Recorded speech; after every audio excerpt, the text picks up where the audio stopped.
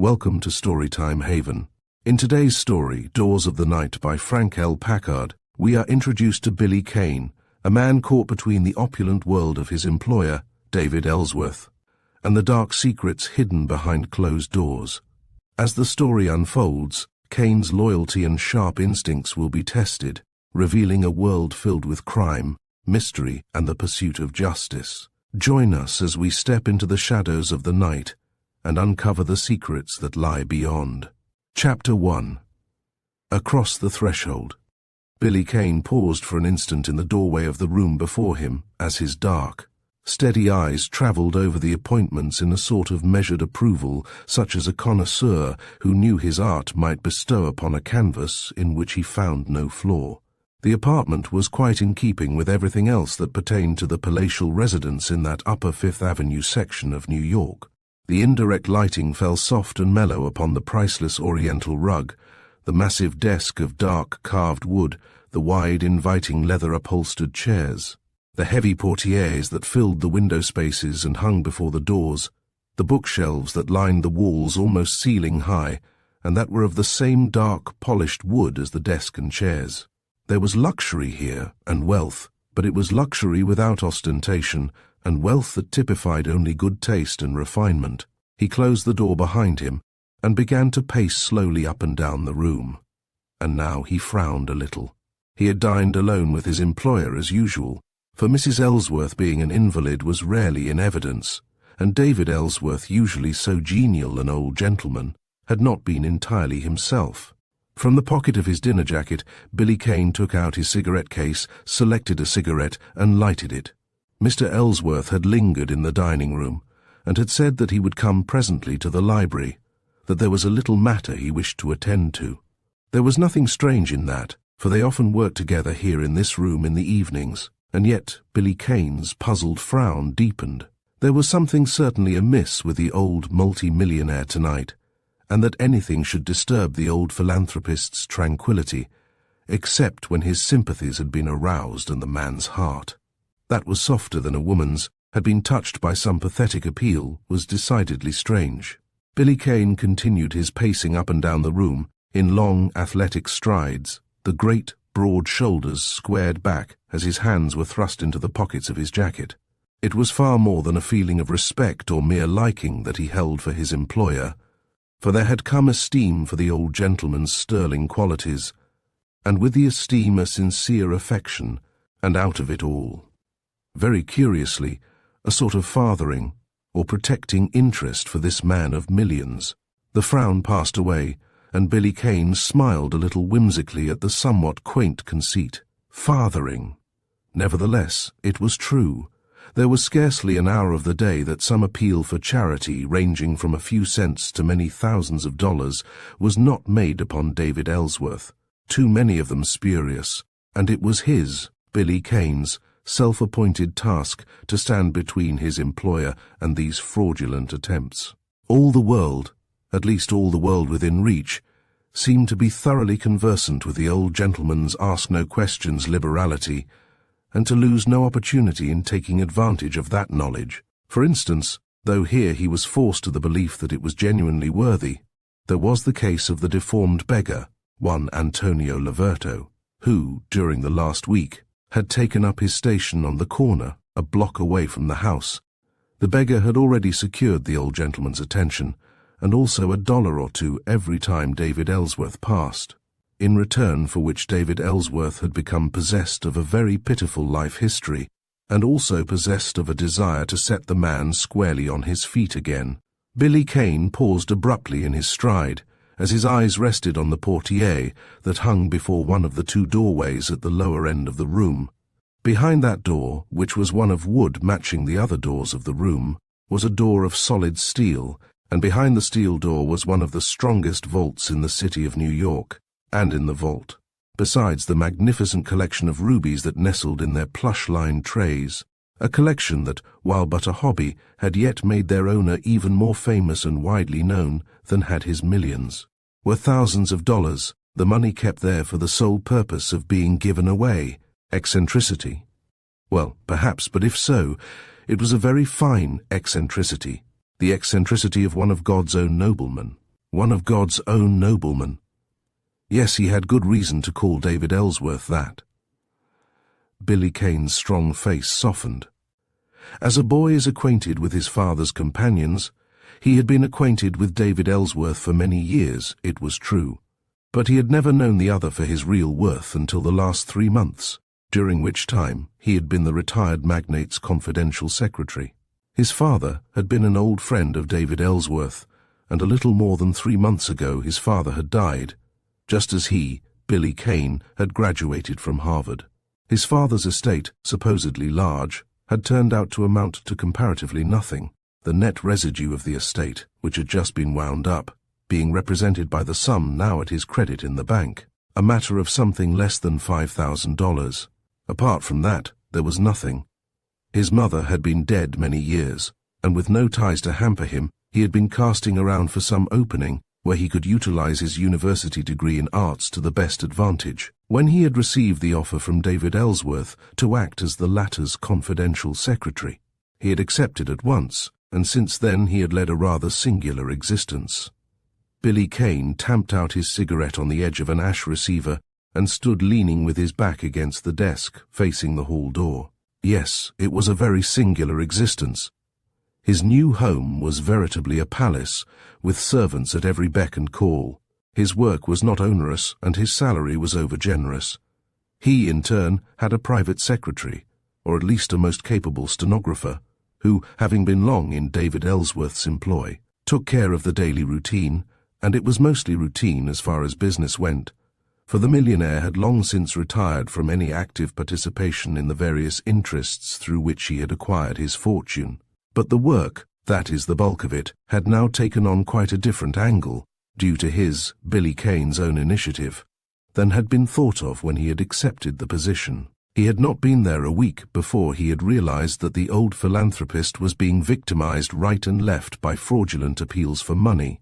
It had been sufficient simply to excite David Ellsworth's sympathy in order to open the ever-ready purse.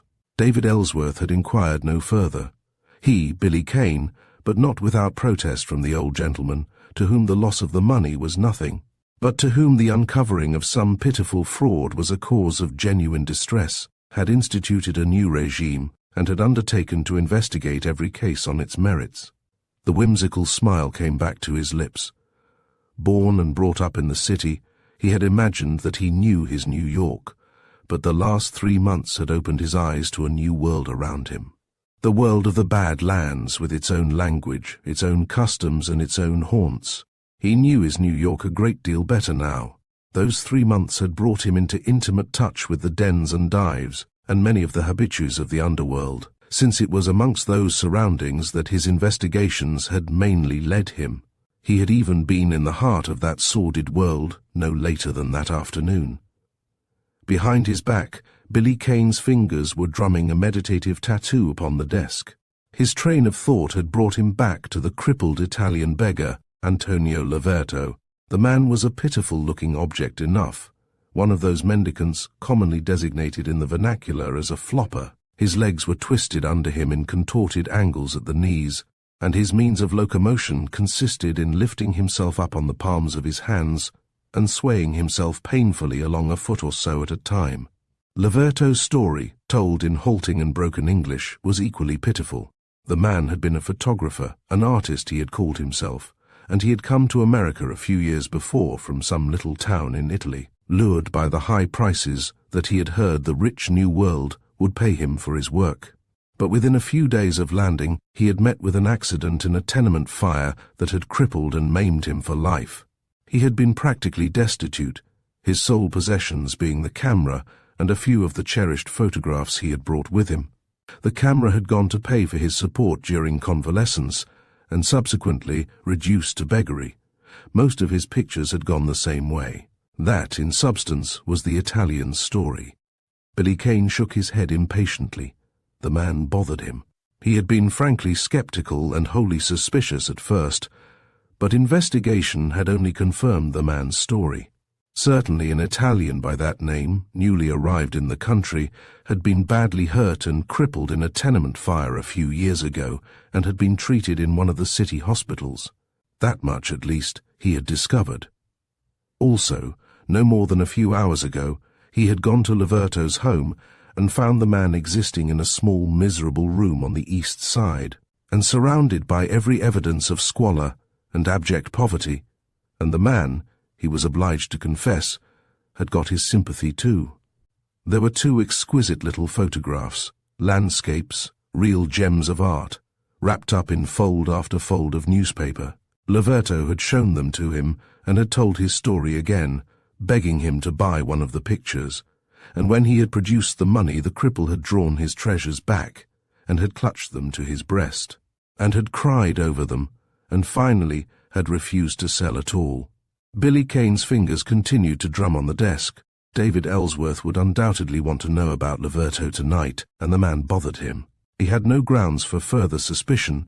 Fairness compelled him to the admission that the man's story seemed true. And yet, based on nothing more tangible than intuition, there still lingered a doubt about the whole matter in his mind. Billy Kane straightened up from the desk. Jackson, one of the footmen, had opened the door from the hall, and David Ellsworth, an immaculate little grey-haired old gentleman in evening clothes, stepped into the library. The footman closed the door silently. David Ellsworth wore glasses. He took them off, polished them with nervous energy, while his blue eyes swept around the room, fixed on Billy Kane's face, and swept around the room again. He cleared his throat once or twice before he spoke. "I've kept you waiting, Billy," he said abruptly. "You must have noticed that I had finished dinner at the same time as yourself, but I have been very much disturbed and perplexed all day, and I have been trying to solve a problem before saying anything to you." "I hope there's nothing seriously wrong, sir," Billy Kane answered quickly. "May I ask what?" "Yes," said David Ellsworth, a sort of curious reluctance in his voice. He took a letter from his pocket and handed it to Billy Kane. "It's this."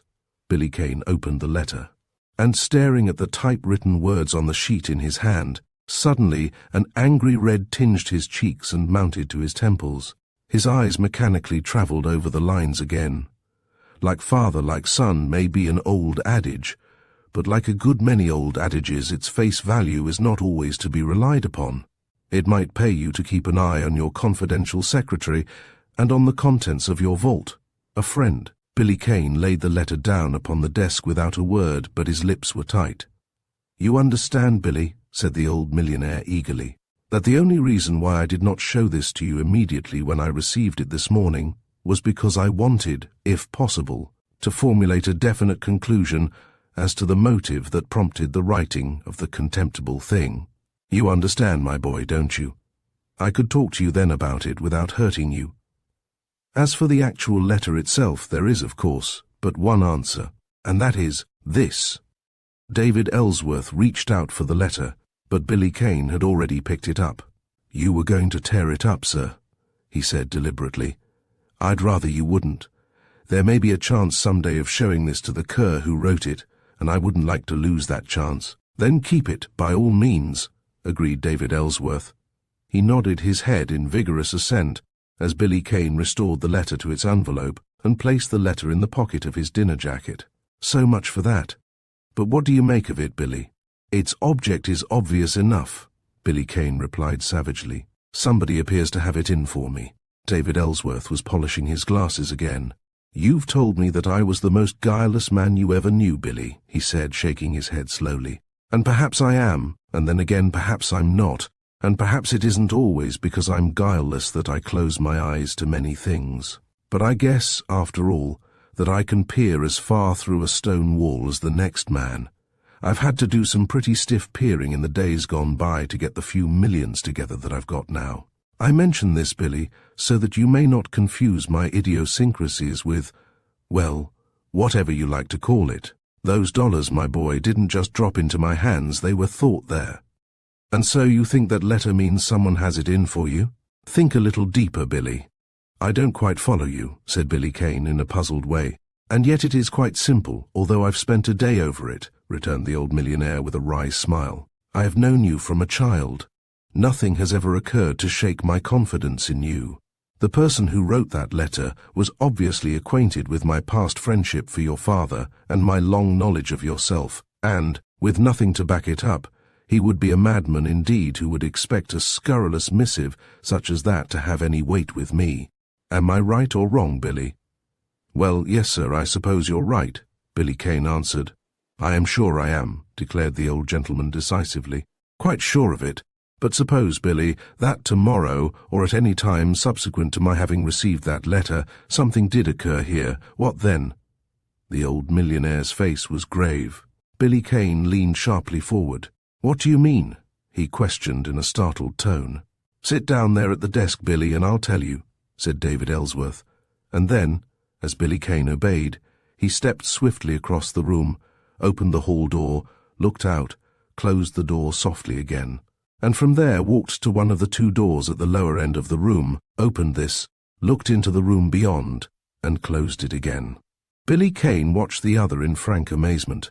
The door that David Ellsworth had just opened was the door of the office, the room that during working hours, which were from 10 to 5, was occupied by the stenographer. True, the room opened on the back hallway and had a separate entrance from the courtyard in the rear, an entrance always used by the stenographer, but it was always locked by Peters the butler at night, and he, Billy Kane, had the only other key. David Ellsworth returned and halted before Billy Kane's chair. No, I am not in my second childhood, Billy, he said quietly. That letter was certainly not written without a purpose, and yet from every angle that I have been able to view it, except one, it would have been exactly that, without purpose. I believe it is the first step in a carefully laid plan that will divert or fix suspicion upon you. Billy Kane shook his head in perplexity. A plan? He repeated. I don't understand. David Ellsworth's only reply was to jerk his head significantly toward the other of the two doors at the end of the room. Mechanically, Billy Kane followed the direction of the gesture with his eyes, and then he was on his feet, his face suddenly grim and set. My God, he murmured under his breath. You mean, yes, said David Ellsworth evenly. Why not? I couldn't tell you myself exactly how much those stones in there are worth, but they are ranked as one of the most valuable single collections of rubies in existence, and certainly the figures would run somewhere between $200,000 and $300,000. Besides, there's always a little cash there. You know better than I do precisely how much at the present moment. 14,500 odd, Billy Kane answered automatically. Quite so, nodded the old millionaire. Well, it's worth it, isn't it, Billy? I've never been afraid of any ordinary cracksman's attempt against that vault. But if I am right now, this wouldn't be any ordinary attempt. I believe we are dealing with brains. I believe further that instead of you and I being the only ones who know the combinations, as we have imagined, they are known to someone else. Suppose, then, that the vault is found empty some morning. I immediately recall to mind that letter. I remember that you are the only one to whom I have confided the combinations. And suppose that some additional clue pointing to you is left on the scene of the robbery. It would look pretty black for you, Billy, would it not? Naturally, the stolen stones and money would not be found in your possession. But the plain, logical supposition would be that, not being a fool, and believing that you were above suspicion, you had secreted the proceeds of the robbery and were pursuing what you considered the safest course. That is, to brazen it out and indignantly proclaim your innocence. The object of all this, of course, being immunity for the real authors of the crime, for if you were accused and convicted, it is obvious that the police would look no further and consider the case closed. Billy Kane did not reply for a moment. He had been startled at first, but now he was conscious rather of a slight sense of inward amusement.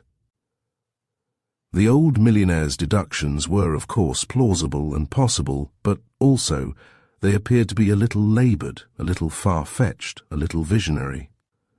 Apart from being based on a premise that entailed somewhat elaborate preparations, there was one very weak point in the old gentleman's argument. The combinations being known only to the two of them, David Ellsworth had failed to explain how or where the combinations had been obtained by a third party, and Billy Kane was even more than ever confirmed in his mind that there was a very much simpler and a very much more creditable motive for that letter, spite. Through his efforts there was more than one, none too reputable, a character who otherwise would have partaken liberally of the old philanthropist's bounty, and that was probably the secret of the letter. that the day's cogitations of David Ellsworth had resulted in the discovery of a mare's nest was the way it struck Billy Kane now. But if the old gentleman found satisfaction in his deductions, he, Billy Kane, was of no mind to dispute them. There was nothing to be gained by it, and on occasions he had known even David Ellsworth to grow stubborn and most unpleasantly irascible. "You may be right, sir," Billy Kane said deliberately.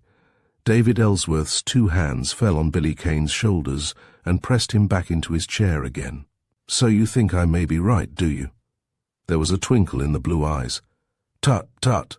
You can't fool the old man, Billy, my boy. What you really think is that I've got a brainstorm. But," his voice grew suddenly grave and agitated, "I know I'm right, Billy. I feel it. I'm as sure now as though it had already happened. But we'll beat them, my boy. Take your pen and a blank card. There are some in the top drawer there. Being forewarned, all that's necessary is to change the combinations. And I guess that will be an answer to their letter that they didn't expect." David Ellsworth was already across the room. Billy Kane took a small blank card from the drawer of the desk, picked up a pen, and without comment, turned in his chair to watch the other. After all, little as he shared the old millionaire's alarm, the changing of the vault's combination was a precaution well worth while under any circumstances. If it even became a habit, so much the better. The portieres were swung back now, the innocent-looking door that matched the others in the room was opened, and the nickel-plated knobs and dials of the massive steel inner door glistened in the light. Came a faint musical tinkle as the dial whirred under David Ellsworth's fingers. Then, presently, a soft metallic thud as the old millionaire swung the handle over and the bolts shot back. The heavy door moved slightly inward. There was the click of an electric light switch. The vault was flooded with light, and from where he sat, Billy Kane could see into the interior. It was as large as a small-sized room, and built of the finest steel throughout. Steel shelves piled with document cases lined the vault, and at the far end was a huge safe of the most modern and perfected design. Billy Kane smiled a little to himself. In one thing at least, that David Ellsworth had said, the old millionaire had indubitably been justified. The vault was as impregnable as human ingenuity and skill could make it, and there was very little indeed to be feared from any ordinary attempt upon it. A few minutes passed while David Ellsworth worked with the key used for changing the combination, and with the mechanism on the inner side of the door, and then he began to call out a series of numbers. Billy Kane jotted them down on the card.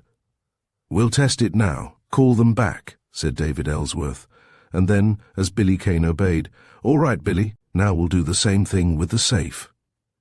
He moved down to the end of the vault, spent a moment or two over the safe's dial, and, as this door in turn was swung open, Billy Kane caught a glimpse of the tiers of plush-lined trays that held the famous ruby collection, and of the score of packages of banknotes that lay neatly piled in the compartments inside the safe. Again David Ellsworth called out a series of numbers, and as before tested the new combination. And then, from beside the open door of the safe, he spoke abruptly. "Before I lock up again, Billy, what about our friend Laverto? You went down there this afternoon, I believe." "Yes," Billy Kane answered and frowned. "But there's no hurry about it, is there? I'm bound to confess that his story seems to be straight enough, and that I can't find anything wrong, but—" David Ellsworth chuckled suddenly as he reached inside the safe and took out a package of banknotes. "You've been laughing at me up your sleeve for fussing around with those combinations, my boy. I know you have, but you're the old woman of the two, Billy. If you couldn't find anything wrong, I guess everything is all right. If it isn't," he chuckled again as he closed and locked the safe, "it would do my heart good to see someone put something over on you." The light in the vault went out. The vault door was closed and locked, the outer door shut, the portieres drawn back into place, and David Ellsworth, coming back across the room, dropped the package of banknotes on the desk. "Take 'em to him, Billy," he smiled. "And take 'em to him now. He'll have 12 hours more joy out of life than if you waited until tomorrow morning." He picked up the card upon which Billy Kane had written the combinations, and placed it in his pocket. "You've got a better memory than I have, Billy," he observed, "and I guess you've got this down pat now. But I'm afraid I'll have to study the memo over a few times before I take a chance on destroying it." Billy Kane was paying little attention to the other's words. He was riffling the banknotes through his fingers. They were of all denominations, from $100 bills down to fives. It was, in fact, a package of loose bills that he remembered having counted that morning. "Do you happen to know how much there is here, Mr. Ellsworth?" he inquired abruptly. Not precisely. David Ellsworth peered over the rims of his glasses at the package, but I should say around a couple of $1,000s. I promised him that if he turned out to be deserving and I'd— "There are $2,000 here exactly," said Billy Kane a little curtly. "What I understood that you promised him was that you would start him up in life again, but it doesn't require $2,000 to start a man of his type going as a photographer. Don't you think so, Billy?" David Ellsworth's blue eyes were twinkling, and he was drawling his words. "Well, let's see. Now, first of all, judging from the photographic landscape he showed me, the man's a real artist, and he ought to have the best of tools to work with. A good lens is a rather expensive commodity. I'm not much up on photographic apparatus, but I'll bet you could pay as high as $1,000 for one outfit. And then there's all the paraphernalia, and a little place to furnish, and a little something to keep things going until returns come in. $2,000, shucks, my boy. Indeed, as a matter of fact, now that you call my attention to it, and I come to think it over, Billy, I'm not sure that $2,000 is." And then Billy Kane laughed and picked up the money and went to the door. "All right, sir, I'll go, at once," he said, laughing again. Chapter 2. The Crime. Upstairs in his room, Billy Kane changed from his dinner clothes into a dark tweed suit, a very less noticeable attire for that neighborhood where Antonio Loverto had his miserable home, and choosing a slouch hat, left the house. A bus took him down Fifth Avenue to Washington Square, and from there, crossing over Broadway, he continued on down the Bowery. It was still early, and it was as though the night world here had not yet awakened from its day's slumber.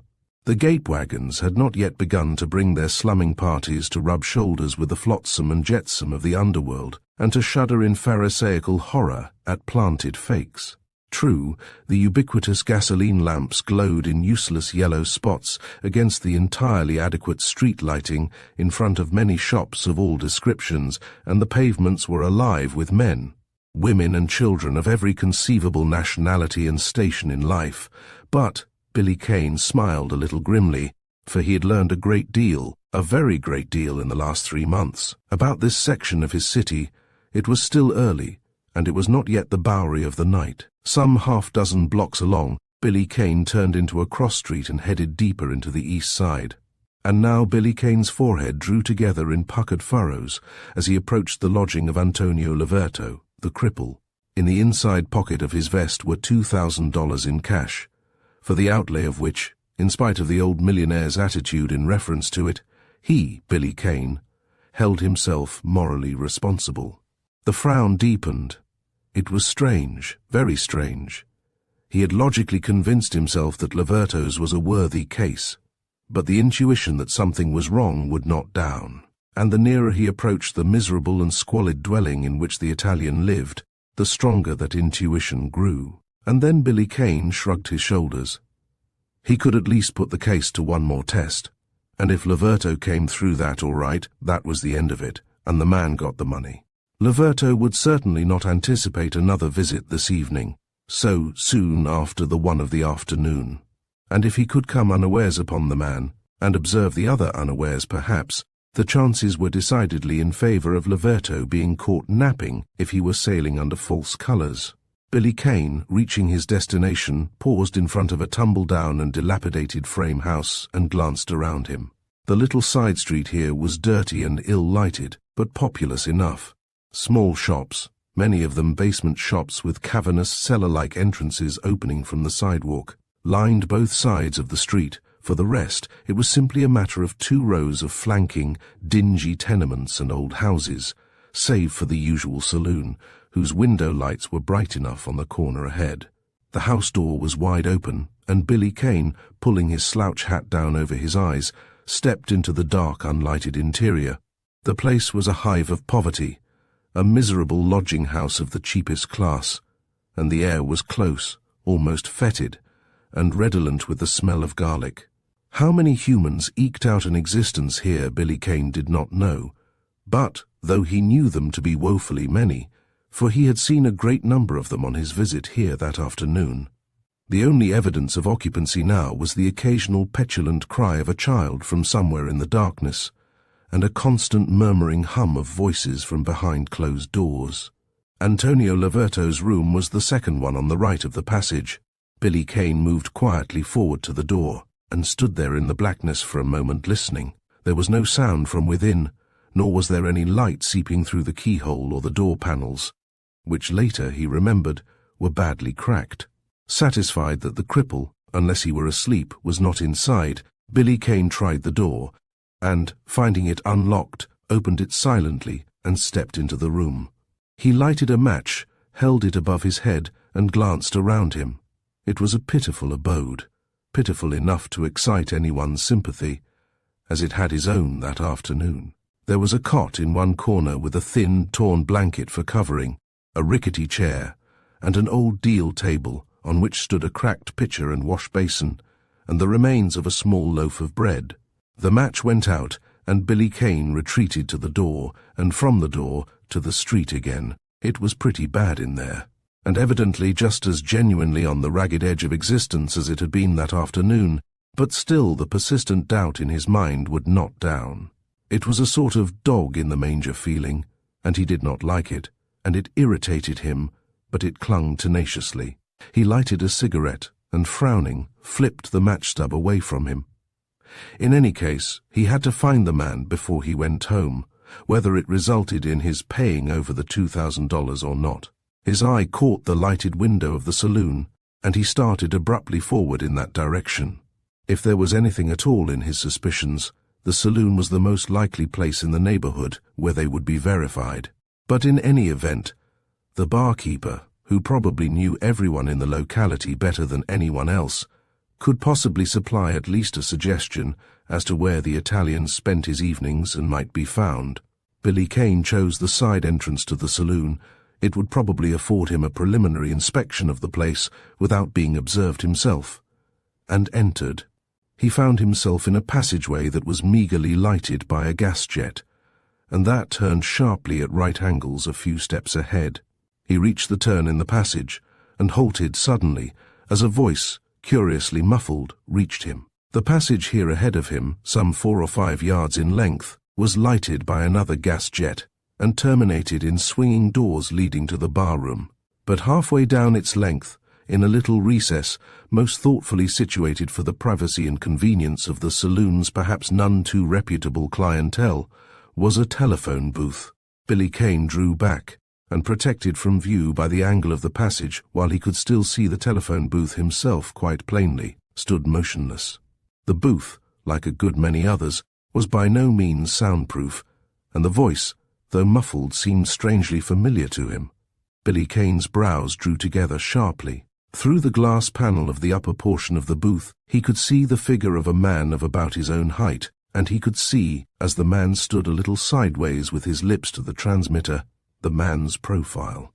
And then Billy Kane, with a grim smile, reached suddenly up to the gas jet over his head and turned it out. This left him in darkness, and made no appreciable diminution in the lighting of the passage leading to the bar-room.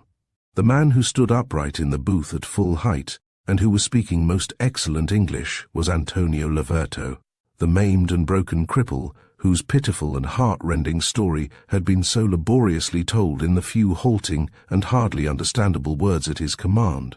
And now Billy Kane, listening, could make out snatches of what the man was saying. "That's none of your business, and I guess the less you know about it the better for yourself." "What?" "Yes, Marco's, the second-hand clothes dealer." "What?" "Yes, sure, by the lane. The back door's got a broken lock. It's never been fixed since he moved in 2 weeks ago. All you got to do is walk in. It's a cinch." "Sure, that's right, that's all you got to do. Marco don't keep open in the evening, and besides he's away, you don't need to worry about that." "Eh?" "No, there won't be no comeback. You pull the brake the way I tell you, and you get $100 in the morning." "What?" "All right then, but don't make any mistake. You got to be out of there before 11:15. Get me? Before 11:15, that's all I care, and that's give you all the time you want. Eh?" "Yes, sure. Good night." The grim smile was still on Billy Kane's lips as he crouched back against the wall. The door of the telephone booth opened, and Alberto stuck his head out furtively. The little black eyes, staring out of the thin, swarthy face, glanced up and down the passageway. And then the head seemed to shrink into the shoulders, the body to collapse, and with legs twisted and dragging under him, there came the flop-flop of the palms of the man's hands on the bare wooden flooring, as he started along the passageway. But Billy Kane was already at the side door of the saloon, and an instant later he had swung around the street corner and was heading briskly back in the direction of the Bowery. He laughed shortly as his hand automatically crept into his inside pocket. The $2,000 was still there, and they would stay there. His intuition, after all, had not been at fault. The man was a vicious and damnable fraud, and, as a logical corollary to that fact, was moreover a dangerous and clever criminal. What was this break that was to be pulled at Marco's before 11:15? Quite mechanically, Billy Kane looked at his watch. He and David Ellsworth had dined early, and it was even now barely 8 o'clock. Billy Kane's face hardened as he walked along, reached the Bowery, and by the same route he had come, gained Washington Square, and swung onto a Fifth Avenue bus. Why Marco's? There was surely nothing worthwhile there. Marco's was little more than a rag shop. He happened to know Marco, because on the corner next to the tumble-down place that, as Alberto had said, Marco had rented a week or so ago, there was a small notion shop kept by an old Irish widow by the name of Clancy, where more than once on his visits to the East Side, he had dropped in to buy a paper or a package of cigarettes. Why Marco's? It puzzled him. The old white-bearded, stoop-shouldered dealer did not seem to have much that was worth stealing. The bus jolted on up the avenue. Billy Kane shifted his position uneasily on the somewhat uncomfortably hard seat on the top of the bus. His first impulse had been to confront Alberto on the spot, but quick on the heels of that impulse had come a better plan. With rope enough, the man would hang himself. If there was anything in this Marco affair, a robbery as was indicated, Marco would obviously report it to the police as soon as it was discovered, and he, Billy Kane, being in possession of the evidence that would convict its author, would then be in a position to put an end, for a good many years at least, to Alberto's criminal career. And besides this, there was David Ellsworth. He did not want to wound or hurt the other's finer sensibilities, but that David Ellsworth should see Alberto for himself in the latter's true colors was essential, for it would and must make the old philanthropist in the future less the victim of that over-generous and spontaneous sympathy which was so easily excited by those who preyed upon him. The thought of David Ellsworth brought back again the thought of David Ellsworth's anonymous letter. Billy Kane lighted a cigarette and smoked it savagely. It was someone of the same breed as Antonio Alberto, and for the same reason that Alberto would soon have for revenge, who had written that letter. He was quite sure of that in his own mind. What else indeed could it be? Not David Ellsworth's explanation. That was entirely too chimerical. One by one, he reviewed the cases where he had uncovered fraudulent attempts upon the old millionaire's charity during the past 3 months. But, while more than one was concerned with characters vicious, dissolute and criminal enough, not one seemed to dovetail into the niche in which he sought to fit it. A second cigarette followed the first, and his mind was still busy with his problem, as he pressed the button at the side of his seat, clambered down the circular iron ladder at the rear of the bus, stepped to the sidewalk as the bus drew up to the curb, and stood waiting for the bus to pass on. David Ellsworth's residence was on the first corner down the cross street on the other side of the avenue. The bus creaked protestingly into motion, and Billy Kane, in the act of stepping from the curb to cross the avenue, paused suddenly. Instead, as a voice spoke behind him, "Begging your pardon, Mr. Kane, sir, may I speak to you for a moment?" Billy Kane turned around abruptly. He stared at the other in surprise. It was Jackson, the footman. "Why, yes, of course. But what on earth are you doing out here, Jackson?" he demanded a little sharply. "I was waiting for you, sir," the man answered hurriedly. "I knew you'd gone out, Mr. Kane, and I knew I couldn't miss you here, sir, when you came back, as you always come by the avenue, sir. And, begging your pardon again, sir, would you mind if we didn't stand here? You wouldn't take offense, sir, if we went in by the garage driveway where we could be alone for a minute." "Sir?" Billy Kane eyed the man critically.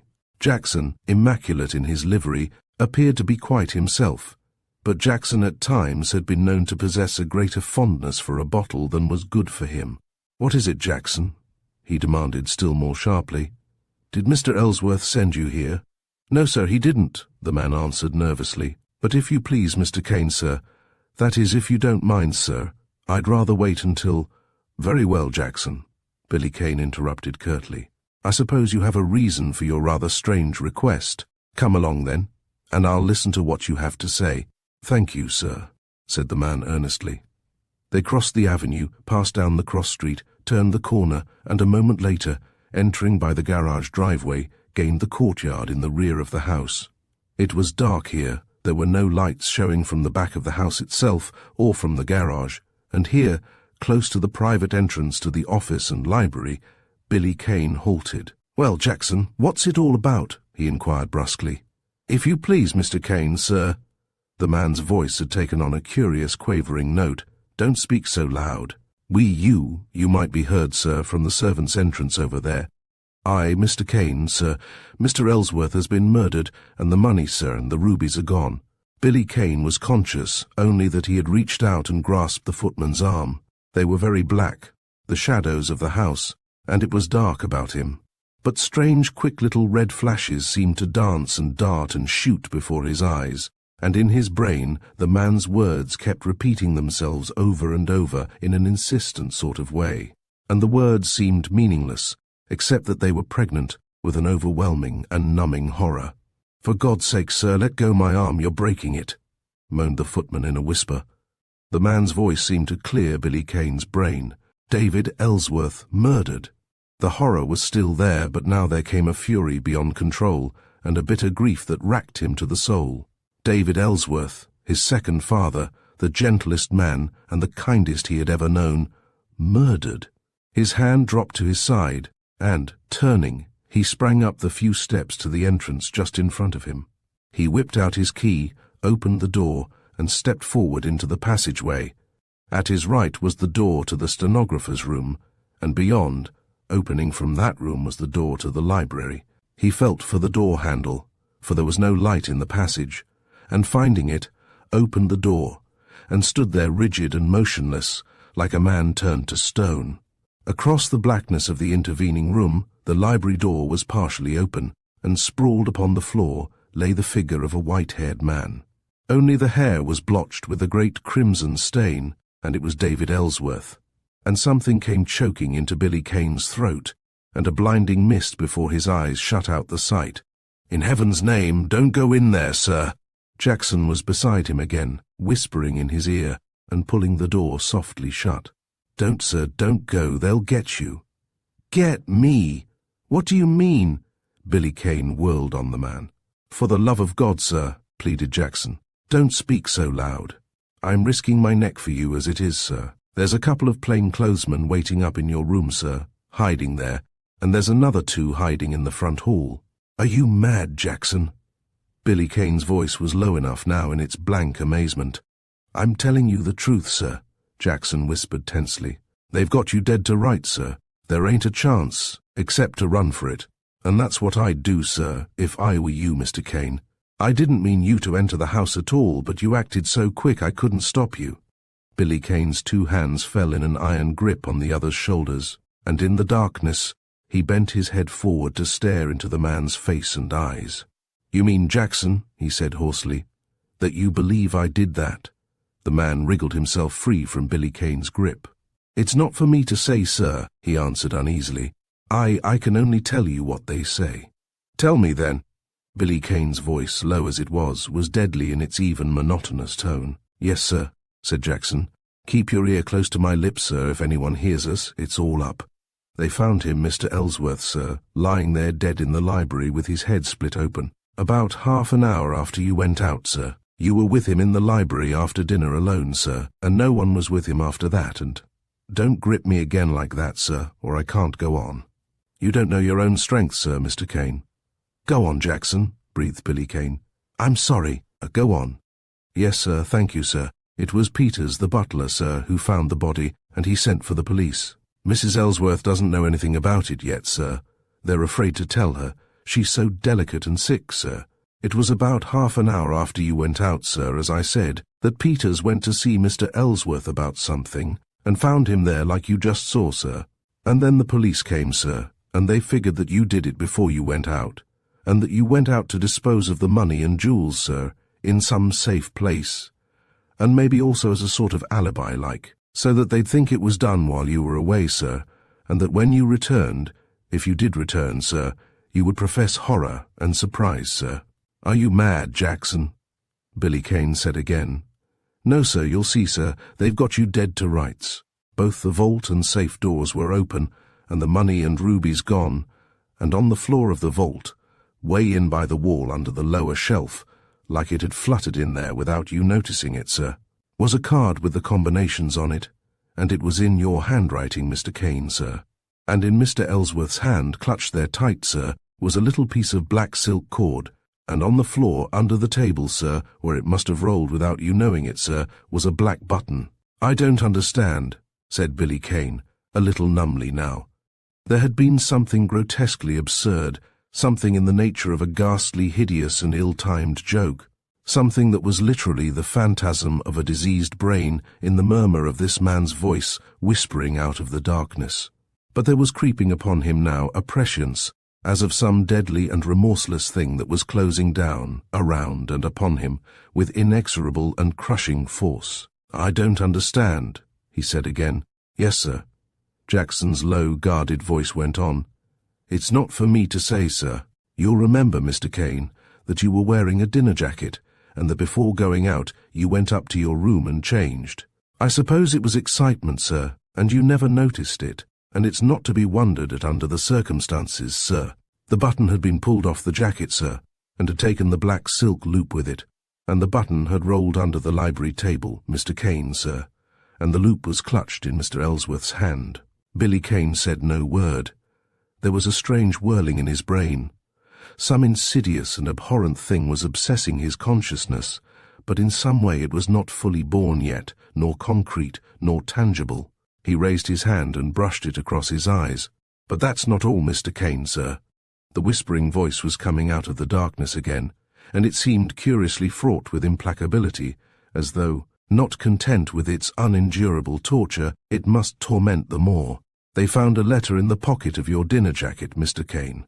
It was a letter addressed to Mr. Ellsworth, which the police figure you must have intercepted so that he wouldn't see it, you being the one who opens the mail, sir. It was a letter warning him to look out for you, sir. And now it had come like a flash, the clearing of Billy Kane's brain, and now it was brutally clear, clear beyond any possibility of misunderstanding. And, as a man walking in a fog that had suddenly lifted, he found himself reeling in the full consciousness of its horror on the brink of a yawning chasm. My God, he cried heavily. This is damnable. Keep quiet, sir, implored Jackson frantically. They'll hear you. If you care anything about a chance for your life, don't make a sound. The police figured that you would do one of three things, sir. They figured that after you had hidden the loot somewhere, you would walk back here as though nothing had happened, and pretend innocence, not knowing about that button and the cord. Sir, and so there's a couple of them waiting for you in the front hall, sir. Or they thought that you might discover you had lost the card with the combinations written on it, and remember the letter in your dinner jacket pocket, sir, and try to get back unobserved, just as you've come in now, sir. And hoping that the murder hadn't been discovered in the meantime, try to recover the card and the letter before you played any other game. And they meant to let you, sir, only, as I told you, there's a couple more hiding up in your room, and you couldn't step into the library without the fellows in front seeing you. Or they thought you might just simply make a break for it, make your getaway, sir, and never come back at all. And so there's an alarm out, and your descriptions, sir, in every precinct in the city, and all the railway stations are being watched. But that's your only chance, sir, to run for it. It was silent here in the great house, ominously, strangely silent, and the silence grew heavy, and grew loud with great palpitating throbs that hammered at the eardrums. And then, in the distance, from the other side of the door in the long passage leading to the front of the house, faint but nevertheless distinct, there came the sound of an approaching footstep, "There's someone coming," whispered Jackson wildly. "Run for it, sir, while you've got the chance." Billy Kane's lips were thinned into a hard, straight line. Run for it. He had never run from anything in all his life. And now his brain was working in a sort of lightning debate, battling it out, logic that bade him go, against that finer sense that bids a brave man drop where he stands rather than turn his back. Still nearer came that footstep. "Run," prompted Jackson again. "In another minute it will be too late." Billy Kane's hands were clenched until the nails bit into the flesh. David Ellsworth had been right. That letter was but part of a deliberate plot, and the plot had been framed with hellish ingenuity, not only to secure the fortune in the vault, but safeguarding its authors, to fix irrevocably the guilt upon someone else, upon him, Billy Kane. Not a loophole for escape had been left. Every detail had been worked out with a devil's craft. The evidence was damning, incontrovertible, and if, in spite of all, there might still have lingered a doubt in any jury's mind, he, Billy Kane, by an ironic trick of fate had— "Run, I tell you," came Jackson's voice again. "Run or—" And then Jackson's voice lost its deference, and his whisper was like the snarl of a savage beast. The door along the passage was opening. "You damn fool. I gave you your chance, and you wouldn't take it. Now take this." Billy Kane reeled suddenly back from the impact, as the man sprang viciously upon him, and for a moment again his brain groped blindly in confusion even as he fought. Jackson was yelling wildly at the top of his voice. "Help! Here he is! Quick! Help! I've caught him!" Chapter 3, Into the Underworld. It had been dark before the opening of the door had thrown a dim glow along the rear of the passage, and Jackson, in his onslaught, had missed what was evidently intended for a throat hold, and his hands, slipping down, had caught at and bunched the shoulders of Billy Kane's coat. But now Billy Kane was in action. His arms, straightened, shot back behind him, and the coat alone was in Jackson's hands.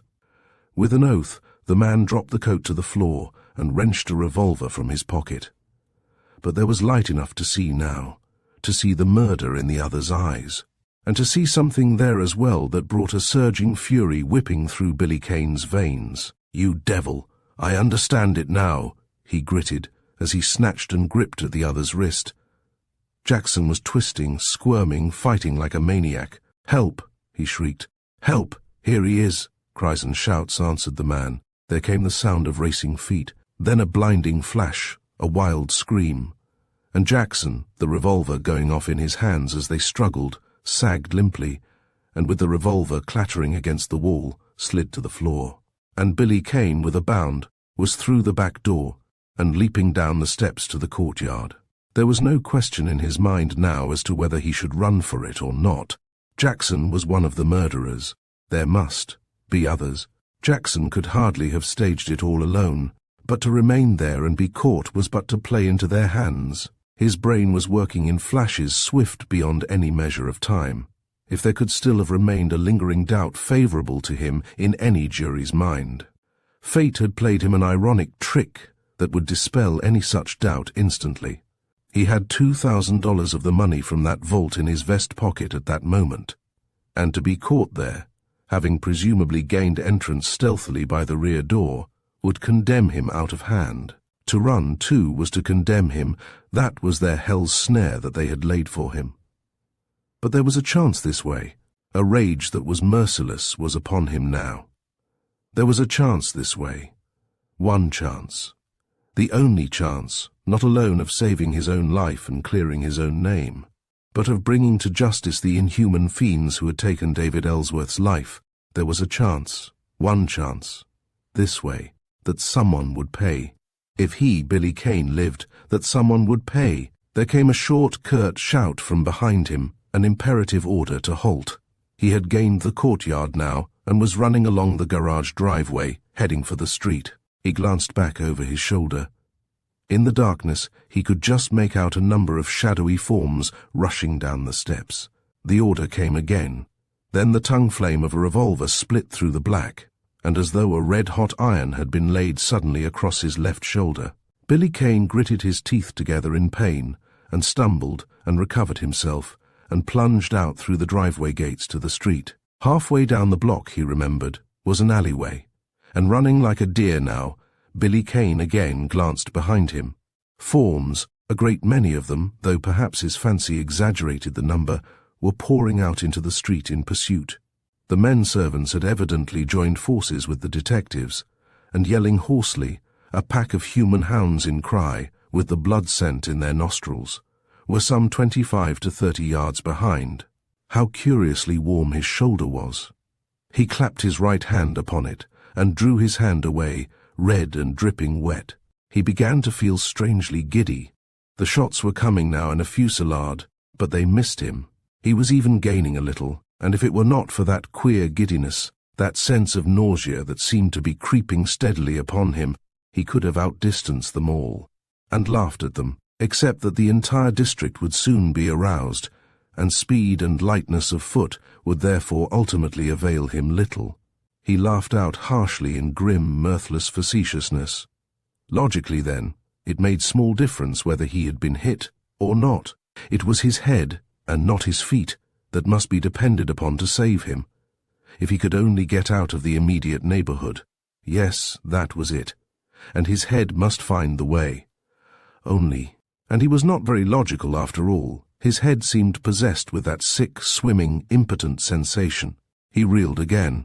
Then his teeth clamped hard, and the sheer nerve of the man asserted itself, and fought back the purely physical weakness. There was a way, at least a chance, perhaps a desperate chance, but still a chance, if the alleyway that was just ahead now was dark enough, and if— A yell, chorused wildly, went up from behind him, and a bullet struck the pavement with an angry spat as Billy Kane swerved into the alleyway. And again he laughed, gasping out the laugh in a sort of desperate relief. Yes, the alleyway was black enough.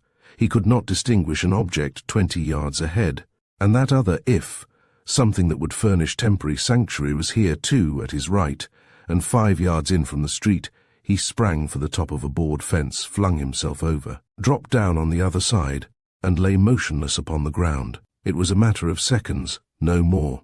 The pursuers swept into the alleyway, and tearing down its length, shouting as they went, rushed by that spot, so innocently close to the street where their quarry lay. And now Billy Kane was on his feet again, and cautiously, silently, raised himself to the top of the fence once more.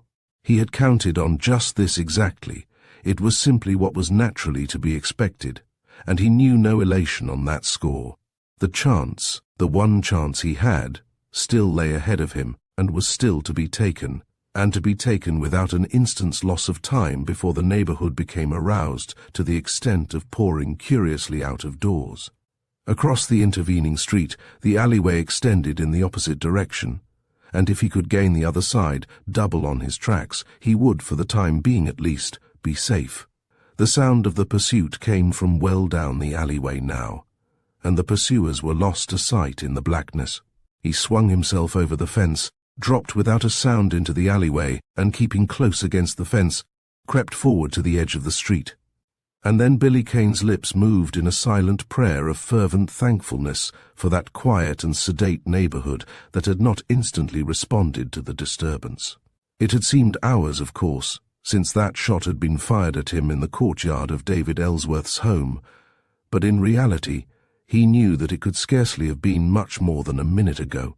The street, to all appearances, was deserted, and Billy Kane, quick now, running again, darted out from the lane, and, mindful that if he crossed the street in a direct line, he would be in the light, and that any one of those in the alleyway behind who might chance to look back would see him, made a slight detour, and a moment later gained the alleyway again, where it continued on from the opposite side of the street. He ran on now breathlessly. It had been raining hard that morning, and the ground underfoot was soft and slippery. He reeled once and fell, and rose splattered with grime and mud.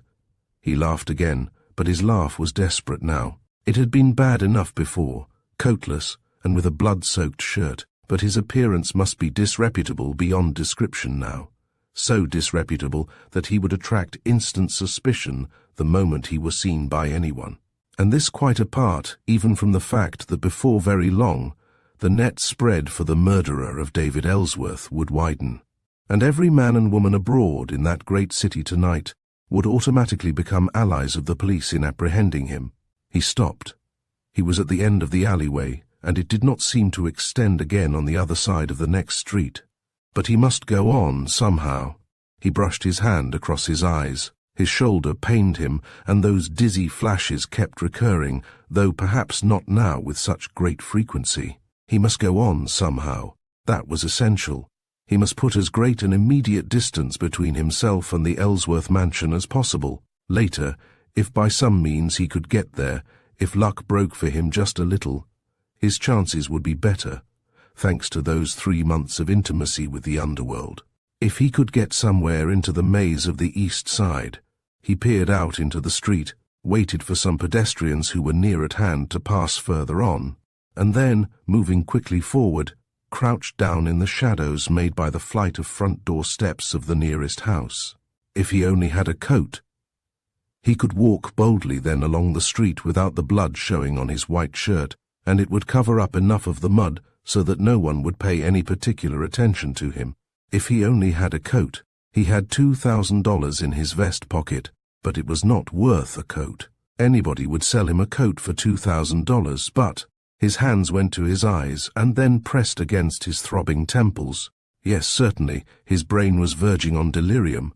Why should he think of Marco's? Yes, he remembered now. Somebody was going to break into Marco's tonight. And Marco was a second-hand clothing dealer, and the back door had its lock broken, and the way was open. He could steal, too, a coat at Marco's, and that was the only way he could get a coat, to steal it. He dared not make any attempt to buy one, and he must have a coat. His brain cleared again, and he smiled a little ironically at himself. But the thought of Marco's now stuck persistently. It was possible, of course, if he could get to Marco's, but Marco's was a long way off. Marco's was a long way downtown, on the east side. He shook his head, smiling ironically again. Yes, he would very much like to be there now. That was where he wanted to be, in the east side, instead of here. Billy Kane peered up and down the street again, and again moved stealthily forward. He repeated these tactics over and over, sometimes covering only a few yards at a time, sometimes making as much as half a block, and sometimes even more when a friendly lane or alleyway offered him the opportunity. And at the expiration of half an hour, he had covered a distance that surprised even himself, for, though still uptown, he had succeeded in getting entirely away from the more wealthy neighborhood. Another 10 minutes passed, and hidden again in the shadows of a porch, he was staring now with feverish eagerness at a great covered motor truck, a furniture van. That was drawn up in front of what appeared to be a truckman's office across the street. The driver had gone into the office, but there was the street to cross, and 2 men were coming leisurely in his direction along the sidewalk. He clenched his hands fiercely at his sides. Here was the chance flaunting him in the face and tantalizing him, the chance that was a far greater chance even than he had dared hope for, and he was powerless to avail himself of it, unless those 2 men passed by before the driver came out again. He could read the name and address in the huge letters on the side of the van. It belonged down on the east side. This was probably only a small uptown branch office, and the odds were 100 to 1 that the van would be going home now. And if the driver took a direct route, he was bound to use a cross street that would intersect that lane in the rear of Marco's, and intersect it within at least a few blocks of the second-hand dealer's shop. Billy Kane's hands clenched tighter, and his face was strained and drawn, as from his hiding place he alternately watched the van and the 2 men. Those few blocks through a lane would be nothing. God, if he could only reach Marco's, and a coat. A coat. It seemed an absurd thing to be of such moment. A coat. But it meant life or death. A coat would cover his blood-stained shirt, and he would be able to move with freedom enough to give him at least a fighting chance. And the 2 men had passed by. There was no one else in sight. He waited another moment until they were still further away, and then, in a flash, Billy Kane was across the road and had swung himself over the tailboard into the van.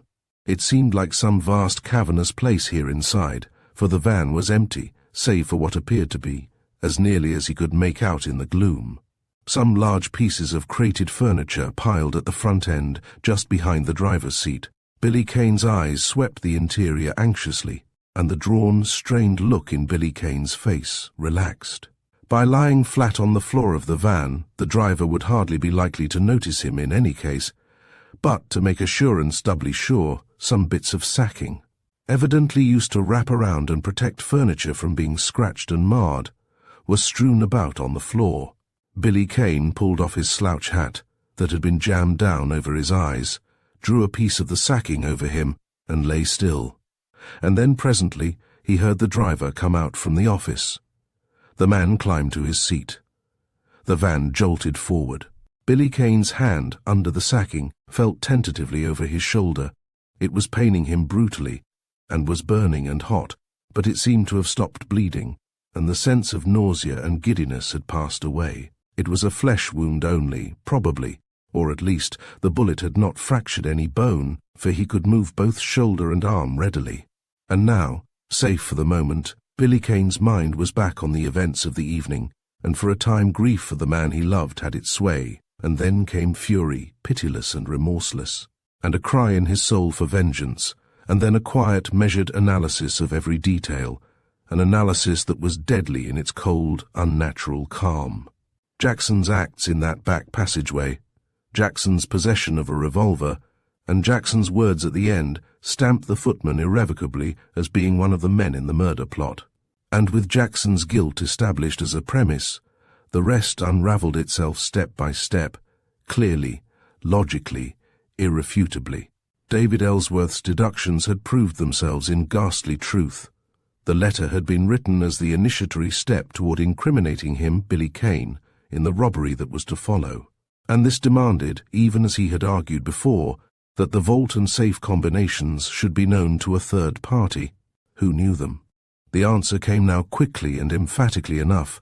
Someone within the house, Jackson. He remembered now, though he had paid no attention to it before, that Jackson had been in the library on several occasions when he, Billy Kane, was opening the vault.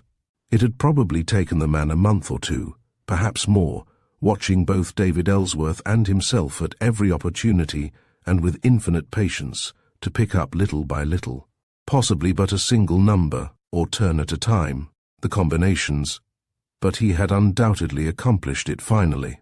The original plan had certainly not contemplated the murder of David Ellsworth, for the letter was primarily intended to make the old millionaire one of the first to accuse him, Billy Kane, of the crime, there having been left on the scene of the crime, of course, in that case, as David Ellsworth had also reasoned, some further damning evidence of his, Billy Kane's, supposed guilt. But the changing of the combinations had completely upset that original plan. Who was it then who knew that the combinations had been changed? Again the question answered itself almost automatically. It must have been someone in the house at the time, and someone who was both listening and watching Jackson. True, David Ellsworth had looked out into the hall and had opened the door and looked into the unlighted stenographer's room, but he had done it only cursorily, and Jackson all the time might well have been hiding in that room, in fact, must have been hiding there. The rest was self-evident. Without the combinations they were helpless, but the new combinations were on a card in David Ellsworth's pocket. It had been necessary, then, only to add murder to the theft, employing as accessories the card, the letter, the button, and the black silk loop, in order to seize the opportunity of the moment. For, the card bearing the combinations, once destroyed or out of reach, the months of work that had been put in to secure the old combinations would have to be repeated to obtain the new, and with very little likelihood of success, since Jackson would know that David Ellsworth's suspicions were thoroughly aroused. The van rolled rapidly downtown. Billy Kane, peering out from under the sacking, kept watch on the streets through which he passed, but his mind was still busy with its problem. Jackson's act in accosting him on the corner, and afterwards luring him by suggestion to the rear of the house, had puzzled him at first, but that too was clear enough now. There was a grain of truth in what the man had said about giving him a chance, though Jackson would care little enough whether he ultimately got away or not. Jackson's idea, or perhaps the idea of a keener brain behind Jackson, was to prevent him, Billy Kane, from entering the house at all, and so, by inducing him to run for it, to corroborate the evidence of guilt against him, in which case, being a self-elected fugitive, he would be doubly condemned if eventually caught. On the other hand, If he refused to listen and insisted on entering the house, as they were afraid he might do, they meant to see to it that his entrance was made by apparent stealth. And here again, he but added the final touch to the evidence against him, and discredited himself beyond any hope or possibility of recovery. Jackson had taken no personal risk or chance in doing this, as far as the police were concerned, and it was evident now that Jackson had meant to kill him there in that back passageway should he, Billy Kane, persist in refusing to run. The case and all investigation would have ended automatically if he, Billy Kane, were killed under such circumstances. It was all simplicity itself. Jackson had only to call for help, as he had done when the issue was forced by that approaching footstep, pretend that he had discovered him, Billy Kane, creeping into the house, and had rushed upon him, that he, Billy Kane, had drawn the revolver, but that in the struggle had been shot himself. With the evidence as it stood, with his, Billy Kane's, guilt so apparently obvious, Jackson would not only have been believed, but would have been rewarded and lauded as a hero. Still the van rolled on, mostly through deserted streets, for the traffic was light at that time of night. Perhaps another 20 minutes passed. Then Billy Kane began to edge toward the rear end of the truck. He was in the east side now, and approaching the neighborhood of Marco's second-hand clothing store. Was Jackson dead? Billy Kane shook his head. He did not know. A grim smile twisted his lips. He hoped not. Not from any sympathy for the man, for the man's punishment in that case had been almost too merciful a retribution, but because in Jackson was embodied the clue that would lead, if he, Billy Kane, escaped, to that day of reckoning that, cost what it might, he meant should come. The van was in a narrow and ill-lighted street now. Marco's was still 2 streets further downtown, but in the block ahead was the lane that, running north and south, passed the rear of Marco's place. Billy Kane sat suddenly upright on the tailboard of the van, the piece of sacking thrown now around his shoulders. If the driver happened to look around and see him, the supposition would be that he had hopped on to steal a ride. And if the driver ordered him off, it mattered very little, since, in another yard or so anyhow, the van, as far as he was concerned, would have lost its usefulness. He leaned out and glanced ahead of him up the street. There were a few people about, but not many, and none in the immediate vicinity of the lane that was now just at hand. But even if he were seen for an instant as he left the van, he would not be running any very great risk, for he would be out of sight again before any particular attention could be riveted upon him. And, besides, in that miserable and sordid quarter, a man might do many things out of the ordinary, for instance, dive suddenly into a lane and disappear, without exciting even passing curiosity or notice. He jerked his slouch hat over his eyes, flung off the sacking, dropped to the ground, and slipped across the sidewalk into the lane. And now he was running again. He reached the next intersecting street and was forced to draw back under cover to wait for an opportunity to cross unnoticed. And then the chance came, and he continued on down the lane on the opposite side of the street again. Marco's was the second store in from the next corner on the street that paralleled the lane, and halfway down he stopped running and began to move forward cautiously. It was very black in here, and he wished now that he had looked at his watch when he had had the opportunity, but it must be somewhere around 10 o'clock. It was 2 hours then, since he had overheard that telephone conversation in which Laverto had said that all he cared was that the man to whom he was telephoning should be away from Marco's before 11:15. Billy Kane was crouched now in the darkness against the back door of the second-hand shop. The chances were that whoever Laverto had been telephoning to had already been here and gone. Certainly 2 hours would have given anyone ample time, and as Laverto had said that Marco did not keep open in the evening, there would have been no cause for delay on that score. He placed his ear to the panel of the door and listened. There was no sound, and he tried the door. It stuck a little in spite of its broken lock, and gave with a slight squeak. Billy Kane drew in his breath sharply and listened again. There was still no sound. He closed the door behind him and crept forward, feeling his way with his hands along the wall in the pitch blackness.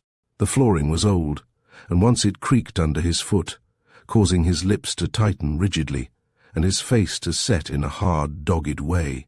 He had no matches. They, in the match safe that he usually carried in the ticket pocket of his coat, were gone with the coat. A coat.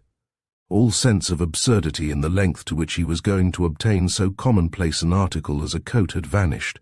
It was the one, final, ultimate essential thing that he must and would have if he was to know a single chance for life.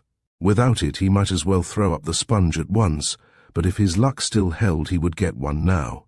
Marco's stock of clothing would naturally be in the shop in front, and his hand dove suddenly forward into space, and he halted for an instant. He had come to an open doorway on his right. He felt around him in all directions.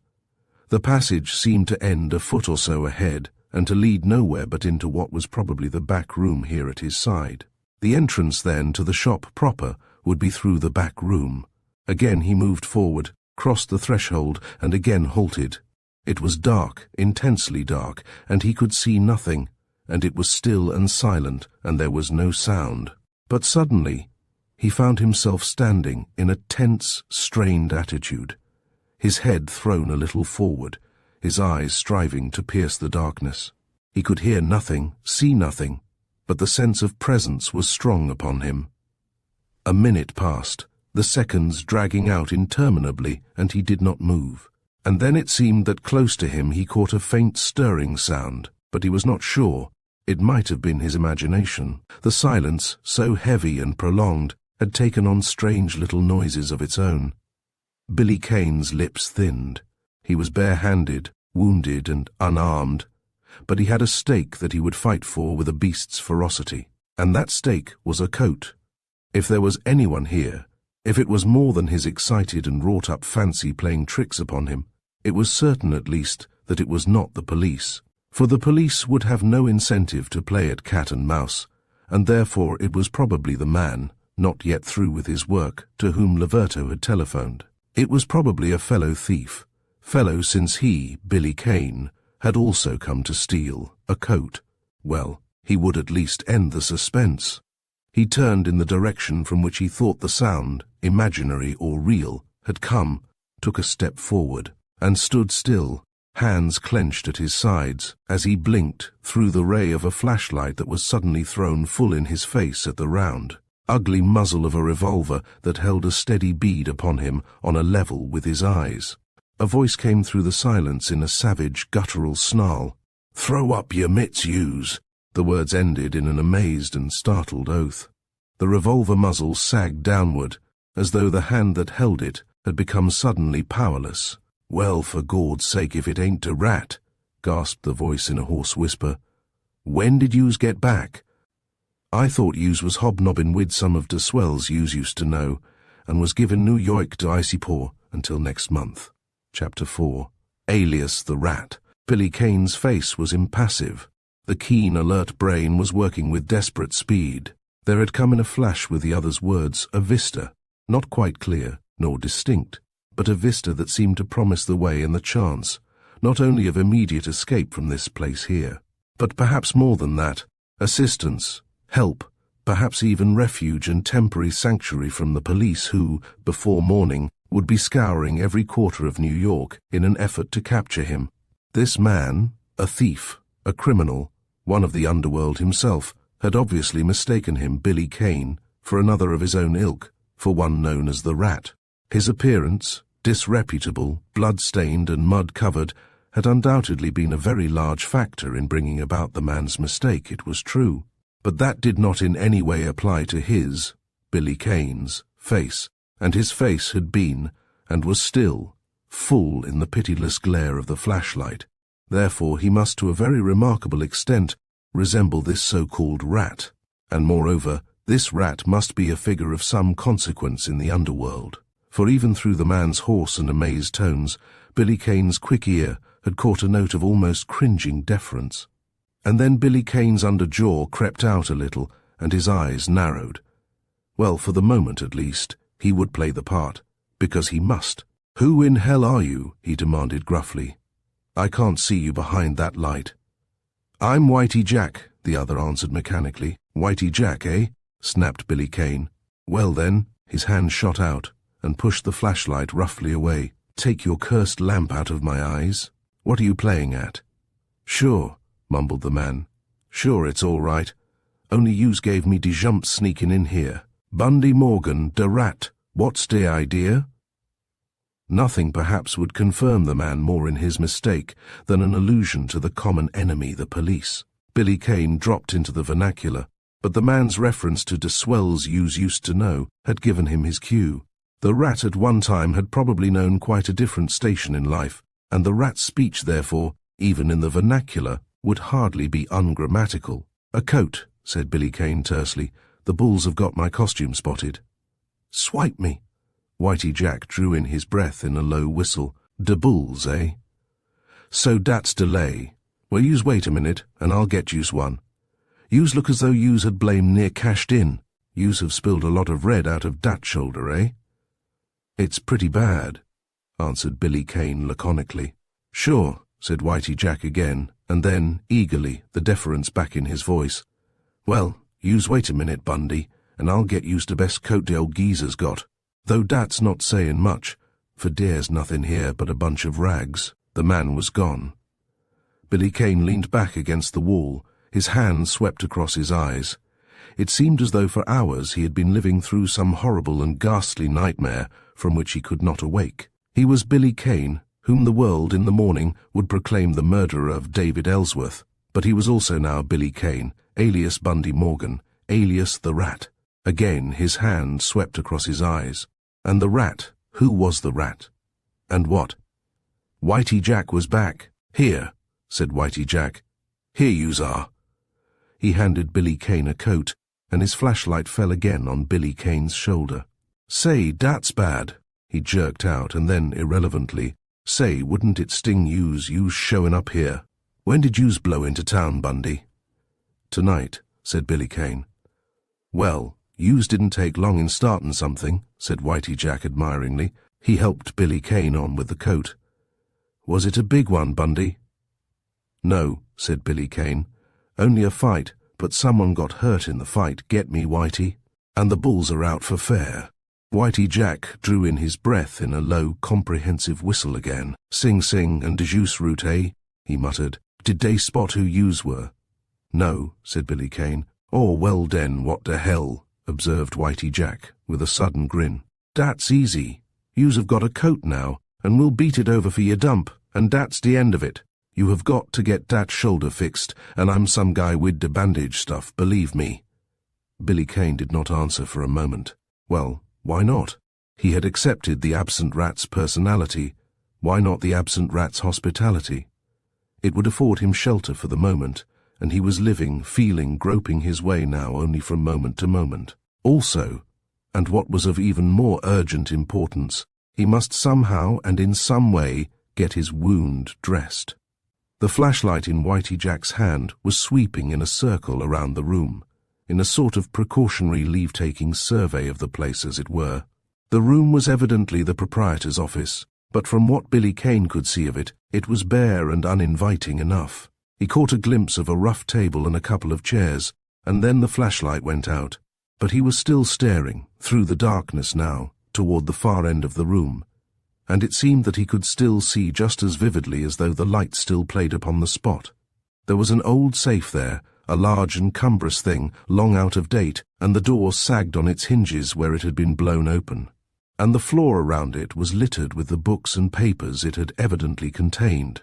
"That's a bum job you made, Whitey," commented Billy Kane sarcastically.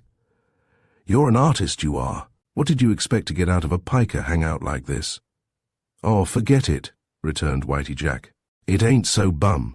I'd like to see yous crack a box in here wid soup and not wake the whole town up. That's what I get mine for, a century note, see? There wasn't nothing in the safe. Not a nickel. It's a stall, savvy? But come on, Bundy, we'll beat it out of here and get yous fixed up." A stall? What did Whitey Jack mean? Whitey Jack, at Antonio Laverto's instigation, had blown open the safe, knowing beforehand that there was nothing in it. What was Laverto's game? Billy Kane mechanically made his way out along the passage, the flashlight winking in Whitey Jack's hand behind him. What was the game?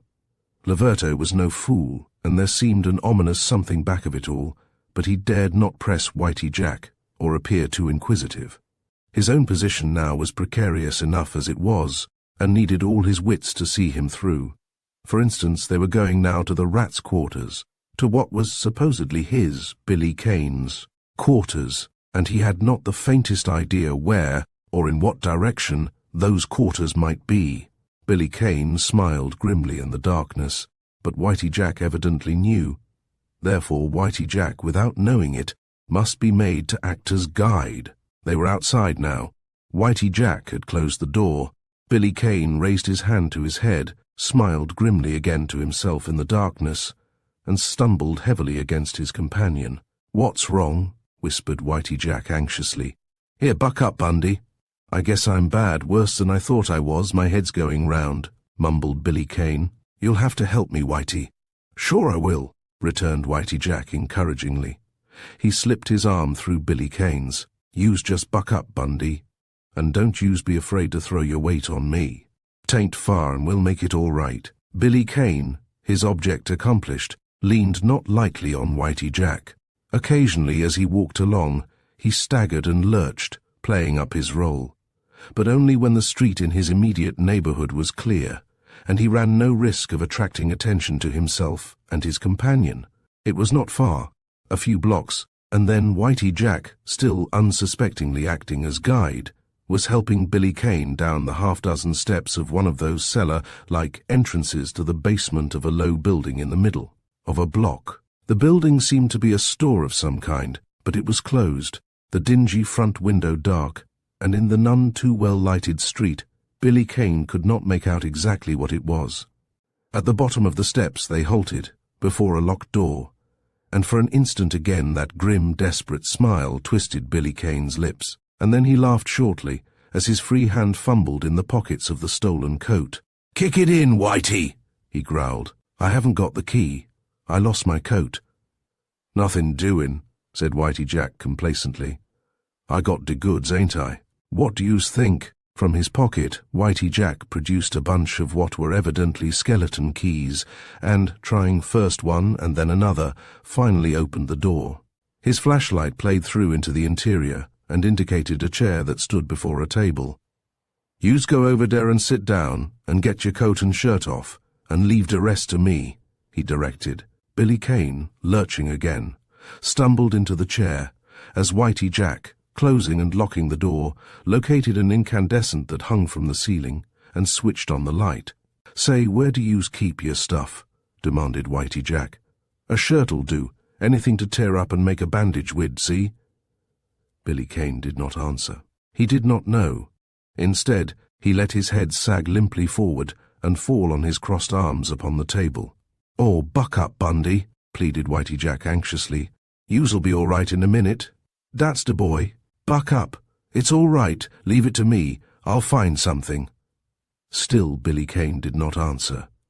His face hidden in his arms, he was making a surreptitious, but none the less critical, survey of his surroundings. It was a large room, evidently comprising the entire basement of the building, and the single incandescent that it boasted seemed only to enhance, with its meagre light, the sort of forbidding sordidness, as it were, that pervaded the place. There were no windows. The walls had been boarded in with cheap lumber that had warped and bulged in spots, and the walls had been painted once, but so long ago that they had lost any distinctive color, and had faded into a murky, streaky yellow. The room was dirty and ill-kempt. A few old pieces of carpet were strewn about the floor, and for decoration prints from various magazines and Sunday supplements were tacked here and there around the walls. There was a bed in one corner, a wardrobe made by hanging a piece of old cretonne diagonally across another corner, a sink at one side of the room, and, at the far end, a bureau, whose looking-glass seemed to be abnormally large. Billy Kane studied the looking-glass for a moment curiously. It seemed to reflect back some object that he could not quite identify, something that glittered a little in the light, and then Billy Kane smiled a sort of grim appreciation. Whitey Jack had left his keys hanging in the lock of the door. The mirror held in faithful focus the only entrance to the place that the rat's lair apparently possessed, and now the reflection of the door in the mirror was blotted out, and the figure of Whitey Jack took its place. The man had crossed the room from an apparently abortive search behind the cretonne hanging, and was rummaging now in the drawers of the bureau. And then, with a grunt of satisfaction, and with what looked like a shirt and some underclothing flung over his arm, Whitey Jack made his way to the sink, filled a basin with water, and returned to the table. Billy Kane raised his head heavily, and with well-simulated painful effort aided in the removal of his coat, vest, and shirt. "That's the stuff, Bundy," said Whitey Jack approvingly. It was a flesh wound, angry and nasty enough in appearance when the clotted blood was washed away, but still only a flesh wound. Whitey Jack surveyed it judicially. "'Tain't so worse, Bundy," he announced reassuringly. "Youse'll be all to the good in a day or so." He began to rip and tear the underclothing into strips. "Youse'll need the shirt to wear, and this stuff'll do for the bandages," he explained. "See?" "Yes," said Billy Kane. The man dressed the wound with amazing deftness, stepped back to observe his own work admiringly, and then, picking up the folded shirt, shook it out and began to unbutton it. "Now den, Bundy," he said, "get this on and—" He stopped. From where it had been hidden in the folds of the shirt, a little black object dropped to the floor. Whitey Jack stooped, picked it up, glanced at it, and tossed it on the table. "And dat ain't so dusty a place to hide it neither," grinned Whitey Jack. "Now den, up with your arms, and on with the shirt." Billy Kane made no comment. The object Whitey Jack had picked up was a black mask. He raised his arms, and with deliberate difficulty struggled into the shirt. "How do you feel now?" inquired Whitey Jack. "Better," said Billy Kane. "You're an artist with the swab rags, Whitey." "Sure," said Whitey Jack.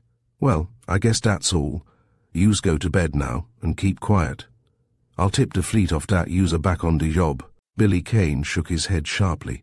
"I don't want anybody butting in around here tonight," he said roughly. "No, sure yous don't," agreed Whitey Jack, with an oath for emphasis. "Don't yous worry. I'll wise 'em up to dat. There won't be nobody around here till yous says so. Yous know dat, don't yous? I ain't never heard of any guy hunting trouble wid the rat yet, and I guess dat ain't no con steer." Billy Kane was standing up now.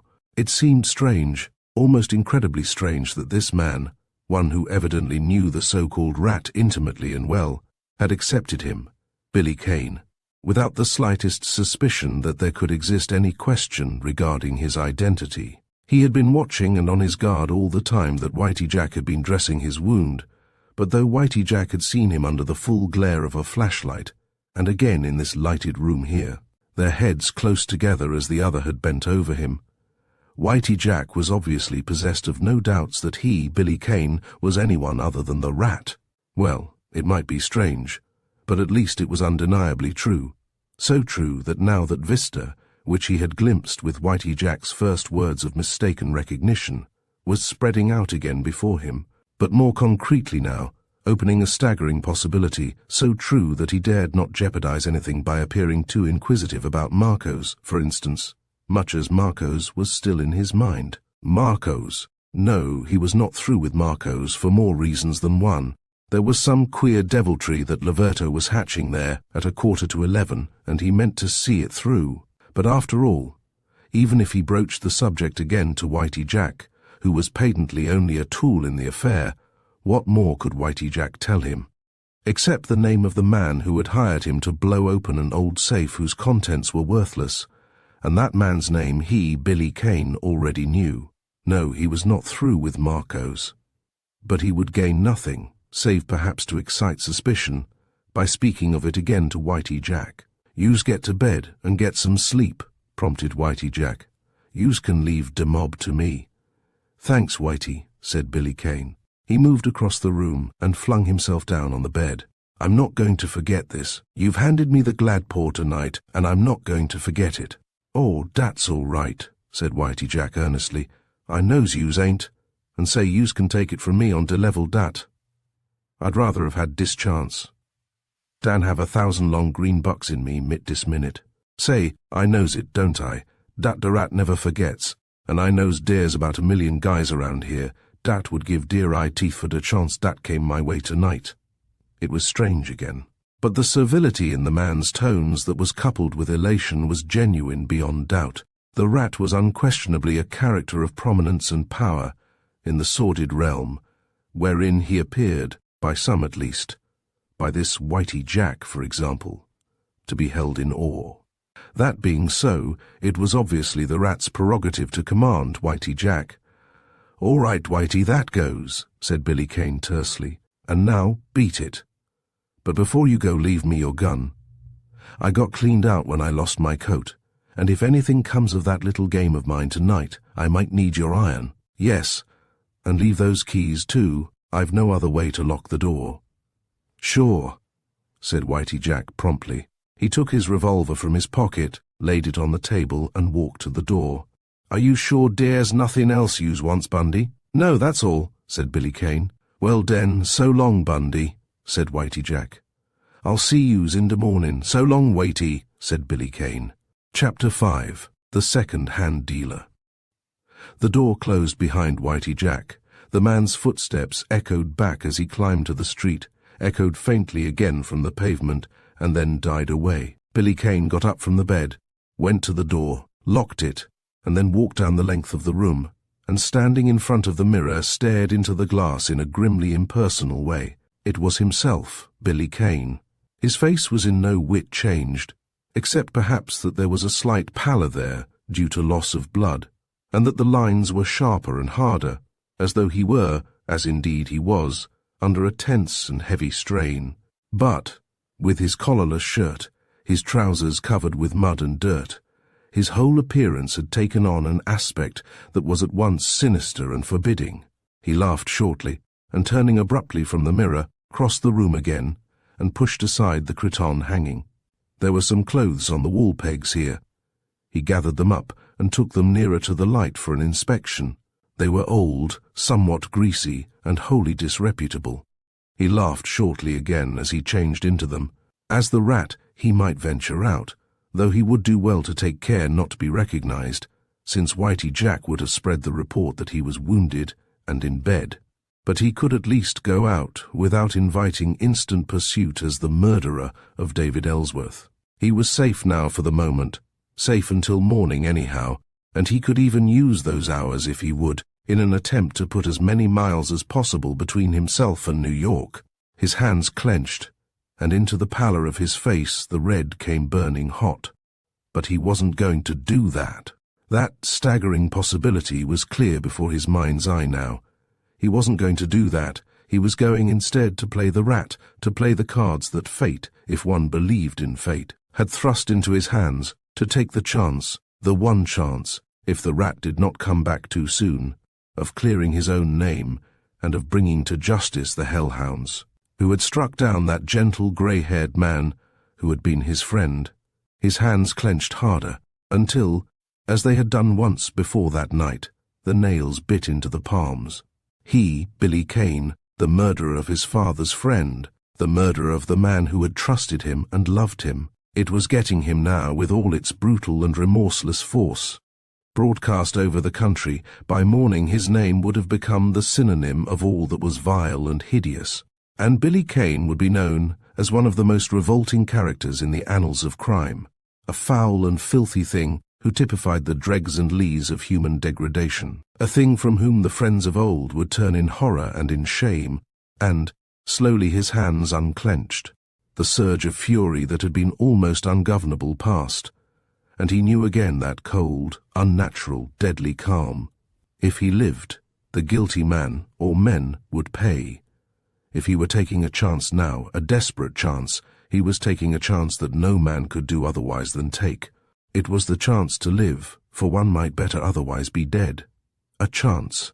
He had picked up Whitey Jack's revolver, and was twisting it in his fingers, and now he thrust it suddenly into his pocket. A chance. He was taking no chance indeed, save with the stake that was already flung upon the table, his life. It was the one way. As the rat, doubtless well known to the authorities, he could move under the very noses of the police at will, without suspicion arising that he was Billy Kane. And as the rat, if Whitey Jack was to be relied upon as a criterion, he would have the run of the underworld, and in the underworld were many secrets. And amongst those secrets was perhaps the one he sought, the clue to Jackson's associates in the murder of David Ellsworth.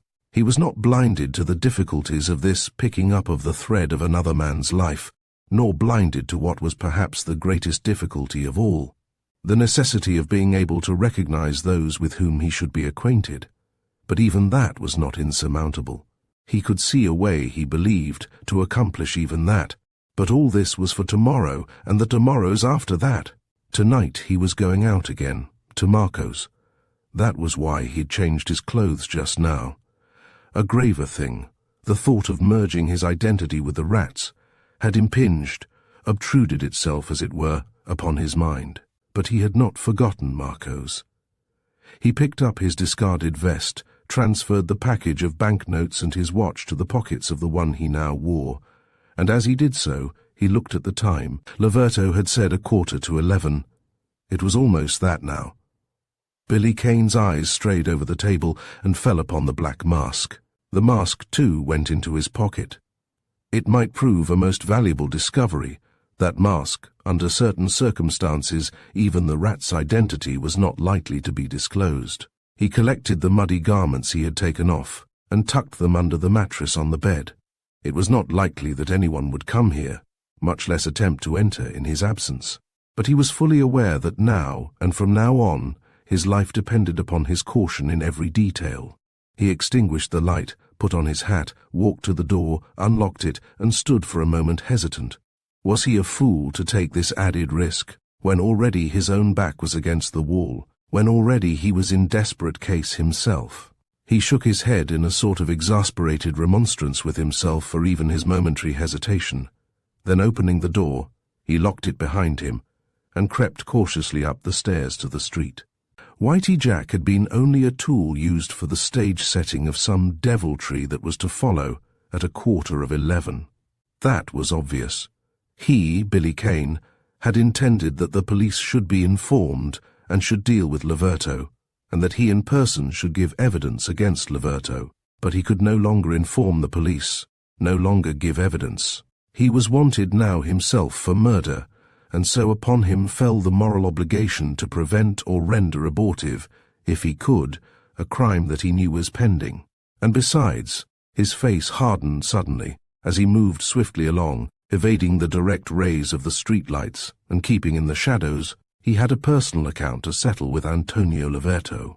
If it had not been for the man's damnable imposition having succeeded to the extent that it had, he, Billy Kane, would not have left the Ellsworth house tonight, and David Ellsworth would not now. Billy Kane's hand, in his pocket, tightened over the butt of Whitey Jack's revolver. Unconsciously he quickened his stride, always hugging the shadows, his hat drawn far down over his face, giving the passers-by he met as wide a berth as possible. Billy Kane covered the short distance that separated the rat's den from Marco's. He slipped into the lane unobserved, and for the second time that night crouched against the door with the broken lock. But now, mindful of the door's tendency to squeak, he pushed it open cautiously an inch at a time. And then, with the door slightly open, he stood motionless, a puzzled and amazed expression on his face. Just exactly what he had expected to find here, he was not prepared to say, but certainly not this. A faint light came through from the door of the back room into the hallway, and from the room there came a woman's voice that mingled a sort of pitiful defiance with a sob. "It's not true. I tell you it's not true. The boy never did it." "So?" It was a man's voice now, caustic and unrelenting. "Well, where is he now, then?" "I don't know," the woman replied. "I haven't seen him since supper, but that's got nothing to do with it. That doesn't prove anything." "So," it was the man again. "Well, maybe not, but I am not to be fooled. I am a poor man. I cannot afford to lose my money. So it has nothing to do with it, eh? You say that because you are his mother, eh? But did he tell you at supper that I had discharged him this afternoon? Eh? Answer me that." "No." The answer seemed to come reluctantly. Billy Kane pushed the outer door a little wider open and slipped through. Keeping close to the wall, he edged forward until he could see into the back room through its open door. A frown came and knitted his brows in hard furrows. He was frankly puzzled now. The woman, a tall, powerful, muscular woman of middle age, but curiously frail now in obvious fear and emotion, was Mrs. Clancy, who kept the little notion shop next door on the corner, and the other, bent-shouldered, in long, greasy black coat, with long, untrimmed and dirty white beard, whose eyes were distorted behind the heavy lenses of his steel-bowed spectacles, was Marco, the proprietor of the second-hand store. Marco was apparently in a state of equal distress and excitement. He alternatively wrung his hands together and gesticulated furiously. $800, he cried out wildly. Do you hear, you, the mother of that brat? $800, all I have on earth, and it is gone, stolen by that cursed young prison bird of yours. So he did not tell you, that I discharged him this afternoon because I was sure he was making little stealings from me all the time? But you are not surprised, Maybe he has stolen from you too, The woman did not answer. She seemed to shiver suddenly, and then sank down heavily in the chair before the table near which she had been standing. Marco paced up and down the room, back and forth, from the table to where the floor was littered with the erstwhile contents of the rifled safe. Billy Kane's puzzled frown grew deeper. Evidently there had been money in the safe, but in some way Laverto had got it before he had set Whitey Jack at work upon a stall, and it was obvious that Laverto had maneuvered to plant the crime on the shoulders of this woman's son. But what then had been Laverto's object in bringing Whitey Jack into it at all? It did not somehow seem to fit, or dovetail, or appear logical, and then, with a sudden start, Billy Kane leaned tensely forward, his eyes fixed narrowly on Marco. Yes, it did dovetail. He had it now. All of it.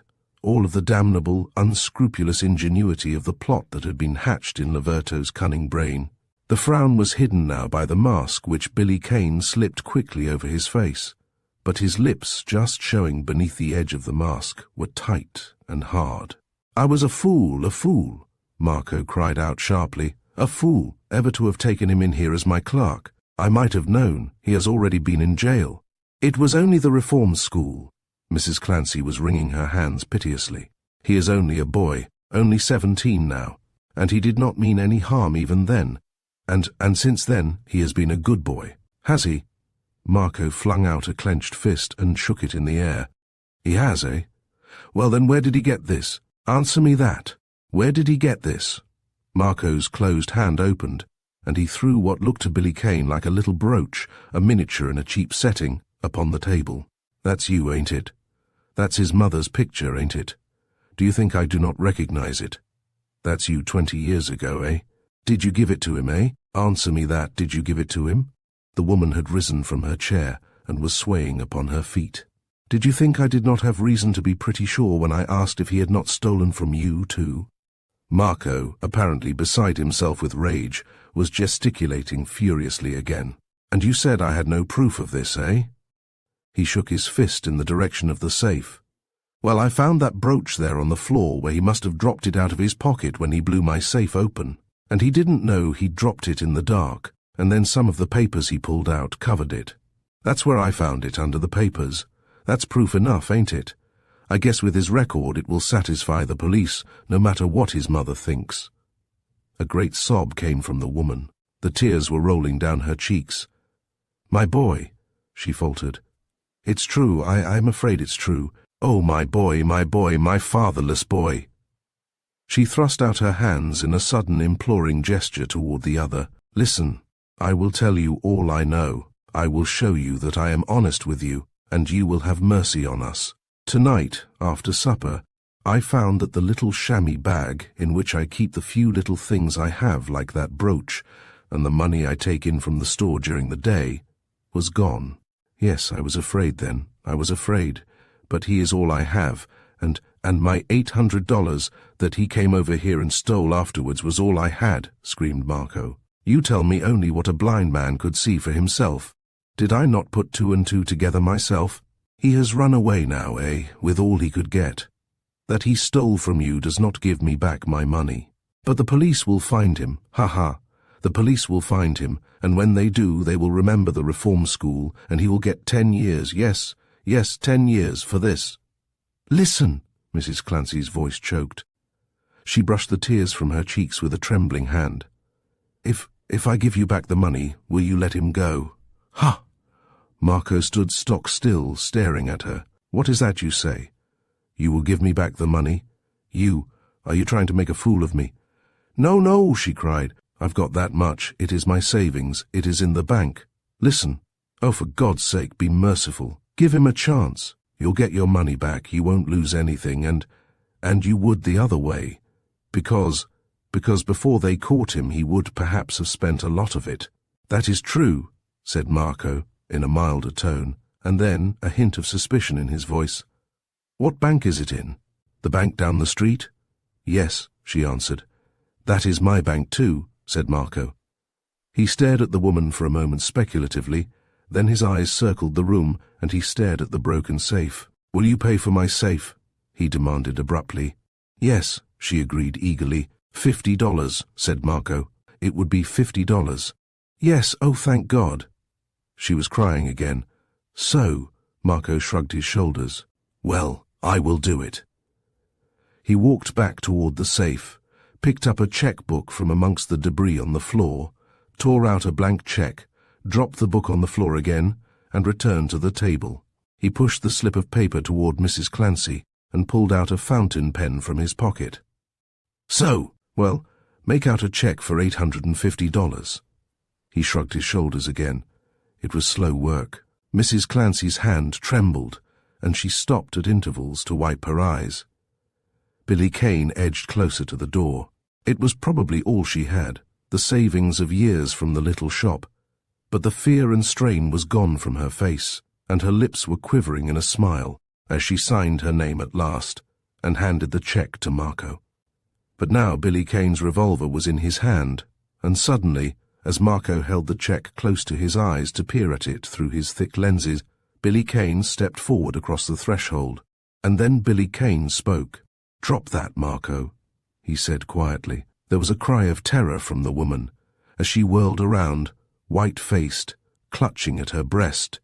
It was echoed by a frightened gasp from Marco, and as though the slip of paper in his fingers had suddenly turned to white-hot iron, he snatched his hands back in a sort of grotesque jerk, and the check fluttered to the table. Billy Kane stepped toward the man. "You've made a mistake, Marco, haven't you?" he inquired coolly. "Instead of this woman's son being the robber, are you sure it isn't yourself?" The man shrank back. "What do you mean, myself?"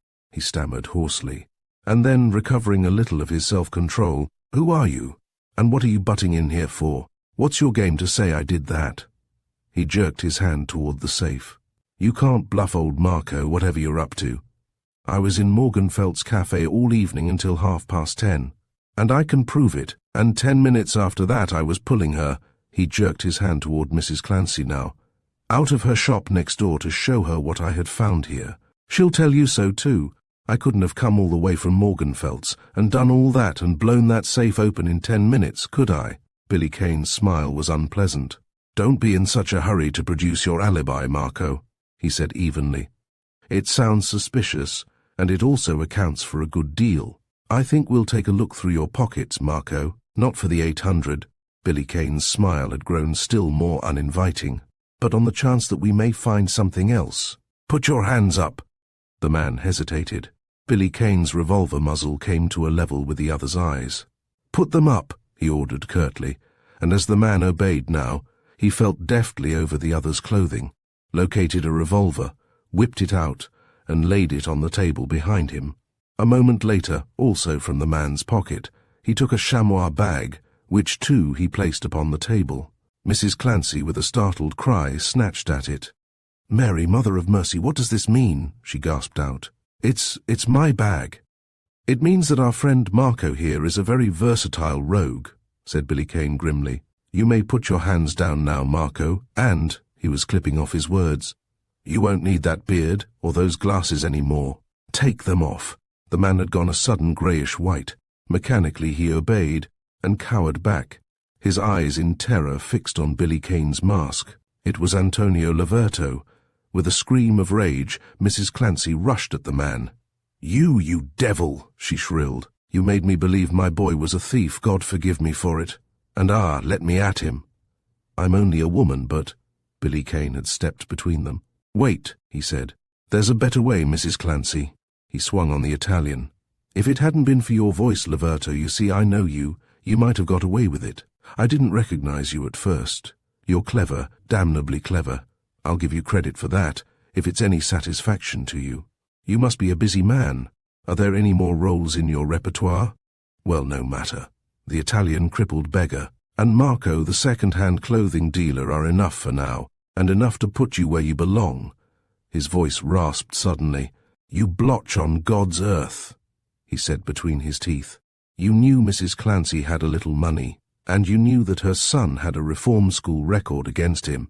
And so, about 2 weeks ago, you rented this place next to hers that was then vacant, and you stocked it with a few old clothes, and you hired her son to act as clerk. And you hired him, not with an idea of doing any business, but as a necessary part of your plan to incriminate him in his mother's eyes, and also to enable you, without arousing suspicion by appearing to neglect business here, to attend to other irons equally as despicable that you had in the fire at the same time, playing the flopper, for instance, up on Fifth Avenue. The whole outlay probably cost you but a few dollars, and in return you meant to get all of this woman's life savings. I say all because you probably found out how much she had, and if she had had much more than $800, you would have set your fake loss higher. And tonight, in some way, the details do not matter at this moment. You stole from her that chamois bag, both to impress her with the belief that the boy had stolen from her too, and also to secure spurious evidence to prove that he had been guilty of what you claimed had happened here.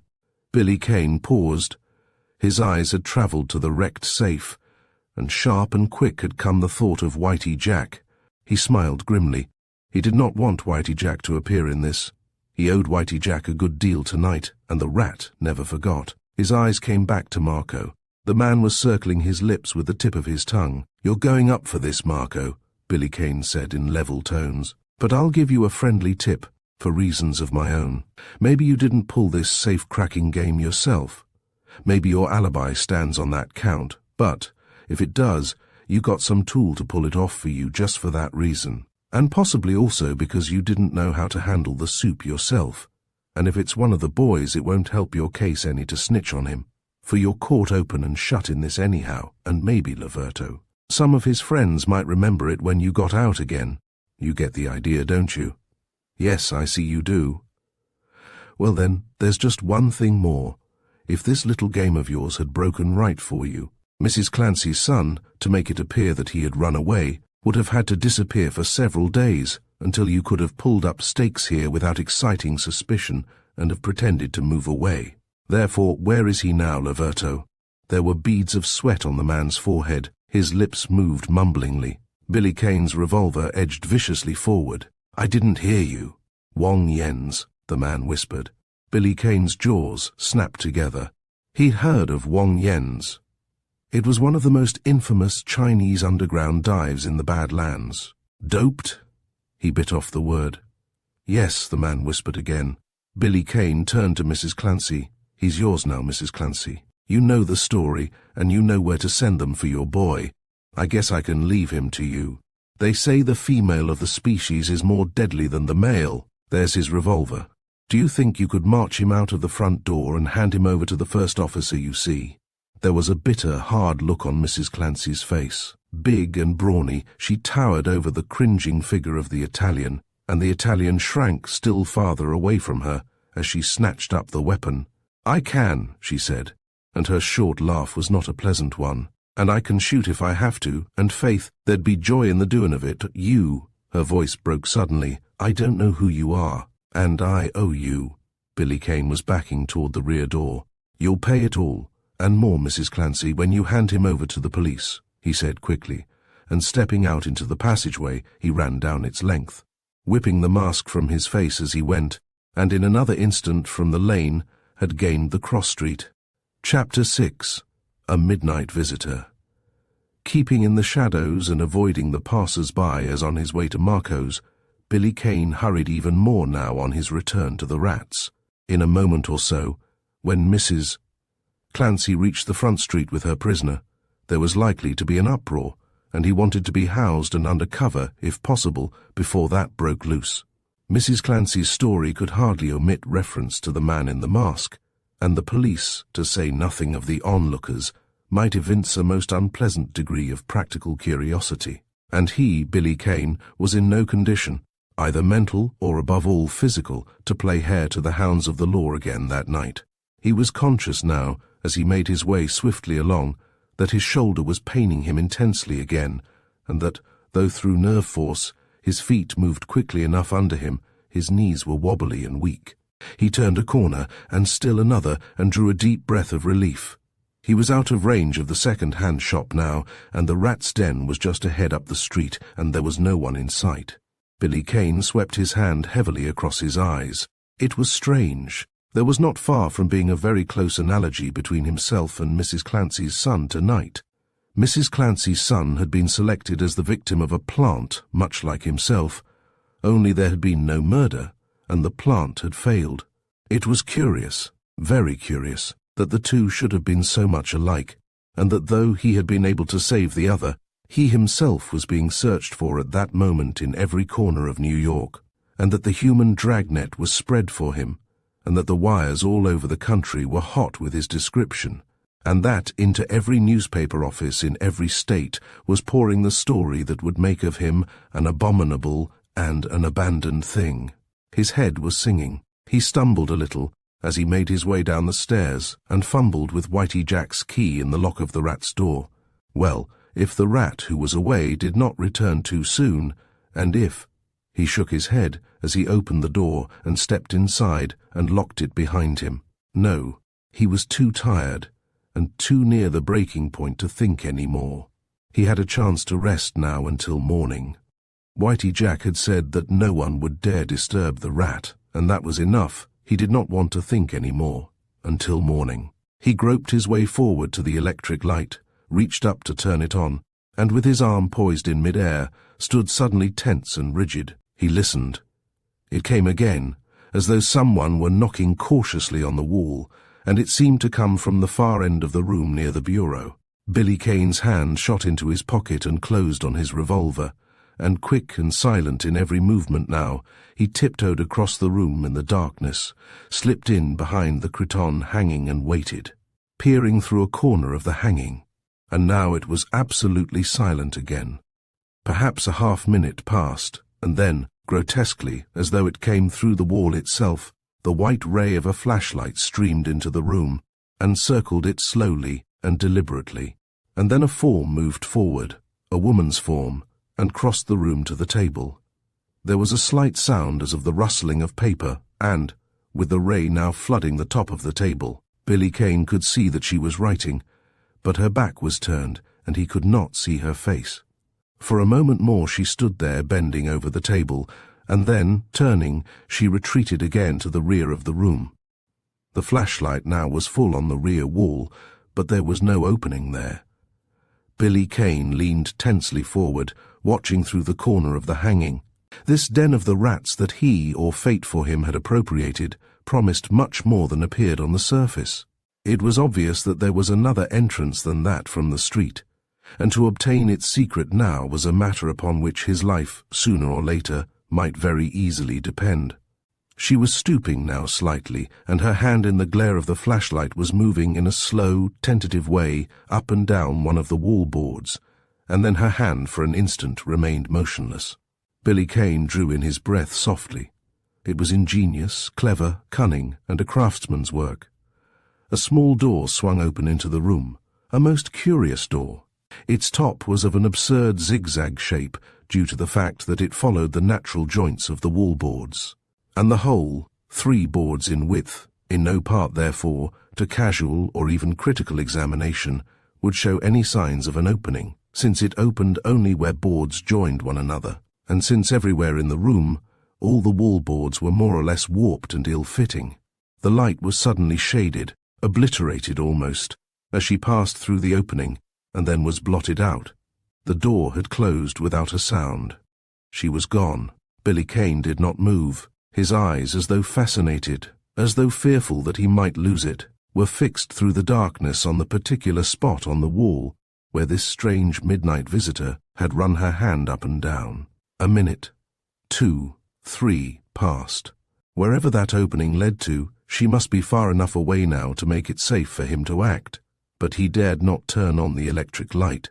It might throw a glimmer to the street, He was none too sure of either the sill or panels of that front door.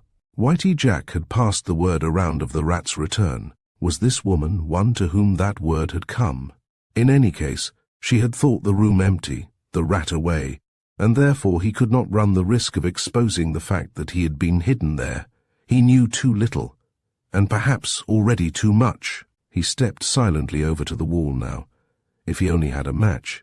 But he had lost his match safe with his coat. No, there were matches here. A box of them.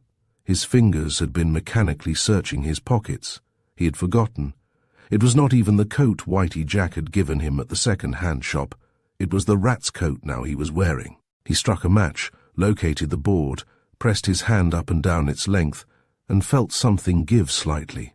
The door began to swing open. He blew out the match instantly and crouched there, listened. He could hear nothing. He lighted another match, and this time held it above his head. A short, tunnel-like passage through the ground, strongly braced and stayed, and trending gently upward, confronted him. He stepped forward into the opening, and, bending head and shoulders, for the roof was scarcely 4 feet in height, followed the passage for some 5 or 6 yards to where it ended abruptly in a blank wall of earth. But where, above his head, a third match disclosed a trap door. Again Billy Kane listened, and then cautiously raised the door. It was pitch black now. He drew himself up and once more listened. There was no sound. He lighted another match, the stub of the one before being carefully consigned to his pocket, and nodded his head in understanding. The passage had led him into a shed, evidently little used, for it was littered and stored with odds and ends that, judging from the accumulated dust and dirt, had been untouched for a long time, and the shed itself. Yes, he was right. He had pushed the back door open a little. The shed gave directly on a lane. Billy Kane closed the shed door, and noting with grim appreciation that the trapdoor, as he closed it above his head, was an ingenious arrangement of the floor planking similar to the construction of the door within the rat's quarters, and was moreover, as an added precaution, surrounded by an apparently careless stowage of the shed's litter. He made his way back along the passage again. The room door he examined as he passed through. It was manipulated from the inside of the passage by an ordinary and frankly obvious spring lock. He closed it and stood for a moment staring at it speculatively. There seemed no way of locking it here in the room, of protecting himself from an intrusion through the night that might not be either as instructive or as harmless as this first one had been. There might be a way, and there probably was a way of fastening it. The rat would surely have seen to that.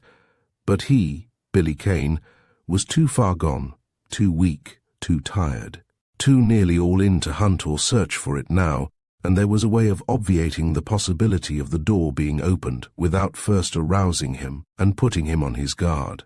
He went to the table, picked up a chair, and carrying it back, tilted it against the door in the wall. And now he swayed a little, and his hands sought his eyes. He was conscious again of his aching shoulder, and that his head was swimming dizzily. But he seemed to have forgotten something, yes. He remembered now, that paper on which she had written something. He laughed in a strained, almost delirious way. It must be worse than he imagined, if he had, even for an instant, forgotten that. Or was it just simply the reaction coming now? He stumbled toward the table, and feeling with his hand, secured the paper. But there was no chair here now, and he stumbled across the room and sat down on the edge of the bed. He lighted another match, held it close to the paper, and read the penciled lines. "So you are back, are you? Well, so am I, remember." The match burned down to his fingers, and he dropped it on the floor. What did it mean? Who was she? He shook his head. And then, with a queer, twisted smile, he folded the paper, thrust it into his pocket, and stretching himself out fully dressed upon the bed, lay there staring into the darkness. Chapter 7. Whispering Shadows. It was the next evening, in the rat's den. Through half-closed eyes as he lay stretched out on the bed, Billy Kane watched Whitey Jack across the room. The man was tilted back in his chair, his legs were sprawled across the table, and from his cigarette, which dangled from one corner of his lower lip, a thread of blue smoke spiraled lazily upward. Whitey Jack was not smoking, The cigarette simply hung forgotten on the man's lip. For the moment, Whitey Jack with bated interest was poring over the evening paper, and then Whitey Jack looked up suddenly, and spoke, out of the unoccupied corner of his mouth. "Say, dat secretary guy dat croaked de old geezer last night was a sweet downy bird, nit, but believe me, he made some haul. Billy Kane made no reply. Whitey Jack resumed his absorbing perusal of the newspaper. Billy Kane's eyes closed completely, but not in sleep. It had been a day that, viewed in retrospect, made the brain whirl. It had been a wild, untrammeled phantasmagoria. That was it, phantasmagoria. There was no other word. The day was expressed in shadows, moving shadows, shadows that came and went, many of them, shadows that were paradoxically real and concrete, and shadows that were the reflection of things felt and sensed, but unseen. And these latter, the shadows of the mind, were weird, uncanny things, like denizens out of some black world apart, ghoulish things. And the shadows that were real and concrete, that spoke and whispered, seemed to take it for granted that he was and always had been in their evil confidence, and so their words were not rounded out.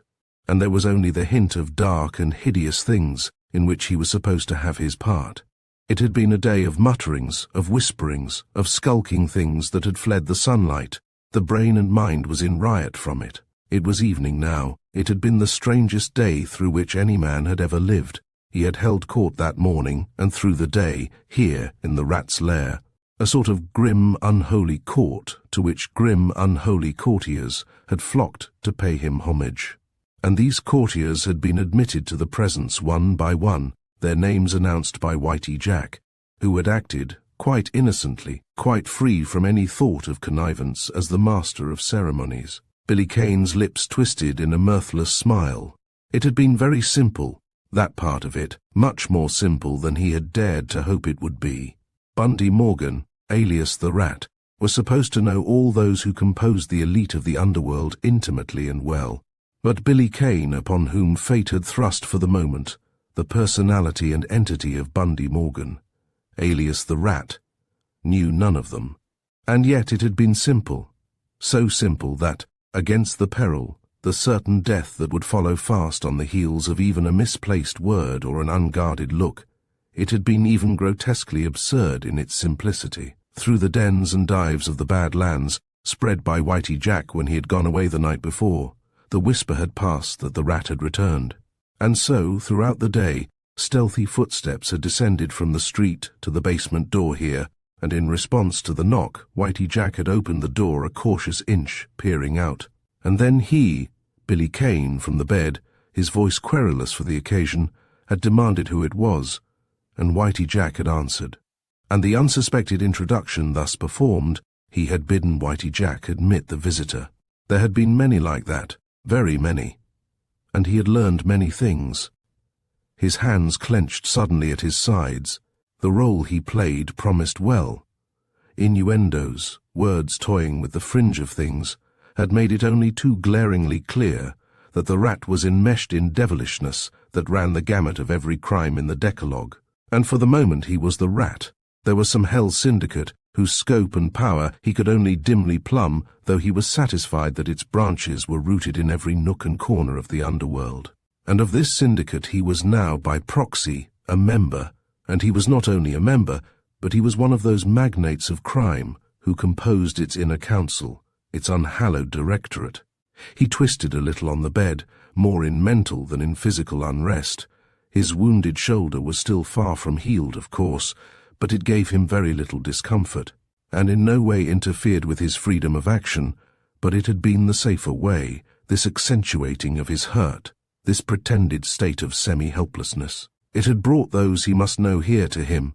It had brought about those unsuspected introductions without which, had he first left this lair of the Rats, and attempted, trusting to luck, to pick up the threads of the Rat's life, would inevitably have plunged him in his blind groping to certain destruction. Also it had brought him a quite thorough understanding of Whitey Jack, the man's deference that had been almost cringing at their first meeting, and then the man's subsequent eagerness to serve. Whitey Jack was one of the lesser breed that looked up to the heights the Rat had attained with both awe and unbounded admiration. The man had come like a dog to heel, but like a faithful dog. Whitey Jack was living in a sort of reflected glory. He would be the envy of the proletariat of the Badlands.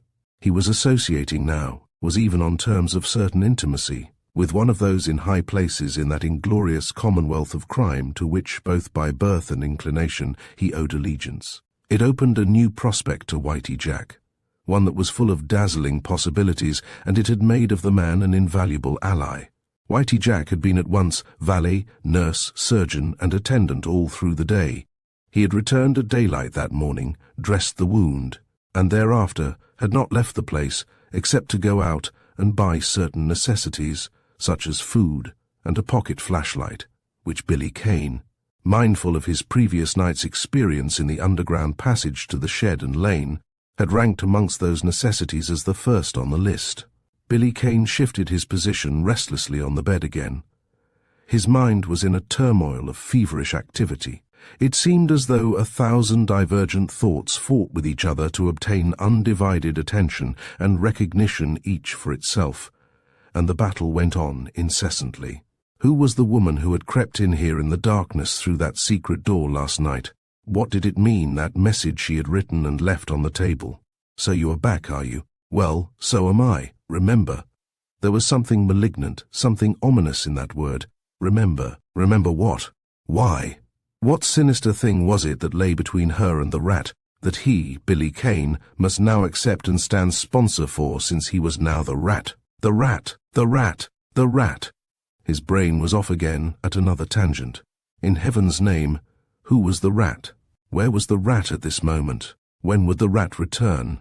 Guarded questions all through the day helped him little. The rat's absence had been accepted, that was all. None seemed to know, or have any interest in the cause of it. One ray of reassurance only had filtered through the murk. The rat's return in his, Billy Kane's, person had seemingly been premature. The rat had seemingly not been expected, and he could argue from that, and with fair logic, that he might for a little while at least be left undisturbed in his possession of the rat's personality and the rat's belongings as far as the rat was concerned. The rat! Those innuendos, those whispers, those shadows, that strange woman's stranger message were back again, seething and boiling in his brain. Naked ugliness. What mess of iniquity was the rat not mixed up in? And what mess of iniquity might not he, Billy Kane, accepted without question as the rat now, with the rat's face and features, with the rat's satanic partnerships, be forced to wallow in to save his life, and, more than life, too? The paper rustled in Whitey Jack's hand. Some haul. Whitey Jack rolled the words on his tongue like some sweet morsel. S'help me. $500,000 worth of rubies. Dat guy Kane is some slick gazabo. Say, do yous get it, Bundy? 500,000, and a bunch of degreen stuff, too. He licked his lips. Some haul. The paper had exaggerated. David Ellsworth's rubies at the outside would not exceed $300,000 in value. Billy Kane found himself curiously and querulously irritated at the inaccuracy. He opened his eyes, nodded unconcernedly at Whitey Jack, and closed his eyes again. His mind was suddenly alert and concentrated. In a few minutes now, some of those who composed that inner council of crime would be here. He had arranged that this morning with Red Vallon. Red Vallon was the biggest gangster in New York. Whitey Jack had dropped that information in an enthusiastic eulogy of Red Vallon, and Vallon had bent over the bed that morning and whispered of a meeting tonight at the usual time and place. But he, Billy Kane, was not ready for that yet. He knew too little, it was too great a risk, and he knew too much to escape alive if a chance word or act betrayed him. But there had come a thought, swift, in a blinding flash, a staggering thing, a gambler's stake, and he had whispered back what was apparently the obvious reply, that he was too badly hurt to go. And then, "One or two of you slip in here on your way over," he had said quickly. "Get me? I've got something." And Red Vallon had agreed, and with Red Vallon would come Carlin. Carlin! The name had somehow seemed familiar, but though Whitey Jack had subsequently furnished a partial clue by referring to Carlin as one of the highbrow lawyers of the city, he could not definitely place the man. Billy Kane turned on his side, with his face away from Whitey Jack. Red Vallon and Carlin would be here in a few moments, and he must make no mistake now. What he meant to do was an impudent thing, impudent with a titanic impudence. He meant to pit the underworld in a fight on the side of justice against the police. He meant to use the craft, the cunning and the stealth of the Badlands to establish his innocence. He too had read the papers, the morning and the evening papers, and the headlines had shrieked out at him the infamy of which he was accused. His name was a byword now from one end of the country to the other, a viper and a degraded wretch, a thing inhuman and apart, the papers had called him. He had read them all to the last word. Murderer of his benefactor, a thief, an assassin thief who had fled for his life with those blood-red rubies. A bead of sweat came out on his forehead, and he raised his hand and brushed it away. Yes, he had fled, to fight, to take the only chance he had of bringing to justice the hellhounds who had struck down his old friend, the only chance he had of clearing his own name. Well, he would fight. It was beginning now, that fight. But he was between two fires that threatened him at any instant with destruction. The police, not only in New York, but from the Atlantic to the Pacific, would search ceaselessly for him, and if he were caught it was death. Fate, that had made him the double of a character that ironically seemed to measure up to everything the papers had said about himself, had thrown in that way a temporary mantle of protection over him.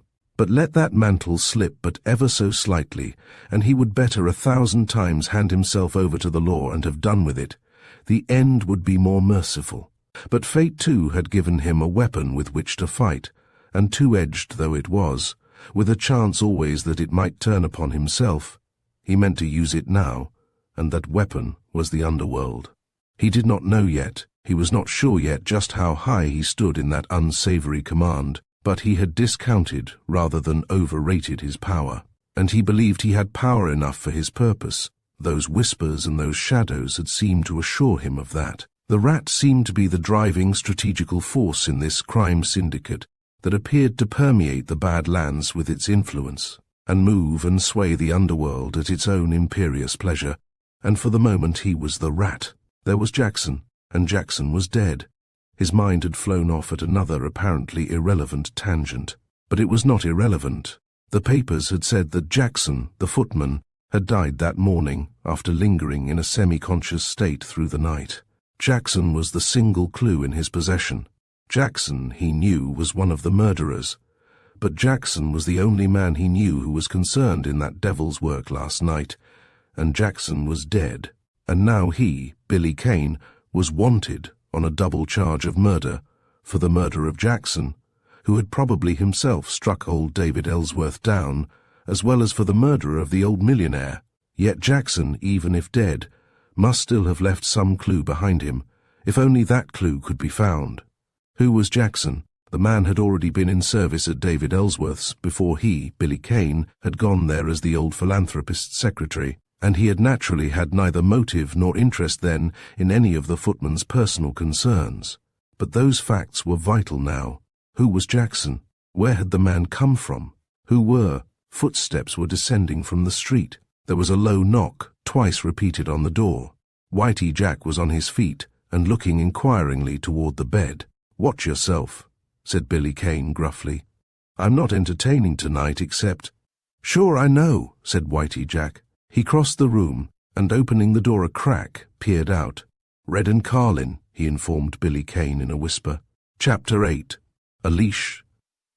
IS slipped. Billy Kane lighted a cigarette. Red Vallon he already knew. Carlin he was supposed to know. "Let them in," instructed Billy Kane. He raised himself on his elbow. "Hello, Carlin," he greeted as the two men stepped into the room. "Red's told you I was laid up, eh? Glad to see you. Shake."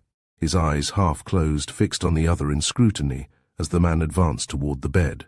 Carlin was immaculately dressed, in sharp contrast to the untidy and careless attire of the stocky, brutal-faced gangster who followed close at his heels. The man was tall, slimly built, and save that the black eyes were too close together and too small, had a pleasant and attractive face. It was a mask, perhaps. The smile was too engaging, and it was rather curious how small the ears were, and how tightly they hugged the skull. He toyed with a little black Van Dyke beard as he shook hands. "Same to you, Bundy." The voice was soft, silky, persuasive. "Glad you're back, too." He made an almost imperceptible movement with his head toward Whitey Jack, who still remained near the door. Red Vallon was more blunt.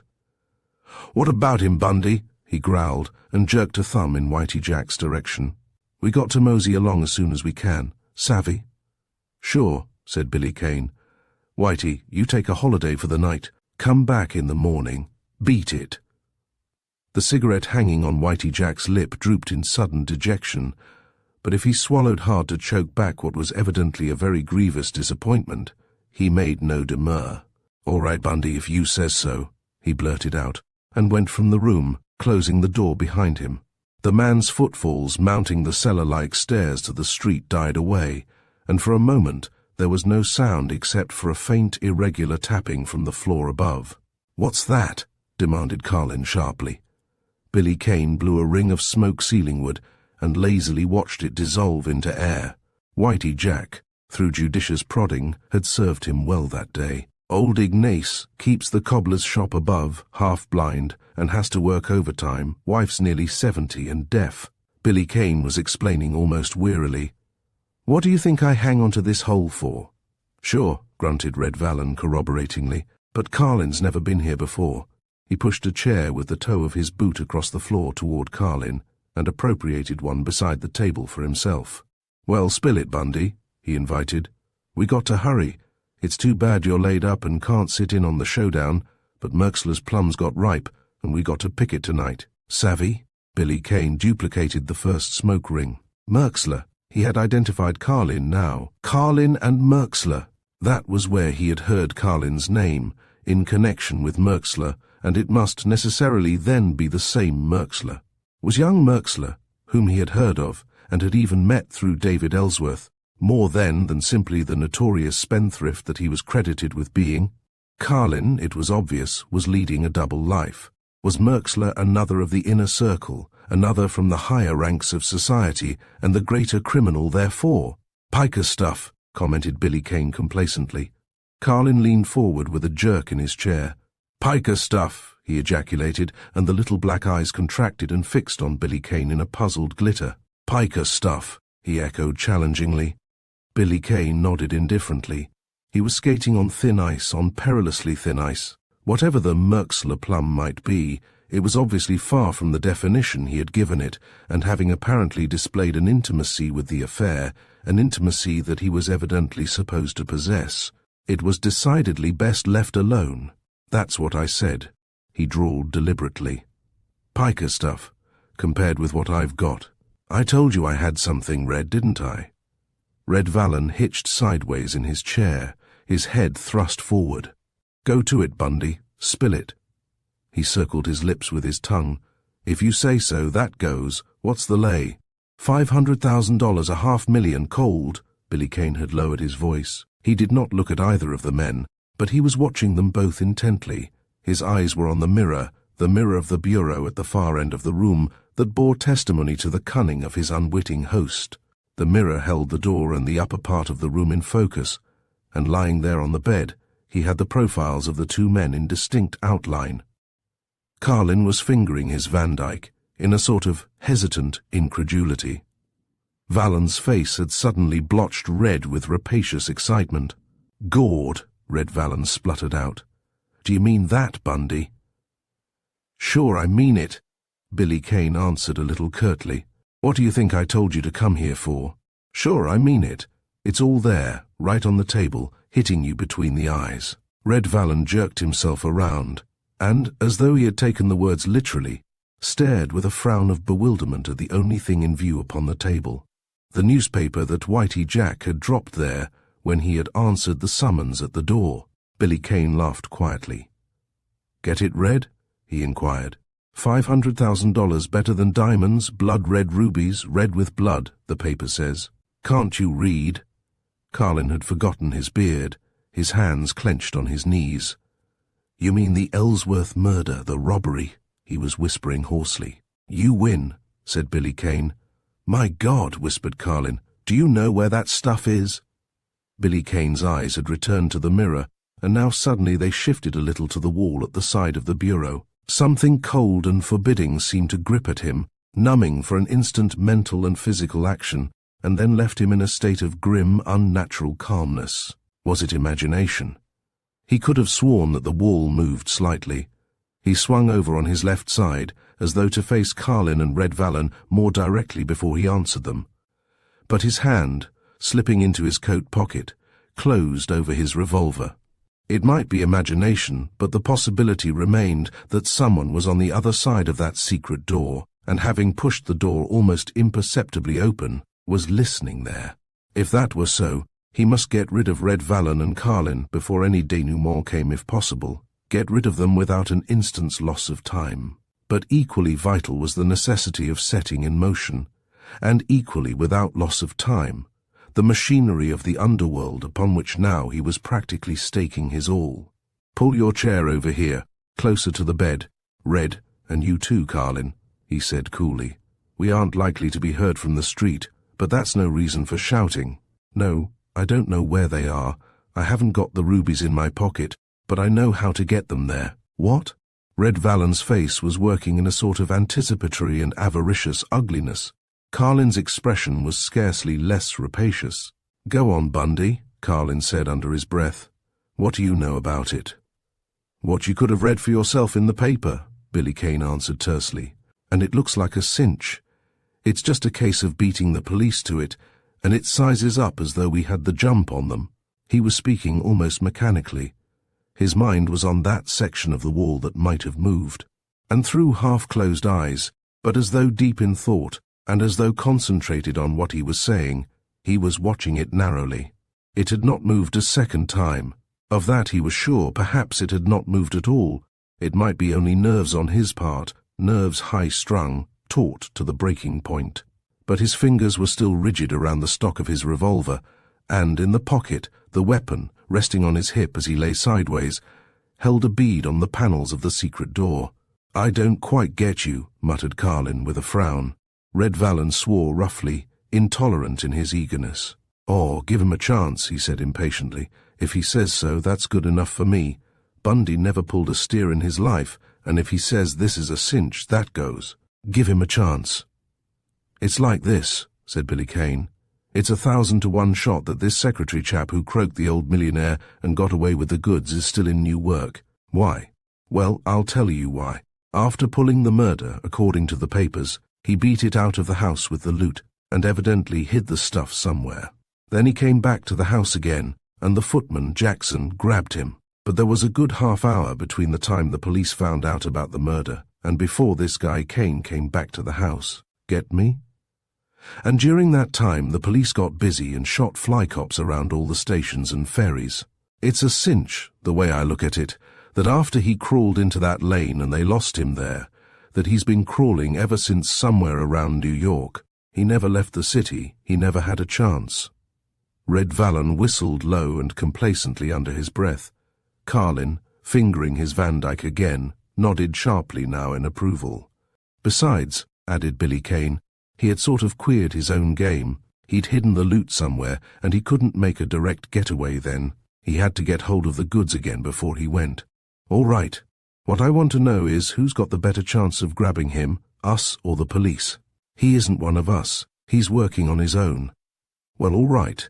If we nip him and he's satisfied with a little rake-off and is willing to cough up the rest, that'll be treating him fair. If he isn't strong on coughing up, we'll find another way of making him come across that he won't like so well, and we'll get the $500,000. And he'll get—" Billy Kane completed his sentence with a significant shrug of his shoulder. An oath, the more callous and brutal for the soft purring way in which it fell from his lips, came from Red Vallon. "What do you want done, Bundy?" Carlin was terse and to the point. "It looks good to me if you can pull it off. It's the biggest haul we'll ever get our mitts on if we live 100 years. Billy Kane's eyes shifted for an instant from the wall to fix themselves impressively on the two men. "I've been lying here all day thinking it out. What do I want done? Well, I'll tell you. I want every string and every wire we've got pulled. Savvy? We've got to beat the police to it. We've got to get Kane first. I want all the boys that the bulls think they've got sewed up as stool pigeons to stool pigeon the police and get all the inside dope.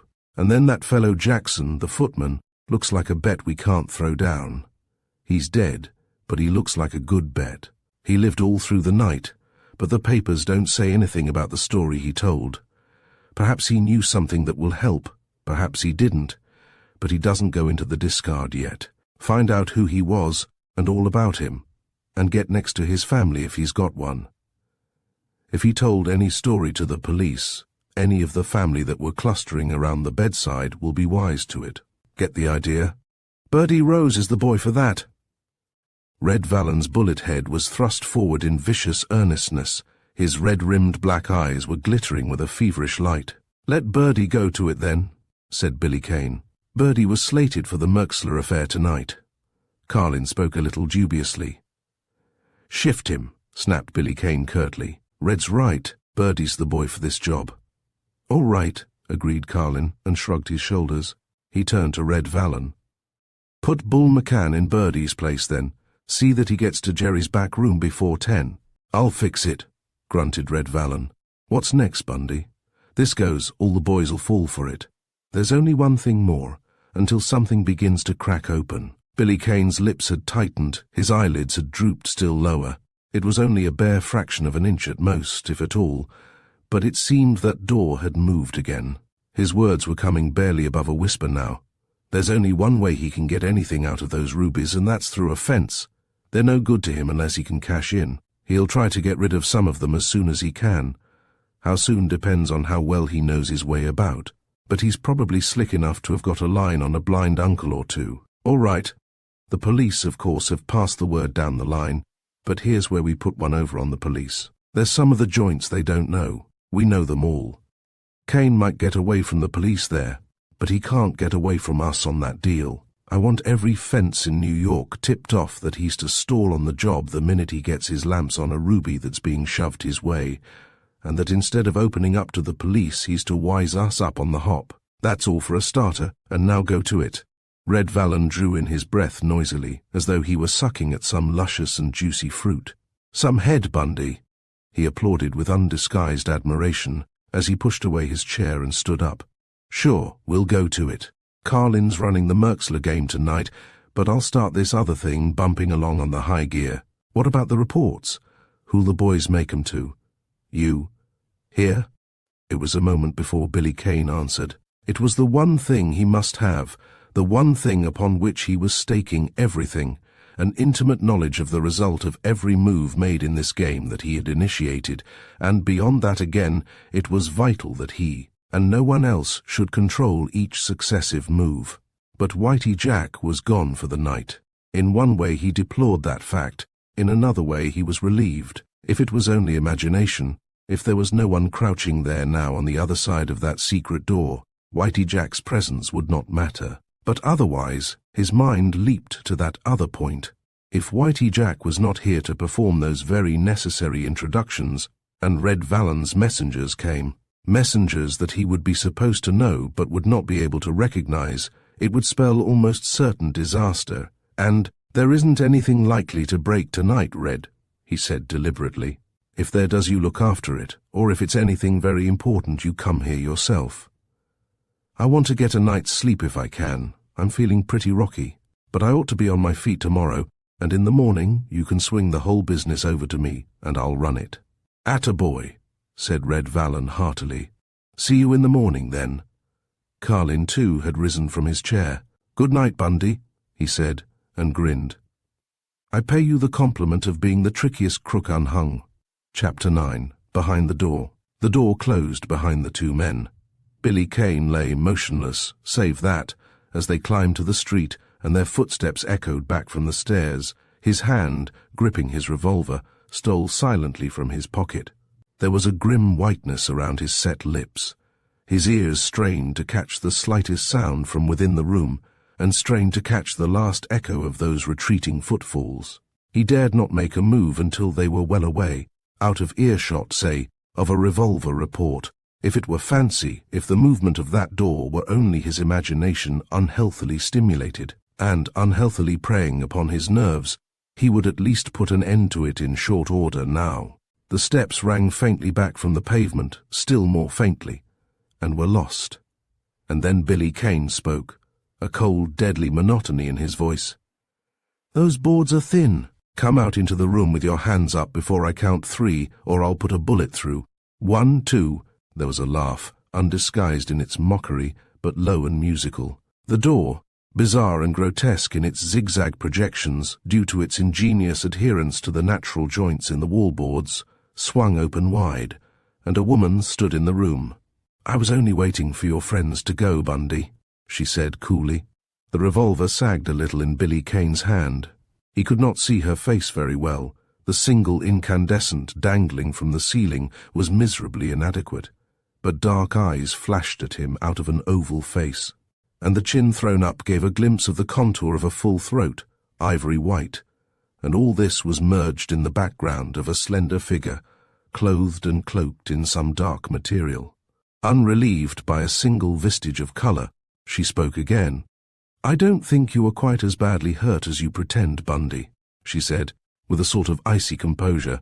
"You were out last night when I came here, and if you could prowl around the streets, I think perhaps you could manage now to get from the bed over to the door there and back again without doing yourself any serious injury. The door has been unlocked since Red Vallon went out, and it might be safer, locked." Billy Kane did not answer her. He got up, crossed to the door, locked it, and returning, sat down on the edge of the bed. She had not moved from her position near the far end of the room. He became conscious that he was still holding his revolver in his hand, and he thrust the weapon quietly now into his pocket. A grim smile came and hovered on his lips. This complication, another of the ramifications of his stolen identity, he did not understand at all, except that it promised him no good. She was the author of last night's note, she had just said as much, and the wording of that note was not reassuring as to her attitude toward him, nor was the mockery in her laugh, nor was the self-contained, almost contemptuous note of command with which she had just spoken. Who was she? What was she to the rat, that she knew the secret of that underground tunnel, and the secret of that door? He jerked his hand toward the chair Red Vallon had vacated. "Sit down, won't you?" There was a tingle of irony in his voice. His invitation was at least safe ground. She came forward toward the table, a subtle, supple grace in her movements. Subconsciously he noted that she made no sound as she crossed the room. She was like a cat, but a very beautiful cat. He could see her face better now. The eyes were hard and unfriendly, but they were great, brown, steady eyes of unfathomable depths. She leaned against the table. "I prefer to stand." There was a challenge in her tones. "What I have to say will not take long." Billy Kane waited. The initiative was with her. He meant it to remain so. Her small white hand, ungloved, clenched suddenly at her side until its knuckles stood out like little chalky knobs. "You look sleeker about the face, clearer about the eyes, you beast." There was a studied deliberation in her voice that gave the words the sting of a curling whiplash. "Perhaps you were listening there at the door," suggested Billy Kane imperturbably as he reached into his pocket for a cigarette. There was a mocking little lift to her shoulders. "Of course. That is what I came for. I followed Red Vallon here. I supposed that you would meet at the old place, now that you are back. But since you are an invalid—" Again the shoulders lifted. "I am afraid it hardly paid you for the trouble to listen," Billy Kane murmured caustically. "I'm sorry. I rather fancied I saw the door move, and you see, my illness has affected my voice, and at times I can scarcely speak above a whisper. Otherwise you might have overheard. I overheard enough." She took a sudden step toward him. Her eyes were flashing now. There was a flush, angry red, mounting from the white throat, suffusing her cheeks. She raised her clenched hands. "You will die with insolence and bravado on your lips, I believe," she cried out passionately. "How I hate you! But I've got you!" Like she flung out an arm toward him, and the small clenched hand opened and then closed again slowly, as though in its grip it were remorselessly crushing and exterminating some abhorrent thing. And then her hand was raised again, and was brushed across her eyes, and a little quiver ran through her form, and she spoke more calmly. "I overheard enough. I thought this Merxler affair would be worked tonight, and I came to tell you that you are to stop it. I came to tell you to remember. I promise before God that if there is murder done tonight, you will be in the hands of the police within an hour. And it's not very far from the Tombs to the death chair in Sing Sing, Bundy Morgan. Billy Kane's eyes were hidden by drooped lids. His eyes were studying with curious abstraction the pattern of the faded, greasy, threadbare strip of carpet on the floor beside the bed. Murder. The word had come with a shock that for a moment unnerved him. He had not associated anything that Red Vallon or Carlin had said with murder. They had spoken so lightly, referred to it in so humdrum a way, murder. There was something ghastly in that lightness now. A tightness came to his lips. A horror was creeping into his soul. He was only on the verge of things, of hidden and abominable things, here in this shadowland, this nightland of skulking shapes, this sordid realm of the underworld. He pulled himself together. He was the rat. He had a part to play. He was conscious that those brown, fearless eyes were fixed on him contemptuously. "What have I to do with it?" he muttered sullenly. "Do with it?" Her voice rose as though suddenly out of control. "You dare ask that? You with your devil's brains? You who planned it all before you went away?" The cigarette that he had lighted had gone out. He sucked at it, circling it around his lips. He was fencing now with unbuttoned foils. "Well, you've said it." There was a snarl creeping into his voice. "I've been away. I don't know what they've done since I've been away. You know about the will and the sealed envelope in Merxler's safe, and you know the combination to the safe," she said levelly. "And that's all you need to know to stop this from going any further." He laughed out shortly. "And suppose I don't know the combination? You don't think I can carry a thing like that in my head forever, do you?" "No," she said. She smiled curiously, and one hand slipped into the bodice of her dress. "I don't think you ever did memorize that combination. But perhaps you will recognize it again, the original in your own handwriting." She held up a crumpled piece of paper before him, then tossed it on the table. "Where did you get that?" he demanded roughly. Her shoulders lifted mockingly again. "There are other secrets in this room besides that door and the tunnel to the shed, aren't there? Bundy?" He eyed her now for a long minute, biting openly at his lip, his face twisted in a well-simulated ugly scowl. "So, I'm to queer this game, am I?" he snarled suddenly. "And if I'm caught as a snitch, they'll tear me to pieces." She leaned a little forward from the table, a tense, lithe thing, and her voice came low with passion. "We're wasting time, and you've none to lose. We've gone over this ground before, haven't we? It's the one chance you have to save yourself. Someday you won't be able to save yourself. Someday the reckoning will come, but you will always have the hope that it won't, and that you will always succeed in staving it off each time as you have in the past. But until that day does come, the only chance you have for life is to pit your wits against the fiends like yourself that are around you. For what you have done there is no atonement, only punishment. I mean you to live in suspense, but even while that suspense lasts you will pull apart and unravel your devil's work as fast as you knit it together. You have a chance that way. When the end comes and they get you, you know how the underworld will pay. But there is the chance. That is what holds you. And with the alternative, the police, there is no chance." She was breathing hard. She leaned back against the table, her hands gripped tightly at its edge. For a moment there was silence in the room. Billy Kane's mind was groping blindly now, as in some utter darkness. In some way, for there was no question of the genuineness of her self-assurance. Her very presence here in seemingly placing herself in the rat's power proved that she held the rat, and the rat's life and liberty in the hollow of her hand, at her beck and call. How? What was the secret of the power she possessed over him? He lighted a match nonchalantly, and, as he applied the flame to the half-burned cigarette, he lifted his eyes to her through the blue haze of smoke that he blew, negligently in her direction. "Sometimes," he said in a low, menacing tone, "people, even women who grow troublesome, have been known in this neighborhood to disappear." She laughed sharply. "You have no time to waste in foolish words," she warned him curtly. "You know the consequences of my disappearance. You are at liberty to take those consequences any time you choose. But you do not like them, do you, Bundy?" She moved suddenly across the room back to the secret door through which she had entered. "I'm going now. she said steadily. "If there is murder tonight, or if any part of that plan goes through, Chapter 10, the pieces of a puzzle." Billy Kane made no effort to stop her as she closed the door silently behind her. She was gone.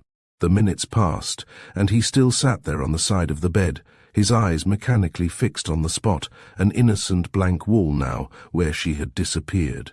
His face, hard and set at first, grew harder. What was he to do? There seemed to yawn before him, to have opened at his feet an abyss, bottomless, pitiless, and he tottered on the brink of it, and unseen hands reached up and snatched at him to drag him from the narrow ledge that was all that was left to him of safety. What was he to do? To go on.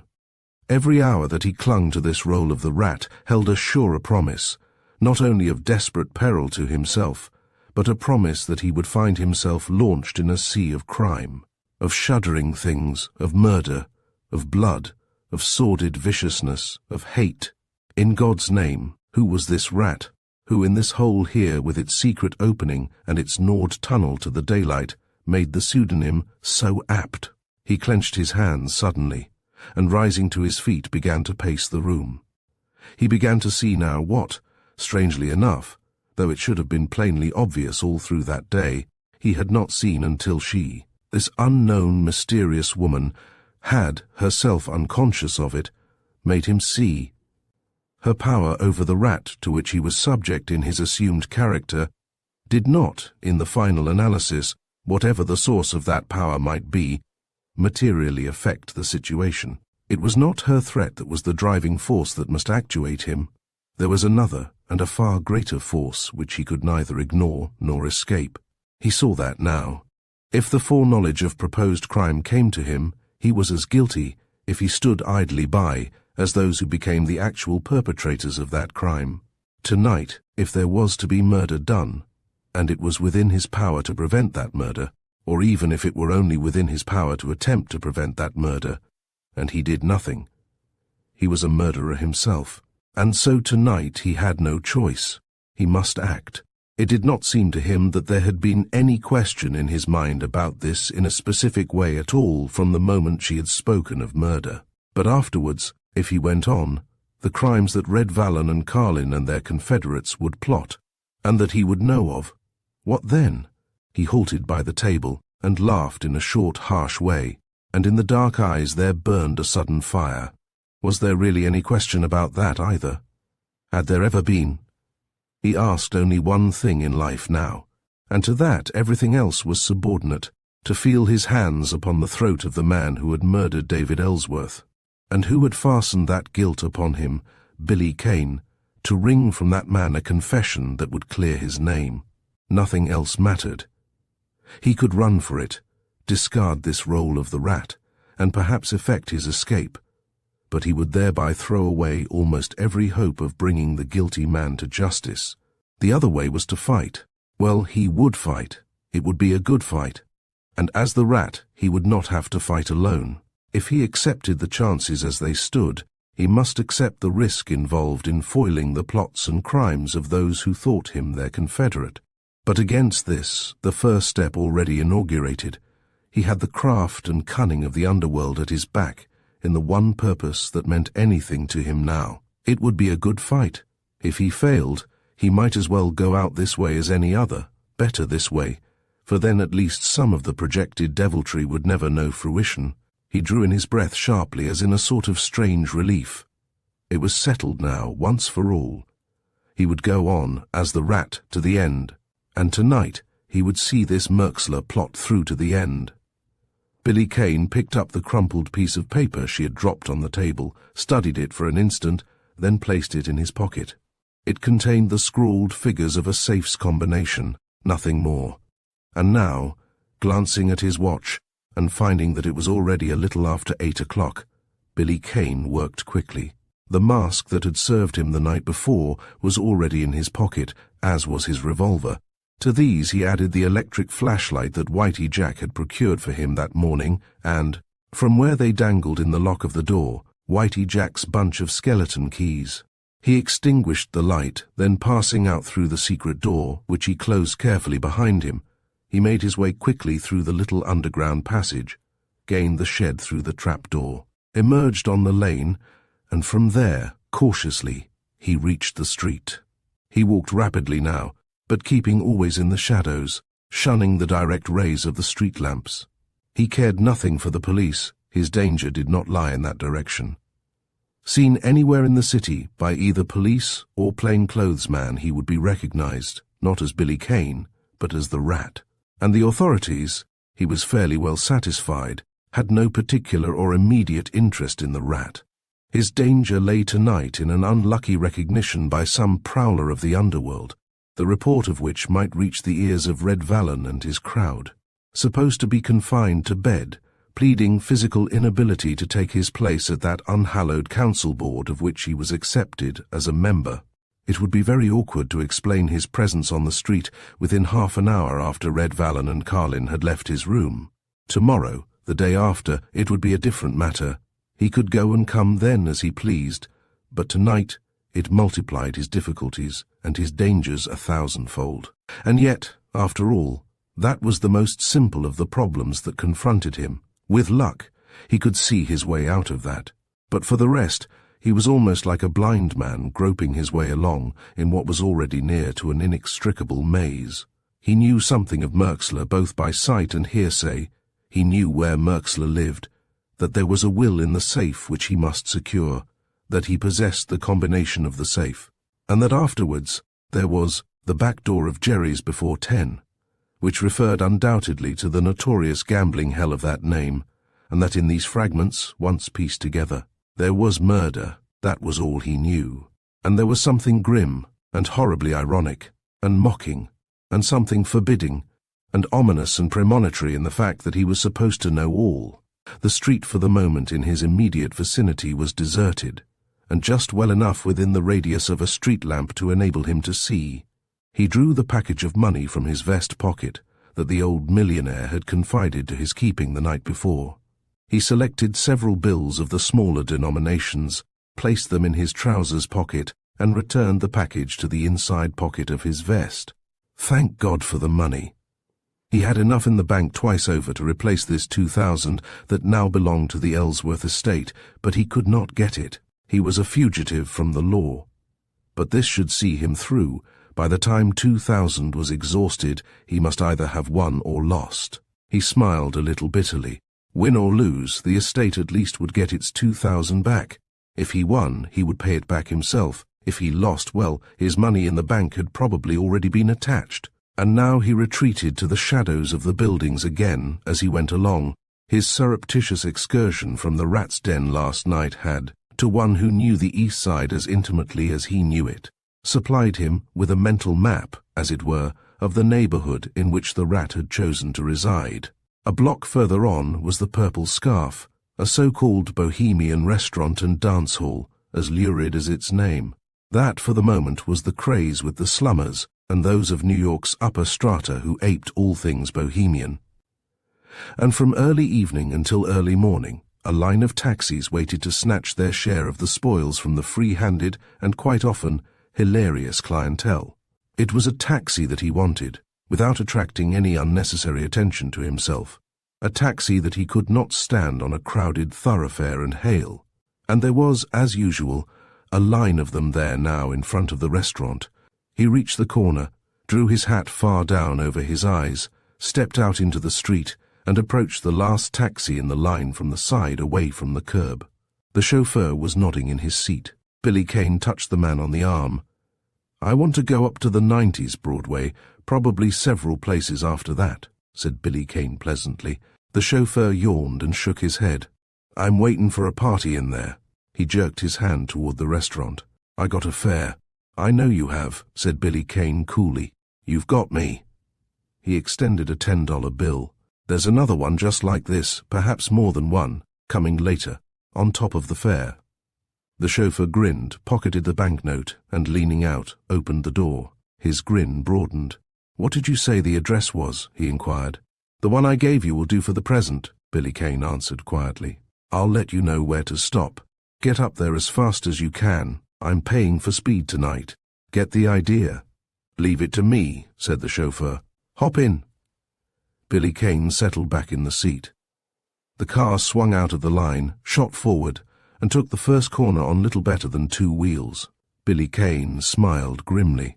Between here and that purposely vague address in the 90s which he had given, the chauffeur could very obviously be depended upon to do his part. In the meanwhile, and for the first time, he, Billy Kane, had an opportunity to study those scattered pieces of the puzzle in detail. He lighted a cigarette. That there should be a will in Merxler's safe at all had a nasty look, unless it were Merxler's own will, which was altogether too highly improbable a supposition to be entertained seriously. And besides, in that case, what was Carlin's, and Red Vallon's, and the underworld's interest in the matter? He shook his head decisively. The existence of a will did not tend to place young Merxler in an enviable light. Merxler's uncle, a man by the name of Theodore Rogers, who had died some few months before, had been quite an intimate friend of David Ellsworth. That was where his, Billy Kane's, personal knowledge of Merxler came from. He had met Rogers several times at the old millionaire's home, and once he had met the nephew there as well. The two did not get on very well together. Young Merxler was a notorious high roller. Left a large fortune by his father 2 years ago, he had squandered it to the last copper. Theodore Rogers, his uncle, had time and again, both privately and publicly, stated that he would have nothing more to do with the boy. That was the gist of it. It had occasioned some surprise then that, when Rogers had died, it was found that he had taken no steps to keep his money, what he had of it, some $60,000 or $70,000, out of the young spendthrift's hands. But no will had been found. Rogers was a bachelor, young Clayton Merxler was a dead sister's only son, and Merxler had inherited as next of kin, and had promptly moved his family, he was married, into his late uncle's residence. Billy Kane finished his cigarette, and finished still another, as the taxi made its way uptown. There had never been anything criminal, so far as was known, about young Merxler, nothing wrong up to now, except that he had gone the pace, and that, perhaps more than anything else, he had been a foolish and unbalanced boy, and had lost his head. But now, there were 2 very unpleasant facts that loomed up insistently. First, it was common knowledge that at the time of his uncle's death, young Merxler was having an exceedingly hard time of it to make both ends meet. And second, was the fact that Carlin was in this too. Knowing Carlin now for what Carlin really was, it looked ugly enough for young Merxler. Carlin, accepted in the upper circles in which he moved, as a respected citizen and an excellent attorney, had always been trusted as a friend and the legal adviser of both young Merxler's father and uncle, which placed him now in a position where he could be a very useful, if not indispensable confederate in assisting Merxler to enter without obstacle into the possession of his uncle's estate. The minutes passed. Billy Kane, within a few blocks of his destination, noted the cross streets carefully now, as he shook his head again. The pieces did not fit so perfectly after all. Suppose that Rogers had left a will disinheriting his nephew, and suppose that young Merxler had found that will and that it was in Merxler's safe now, and that Carlin was a party to it. Why hadn't the will been destroyed? That would seem the obvious and safe thing to have done. And if Merxler and Carlin and Red Vallon were all hand in glove in the affair, where was the incentive for murder that she had spoken of? Whose murder? There was a snarl in the thing. He was conscious that he had not untangled it at all to his satisfaction.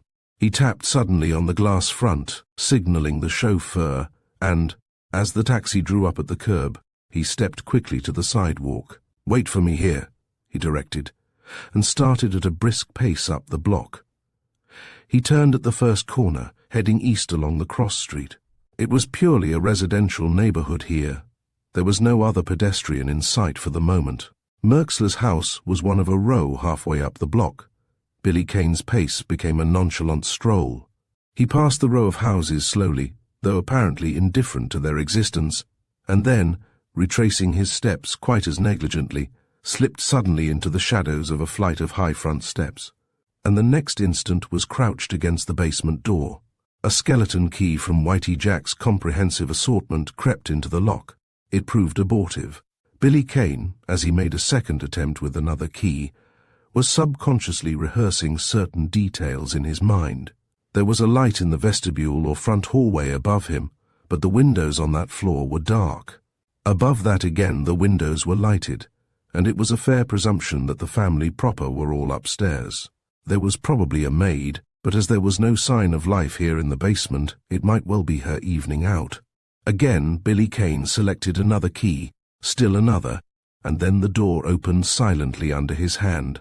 He stepped inside, closed the door noiselessly behind him, and stood listening. There was no sound and no light. It was pitch black. He could not have seen his hand before his eyes. And then his flashlight winked through the black, went out, winked inquisitively again, and he moved forward. The stairs were just at his right, and made a right-angled turn halfway up. He gained the stairs and began to mount them, testing each separate tread cautiously before the next step was attempted. Stairs before now had been known to creak out discordantly. Billy Kane smiled in a grim, mirthless way. He was becoming an adept at this burglarious trade where silence was so prime a factor. Since last night what was that? He felt his muscles, as though without volition of his, strain suddenly and grow rigid. He was halfway up the stairs now, and he drew back into the angle made by the turn, his body hugged tight against the wall. What was that? He thought he had heard a sound as of someone moving in the hall above, but it was gone now, and there was only a stillness in the house, a stillness that, as he listened, became exaggerated until it seemed to possess noises of its own that began to throb and pound and palpitate and make his eardrums ring, and no, there it was again, a light, quick step. And, unmistakably now, upon the topmost stair, it was inky black. He could not see.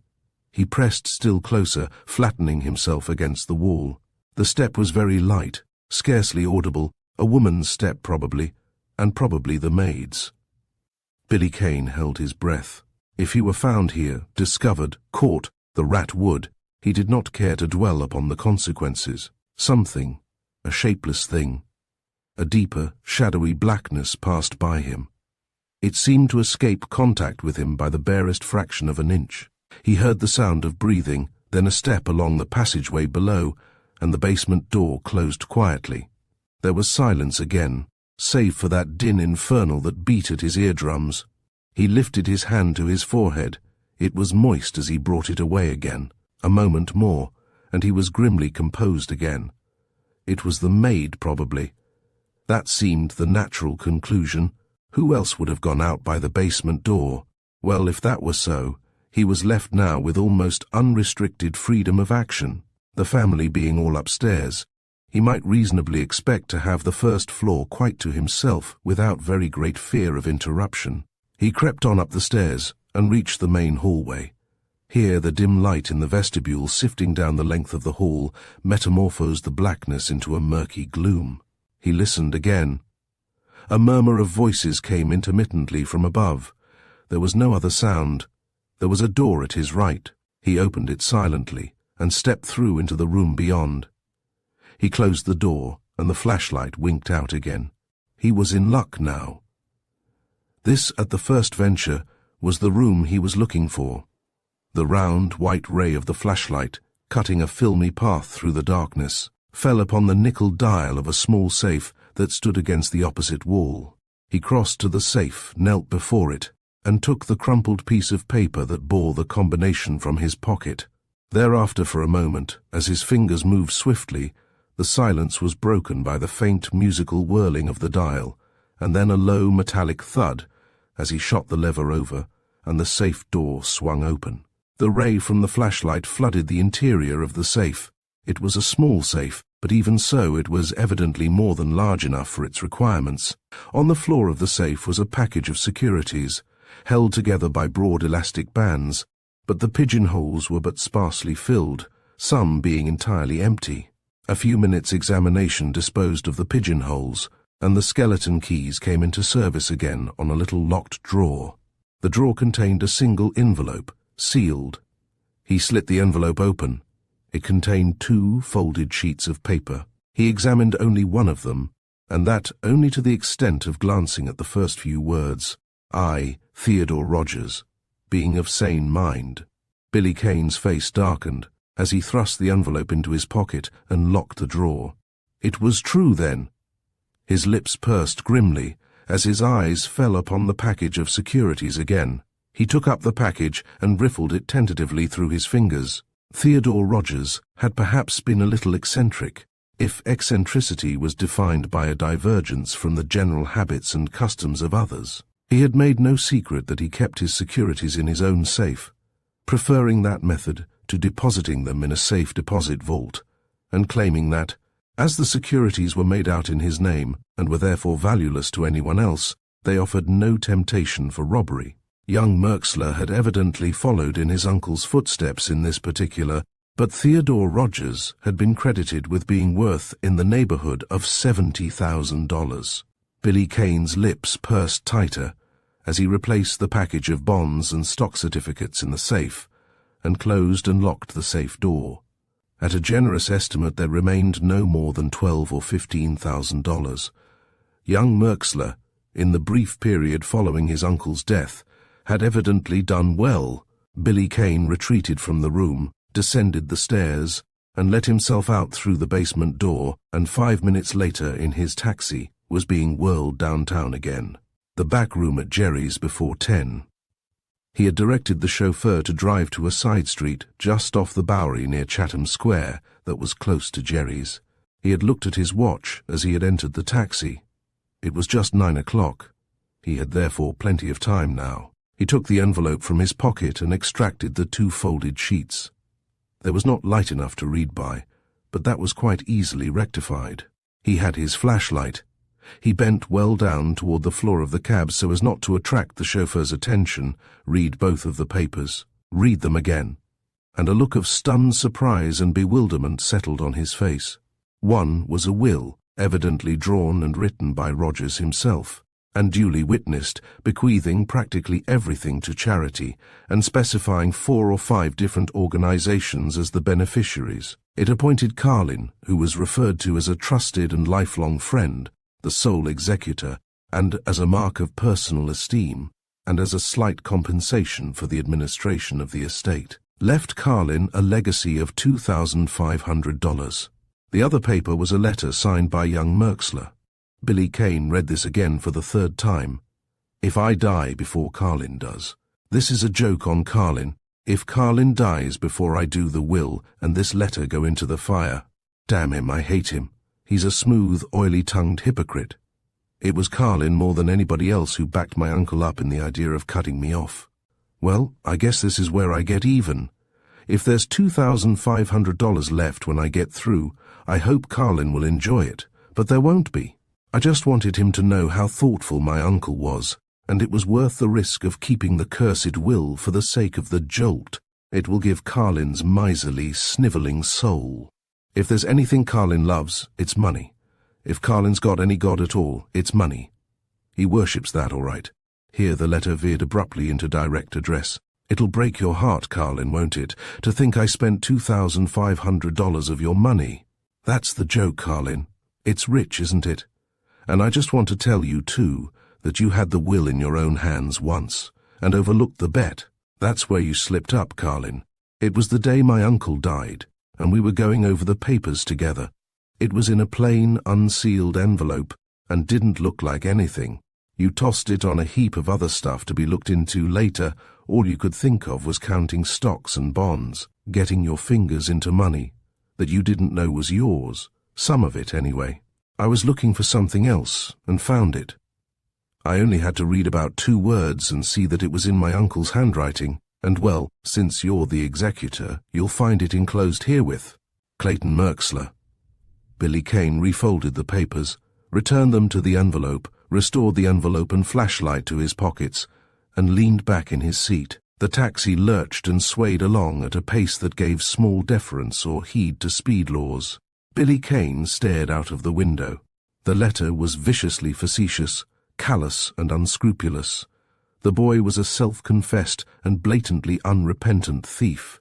In that at least his first supposition had evidently been justified, and it was quite clear now why Merxler had not destroyed the will, but otherwise the whole affair had now assumed an entirely different aspect. Instead of Carlin being in league with Merxler, Carlin, unknown to Merxler, it now appeared, was aware of the existence of the will, and Carlin, if she had not exaggerated, meant murder, and, since no one else was involved, meant Merxler's murder. Billy Kane's face hardened in perplexity. But why? What could Carlin hope to gain thereby? Certainly it was not on account of the little legacy of $2,500. Carlin had only to expose the fact that the will existed to obtain that, and that applied equally to the executorship. And what good could the executorship do Carlin? With the stocks and bonds there open to inspection and their value known, Carlin's executorship could afford no opportunity for crooked work. He could simply turn the securities into cash, turn the cash over to the various charities, and the cash must correspond with the valuation of the estate's schedule of assets. Why then murder? Personal enmity? No, Red Vallon and the underworld were interested in this, and the enmity that had caused Merxler to preserve the will, an enmity that no doubt was fully returned by Carlin, had nothing to do with Red Vallon and the rest. 5, 10, 15 minutes went by. The taxi reached the lower section of the city. Billy Kane still stared from the window, his face still hard in perplexity. Murder? No, he did not understand. But there was still the back room at Jerry's, where he was going now. Did the answer lie there? Jerry's, safely entrenched in one of the most abandoned neighborhoods of the city, was a gambling hell that yet boasted a certain exclusiveness, and its patrons quite made good the boast. It was an open secret that men whose names ranked high in the city's commercial and professional world went there for their fling. Jerry, it was said, was an ex-croupier from Monte Carlo, and had brought the spirit of Monte Carlo with him. He, Billy Kane, had heard of the place often enough. The entertainment was lavish, the play unlimited. Did the answer lie there, in the back room at Jerry's? He shrugged his shoulders philosophically now, and a grim little smile came and flickered across his lips. Well, if there were any means by which an uninvited guest could gain access to that back room, he would know within a very few minutes now. Chapter 11. The back room at Jerry's. The taxi drew up to the curb. Billy Kane's hat was far over his eyes as he stepped out. He stood an instant debating with himself, then handed the chauffeur another bill. What might happen at Jerry's he did not know. He was going it blind again. But as a means of retreat, a taxi waiting around the corner would at least add to his chances, if necessity arose. And a chauffeur well paid was a guarantee of fidelity than which there was none better. "You've struck a gold mine tonight," he said coolly. "I may be gone half an hour, or I may be gone an hour. Wait for me." "You bet your life I'll wait," said the chauffeur fervently. Billy Kane was hurrying down the street. He turned the first corner and headed along the intersecting street that was dark, narrow, and deserted. He passed another cross street and thereafter counted the houses as he went along. Here tenements and the old-fashioned dwellings of New York's early days incongruously rubbed shoulders with one another. Jerry's, he found, was the fifth house from the cross street. There was no mistaking Jerry's. It was one of the old private dwellings, and it had been pointed out to him more than once. He returned to the cross street, turned down it, slipped into the lane that passed in the rear of the houses he had just inspected from the front, and, guardedly now, making his way silently along, he again counted the buildings that here in the darkness loomed up like black, uncouth shapes against the skyline. He stopped in the rear of the fifth house. Here and there a thread of light showed from a window, but it was a stealthy light, a light that played truant through the interstices of closed shutters, or seeped perhaps through the folds of curtains hanging inadvertently awry. It was abnormally dark, and in the darkness there seemed to lurk a somber secrecy, like a pall, cloaking evil things. Billy Kane swung himself up and over a high fence and dropped noiselessly to the ground on the other side. He found himself in a yard that even in the darkness he could make out was strangely restricted in area. A few feet in front of him was the wall of the building itself. He crept forward, skirting along this wall. There was no window, but opening almost on a level with the ground were shuttered French doors. He continued on, rounded the angle of the building, and suddenly stooped down in a crouching posture. There was a window here just above his head, and from it came a meager gleam of light. His eyes grown accustomed to the darkness, he could distinguish his surroundings a little more clearly now. The yard here, a narrow strip of it, paralleling the side fence, seemed to run back quite a distance, taking up a jut in the building. They had puzzled him, those shuttered French doors where logically he had expected to find an ordinary back door and porch. But it was obvious now that the back room at Jerry's was an addition that had been built onto the house, extending almost to the fence in the rear. The window beneath which he crouched was shoulder high. He straightened up. The light came through slightly parted, heavy portiere. He felt the blood quicken suddenly in his veins. He could see in quite well.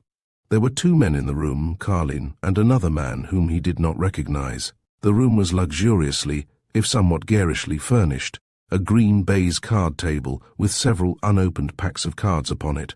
Stood in the center, there was a blue and gold Chinese rug with a huge dragon pattern upon the floor. And at one side, a large buffet groaned under a load of wine and whiskey bottles, bowls of fruit, and refreshments of various descriptions. The two men were talking earnestly. Carlin pulled out his watch and scowled. Billy Kane's lips tightened. He could see, but he could not hear. He took his penknife from his pocket and slipped the blade under the windowsill. If he had luck, if the window was not locked, he... Ah! His breath came in a soft, long-drawn intake. The window gave slightly under a cautious pressure. An inch was all that was necessary, half an inch even. The window went up by infinitesimal fractions of that inch. Billy Kane returned the penknife to his pocket. He could hear them now. Carlin was speaking, and the other man, it appeared now, was the proprietor of the place, Jerry, the ex-croupier of Monte Carlo. "What's the matter with you, Jerry? Getting nervous waiting?" said Carlin curtly. "Well, forget it. This is the rat's plan, and that ought to be good enough. What? Nothing is going wrong? Nothing can go wrong. Certainly the police will close you up for a month. But that's all there is to it, so far as you are concerned. They have nothing on you.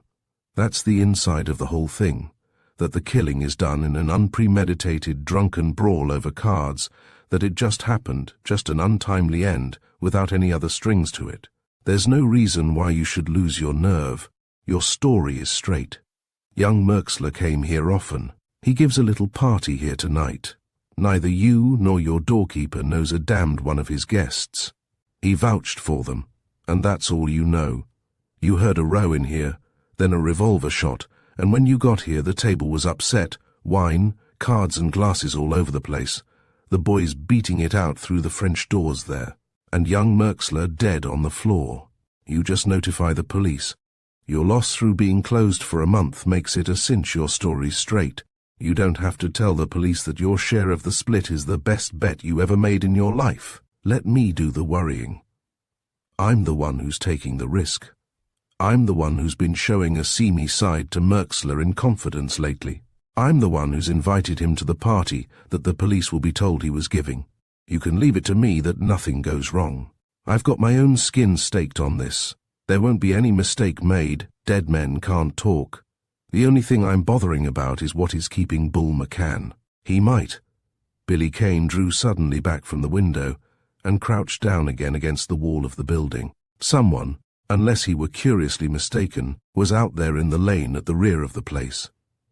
He was listening intently now, but there was a strange turmoil in his brain that seemed somehow to divide his attention, that had made his act of caution one that was almost purely automatic. Murder. That casual discussion of murder. There was something within him, soul deep, that he could not quite analyze, save that it seemed a lust for murder was upon him too, possessing him, engulfing him. Would that be murder? Was it murder to crush out the life of a poison-fanged snake? There was a fury upon him, but a most strange fury, a fury that was utterly cold and utterly merciless. Murder. Yes, he knew now beyond question that there was to be murder, that the stage for it was set with a devil's craft, with the craft of the rat whose identity he had assumed, that it would appear on the face of it nothing more than quite a logical outcome of the life led by young Merxler, that there would appear to be no connection whatever with young Merxler's death and what was to follow, but what was it that was to follow? How, in what way was this murder, in dollars and cents, to show a profit at the next meeting of that unhallowed directorate of crime? How did Carlin? Strange how his mind should isolate itself from his immediate surroundings, and yet leave him fully conscious of those surroundings. He was still listening intently. There was no mistake. A boot scraped against a board. Someone was climbing the fence. Came then the soft thud of feet dropping to the ground, and now a quick step across the yard. Billy Kane's revolver was in his hand. If the newcomer came around the corner of the house, dark as it was almost certain that, no, the other had halted evidently before those shuttered French doors, and was rapping softly, 3 raps, a single rap, 2 raps. The raps were repeated. Someone moved swiftly across the floor of the room. There was the faint clash of portière rings, and the sound of the French doors being opened. Billy Kane was at the window again. A third man was in the room now. Carlin was speaking sharply. "You've been a long time coming, Bull." The newcomer, his back turned to Billy Kane, shrugged his shoulders. "I had to wait until Merxler went out," he answered. "I didn't lose no time after that, and I came downtown as fast as I could. I ain't been much more'n half an hour from Merxler's to here." "Well, all right," grunted Carlin. "Have any trouble?" "Nix," said the other. "I slipped the envelope into the drawer of the safe all right. It was a cinch. The family was all upstairs." Carlin nodded. "Where are the securities?" he demanded. The man took what Billy Kane could see were a number of stock and bond certificates from his pocket and handed them to Carlin. Carlin nodded again as he ran through the papers rapidly. "How much did you leave in the safe?" he inquired crisply. "What Red told me, about 10 or 12,000. "All right," said Carlin. "Good work, Bull. Beat it now." The man turned and left the room. Billy Kane heard him step across the yard, heard him climb the fence, heard Carlin within the room close the shuttered French doors. But this time Billy Kane made no movement, save that there was a curious twitching of his face muscles as his jaws locked together. All the bald, hellish brutality of the scheme was beginning to take form now in his mind. It was a plant, all of it. The letter, the will, a plant with the devil's stamp of ingenuity upon it. And it was the man who had just gone from the room, Bull McCann, who had passed him on that black stairway from the basement in Merxler's home. Carlin was laughing in a viciously jubilant way as he came back to the ex-croupier's side. $50,000, said Carlin, as he thrust the securities into the inside pocket of his coat, and patted the pocket complacently. 50,000, Jerry, and all of it in Theodore Rogers' name. I kept stalling the kid on the idea of transferring the securities into his own name. Told him there was no hurry, that he could clip the coupons and get the dividend checks through all right, just the same. I was his attorney too, see? Works pretty smooth, eh, Jerry? Too bad you didn't get a chance to have a look at that letter and the will. The chipper did the job, and they're the best pieces of forged penwork that were ever pulled in America. Some head the rat's got, I'll give him credit for that, he worded the letter. It's prima facie evidence that the kid was blowing the coin just as fast as he did when he came into his father's money, and nobody's surprised that most of it has gone up in smoke. And, besides that, it's a confession. Well, what happens? Merxler is killed in a gambling brawl, at which nobody is surprised either. His safe is opened, the will is found, and with it that little hymn of hate against me, which accounts for what would otherwise have been a fool play in having kept the will. I am found to be the executor, empowered to transfer and sell and administer the estate, and we find that all that's left is about 10,000, which is all I have to account for. I enter that as the value of the estate, split it up among the beneficiaries, and, he chuckled softly, I generously waive my claim to any share in the legacy on the score that the estate has been so hard hit. Neat little play, eh, Jerry? Well, after that, there's nothing to it. My signature is legally good on any document, and little by little, here and there, we turn the 50,000 into the long green and pocket it. If it's done quietly, a security or so at a time, no one would ever think of digging around to find out if it was one of those on the schedule filed by the estate. Feeling better, Jerry? The ex-croupier walked over to the buffet, poured out for himself a stiff 4 fingers of whiskey, and tossed off the neat spirit at a gulp. He forced an uneasy grin. I don't often drink in business hours, he said nervously, but I'm not used to playing this high. Maybe I'm a little shaky. Are you surefire on the witnesses to that will? Their signatures would have to be proved. "They're the only things that are genuine," said Carlin with a malicious laugh. "We had 2 of our boys working around the hotel down on Long Island where Rogers spent a month this spring and where he is supposed to have written the will. They identify their signatures and their stories straight. Rogers asked them to witness his signature to a paper, that's all. He didn't tell them what the paper was, and they didn't know, see? If there's any question crops up, the hotel proves that the 2 men were its employees at the time Rogers was staying there." He pulled out his watch again. "It's 10 o'clock, he said brusquely. "Merxler ought to be showing up." "Aye." The ex-croupier had suddenly laid a finger to his lips in caution. A knock was sounding on the hall door. "Here he is now," said the ex-croupier in a lowered voice. "I told them to send him here as soon as he came." "All right, let him in," instructed Carlin, "and tell the boys to drift along as soon as they like. It's the man who cuts the first jack."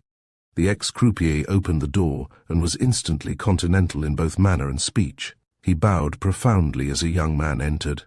"Ah, Monsieur Merxler, a great pleasure. I was telling Monsieur Carlin that—" Billy Kane had drawn slightly back from the window. His lips were thinned, compressed. The fiendishness of it all had got him now. Carlin with his suave, oily Judas smile, preening at his Van Dyke beard. And Merxler, for all that he had played the fool for several years now, still with a frank and boyish face, his broad shoulders squared back as he laughed a pleasant greeting. There was a whiteness in Billy Kane's face, a whiteness that was like to the fury, no longer cold, that was white-hot in his soul. Murder. Well, perhaps, but it would not be Merxler's murder. He whipped his mask from his pocket and adjusted it swiftly over his face. His fingers automatically tested the mechanism of his revolver as he again looked in through the window. The ex-croupier was bowing himself out of the room, closing the door behind him. Quick and silent now in every movement, Billy Kane crept around the corner of the house and crouched before the shuttered French doors. He had a minute, perhaps 2 at the outside, in which to act before Carlin's confederates entered the room. He tapped softly with his revolver on the shutters. 3 raps, a single rap, 2 raps, he repeated it. 3 raps, a single rap, 2 raps. From within a step came hurriedly across the floor. There was the faint clashing of the curtain rings again as the portieres were drawn aside, and through the interstices of the shutters came little gleams of light. Billy Kane shifted his grip upon his revolver, to the muzzle end. The doors opened a few inches cautiously, and then Carlin's voice, "Who's there? What?" But Billy Kane was in action now, and the words ended in a wild shout of alarm. His left hand shot forward like a flash into the opening, wrenching the doors wide apart, and lithe as a panther in its spring, he launched himself forward and struck with the butt of his revolver. Struck, as he would have struck at a mad dog, full on Carlin's head. There was a crash as the man went limply, senseless, to the floor, and another cry, from Merxler now, and then, dazing Billy Kane for an instant by the sudden and unexpected onslaught. Merxler had sprung and locked his arms around him in a grip of steel. They crashed against the table, upsetting it. "Let go," Billy Kane panted frantically. "The hall door, lock it. You don't understand." There was no answer from Merxler, save another hoarse shout for help. The boy was fighting like a demon. Here and there about the room they lurched, staggered, reeled, but Billy Kane was the stronger. It seemed only by inches, but still by inches they were nearing the hall door. There was something of ghastly irony in this frenzied effort of the boy to bar his own road to safety, but there was something fine in it too, something that, even as he fought, found recognition in Billy Kane's mind. The boy, spendthrift though he might be, a fool with his money though he might be, was game to the core in standing by a man whom he believed to be his friend. There was an uproar now from the interior of the house. There came the rush of feet along the hall. Another instant, and they would be at the door. Massing his strength for the effort, Billy Kane tore himself free, flung Merxler back, and plunged forward. The door was being opened now. He hurled his weight against it. "Quick, Merxler, quick, the inside pocket of Carlin's coat," he gasped out. "Quick!" There was a yell of fury from the hall as the door slammed shut, and Billy Kane turned the key, and then a crash upon it, and another, as human battering rams launched themselves madly against the panels. Over his shoulder, Billy Kane saw Merxler standing hesitant, glancing in stupefaction alternately from the door to Carlin on the floor. A panel cracked and splintered. Billy Kane's revolver roared like a cannon shot through the room. The bullet, aimed low, ripped along the threshold. "Merxler, the inside pocket of Carlin's coat," he said in deadly quiet. "Man, are you mad? Hurry, they'll have us both in another minute." The revolver shot had checked the rush against the door for an instant, though only for an instant, but that instant was enough. Merxler, stung into action, had leapt to Carlin's side and was bending over the man. And then he was on his feet, staring wildly at the papers in his hand. "Good God, what's this?" he cried out. "What's the French doors, the fence, run for it," said Billy Kane tensely, and fired again. And the next instant the room was in darkness as he switched off the light, and in another, with Merxler running now beside him, he had crossed the few feet of yard and was swinging himself over the fence. From behind came the rip and tear and smash of the yielding door, shouts, yells, oaths, a confusion of noises. But Billy Kane had reached the cross street now, and, pulling the mask from his face, jerking his hat brim far over his eyes, turned in the opposite direction from that in which he had entered the lane, and, urging Merxler on, was running at top speed.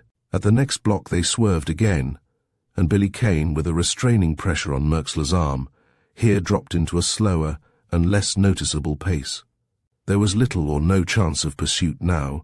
No one, it seemed, had taken the immediate initiative of following them into the lane, yet Billy Kane made a wide detour before he finally reached his waiting taxicab. "Get in," he said to Merxler, and crisply to the chauffeur. "Drive as fast as you know how. Go up the street at the rear of the Purple Scarf." He followed Merxler into the cab. Merxler drew his hand across his eyes in a dazed way and laughed nervously. "I can't see your face now, and you had a mask on before," he said jerkily. "This is a queer business. Who are you? What's it mean? Those securities were in my safe an hour ago. How did they get into Carlin's pocket? What was he doing with them?" "Stoop over," said Billy Kane quietly. He handed Merxler the forged letter and flashed the ray of his lamp upon the paper. His head bent forward. Merxler read the letter, and his face, already white under the ray, gradually took on a drawn, greyish pallor. I never wrote this," he faltered. "It's my handwriting, but I never wrote it." "Nor your uncle this," said Billy Kane, the same grim, quiet intonation in his voice, as he placed the will in turn in Merxler's hand. The light played on the paper, and over Merxler's face. Billy Kane sat drawn back in the shadows. There was moisture on Merxler's forehead as he looked up after a moment. "My God," he whispered hoarsely, "what does this mean?" The flashlight was out. It was dark in the cab now, and the taxi rattled on traversing block after block. Billy Kane spoke swiftly, sketching the events of the night. Merxler did not move, save that at the end his hand sought and found and closed tight upon Billy Kane's arm. It was Merxler in a new light who spoke. "You've saved my life, and you haven't preached," he said slowly. "I'm a fool. I've played the fool. They never would have tried to get away with it if I hadn't played the fool all my life. I guess perhaps I've had my lesson tonight. But fool or not," his voice rasped suddenly, bitter hard, "Carlin will pay for this, or—" "You will yet," Billy Kane cut in grimly. "You know too much, and you haven't a minute to lose." They lost their heads for a moment in the confusion and the darkness when we got away, but their one hope now will be to get you before you tell your story. They may figure that you will hesitate about telling it, as you would have to admit your presence at Jerry's gambling hell, and they may figure that you wouldn't act anyway before morning. Do you understand? That's their chance. Your chance is the police without a second's delay. You may even get Carlin before he regains consciousness, or before they try to move him, if you're quick enough. I know your story will sound strange with an unknown man in a mask running through it, but you have only to tell the truth. You have all the evidence you need. The police will know the chipper who forged the papers, and the police will know how to make those fake witnesses to the will squeal. It's a different proposition now with them than simply appearing before Carlin and a notary public and swearing to the signatures. Understand? Yes, said Merxler tersely. You're right, and I'll see it through. But you saved my life, and... "I get out here," said Billy Kane, and leaning forward suddenly tapped sharply on the glass front. They had turned into the street that was not only in the rear of the purple scarf, but was equally in the rear of that secret entrance into the rat's lair. He held out his hand to Merxler. "Good night, Merxler, But," Merxler cried as the taxi stopped, "I can't let you go like this. I owe you too much. Who are you? What is your name? Where can I find you to?" "I'm trying to find myself," said Billy Kane with grim whimsicality. "Let it go at that." He caught Merxler's hand in a hard grip. "Good night, Merxler, and good luck," he said, and stepping quickly from the taxi, closed the door. He handed the chauffeur another bill. "Drive this gentleman to police headquarters fast," he ordered, and turning, moved swiftly away down the street, hugging the shadows again, avoiding the rays of the street lamps. He slipped into the lane, gained the shed, and from the shed made his way through the underground passage to the secret door, listened here intently for a moment, then stepped through into the rat's room, and groped forward toward the electric light that hung over the table. It was strange. There was something almost mockingly ironic in it all. It was like the night before again.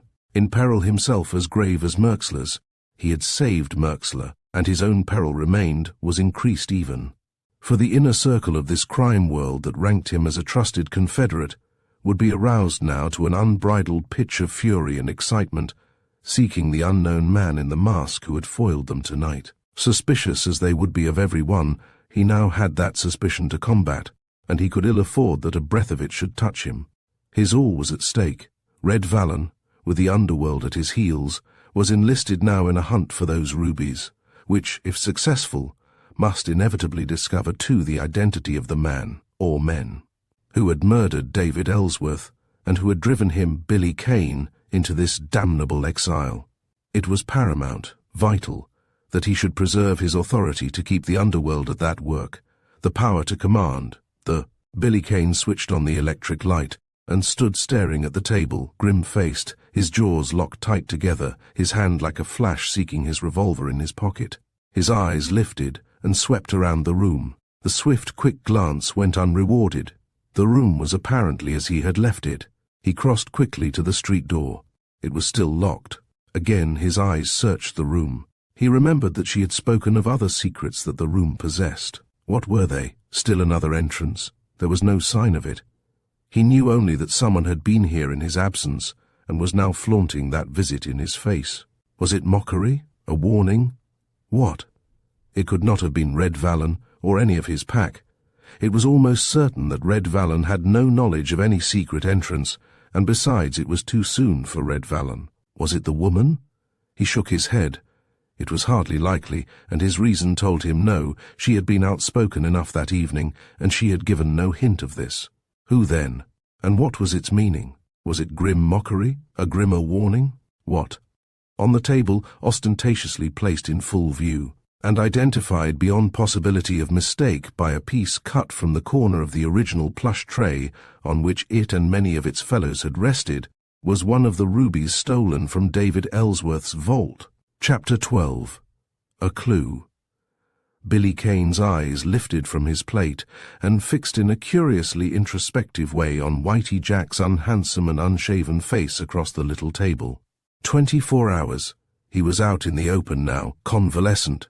24 hours, and as far as Red Vallon and Birdie Rose were concerned specifically, and the underworld generally, there had been not a shred of success. He had unleashed the underworld, but the underworld had picked up neither thread nor clue. The underground clearinghouses for stolen goods, the fences, had yielded up no single one of the rubies belonging to the Ellsworth collection.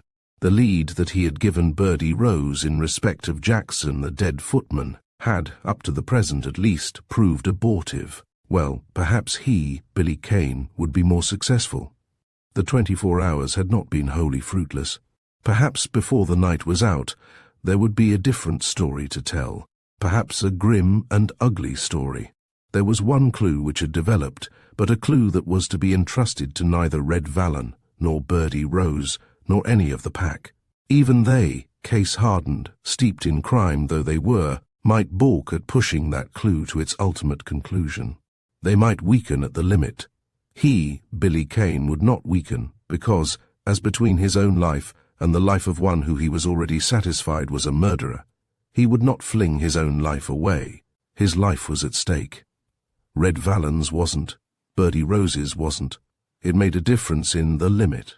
An attendant in a dirty, beer-stained apron sidled to the edge of the table. The man had been eager in his attentions, deferential, almost obsequious. "What are yous for now, Bundy?" he inquired solicitously. Billy Kane smiled as he shook his head and jerked his hand by way of invitation toward Whitey Jack. He, Billy Kane, was the Rat, alias Bundy Morgan. He had never in his life before been in this none too reputable place run by one two-finger tasker. That combined at one and the same time a restaurant and dance hall of the lowest type. Yet he found himself not only well known, but an honored guest. He had known of the place by name and reputation. It was the sort of place that seemed naturally one the Rat would frequent, and he had told Red Vallon that he would eat here this evening. Red Vallon would have to make a report somewhere, and he, Billy Kane, had become none too sure of his own temporary quarters. That secret door, that underground passage into the Rat's lair, had not proved an altogether unmixed blessing. There was the woman in black, who had been an uninvited, unwelcome, and almost sinister visitor on 2 occasions already. And there was, far more disturbing still, the matter of that ruby from the Ellsworth collection, which had found its way mysteriously to the table in that room. The single stone from the collection that had come to light since the murder 2 nights ago. Whitey Jack accepted the unspoken invitation. "Gimme another mug of suds," he said. The glass was replenished. "You seem to have pulled a good job, Wheaty," said Billy Kane approvingly. "The tenement is next to the cafe on the corner, eh?" "All right, I know the place. What next?" Whitey Jack gulped down half the contents of his glass. "I guess I did," he said complacently. "I wasn't piping delay all day for nothing, what? The place has 3 floors, and 2 flats on each floor, savvy? It ain't much of a place, neither. Peter's flat is on the 2nd floor, on the right as yous go up. There's nobody at home, but he comes down there himself to give the place de once-over 1 night a week. The family's away somewhere for a vacation, sniffing in the ocean breezes at some boarding house. Gee, say, the guy must have money to pull the high brow out of town in the summer stuff for the family." Billy Kane nodded. Whitey Jack finished his glass and drew his sleeve across his mouth. "2 of the flats is vacant," he said. "One on the 2nd floor and one on the top. The other one on the top over Peters's flat is where dat crazy old fiddler guy Savnak hangs out all by his lonesome. But Savnak won't bother yous none. He's out every night. He goes down to Dutchy Vetter's jewelry shop, and him and Dutchy, bein' nuts on music and pinochle, they goes to it for half the night. Old Savnak's got bats in his belfry, I guess, but I guess he can fiddle all right. I heard he used to be a big bug leadin' some foreign orchestra, and was a count or duke or something, and then the dope got him, and then he came out here. He ain't livin' like a duke now, and I guess it takes him all his time to scratch up his rent. Bats, that's what he's got, bats and dope. They got him to play one night down to Heaney's music hall, and he went up in the air and quit flat 'cause the waiters kept circulatin' around and dishin' out the suds while he was playin'. Say, what do yous know about dat?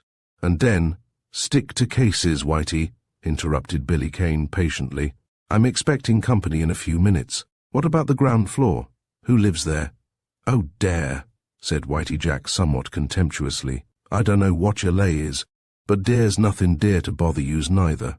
There's a couple of sisters about 60 years old apiece on one side, and a young guy that's just got married on the other." "Back entrance?" inquired Billy Kane casually.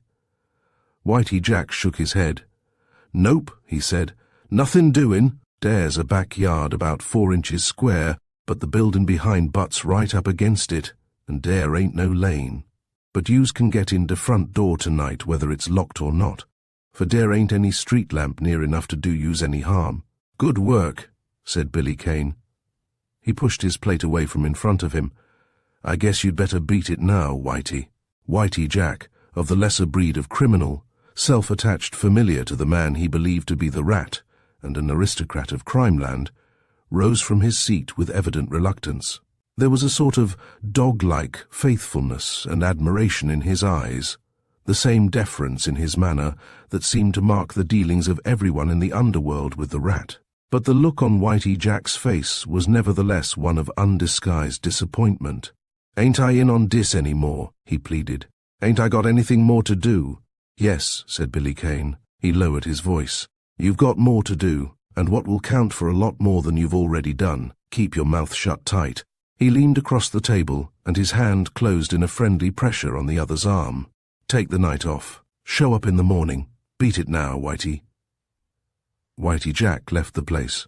The waiter removed the dishes from the table. Billy Kane leaned back in his chair, and his eyes, the introspective stare back in their depths, travelled slowly over his surroundings. The tables, ranged around the sides of the room, were but sparsely occupied. The polished section of the floor in the centre was deserted. It was too early for the votaries of the bunny hug and the turkey trot to start in on their nightly gyrations. Two-Finger Tuskers was in a state of lethargy, as it were. A few hours later it would awake to a riot of hilarity and come into its own with a surging crowd and packed tables. But it was too early for that yet. Billy Kane's fingers slipped mechanically into his vest pocket, and, hidden there, mechanically began to twirl a small hard object, irregular in its shape, between their tips. His face hardened suddenly. The touch of that little object stirred up in an instant a grim flood of speculation. It was the ruby from the Ellsworth collection that he had found on his return to the rat's den last night. It worried him. How had it got there? Who had put it there, and why? Above all, why?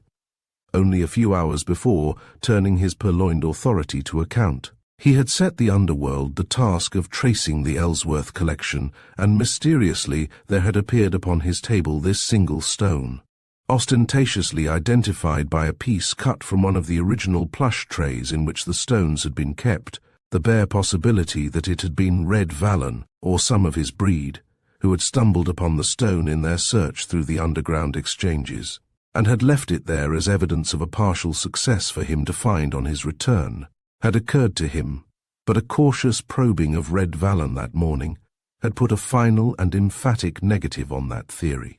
Who, then, and why? It had seemed like a ghastly jeer when he had seen that stone there on the table, and the prelude to some sinister act that he could not foresee, and against which, therefore, he could not prepare any defence. Did someone know that he was not the rat, that desperate, with no other thing to do, he had snatched at the role fate had thrust out to him, and was playing it now? Who, then?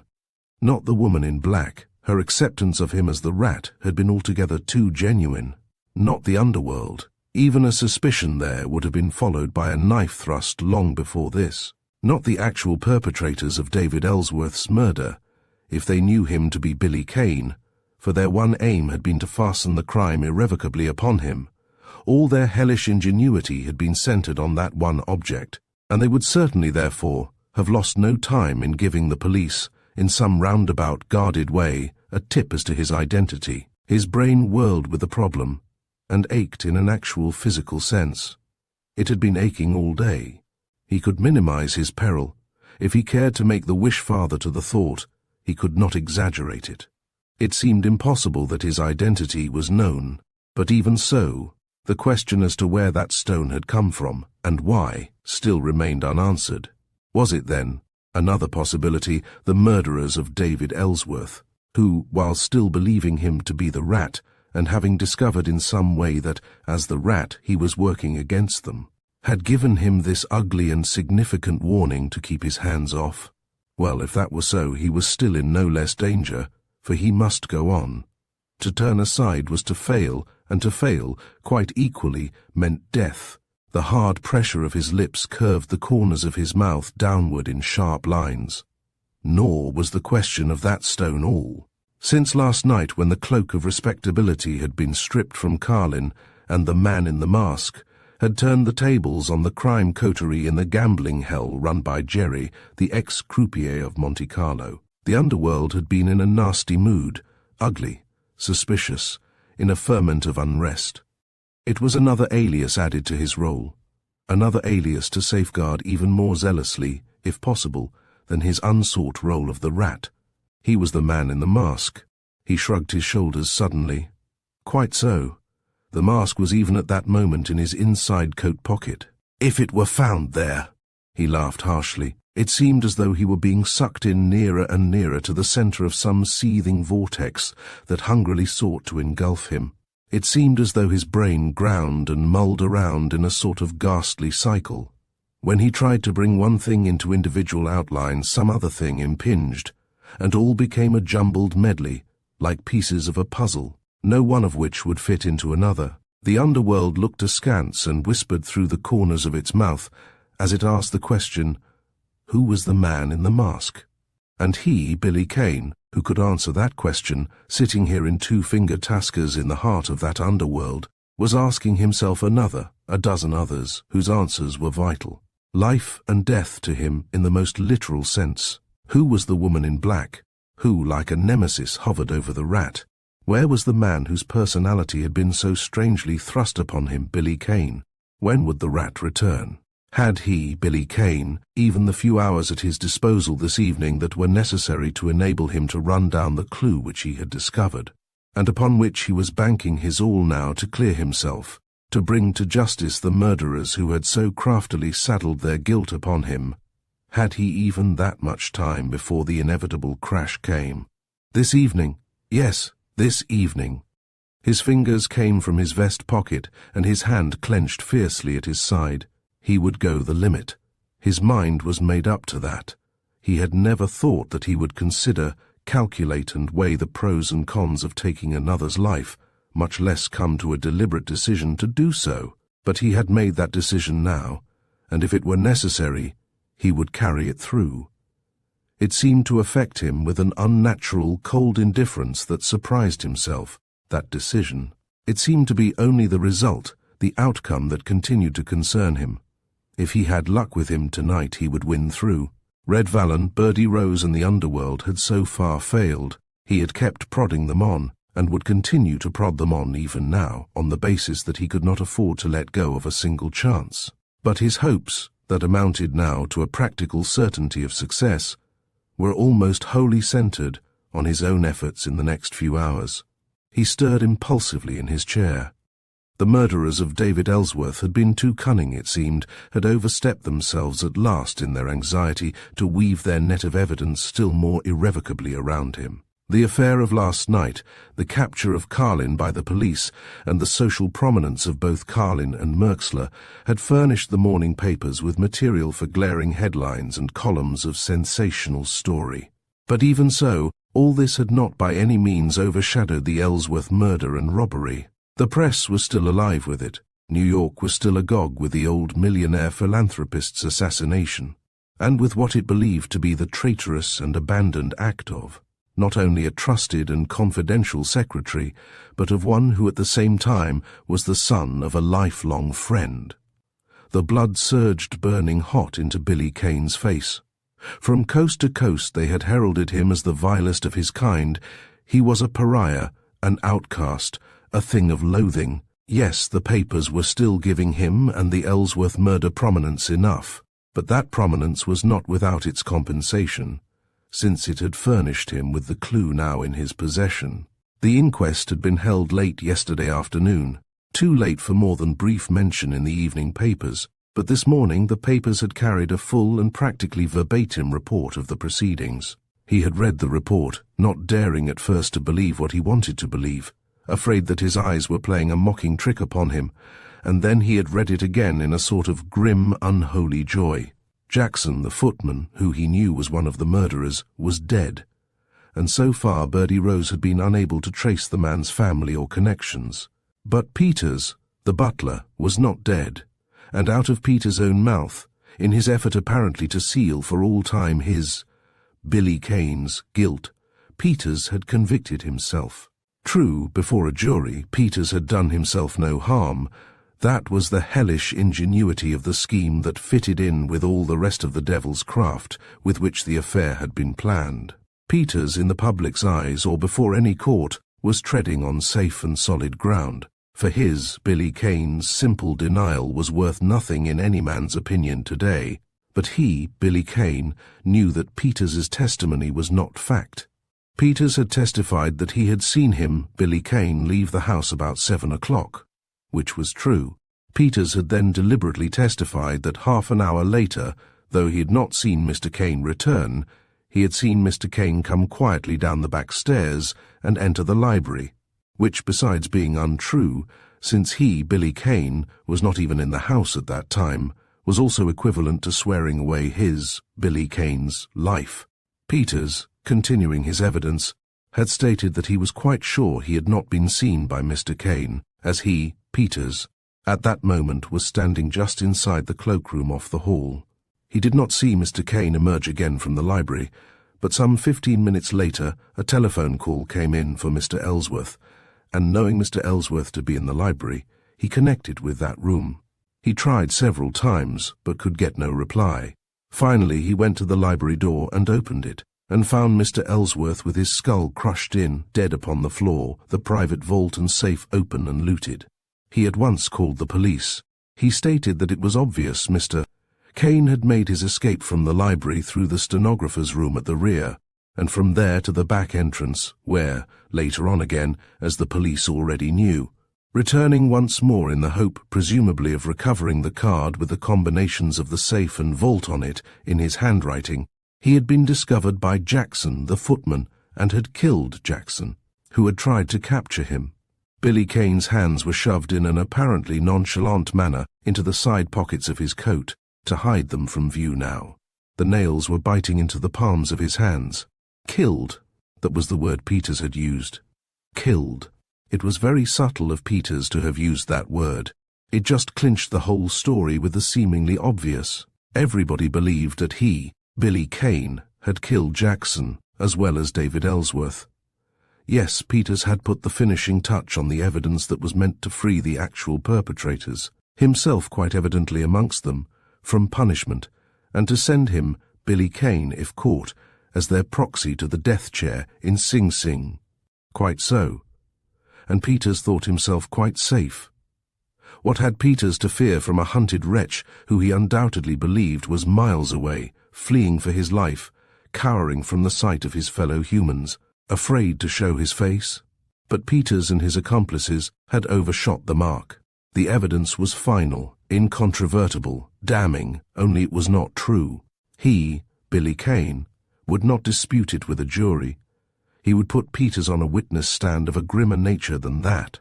He had known on the night of the crime that Jackson, the footman, was one of the guilty men, but he had not suspected that the dignified, perfectly trained Peters, the butler, with his fastidiously trimmed, grey, mutton-chop side whiskers, was likewise one of the band. And now he wondered why he had not thought of it. He saw Peters in quite a different light now. 100 little incidents metamorphosed the man's excessive efficiency and attentiveness into a smug mask of hypocrisy. And, corroborative from this new viewpoint, where, for instance, had Peters, as it now appeared, got the money to send his family away even to a boarding house? Butlers were not in the habit of sending their families away to the seaside for the summer. Even Whitey Jack had not failed to comment on that fact. Well, he was satisfied that he knew the real Peters now, and it was not too late. It was Peters, or himself now. It was his life, or Peters' life, unless Peters laid bare to the last shred the whole plot, and the name of every man connected with it. And the stage was set.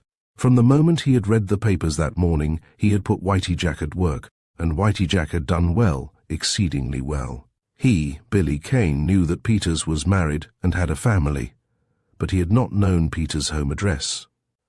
Whitey Jack had proved a most praiseworthy ferret. He, Billy Kane, knew that Thursday was always Peters' night off. This was Thursday night. Peters then, if he followed his usual custom, would visit his flat tonight, and, since the man's family was away, Peters and he would be alone. It was fortunate that the family was away. Luck seemed to be turning. It precluded the necessity of getting Peters somewhere else, alone. It simplified matters. Peters' flat would serve most excellently for that interview. He laughed a little now. He was strangely cool, strangely composed. He was in a mood in which he found difficulty in recognizing himself. He was going tonight to wring from a man either that man's life or that man's confession. He was absolutely merciless in that resolve. He would not turn back. Nothing would make him swerve one iota from that determination. He would go the limit, and yet he sat here entirely unmoved, callous. Well, after all, why not? If the man was already a murderer, his life was already forfeit. If he, Billy Kane, must choose between losing his own life and permitting one of the murderers of David Ellsworth to profit further thereby, would one hesitate long over that choice, or hesitate to go the limit? Chapter 13. The Cipher Message. Billy Kane's hands came from his pockets again, and he leisurely lighted a cigarette. Though sitting sideways to the door, he nevertheless unostentatiously commanded a full view of the entrance. Red Vallon had just entered, and after a moment's pause in which the man's eyes searched around the dance hall, was coming forward, threading his way through the intervening tables. Billy Kane flung a short nod of recognition in the direction of the approaching gangster, and then his eyes fastened in a sort of hard, curious expectancy on the street door again. Whether or not it was intuition or premonition, induced by what had happened the previous night when Red Vallon had been followed, he did not know. But he was somehow prepared now, a little more than prepared, almost sure, in fact, that there would be a repetition of last night's occurrence. Red Vallon dropped into the seat vacated by Whitey Jack. "Hello, Bundy," he greeted affably. "Hello, Red." The response was purely mechanical. Billy Kane shifted his cigarette from one corner of his mouth to the other to hide a smile in which there was no humor. His intuition, if it were intuition, had not been at fault. A woman had just entered the dance hall. He was not likely to mistake that slim, graceful figure, nor those dark, steady eyes that were spanning the room and resting upon him. He could not see the lurking mockery in those eyes. The distance was a little too great for that, but his imagination could depict it readily enough. Nor did it require much imagination. It was the woman in black. He glanced at Red Vallon. Red Vallon's back was turned to the door, and he had quite evidently not observed her. The beer-stained attendant hurried to the table. "What'll you have, Red?" inquired Billy Kane pleasantly. Red Vallon waved the man away. "Nix," he said in a lowered voice. "I got to beat it. I got to meet Birdie Rose. There's something doing." Billy Kane, even as he watched that trim figure make its way to a table near the wall on a line with his own, leaned abruptly, eagerly forward toward Red Vallon. He felt his pulse throb and quicken. Luck seemed to be breaking wide open at last.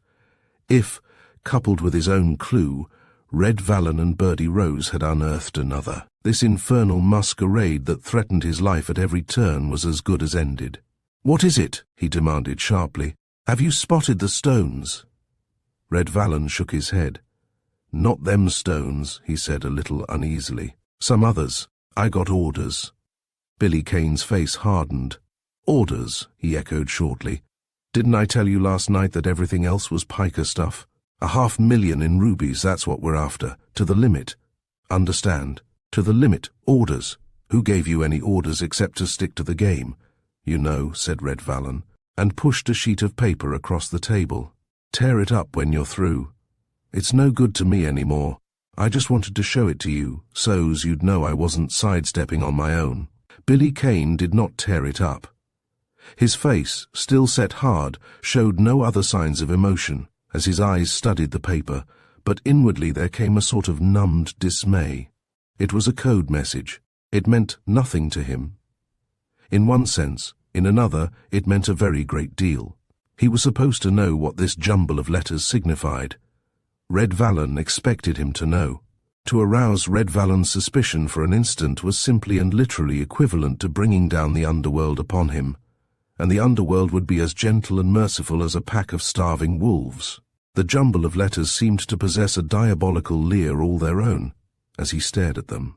Ziduvs fufwi FWJFDF suf neo j top DT open bjo of your BTV putes BMP pumpskin bees foot beef W biop jubians golfuf. MPNT a hose bimbo bubum b poof and fewy chop effects of qui Shafob fujol PMDPO bus if a bludgeob JJQTVT puff and BT fuftem Fovs fiuf MPN Puyus BFO full BNNGI HVPDQV. Was it a code that, with the key in one's possession, one could read at a glance? He did not know. Was it a code that required elaborate and painstaking effort to decipher? He did not know. Did Red Vallon, sitting there across the table watching him, expect him to give instant indication that the code message was plain and intelligible to him? He did not know. There was only one course to take, the middle course. He laid the paper on the table and laid his clenched fist over the paper as he leaned farther over truculently toward Red Vallon. "I tell you again that everything else is piker stuff," he said angrily. "Do you get me? What have you done, you and Birdie and the rest? Have you got anywhere today? Do you know where that secretary guy, Billy Kane, is? Do you know where those rubies are?" "No," said Red Vallon hurriedly. "We haven't turned anything up yet." But you're going to, by nosing around after something else," snapped Billy Kane. "Do you think I'm going to see the biggest thing that was ever pulled slip through my fingers? If you do, you've got another think coming. Things have changed since I've been away, eh? How long since there's been any monkeying with what I dope out?" "Don't get sore, Bundy," said Red Vallon appeasingly. "It's nothing like that. You know how it was. Carlin's arrest last night queered everything. That cursed snitch with the mask on put everything on the rough. There wasn't any meeting. You know who sent that code there? Well, he didn't know about the other job, or that he was butting in on you. Tumble? There ain't nothing to be sore about, Bundy. Say, me and Birdie ain't going to be more'n an hour or two doing this trick anyhow. Someone of the Mole's gang must have leaked, or maybe one of our boys piped him off. I dunno. But we got him cold this trip. He's a slick one all right. And he's been getting away with the goods quite a lot lately, and giving us the laugh. You know all about that. Well, this is where he doesn't laugh, see? He's pulling a nice one tonight. Got it all fixed up to make it look like somebody else did it. Sure. Well, we're not kicking at that so long as we get the loot. Sure. We'll let him pull it, all right, believe me." Billy Kane appeared to be unmoved. He studied the gangster coldly. "And how does it happen that you and Birdie out of all the rest are picked for this?" Red Vallon indulged in an ugly grin. "'Cause we know the Mole down to the ground," he said. "But principally because the Mole knows us. There won't be any fooling when we spring a show down. He's wise to that, and he'll come across.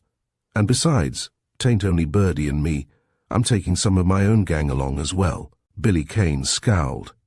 It probably mattered very little indeed that Red Vallon's efforts were to be sidetracked for the next few hours, and should he, Billy Kane, during that time be successful.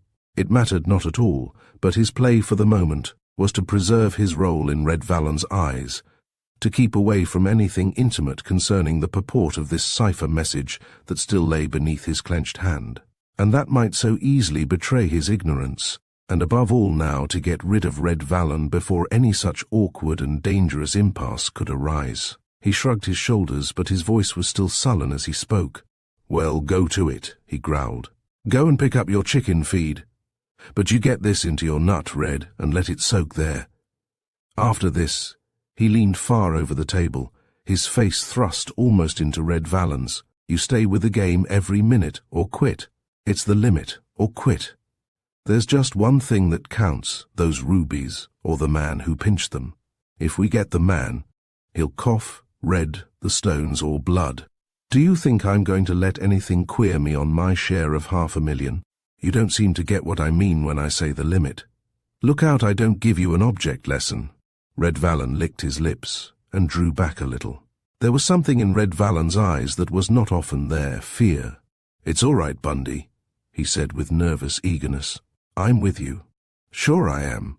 This thing must have broke loose quick, and there wasn't no idea of crabbing anything you'd started. I got 10 of the best of 'em combing out the fences for you right now." "All right," responded Billy Kane gruffly. "Make a report to me on that before morning." "Where'll you be?" Red Vallon was apparently relieved, for his voice had recovered its buoyancy. "At my place some time," said Billy Kane curtly. "You can wait for me there." He smiled suddenly with grim facetiousness. "My shoulder's a lot better, enough so that maybe I can sit in for a hand myself tonight." "I hope you do," said Red Vallon fervently. "You always had the knockout punch, Bundy, and it'll seem like old times." He half rose from his chair, then looking furtively about him, bent forward over the table. "There's something else, Bundy, before I go. That snitch last night at Jerry's, the man in the mask. He's played hell with the crowd. There's no telling what'll tumble down behind Carlin. And it don't look like he's just stumbled on that deal by accident. It don't look good, Bundy. We got to get him, and get him quick, before he pulls anything more." The words out to bump him off. Billy Kane nodded. "Well, don't lose your nerve over it, Red," he said coolly. "If it was by accident, he won't do us any more damage, and we've only got to settle with him for what he's done. Providing we can ever find him, if it wasn't accident, he'll show his hand again, won't he?" "Yes," said Red Vallon. Billy Kane's smile was unpleasant. "Well, you'll know what to do with him then, won't you?" he inquired softly. The gangster's red-rimmed eyes narrowed to slits. "Yes, I'll know," said Red Vallon coarsely. He made an ugly motion toward his throat. "Well, so long, Bundy." Billy Kane nodded again by way of answer. He watched Red Vallon thread his way back among the tables and pass out through the front door. With the gangster out of the way, he picked up the sheet of paper upon which the code message was written, studied it for a moment, then thrust it into his pocket, and his glance travelled to the table opposite to him and against the wall, where that slim little figure in black was seated. She appeared to be quite indifferent to his presence, and quite intent upon the consumption of a glass of milk and the sandwich on the plate before her. Billy Kane smiled with grim comprehension. The frugality of the meal was not without its object. It was fairly obvious that she could dispose of what was before her in short order, and leave the place at an instant's notice without inviting undesirable attention to an unfinished meal, if she so desired. It was his move. She had followed Red Vallon in, but she had not followed Red Vallon out. She was waiting for him, Billy Kane. The seat she had chosen had been in plain view of Red Vallon, therefore she was evidently free from any fear of recognition on the part of the gangster, and, as a logical corollary, from probably anybody else in the room. That she gave no sign now therefore could mean but one thing. It was his move. If he cared to cross swords with her here, he was at liberty to do so. If he had reasons of his own for preferring a less public meeting, he had only to leave the place, and she would undoubtedly follow. In one sense, she was most solicitous of his welfare.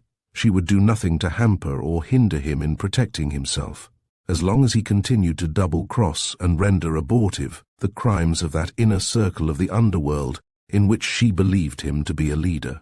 Failing that, as she had already made it quite clear, she proposed, as near as he could solve the riddle, to expose some past crime of the Rats to the police, and end his career via the death chair in Sing Sing.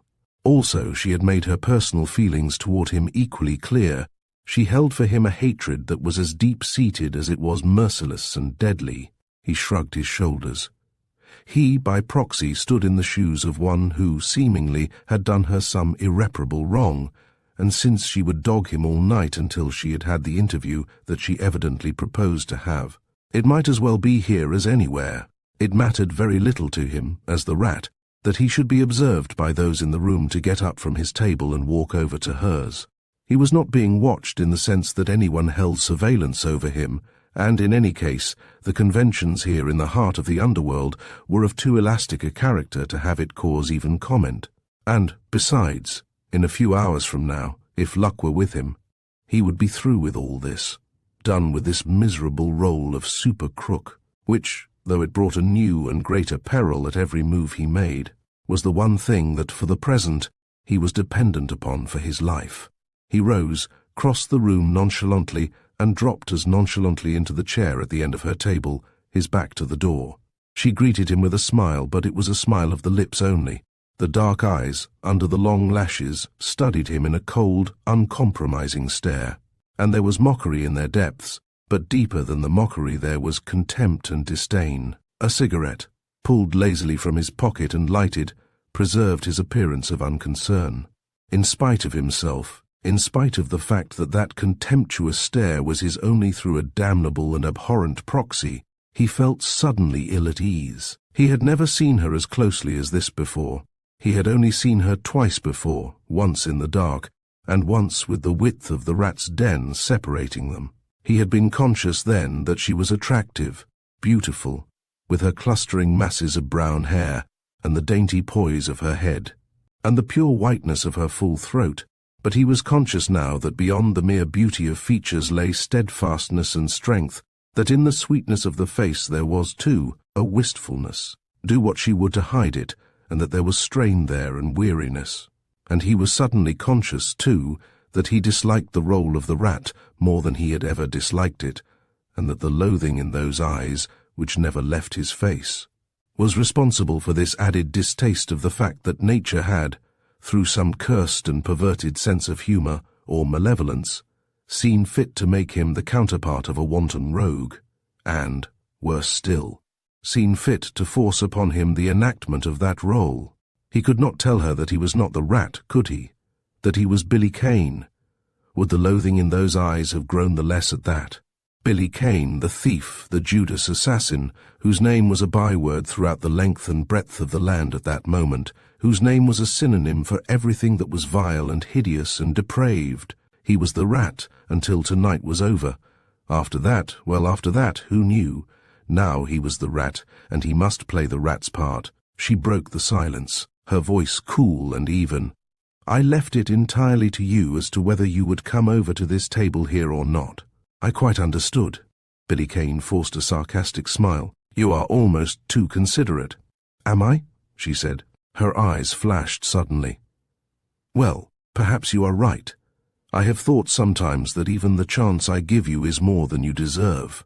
I feel so strongly about it, in fact, that the only thing which prevents me from putting an end to it, and you, is that by using you to defeat the ends of your own criminal associates, a great deal of good is being done. They will trap you sometime, of course, and, knowing them, you know what will happen, and I am satisfied then that, as an alternative, you would prefer Sing Sing and the chair, but you are clever. That is why you grasp at the chance I give you. You are extremely clever, and you believe you can continue to outwit them indefinitely. I don't think you can, though I admit your cleverness, cunning and craft. You flatter me, said Billy Kane ironically. No, she said, her voice suddenly lowered, passionate, tense. I hate you. You told me that last night. Billy Kane indolently blew a ring of cigarette smoke ceilingwards. I am beginning to believe you. Did you follow Red Vallon in here to tell me the same thing again? She did not answer for a moment. Sometimes you make me lose my faith in God, she said in a slow, restrained way. It is hard to believe that a God, a just God, could have created such men as you. Billy Kane removed his cigarette from his lips and flicked the ash away with a tap of his forefinger.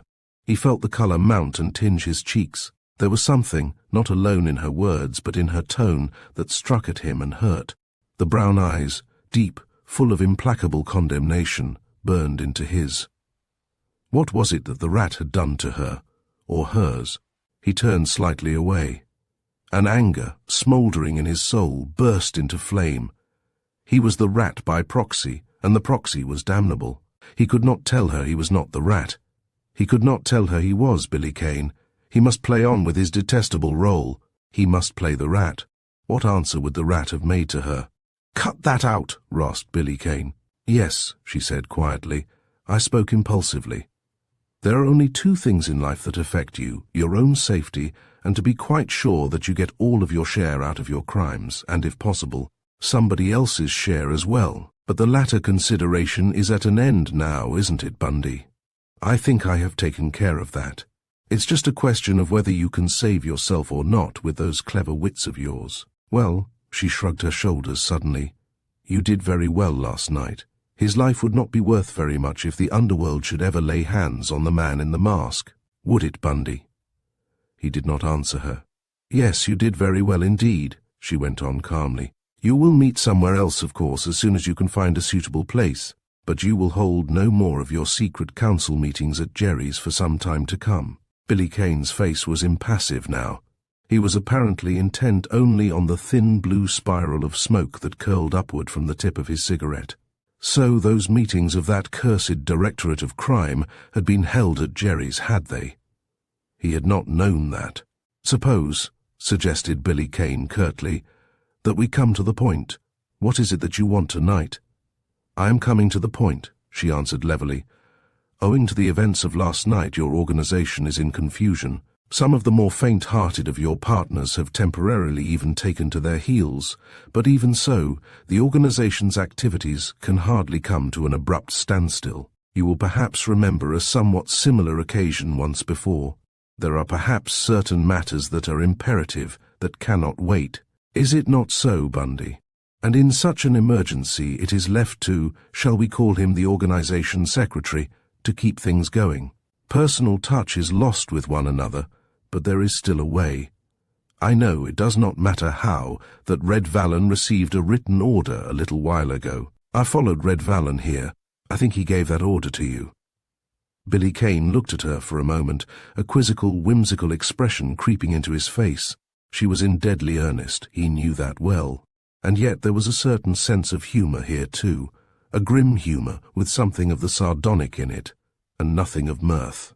Red Vallon's code order was quite as meaningless to him as it would be to her. "Sure," said Billy Kane, alias the Rat, and chuckled. "Sure, he gave it to me.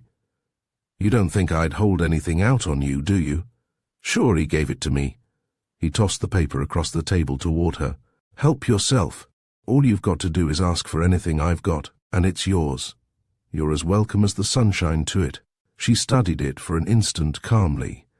Billy Kane, watching her narrowly, frowned slightly in a puzzled way. She appeared to be neither agitated nor confused. She raised her eyes to his, a glint half of mockery, half of menace, in their brown depths. "Did you think I did not know it was in cipher?" she inquired coldly. "You would hardly have been so obliging otherwise, would you? It is always in cipher under these circumstances, isn't it? Well, what is the translation?" "Red Vallon didn't tell me," said Billy Kane complacently. "Quite probably not," she countered sharply. "It was hardly necessary, was it? But since you have decoded it yourself—" Billy Kane shrugged his shoulders. "I've been away so long," he said, "that I've forgotten the key." "Really?" She was smiling at him in derision now. "In other words, you refuse to tell me what it is. Don't you think you expect a little too much from me?" He forced a sudden roughness into his tones. "I haven't decoded it yet, as a matter of fact, but if I had, do you think I'm looking for trouble, to give you the chance to force me into another mess?" She shook her head in a sort of mocking tolerance.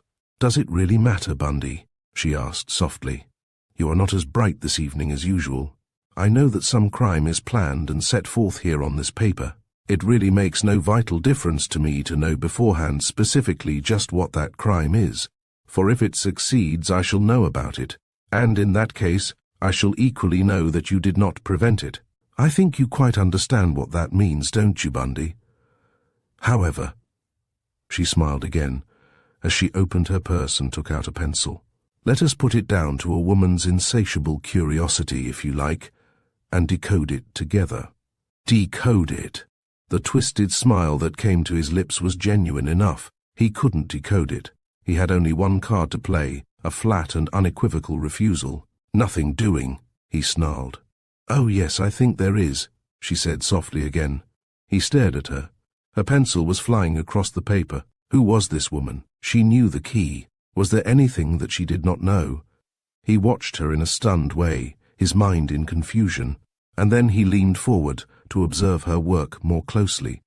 Beneath the original cipher she had written this: "Zidu vase foof, EFWJFDFS, UFNOJTOP DD, Taupen BJ, OFU, EOBPPIU TSBMMPE, Zibapu, NPSG, NB Sfutenb, FWBI, Opjuben Spigoage, FIU FMPN, TJ Hodges BM, BUOBMQPU UFH, NFIU, Huichopu, OFX UFC, UIHJF, EOB Fojo LPMDP, EOB, USF, FMPN PU, IUSBF, EOB, FLBN, NJI, IHVPDQV.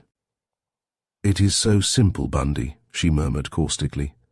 "The numerals to designate the number of letters in the words, the transposition of A for B, and so on. And the words spelled backwards. It is so simple, Bundy, that it is strange you should have forgotten, and forgotten that there are other secrets I have found in that den of yours, apart from that very convenient and ingenious door." She was working as she spoke, paying no attention to him. He made no reply, only watched her as she set down a second series of letters. Ich tudretev devisa, ten mishnuk, esti nomade netdenasurt sralod, yadot morf madretsma, eva noitem rofni, etelum signial atanalp otetegmet.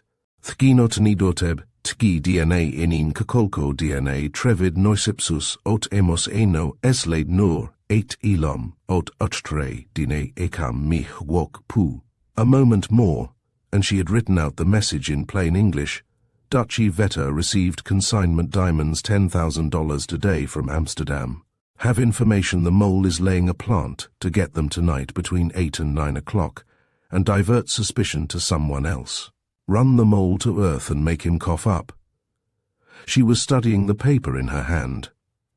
Billy Kane lighted another cigarette. He was still watching her, but it was in a detached sort of way. Between 8 and 9 o'clock, Peters was rarely able to leave the Ellsworth home on his evenings off until well after 8 o'clock. Peters, therefore, would not reach his flat much before 9, and certainly was not likely to leave there again immediately. Billy Kane's mind was working in quick and seemingly unrelated snatches of thought. There was time enough to see this Vetter game through without interfering with that interview he meant to hold with Peters.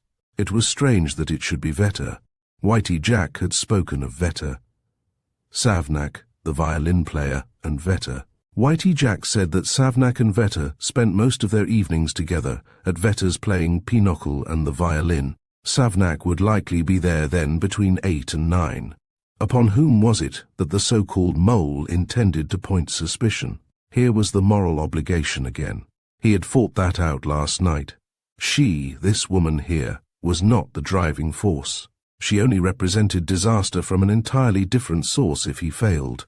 If he stood aside with the foreknowledge of crime in his possession, he was as guilty as this mole. Perhaps he had been trying to trick his own conscience in not pressing Red Vallon for explanations.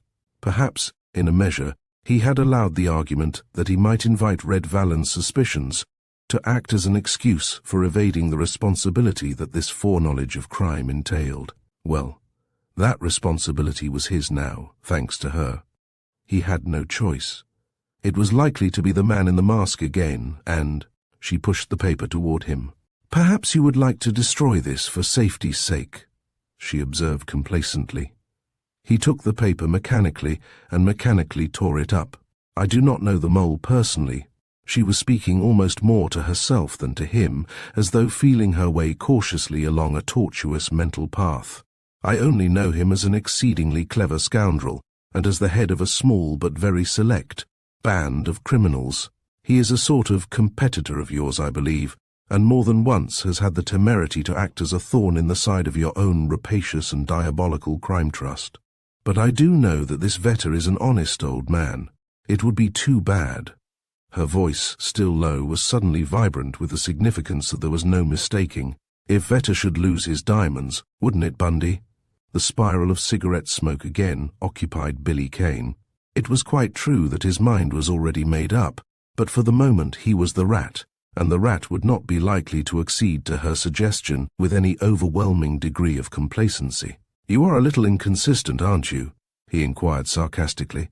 "If you are so anxious to prevent this crime, why don't you warn the police? You can put down my inconsistency to the frailty of my sex again."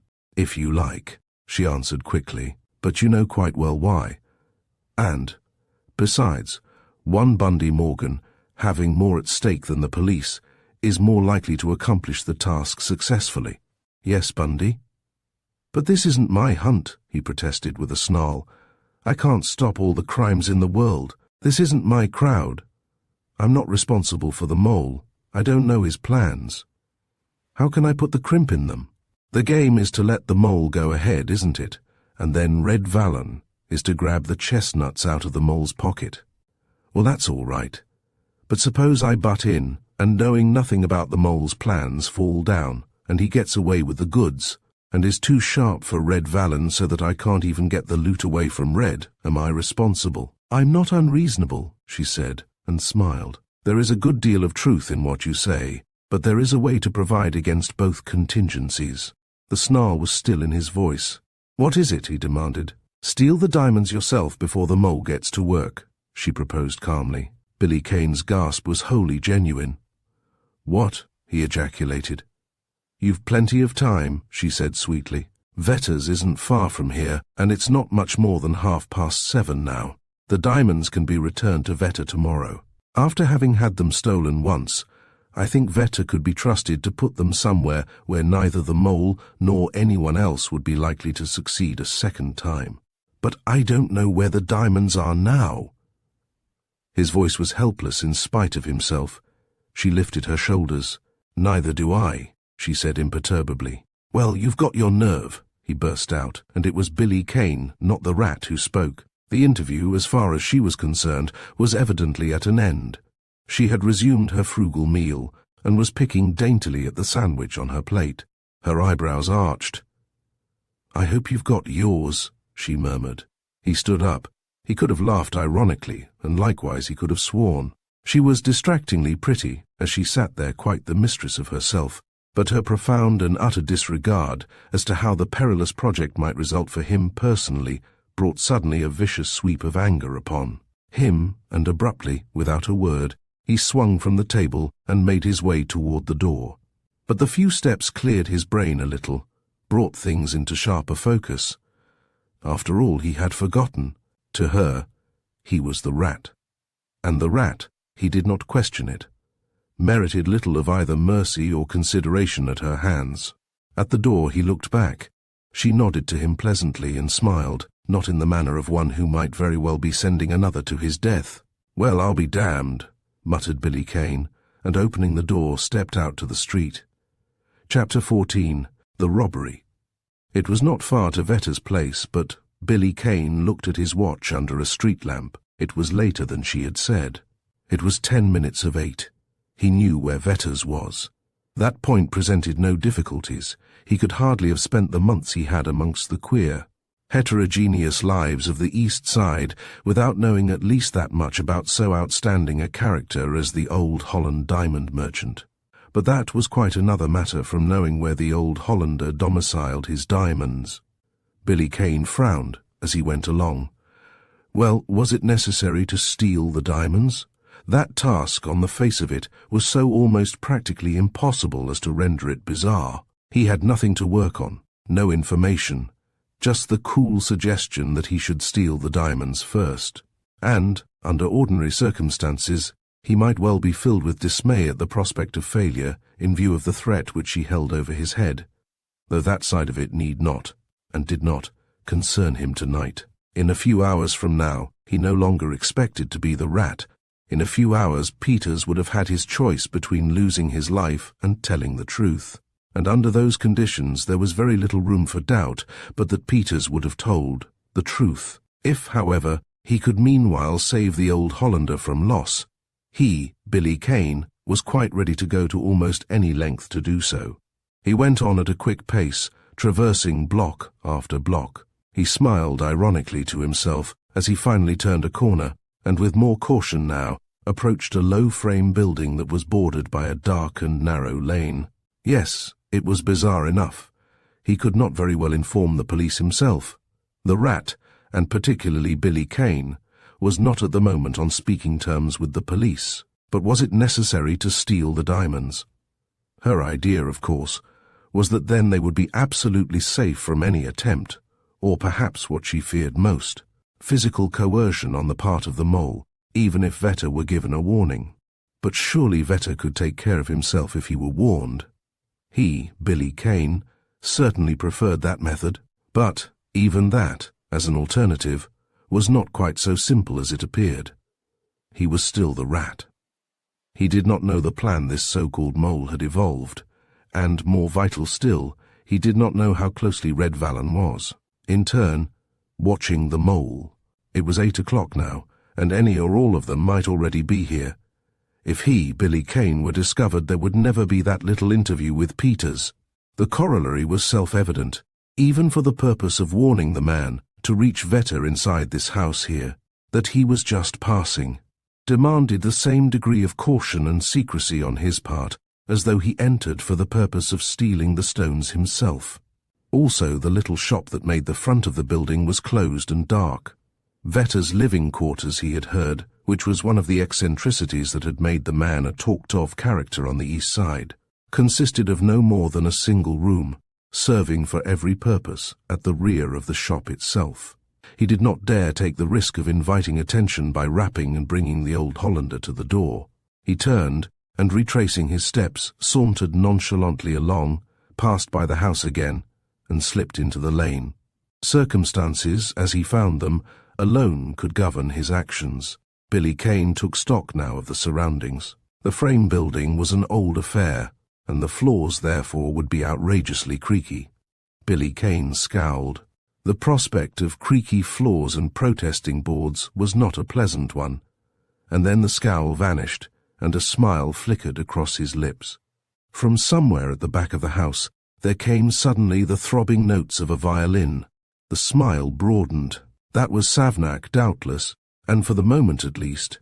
It was the violin, rather than Pinochle, that was engaging the two men. Personally, under the circumstances, he, Billy Kane, was very much in favor of the violin. The violin would help a good deal if it became a question of creaky floors. He moved silently forward now, farther into the lane, keeping close to the wall in the darker shadows of the house. The old Hollander and his crony were obviously in the back room. He glanced sharply up and down the length of the building. He could see nothing. It was intensely dark. The wall of the house was blank. There were no windows opening on the lane. An expression grimly quizzical settled on his face. It was a queer setting for a robbery, this unpretentious, even tumble-down little shop, with its backroom living quarters. But the unpretentiousness of the old Hollander's surroundings in no way argued poverty. He had known of Vetter by reputation, quite apart even from any connection with the East Side. The man had a clientele among the best in the city. He was an authority on diamonds. He dealt only in the choicest stones, and he was absolutely reliable and honest. The world of fashion had made a path to Vetter's door, not he to theirs. In this $10,000 consignment, for instance, there would probably not be more than 50 or 60 stones, not enough to make a small handful. But not one of them, probably, would be worth less than $100, and most of them would be worth a great deal more. Billy Kane reached the end of the building and found that a board fence, some 7 or 8 feet high, continued on down the lane, obviously enclosing the backyard of the place. The violin throbbed on. The notes came clear and sweet, entirely unmuffled now, as though from an open window. He stood there for a moment listening. The playing was exquisite. It was some plaintive, haunting melody given life by a master touch. He remembered Whitey Jack's description of the expatriated musician. Without question, Savnak could fiddle. The man, in spite of having come a moral cropper, was, if he, Billy Kane, were any judge, little short of a genius. Glancing sharply about him once more, Billy Kane, with a lithe spring, caught the top of the fence and drew himself cautiously up until he could peer over. He hung there motionless for a moment. A few yards away from him, in a slightly diagonal direction, and between himself and the back door, was the window of the rear room, and, as he had suspected, the window was open. He could see inside, that is, in a restricted sense. A man, it was Savnak, of course, chin on his violin, standing, was swaying gently to and fro on his feet to the tempo of the music, his back to the window. And at the table, side-faced to the window, but with his back toward Billy Kane, Vetter, the old Hollander, white-haired, sat rapt in attention, staring at the violinist. Billy Kane drew himself further up and straddled the fence. The position of the two men rendered him safe from observation. The notes of the violin, in a tremolo, died softly away. The old Hollander dug his knuckles across his eyes, and his words, spoken in perfect English, evidently the language common to the two men of diverse nationalities, reached Billy Kane distinctly. "You are wonderful, my old friend Savnak. It is divine. My friend, you are wonderful." The violinist shrugged his shoulders. "Once," he said, "I could really play. Yes, I tell you, you who will believe me, that I could sway the people, that I could do with them as I would, that I—" He stopped abruptly and shrugged his shoulders again. "But what is the use of memories?" "Memories. They are bad. They leave a bad taste. Let us forget them. You were to show me the great purchase that arrived today." "These." The old Hollander took from his pocket what looked like a soft, pliable chamois skin pocketbook, which he opened and laid on the table, disclosing a cluster of gems that, nesting on a snowy bed of wadding, sparkled and scintillated as the rays of the gas jet above the table fell upon them. And then, impulsively closing the pocketbook again, he pushed it a little away from him. "They can wait," he said. "By and by we will look at them one by one, but they do not feed the soul, my Savnak, like your music. Play some more. They are not worth one of your notes." "Are they not?" Savnak's voice seemed tinged with bitterness. "The soul may be well fed, Vetter, but that does not keep one often enough from tightening the belt. I think I would be fortunate to make the exchange, my gift such as it is, for your diamonds." "You do not mean what you say," the old Hollander replied, shaking his head reprovingly. "I know better, but I do not like to hear you talk like that. Things are not so bad with you now. You are moody. Play some more, my friend." "As you will." Again Savnak shrugged his shoulders. He nestled his chin on the violin. "It will be something gay then, and lively, Vetter, to chase the blue devils away." The notes of the violin rose again. Billy Kane began to lower himself from the fence into the backyard. His mind was made up now. Since there were two of them there, a warning surely was all that was necessary. The window was not much more than shoulder-high from the ground, and he had, then, only to cross the yard and call to Vetter through the window. His appearance there would no doubt startle and alarm the old Hollander half out of his wits, but that was exactly what would cause the man to guard his diamonds all the more zealously for the rest of the night. Once warned, the two men in there between them ought certainly to be able to take care of themselves and that chamois pocketbook. Billy Kane dropped softly to the ground, straightened up, took a step forward, and stopped as though rooted to the spot. There had come a cry from Vetter. The violin broke off with a jerky, high-pitched screaming note. Then silence. Billy Kane raised himself on tiptoes. He could just see in through the window, no more. It seemed like some picture flashed on a cinema screen, quick, instantaneous. A third man, hat drawn far over his face, was standing by the table, covering Vetter and Savnak with a revolver. The man snatched up the chamois pocketbook, reached above his head, turned out the gas, and the room and window were in blackness. It had happened with the suddenness and swiftness of a lightning flash, so quick that the brain stumbled a little in a dazed way, in an effort to grasp its significance. And then Billy Kane wrenched his automatic from his pocket. The thief, when or in whatever way he had got into the house, must necessarily make his escape either by the front door, or by the back door and through the yard here. If it were the latter, which seemed the more likely, he, Billy Kane, had the man at his mercy. If it were the former, the man would probably reach the street, in any case, before he, Billy Kane, could get over the fence and rush down the lane. Billy Kane was moving swiftly in the direction of the back door. He had to choose one way or the other. He could not attempt to guard both exits at the same time. If the man, Vetter's voice rose in a furious cry from the room, "It is by the front, Savnak, he has gone. Quick, I hear him going out. Quick, the street. Yes, quick, the street." Savnak, like a parrot in a shrill, hysterical voice, was echoing the other's words. "Quick, chase him, and shout for the police." A chair fell over. The two men were evidently floundering their way to the door. Curse him for turning out the light. Billy Kane whirled and dashed for the fence. As he straddled the top, he saw a figure, thrown into relief on the lighted street, speed past the head of the lane, and then, with a wry smile at a sudden realization of his own impotence, he dropped to the lane and, instead of running now, made his way slowly and cautiously forward, hugged close against the wall. If he ran out of the lane into the arms of Vetter and Savnak, besides hampering the pursuit by distracting their attention from the fugitive, he invited the decidedly awkward and very natural suspicion of being connected with the thief himself, and the police would be very apt to listen with their tongues in their cheeks to any explanation that the rat might offer to account for his presence in the lane at that particular moment. And if there was any one thing that he wished to avoid tonight, it was a complication with the police that would inevitably interfere with his freedom of action during the next few hours. Came a wild cry now from both Vetter and Savnak from the front of the house, and then the two men, yelling at the top of their voices, both hatless, Savnak, apparently unconscious in his excitement that he was brandishing his violin frantically in one hand and his bow in the other, tore madly down the street in pursuit of their quarry. Billy Kane slipped out to the street. Doors of tenements and houses were beginning to open. Heads were beginning to be thrust out through upper windows. The street was beginning to assume a state of pandemonium. A block down, the quarry, well in the lead of the old Hollander and the violinist, leaped suddenly into a waiting automobile and vanished around the corner. Billy Kane turned away. He felt a curiously chagrined resentment against this so-called mole that was quite apart from his angry resentment of the fact that the old Hollander had been victimized.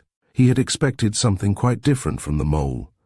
Red Vallon, and she too, had given the mole a reputation for cleverness, craft and cunning. But instead of having shown any cleverness or even a shred of originality, the mole, or his minion, had perpetrated nothing more than a bald, crude theft that any housebreaker or broken-down old lag could have pulled off with equal lack of finesse. Well, anyway, for the moment so far as he was concerned, the affair was at an end, and he could only await developments. It all hinged on Red Vallon now, on Red Vallon, who proposed in turn to rob the robber, on Red Vallon, who later on would keep an appointment with him, Billy Kane, in the rat's den. As he turned a corner, Billy Kane consulted his watch. It was still early, just a trifle after 8. Too early for that interview with Peters yet. He might as well go back to two-finger taskers then. It was scarcely likely that she was still there, but if she were, so much the better. She could hardly hold him responsible for failure, and, in any case, she would realize that there was still the chance of recovering the stones by, in turn again, outwitting Red Vallon, if the gangster had been successful. If she were not there, Two-Finger Tuskers was as good a place as any in which to put in the time. He reached the dance hall and found, as he had half expected, that she had already gone. He sat down at a table, ordered something from the waiter, and apparently absorbed in the dancers, who had now begun to gather. He made a sort of grimly reassuring inventory of his equipment for the night's work that still lay ahead of him. His mask, his automatic, Whitey Jack's skeleton keys were in his pockets. His lips twisted in a curious smile. The mole, Vetter, the diamonds, the old violinist, all these seemed suddenly extraneous, incidents thrust upon him, dragged irrelevantly into his existence. They sank into inconsequential obtrusions in the face of the stake for which he was now about to play.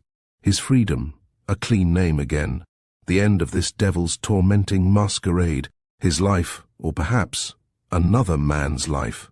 Peters? Half an hour passed. Once more he looked at his watch. A few minutes later he consulted it again, and then at 8:45 he rose from the table and left Two-Finger Tasker's resort. Chapter 15.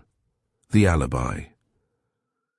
20 minutes later, having satisfied himself that the immediate neighborhood was free of passers-by for the moment, and that he had not been observed, he tried the street door of the tenement that had been the subject of Whitey Jack's earlier investigations. The door was unlocked, and he stepped silently into the vestibule and closed the door softly behind him. He stood for a moment listening and taking critical note of his surroundings. A single incandescent burning here in the lower hall supplied ample illumination. The stairs were directly in front of him, and on the right of the hallway.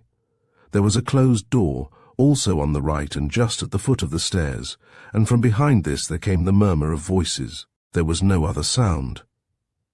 He moved quietly forward, mounted the stairs, gained the landing, and with more caution now, turned back along the hall, making for the door on the right, Peters's door. According to Whitey Jack, that, if in the same relative location as the one below, would be at the foot of the next flight of stairs. A faint light came up through the stairwell, but the end of the hall itself beyond the second flight of stairs was in blackness. He nodded grimly in satisfaction. He would not need any light to find Peter's door. His lips pressed hard together. He had reached the door now, and now he crouched against it, his ear to the panel. He listened intently. A sudden doubt came and tormented him and obsessed him. What, if by any chance Peters had someone with him? A bead of moisture oozed out on his forehead, and he brushed it hurriedly away. He was not so callous now. Behind that door lay, literally, life and death. Behind that door, if it proved necessary, he meant to take a man's life. A miserable life, it was true, a murderer's life.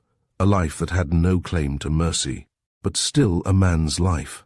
Had he ever laid claim to being callous? But that did not mean that his resolution was being undermined.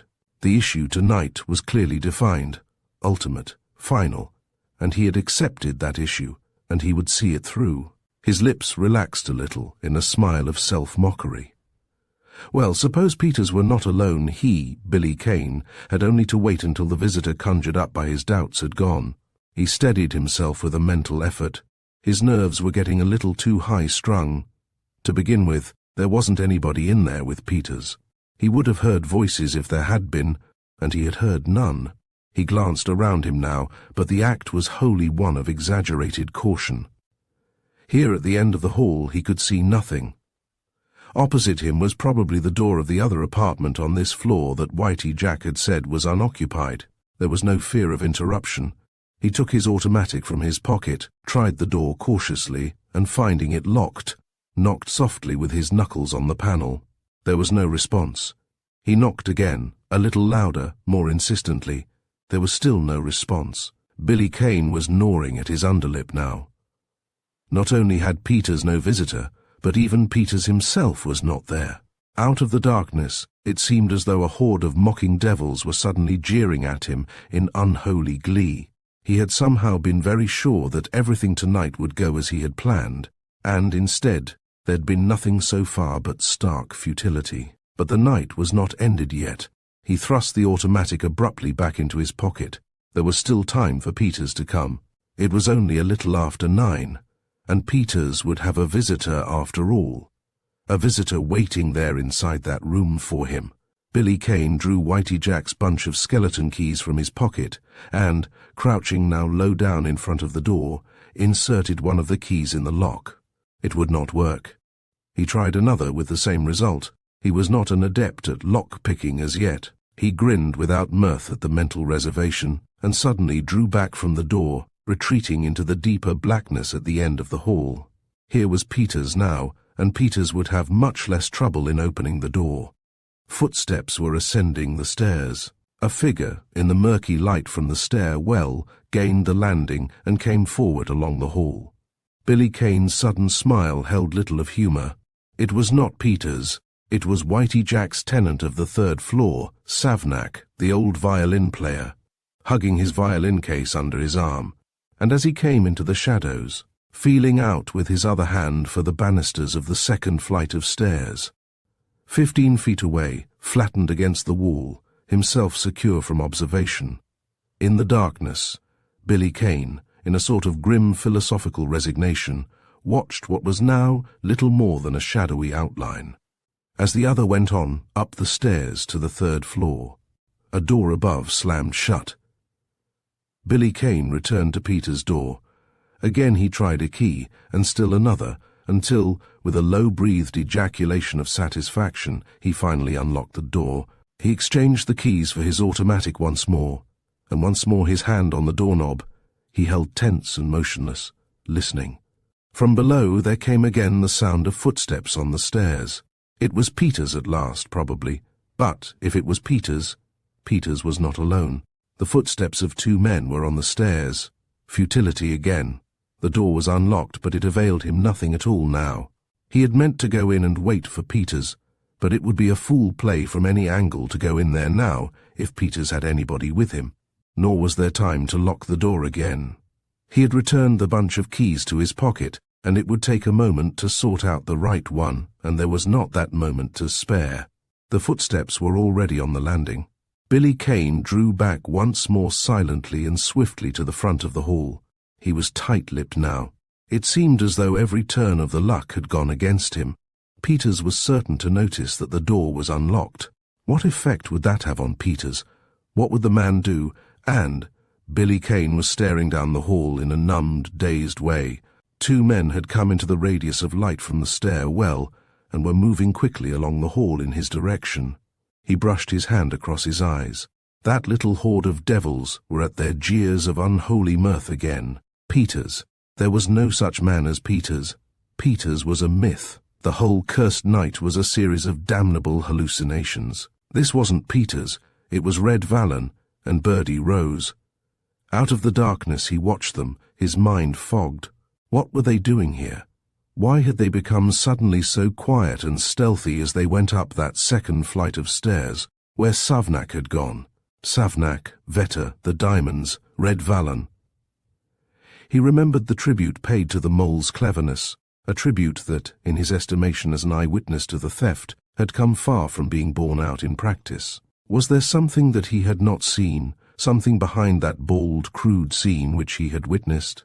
His brain was stumbling on, groping, striving for understanding. He remembered the code message. The mole was to divert suspicion to someone else. Had the mole in some way outwitted Red Vallon? Birdie Rose and Red Vallon obviously believed that the old violinist had the diamonds. There was no other possible explanation to account for their presence here hard on Savnak's trail. And if that were so, it would go hard with Savnak, very hard indeed, when, believing Savnak was lying, Red Vallon failed to secure the stones. Red Vallon was not a man to trifle with. Red Vallon was perhaps the most dangerous and unscrupulous gangster in New York, and Billy Kane was creeping forward and mounting the stairs step by step with infinite caution. They had disappeared now into Savnak's room, presumably. He had no choice, had he? The manhandling they would give Savnak would be little short of murder. Murder! His lips tightened. There was to have been murder in that room below there, wasn't there? But that was different. One man was guilty, the other innocent. Much as it meant to him to settle with Peters, he had no choice but to let that go tonight now, if necessary. To let it go, if necessary, until tomorrow, or until he could formulate some other plan, for it was not likely that he could frustrate Red Vallon now, and still be left quietly to return to a reckoning with Peters. His fingers closed in a sudden spasmodic clutch over the stock of his automatic. He had passed Peters' door and left it unlocked, and Peters might come in the meantime. Well, it didn't matter now. His own luck was out. The night had done nothing but toss him hither and thither like a shuttlecock in mockery and sport, and at the last fate had played him this most scurvy trick of all. He could not stand aside and see an innocent man left to the mercy of a devil like Red Vallon, and so, instead of playing Billy Kane to Peters, he was playing the man in the mask to Red Vallon and Birdie Rose, and that jeering horde of imps out of the darkness were shrieking in his ears again. He slid his mask over his face. He had reached the door over Peters' flat, which Whitey Jack had described as Savnak's. Red Vallon had failed to close it tightly behind him, perhaps unwilling to risk the chance of any additional sound. It was slightly ajar. A dull glow of light, as though from an inner room seeped through the aperture. Came a sharp, startled exclamation, and then Red Vallon's voice, snarling viciously, "Come on, come across, and come." Billy Kane pushed the door open inch by inch, and suddenly slipped into the room. He was quite safe, providing he made no noise that would betray his presence. Across from him, at an angle that kept him out of the line of light, was the open door of what was obviously the front room of the apartment. Savnak had evidently been flung violently down into a chair. Birdie Rose's fingers were crooked, claw-like, within an inch of the violinist's throat. And Red Vallon, leaning on a table in front of the two, was leering at Savnak in ugly menace. Savnak was speaking, low and earnestly, but Billy Kane could not catch the man's words. Red Vallon interrupted the other with scant ceremony. "Can that?" he snarled. "It don't go. That stagehand of yours ain't got the goods, you got 'em. We're wise to your game. We know you, Birdie and me, and you know we know it. How long you been cultivating the old Dutchman, and waiting for something worthwhile like tonight to break loose? Pinochle and a violin. Pretty nifty, that violin stunt. It helped a lot. We got in the same as that boob of yours did, while you was making enough noise fiddling to let an army in without being heard. Sure, you got a tricky nut on your shoulders, all right. It's too bad, though. You don't know enough not to stack up against a better crowd. And the guy turned out the gas to help him in his getaway, did he? Yes, he did, like hell. That's where he slipped you the sparklers, old bucko. Well, we've got your number, ain't we? We hung around after that to give you a chance to finish out the play. We're with you there. Nothing suits us better than to have the police chasing some guy they don't know, and that ain't got the white ones anyhow. Come on now, come across. Billy Kane, like a man bewildered, mentally stunned, stood there motionless. A sing-song refrain repeated itself crazily over and over again in his brain. Savnak was the mole! Savnak was the mole! He lifted his hand and swept it across his eyes. Savnak's face in that room was working in a sort of livid fury. Yes, of course, Savnak was the mole. It was quite clear now, quite plain, and the mole was not lacking quite so much after all in craft and cunning. So Red Vallon had been in Vetters too, had he? There came a sudden grim set to Billy Kane's lips. Well, at least the diamonds were here now. Savnak was speaking again. "Who put you wise to this?" he demanded sullenly. "I dunno," said the gangster indifferently. "I got orders, that's all. Maybe some of our crowd piped you off making your play with Dutchy during the last month, and figured 2 and 2 made 23 for you. Or maybe one of your own bunch whispered out loud. I dunno. Are you coming across without getting hurt, or aren't you?" Billy Kane was moving softly toward the inner door. Savnak had apparently regained his composure. He looked from one to another of his captors and forced a smile. "Look here," he said ingratiatingly, "we're all in this. Suppose we play fair. I'm willing to split. Do you hear that, Birdie?" jeered Red Vallon with a nasty laugh. "He wants a split. Well, give him one. Maybe it'll help him to get a move on. Twist his pipes a little more. That's the sort of split he won't argue over." Birdie Rose's 2 hands closed with a quick, ugly jerk on Savnak's throat. There was a gurgling cry. "Wait!" Savnak choked out. "Wait! It's all right, boys." He rubbed his throat as Birdie Rose released him. "I know when I'm beaten." He shrugged his shoulders in a sort of philosophically fatalistic way, and reaching into his inside coat pocket, threw Vetter's chamois pocketbook down on the table. "That's the stuff," grunted Red Vallon maliciously, "but seeing it's you, we'll just take a look at it to make sure you're honest." He picked up the pocketbook, opened it, nodded and chuckled over the gleaming array of diamonds, and closed the pocketbook again. "Well, I guess that'll be all for tonight, Mr. Savnak, and—" His words ended in a sudden gasp. Billy Kane was standing in the doorway, his automatic covering the men. "Don't move, please, any of you." Billy Kane's voice, gruffly unrecognizable, was facetiously debonair. Birdie Rose's face had gone a pasty white. Savnak, hunched in his chair, stared helplessly. Red Vallon, his jaw dropped, still holding the pocketbook, found his voice. "The man in the mask," he mumbled. "I was a little late for the tombola myself at Vetters tonight," said Billy Kane coolly. "I understand you were all there. I only got as far as the backyard when the gathering broke up, and I was a little disappointed because I had a hunch that I held the winning number. However, if you there with the pocketbook, whatever your name is, will just toss the prize over here, I'm willing to overlook any slight irregularity there might have been in the drawing." Red Vallon did not answer. The muzzle of Billy Kane's automatic lifted to a level with the gangster's eyes. "Did you hear me?" The facetiousness was gone from Billy Kane now. His voice rasped suddenly. "Toss it over!"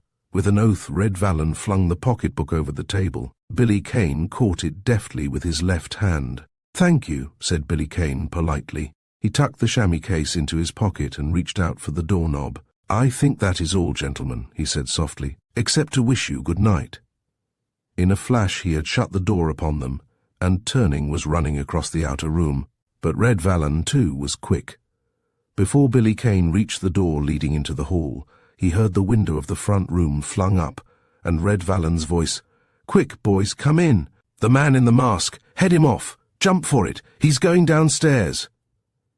Billy Kane's jaws clamped hard as he swung through the door to the head of the stairs. It was true. He remembered that Red Vallon had said he had some of his gang with him. He could hear them now. They were running into the lower hall, and though he was taking the stairs 3 and 4 at a time, they would meet on the lower staircase if he kept on. His escape was cut off. There was only one chance. Peter's door. It was unlocked. Peter's door. Before Red Vallon above opened the door of Savnak's flat and saw him.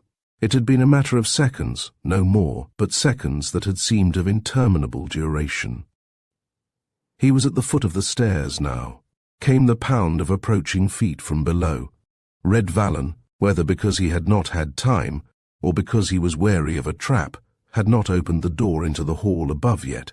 Billy Kane, cautious of any sound, slipped through the door into Peter's flat, half drew back in sudden dismay, then grimly closed the door behind him softly, and working with desperate haste now, and still silently, took out his skeleton keys and locked it. He turned then, with his automatic flung out in front of him, and faced toward the door that opened on his left. He knew it, of course, but it had been too late to turn back. He was doubly trapped, his lips thinned, curved in a bitter smile. If there was any murder to be done here in this flat tonight, it was likely now to be his own, not Peter's. There was a light in that room. Peter's must have come in while he, Billy Kane, was upstairs. He was between two fires. A cry, any alarm given by Peter's, would bring Red Vallon and his blood-fanged pack bursting through that door behind him. Was Peter's deaf? True, he, Billy Kane, had slipped as silently through the door as he could, and had locked it as silently as he could. But he must have made some noise. Feet raced by in the hall, and went thumping up the stairs. It was strange that Peters had not heard him. It was stranger still that Peters did not hear the commotion now that Red Vallon's pack was making. Billy Kane moved forward stealthily until he could see into the lighted room, and stood suddenly still. He felt the blood leave his face. He lifted his hand to his eyes in a queer, jerky, horrified motion, and then, with a low cry, he ran forward into the other room. The place was in confusion. It was a bedroom, and bureau drawers had been wrenched out and thrown around. Every possible receptacle that might have concealed the smallest object had been ransacked and looted, and the contents strewn in wild disorder everywhere about. And on the floor a man lay sprawled, dead, murdered, a brutal wound in the side of his head from a blow that had apparently fractured the skull. He knelt for a moment over the man. It was Peters. He rose then, and stood there, fighting to rouse his brain from blunted torpor, to force it to resume its normal functions. Peters had been lying here dead, all the time that he, Billy Kane, had been waiting outside there in the hall. It must have taken quite a little while to have accomplished this murder and ransacked the room. Peters, therefore, must have left the Ellsworth house earlier than usual, since the murderer, allowing for the length of time he would have required for his work, must have completed it and made his escape before he, Billy Kane, had arrived here at 9 o'clock. It was very strange, horribly strange, to find Peters murdered. Who was it? Who had done it? Who was it other than himself? Who could have had any motive? What did it mean? What was it that Peters had had here, that had been the object of such a frantic search? Billy Kane drew his breath in suddenly, sharply. What could it be, save one thing? The Ellsworth rubies. That was it, wasn't it, rubies? A sound from somewhere out in the hall brought surging back upon him a realization of his own imminent peril. There must be some way out. He must find a way. If he knew Red Vallon at all, he knew that he, Billy Kane, would never leave by the door. Well, a fire escape then, perhaps. Quick now, every faculty alert, he ran noiselessly from room to room and from window to window. He returned a moment later to the hall door, his face a little harder set and strained. There was no escape by the windows. There was nothing, except an increasing sound of disturbance that seemed to be affecting all parts of the house. Nothing, save Red Vallon's voice just outside the door, talking, evidently, to some of his men. He ain't got out, and he ain't going to get out till we've searched every flat in the place. He's most likely on this floor, and Birdie and me'll tackle this door here first. But you go down there and tell those people below to shut up their row, and some of you look through their rooms. Beat it! Footsteps scurried away. The doorknob was tried. Billy Kane's lips were a thin line. There was no physical way of escape. Was there a way of wits? His wits against Red Vallon's. He stood there motionless, a queer, grim look creeping into his face, as the door now was shaken violently. And then, suddenly, he jerked his mask from his face and thrust it into his pocket. Yes, there was a way, but a way that held a something of ghastly, abysmal irony in it. He could prove an alibi. He had a witness to it. The door quivered, but held under a crashing blow. Then Red Vallon's growling voice. "Get out of the road, Birdie, and let me at it. I'll bust it in." And then Billy Kane spoke. "Is that you, Red?" he demanded harshly. There was a surprised gasp from the hall without, a second's tense silence, and then Red Vallon's voice again, heavy with perplexity and amazement. "Who in hell are you?" Billy Kane unlocked the door, flung it open, and stepped back. The hall had been lighted now, evidently to facilitate Red Vallon's search, and the light fell full upon Billy Kane through the doorway. "The rat!" The gangster's little red-rimmed eyes blinked helplessly, then suddenly narrowed. "What are you doing here?" "You fool!" snarled Billy Kane angrily. "I thought I recognized your voice. You gave me a scare. What are you doing here? What's all this cursed noise about?" "What's it about?" repeated Red Vallon mechanically. He spoke automatically, as though through force of habit at the rat's command. "The mole lives upstairs. He got those diamonds from Vetter. Then Birdie and me took 'em from him, and not 5 minutes ago that blasted man in the mask turned the trick on us and—" His voice changed with a jerk, and became suddenly truculent. "It's damned funny where he got to. Come in here, both of you," ordered Billy Kane peremptorily. "Come in here and shut that door." Now, as they obeyed him, "That's the story, is it, Red? Well, listen to mine." His voice grew raucous, menacing, unpleasant. "This is the second time tonight you've run foul of my plans with your infernal diamonds and your piker hunts. And if trouble comes from this, look out for yourself. 5 minutes ago, you said. Well, I wish he'd beamed you while he was at it. You've put an hour's work of mine to the bad. How long do you think this disturbance is going on before the police butt in? Take a look in that room there." The two men took a step forward and shrank suddenly back. Birdie Rose's face had gone grey. He looked wildly at Billy Kane. "My God," whispered Red Vallon.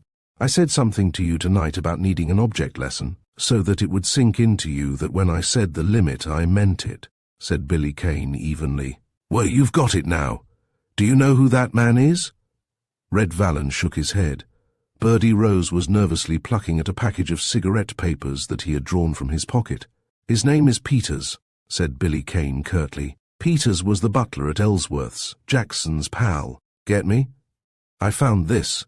The ruby, from his vest pocket, was lying now in the open palm of Billy Kane's hand. "Do you understand what limit means now, Red?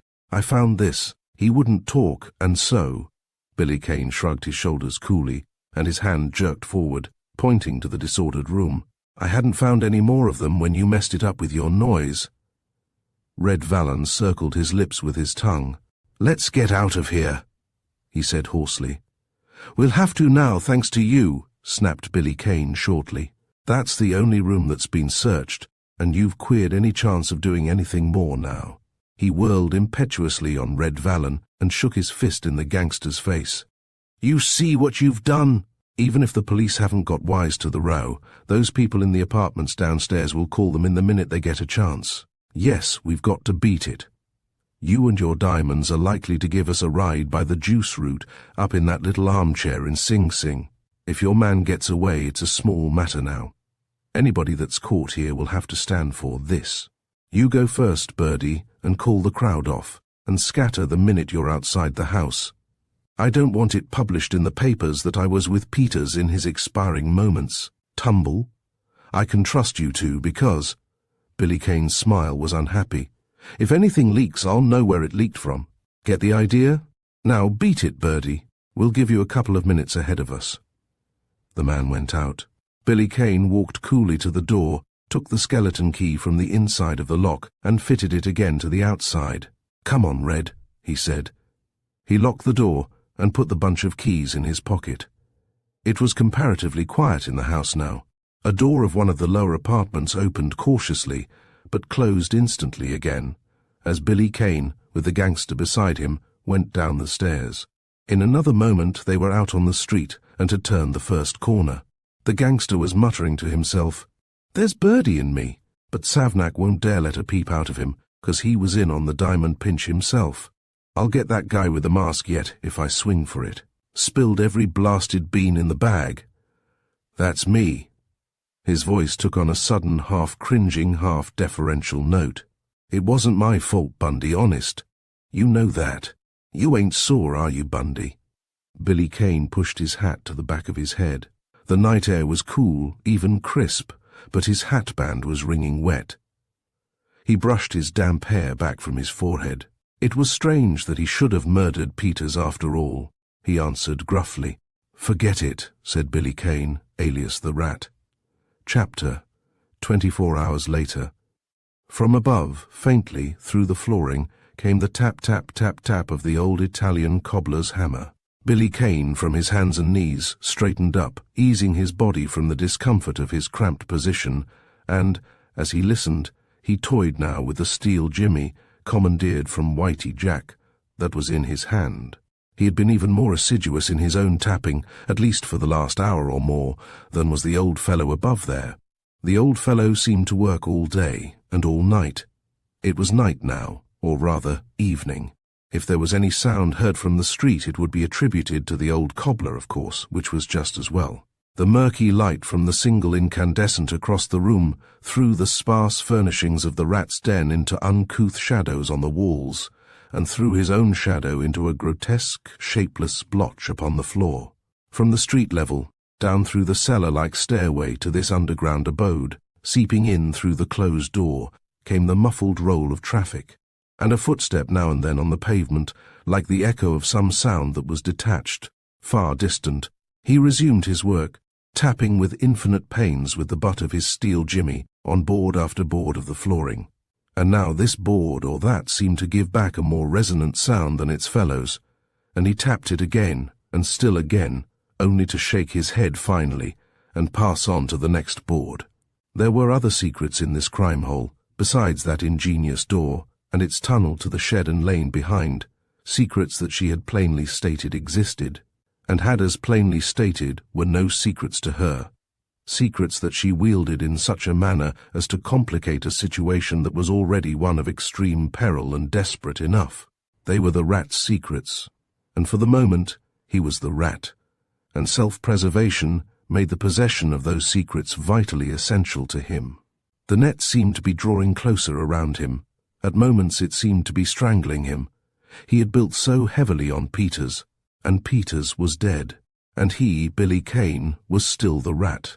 It was difficult enough to carry out the role as it was, but if the Rat should unexpectedly return, where was the Rat? If he could glean a hint of when the Rat might probably return, or of the Rat's whereabouts, surely those secrets hidden here somewhere would answer, in a measure at least, those questions. Or, if not, then the fuller and more intimate knowledge they must give him of the Rat would make his assumed role more secure, safer as long as he was forced to play it, since they would place in his hands the trumps that would enable him to preserve this character he had usurped as he came more and more into direct contact with that malignant crime trust of which the legitimate Rat was, obviously one of the leading spirits, and she, that strange, mysterious being whom he had come to call the Woman in Black, whose hatred, a hatred that was boundless, more bitter, more deliberate, more merciless than, it seemed, any human could hold for another, he had acquired through this abhorrent proxy that fate had thrust upon him. Surely these things hidden here, if he could but find them, must too, in a measure at least, explain what lay between her and the devil in human guise, whose part he, Billy Kane, was compelled to play. He worked on, his ear attuned to the sound, as the steel jimmy tapped the flooring, his mind feverishly, insistently active. He had counted on forcing the truth from Peters last night. Instead, he had found the old butler murdered, and had only managed to escape destruction himself at the hands of Red Vallon and the underworld through a spurious alibi that was in itself a ghastly thing. He, as the Rat, stood now the self-confessed murderer of Peters. Yes, the net seemed to be drawing its strands so tightly about him sometimes that they strangled him, and strangled his soul, and made his courage falter. Peters was dead, murdered, and to have made the man talk, he would have gone the limit himself. He had meant to wring the truth from Peters' lips at any cost, but a dead man couldn't talk. It was not warm in the room, nor was he overheated by his exertions, But Billy Kane, with the back of his hand, swept away a bead of moisture that had oozed out upon his forehead. Who was it who had murdered Peters? And why? His brain had wrestled with that problem since last night. There seemed to be but one answer, one solution. Peter's connection with the Ellsworth murder, the search that had been made in Peter's bedroom and carried no further than that single room, indicating that what had been sought had been found, seemed to be proof positive that the author of the crime was at least conversant with the details of David Ellsworth's murder, if he were not, indeed, as seemed even more likely, one of those who had actually participated in that murder himself. And with this as a premise, the motive behind Peters's murder was apparently clear enough. Nearly $15,000 and a fortune in rubies had been taken from the steel vault in the Ellsworth home. Peters might have been the temporary custodian, in whole or in part, of the proceeds of the robbery, or he might only have been in possession of his share. In either case, it was enough to account for his having been double-crossed and murdered by one of his own accomplices, or else by someone sufficiently well informed about the Ellsworth murder to know that Peters had at least a tempting enough portion of the goods in his flat to make a visit there very much worthwhile. Billy Kane smiled a little grimly now, as, moving forward, he pushed the bed to one side in order to continue his examination of the flooring.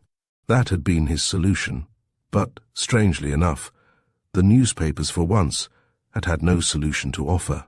The known presence of so many men, when Red Vallon's gang had invaded the house, indicated quite clearly, the papers said, that it was the work of an organized band. But, apart from that, they were frankly mystified. But because Peters had been the butler of David Ellsworth, and had been murdered just 3 nights after his master had been murdered, the morning papers had flung clamorous headlines across their front pages, and had filled their columns with every detail that had even the remotest bearing upon the affair. They, however, scarcely hinted at even a possible connection between the two crimes, for the very simple reason that Peters had obviously been attacked by a gang, whereas, in the case of David Ellsworth, they knew that the old millionaire had been done to death by his private secretary, Billy Kane. He had read the papers, all of them, but out of the welter of words there had been only one thing that had possessed any value for him in the shape of information, and even that had been of a negative character. Some reporter had unearthed the fact that a stranger, whose description answered in a general way to Whitey Jack, had been seen loitering around the neighborhood of Peters's apartment during a good part of the previous day. The description was not accurate enough to identify Whitey Jack positively, but as Whitey Jack had been there, and there on his, Billy Kane's instructions, he had immediately sent the man away that morning, and had told him to keep under cover until further orders. The steel jimmy tapped with persistent inquisitiveness along another board. Billy Kane's lips were tight now. Peter's death had seemed at first to have robbed him of all he had been building upon, and during the hours alone here in this den last night, facing what looked like the ruin of the final chance and hope of establishing his own innocence, of clearing his own name, of bringing to justice the wantons who had struck down old David Ellsworth. He had known those bitterest of hours where the will weakens, and courage seems a useless thing and a mockery, but he had fought through those hours, and the morning had brought its reward. Peters's murder had broken the thread of evidence, but equally, it seemed, after all, it had knitted it together again. There was the man with the crutch. His lips relaxed a little in an ironical smile. The papers had overlooked the man with the crutch. It was Red Vallon who, all unconsciously, had joined together the broken thread. The gangster had come here to the den that noon. There had been a marked increase of deference in the man's attitude and manner, a sort of unholy admiration, awe, respect, and fear. The man, hardened though he was himself, was still visibly affected by the fact that he stood in the presence of the rat, alias Bundy Morgan, who, as he believed, had coolly and imperturbably given gruesome evidence that, to gain his ends, he would neither hesitate nor stop at murder. Red Vallon had not forgotten, and was not likely to forget, his object lesson. Red Vallon had told his story furtively, leaning across the table, talking in a guarded whisper. He had got it straight enough from one of his own men, who the police in turn believed was one of their own stool pigeons. Shortly before the confusion incident to the exit of Red Vallon's men on the previous night, the exact hour not positively established, a man with a crutch and carrying a small handbag, was known to have crept cautiously out of the apartment house where Peters had his flat. After that, the man had disappeared. The police have elected the cripple as the guy that waltzed off with the swag while the rest of the bunch made a noise to smear up his tracks, Red Vallon had said with a malicious grin. What's the matter with pushing a good thing along, Bundy? What's the matter with pushing out a few feelers and trying to spot this crutch gazabo? The Pippin's the one that put me wise, and the Pippin can make good nosing him out if anyone can. There had come upon Billy Kane an overwhelming surge of relief. More than anything else on earth that he had suddenly wanted at that moment was the man with the crutch. Yes, he had answered gruffly, afraid almost to trust his voice. Sure, Red Vallon had responded. I thought you'd be strong for it. Mab, it won't last long, 'cause the guy ought to be able to clear himself unless we can hitch it onto him for keeps. But there's nothing like heaving a little dirt in the eyes of the bulls. And shooting 'em off on the wrong lay. It'll keep 'em guessing for a while anyhow. You leave it to me, Bundy. I owe you something for queering your game last night, though I guess there wasn't any more of them rubies there besides the one you found. For the Pippin says the bulls didn't get anything, and I owe you something for the lemon I've handed you so far in falling down on spotting the ruby collection in any of the speakeasy joints. But I won't fall down here. You leave it to me. I'll pull some slick stuff this time. The steel Jimmy tapped on. Billy Kane's face was set. The man with the crutch. Was there any doubt but that the man with the crutch was not only Peter's murderer, but more vital still, one who, in Peter's stead now, embodied the clue to the hell-hatched plot that had cost David Ellsworth his life and had craftily woven the evidence of murder around him? Billy Kane, the man with the crutch. If only Red Vallon and the Pippin did not fail, then the steel Jimmy, almost perfunctorily, tapped over the same board again, and then Billy Kane suddenly bent lower, his ear close to the floor. He tapped once more. There was no doubt of it. The sound was unquestionably and distinctly hollow. He felt his pulse quicken. Off and on during the day he had covered almost the entire flooring of the room. He had started with the flooring. Only the flooring and the walls could contain any hidden recess. He had not touched the walls yet, and it might not be necessary now. He was examining the board critically. It was a short board, rough and uneven, about 10 inches wide, that ran to the edge of the wall.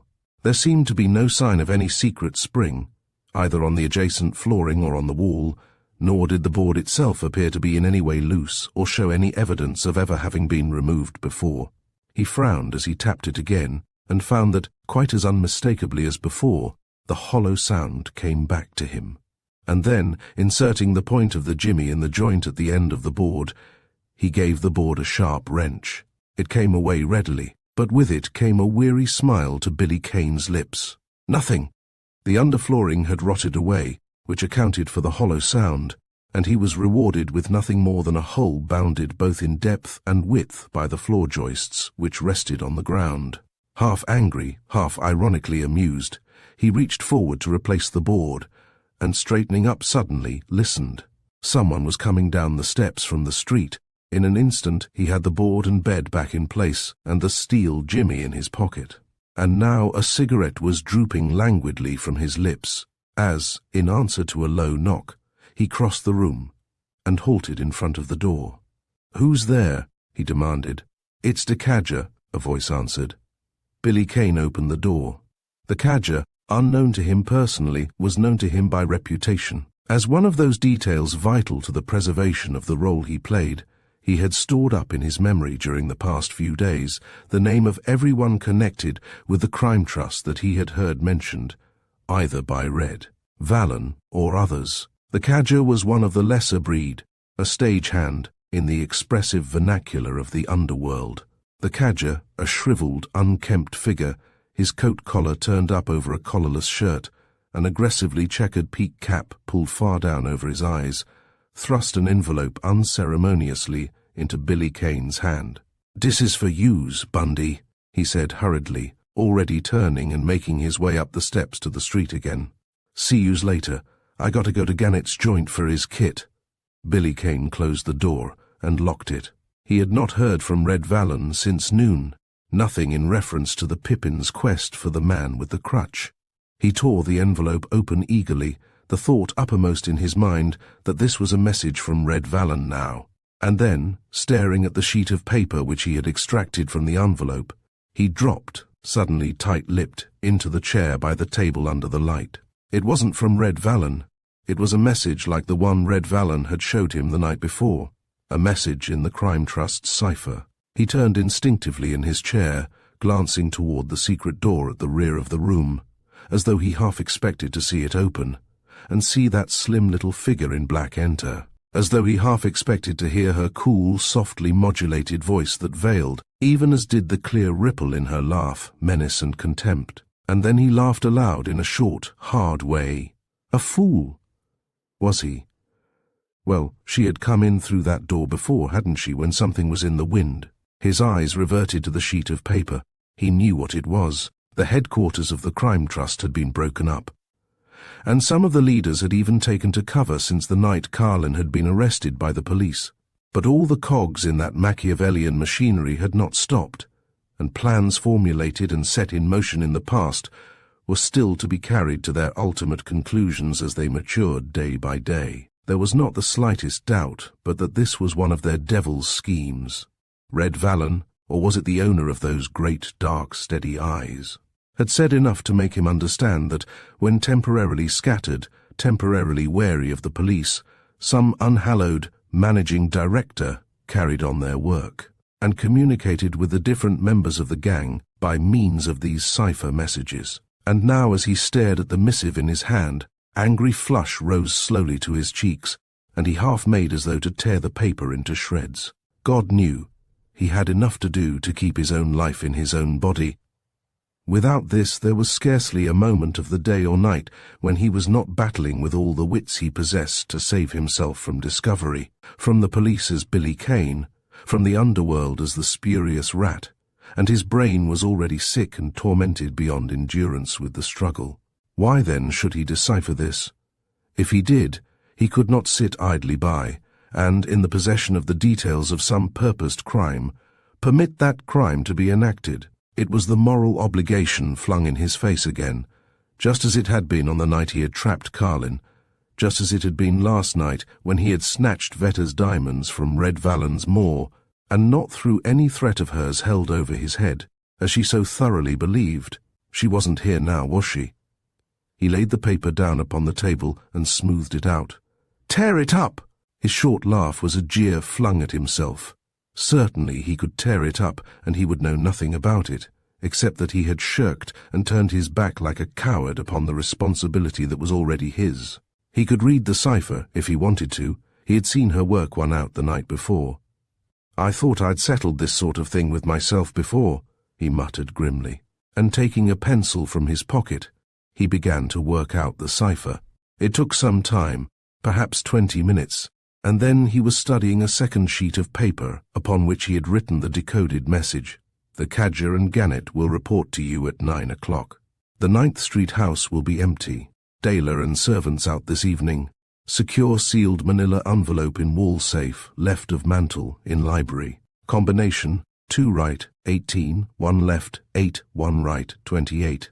Police on trail tomorrow." The cadger's "see yous later" then was to be taken literally, and not, as he had supposed, as simply a common and slang expression of adieu. Billy Kane looked at his watch. It was not quite 8 o'clock. There was an hour then before the cadger and this gannet, another of the cadger's ilk, would report here ready to follow his leadership in a burglarious raid. Billy Kane stood up, and, in a sort of mechanical and reassuring inventory, his hands felt over the outside of his pockets, over the skeleton keys they contained, the steel jimmy, the flashlight, the automatic, and the soft, slight bulge made by the neatly folded mask, and, too, over another bulge that was made by a certain chamois pocketbook. This latter brought a frown. He had not found a way yet to return Vetta's diamonds. It wasn't so easy a thing to do when, if the rat's hand showed in the matter, it was certain destruction for the rat, alias Bundy Morgan, and, for the moment, alias Billy Kane. But Vetta and Vetta's diamonds were extraneous things just now, weren't they? He extinguished the light, crossed to the door, unlocked it, stepped out, locked the door behind him, made his way up the steps, and started briskly off along the street. He did not know what the contents of that manila envelope were, nor who Dela was, nor the Crime Trust's motive. He was supposed to know all that. He knew only that there was some devil's scheme on foot that would be worthy of the Crime Trust in its scope and proportions. And the Crime Trust did not interest itself in little things. Chapter 17. The Man with the Crutch. Billy Kane smiled with grim irony as he walked rapidly down the block. She was not here tonight with her cool, contemptuous voice bidding him to do this thing. It was evident, therefore, that she was not quite as infallible as she apparently believed herself to be. For once, she was not acquainted beforehand with the Crime Trust's movements, it seemed. Perhaps it was because, for once, the rat might not have had anything to do with originating the plan that was afoot tonight, for she had certainly always appeared to be thoroughly informed where the rat was concerned. He shrugged his shoulders suddenly, dismissing her from his thoughts. He would better concentrate his mind on the work in hand. The secret lay in the manila envelope. That the envelope contained something of great value, or was of great value to someone, was obvious, to Dela, probably, since it was in Dela's carefully guarded possession. He shrugged his shoulders again. He could tell better about that in the course of another hour, when the envelope was in his pocket instead of Dela's safe. To balk this organized gang of supercriminals was sufficient for the moment. Once more his shoulders lifted. He perhaps was not even entitled to any great credit tonight in fulfilling his moral obligations. For once, there appeared to be neither any great danger nor any great difficulty. The house was empty. It was not very far away. He had an hour in which to work undisturbed, and at the expiration of that time he should be back in his room, and ready to set out with the cadger and gannet to rob an empty safe. If he with the two men then entered the house, and for their pains found the manila envelope already gone, certainly there could be no suspicion to rest upon him. Billy Kane had reached the Bowery now. He went in through the side entrance of a corner saloon. Here, a minute's search in the telephone directory supplied him with the number of Dela's house on 9th Street. After that, he made his way over to Washington Square, crossed the square, gained the lower end of 5th Avenue, practically deserted now at this hour, and, a moment later, turning into 9th Street, headed down the block in the direction of 6th Avenue. It was one of the old aristocratic neighborhoods of New York, but changed now a great deal with the changing years. What had once been classed as mansions had in many cases been metamorphosed into lodging and boarding houses, but the mansions were still here, big, substantial, commodious stone dwellings. Nor had the boarding houses entirely ousted a certain unobtrusive type of wealth and means from their midst, and it argued not at all that this Dela, for instance, because he had his residence here, was not well-to-do, even exceedingly well-to-do. The street was quiet. Billy Kane located the house he sought. He passed by it, noting that it had a basement entrance, a flight of stone steps to the front door, that it was entirely in darkness, and, returning, he mounted the steps quietly and without any attempt at concealment, found the outer vestibule door unlocked, opened it, after making pretense of ringing the doorbell for the benefit of anyone on the street who might have paid him any notice, stepped inside, and closed the door behind him. The inner door was locked. His skeleton keys came into play. Still far from an adept in their use, he was several minutes at this work. Then he stepped forward into the hall of the house itself. His flashlight stabbed a lane of light through the darkness. The stairs leading to the upper floors of the house were ahead of him, and on his right, on his left, opening off the hall, which seemed to run almost the depth of the house, were several doors, all of which were closed. The house was empty. The cipher message had assured him of that, but nevertheless he moved now with extreme caution to the first door on his left. He knew nothing of the plan of the house, but it was at least logical to assume that the library was on this floor, and the library was the objective of his search. He opened the door slightly, quietly, then drew sharply back, and stood tense and motionless, listening. There was a dull, faint glow of light in there, not as though the room itself were illuminated, but as though the light came from, perhaps, another room beyond. But there was no sound.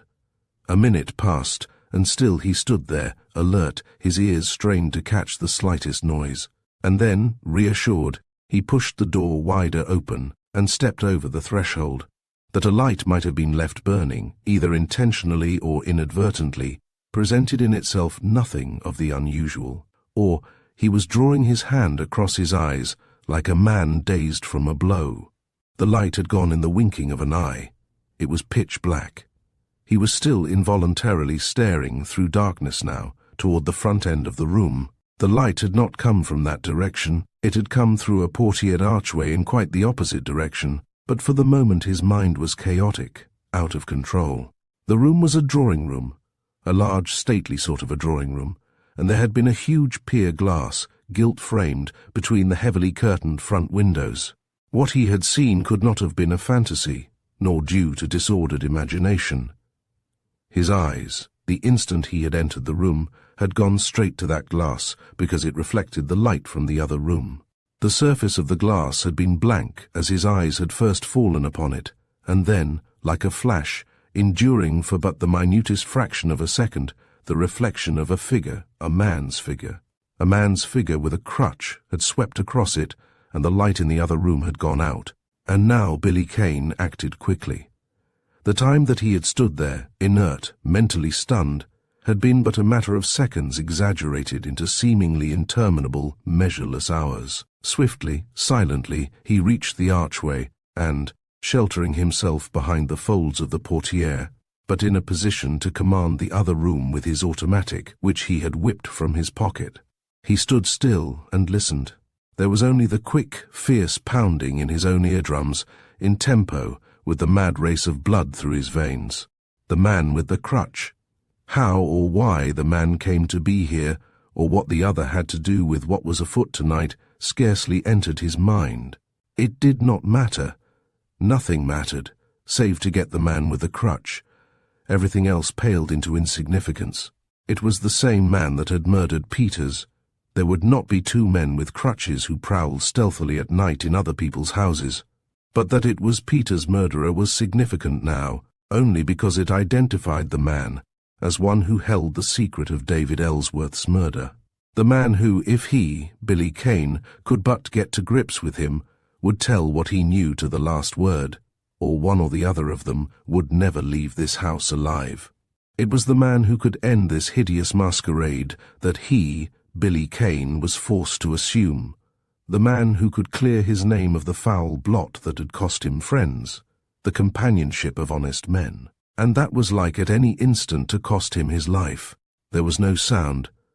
And then Billy Kane's voice rang suddenly, imperatively through the silence. "Hands up!" His flashlight bored through the darkness, circling the room in front of him. The room, it was the library beyond doubt, was empty. His jaws locked. He had taken a chance. It had failed. But now his glance fell upon the door, diagonally across the library from him. That, from its position, obviously opened on the hall. He could have sworn that the doors opening on the hall were all closed when he had entered the house. This one was ajar now. He crossed the library with a bound, swung the door wide, and peered out into the hall. He could see nothing, but now, from somewhere below, he caught a sound as of a boot heel thudding on a bare floor, or perhaps the tap of a crutch. Along at the rear of the hall, his flashlight focused on the head of a basement stairway.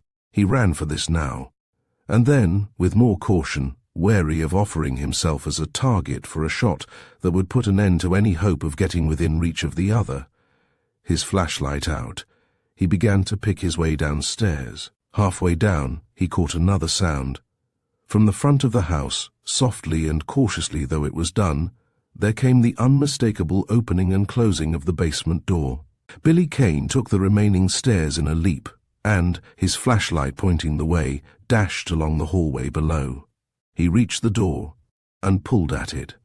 Then, with an angry, muttered exclamation, he stood there for an instant hesitant. The man had managed to lock the door behind him. Mechanically, his hand went toward his pocket for his skeleton keys, but stopped halfway as, turning suddenly, he raced back upstairs. It would take too long to try out key after key. There was a better way. There was the front door. He had left that unlocked when he came in.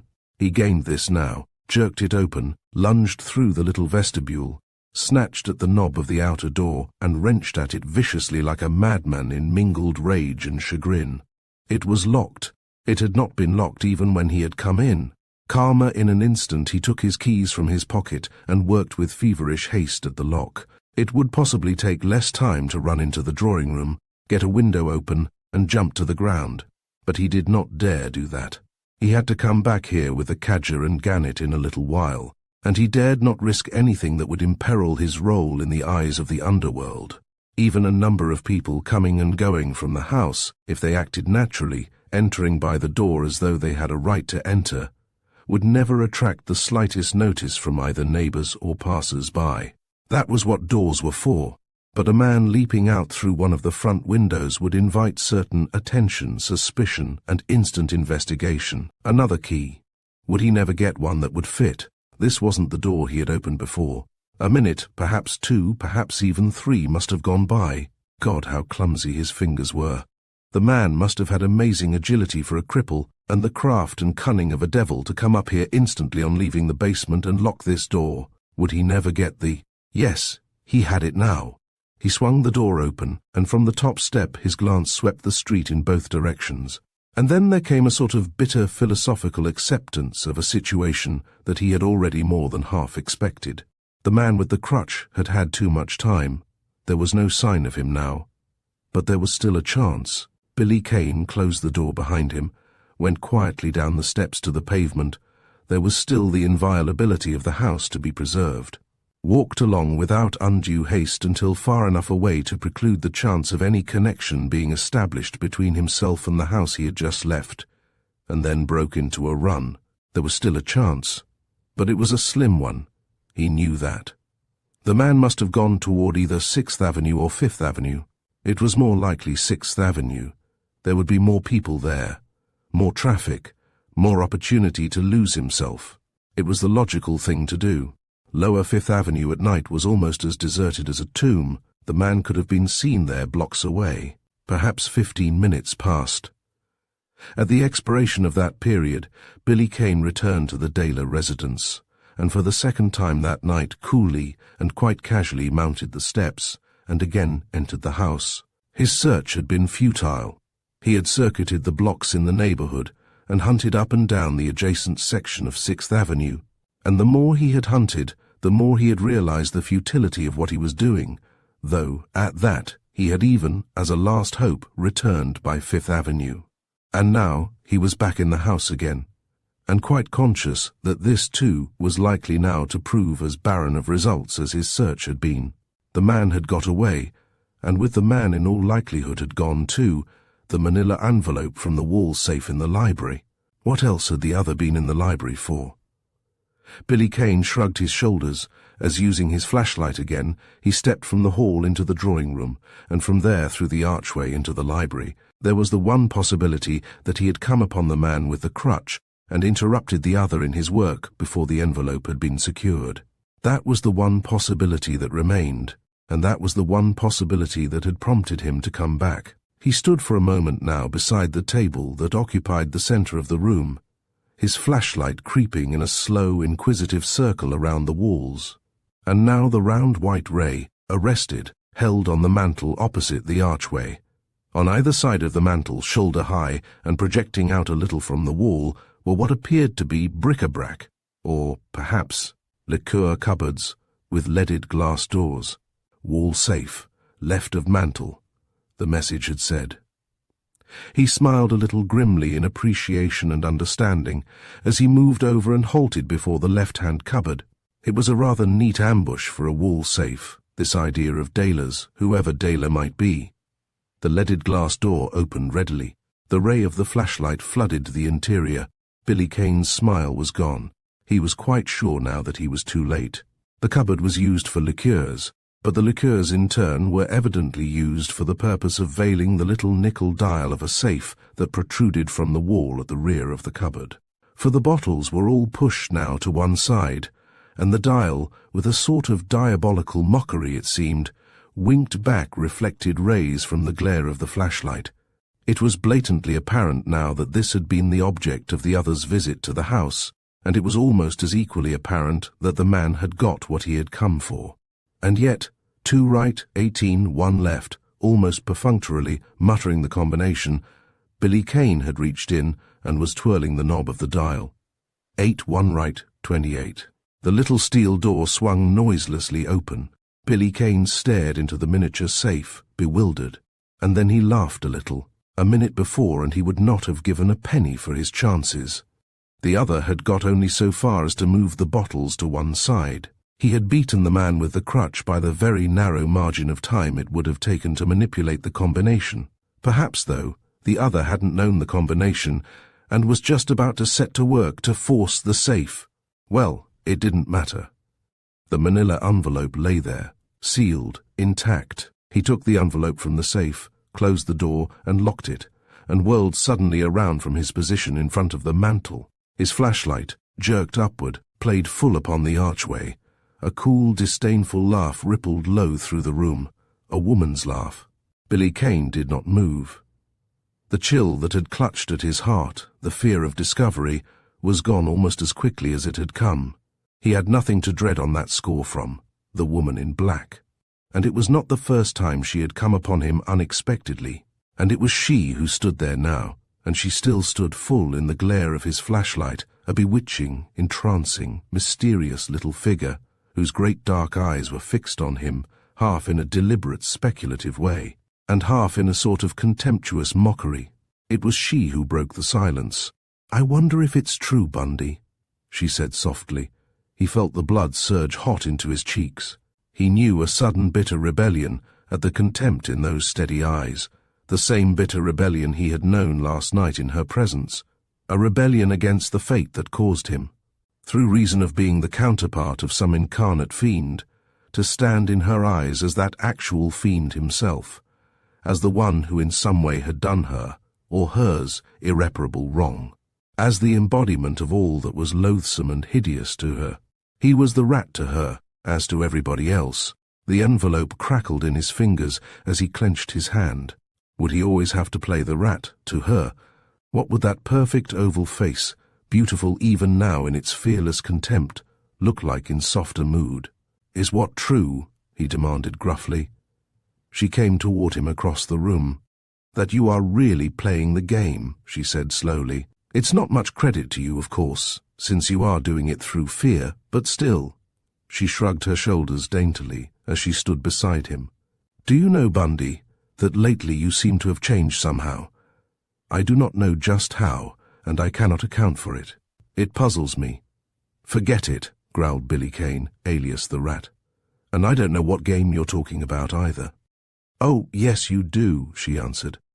"I told you that I would hold you responsible for any crime committed by your accomplices that it lay within your power to circumvent. That was the chance I gave you, and you seem to be taking it. I thought I would test you out tonight when you might imagine that I was ignorant of what was going on, and that you might, therefore, count on escaping the consequences as far as I was concerned. You were to come here with the cadger and gannet at 9 o'clock to rob that safe. You are here alone long before that hour, and you have robbed the safe. I presume, at least I am going to give you credit for it, that it is because you are playing the game I referred to, and are checkmating your partners, and preventing the crime from being carried any further." There was silence for a moment. "I think you had better put out that flashlight," she said. He must play the rat. His soul jeered at him ironically. He snapped off the light. "How did you get wise to this?" he flung out. "About tonight. Why, it was one of your own pet schemes, wasn't it, Bundy? All worked out quite a while ago. That's how I knew. Well, am I right about the reason for you being here alone? And if so, how did you propose to square yourself with your cronies of the underworld?" "By coming back here with the cadger and gannet." "Of course," he replied curtly, "and letting them fall for the idea that someone had beaten us all to it." "Yes," she said calmly. "Well, I quite approve, Bundy, and I'll take that envelope now, please. You won't have any further use for it, and I'll attend to the rest of this affair." He handed her the envelope. He asked nothing better than that she should assume any further responsibility that might be connected with its contents. As far as he was concerned, there were matters of far greater moment now. There was the man with the crutch, and that was a matter in which he had very cogent reasons for desiring to play a lone hand. His lips tightened. It was fairly evident that she had not been in the house the first time he had entered, but he wanted to be sure. "When did you get in here?" he snapped. "Followed me, I suppose." "About 5 minutes ago," she said quietly. "And you left the door unlocked, though I had a key." "No, I didn't follow you. Why should I? I knew that you would be here at 9 o'clock anyway, and I simply came a little ahead of time. I really hoped, you see, that you would do the same, and for more reasons than the one I have just mentioned." "What do you mean?" he grunted. "I haven't seen you since last night, you know," she said deliberately. "What about the diamonds that were stolen from Veta?" "I've got them," he answered shortly. "Veta hasn't." There was a cold, unpleasant inflection in her voice. "Well, what do you expect?" He forced a raucous note into his voice. He was not sure that it sounded genuine. It was not easy to play the rat with her. "Think it over. It's not so soft a job to get them back to him without leaving a trail behind that might trip me up. See?" She appeared to consider this for a moment. "That is true," she said at last. "Well, have you got them here?" "Yes." He reached into his pocket and took out the chamois pocketbook. He laughed brusquely as he held it out to her. "If you can handle that envelope, maybe you can handle the sparklers too." "I can, and I will," she said simply as she took the pocketbook from him. "That's only fair. I told you once that I would put no difficulties in the way of your keeping yourself solid if you could, with your fellow yeggs. And that applies equally to tonight. You may bring the cadger back here. You will find the house empty." "Thanks," he said grimly. "I'll move along then. I've got just about enough time left. And would you mind locking the front door when you go out? I'd like the cadger to get all the run that's coming to him for his money." He stepped forward to pass her, but she laid a detaining hand on his arm. "Wait," she said tersely. "I agreed to look after this envelope, but even so you are not through yet tonight, Bundy. I know where Mr. Daler is this evening, and I am going to bring him back here to his own house myself. But I will give you time first to play out your little farce with your 2 thugs and send them about their business. Say 10 o'clock.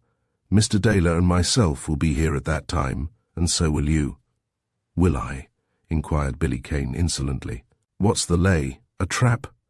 "No, an experiment," she said evenly. "I would like to find out if there is really anything human, if there is a shred of decency left in you. I want you to see your crime for once from your victim's standpoint. It may help you, if you are human, to keep on playing the game, and that will help you, if you can keep out of the clutches of the underworld, to keep out of the electric chair at Sing Sing. You quite understand, Bundy. At 10 o'clock, and I should not even mind if you are found here in this room, in the dark, when Mr. Daler and myself enter the house at 10 o'clock. And now I think you had better hurry, Bundy." There was a twisted smile on Billy Kane's lips. He was the rat, and the rat would be here, or anywhere else at 10 o'clock if she said so. There was no comment to make. The rat had no choice. "All right," he said gruffly, and moved past her to the door, and out to the hall, and a moment later, reaching the street, he swung into a hurried stride, heading back for the rat's den. Chapter 18. Mirrored Years. It was quite dark here in Daler's library, yet he had sat so long in this chair that his eyes seemed to have accommodated themselves to the darkness, and it seemed as though he could distinguish every object in the room. Surely, interminably, as the minutes dragged themselves out, the quarter hour that had stood between 10 o'clock and the time he had sent the cadger and Gannet away was up now. His flashlight winked through the blackness, played on the dial of his watch, and the blackness fell again. It still lacked 5 minutes of the hour. Strange how his mind worked. There was no speculation as to precisely why she had demanded his presence here. There was only intolerant, angry impatience because she had done so. If it had not been for her, he could have been making vital use of every one of these minutes. There was nothing else to have hindered him. It had been almost childishly easy to pull the wool over Gannet's and the cadger's eyes. He had let the cadger and Gannet take all the initiative, apparently. The 2 men had forced the basement door, and then, going upstairs, had opened the front door for him, which he, strolling down the street a few minutes later, had entered as casually as he had already done before on 2 occasions that night. After that, the 3 of them clustered around the mantel, The cadger manipulating the dial of the safe while Gannett held the flashlight had made the discovery in common that the safe had been already looted. He had joined in the dismay, chagrin and fury of his companions. He had joined in the frantic search of desks and drawers, which he had inaugurated and which he had permitted to endure for a full half-hour. At the expiration of that time he had coded a terse cipher report and had handed it to the cadger and Gannett for delivery. They were to leave the house, himself last, a few minutes apart in order to avoid arousing any attention, and the cadger and Gannett, obediently and unsuspiciously, had gone. And he had remained. It had been very simple, and there remained no trace of the search that had been made. His eyes now, so strangely accustomed to the darkness, reassured him on that score. He had warned the men not to leave any traces behind them. He stirred uneasily in his chair. All this had been essential, necessary, vital, in order to preserve his role of the rat from suspicion, and himself from subsequent and quick disaster at the hands of the underworld, but the minutes that were slipping away from him now, as he sat here impotent, were priceless. Red Vallon and the Pippin, at any moment, might run the man with the crutch to earth, and his hands were tied. He had no concern with the effect that the loss of the envelope might have had on this Dela. He was utterly indifferent to either the contents of that envelope or Dela's connection with it. It seemed to plumb the very depths of irony that she appeared to labor under the impression she might somehow, in this way, arouse his better nature and touch some softer human chord within him. He was concerned more with the connection between that envelope and the man with the crutch, and very much more with the contents of that handbag the man with the crutch had carried away from Peters's flat the night before, and still more again with the man with the crutch himself.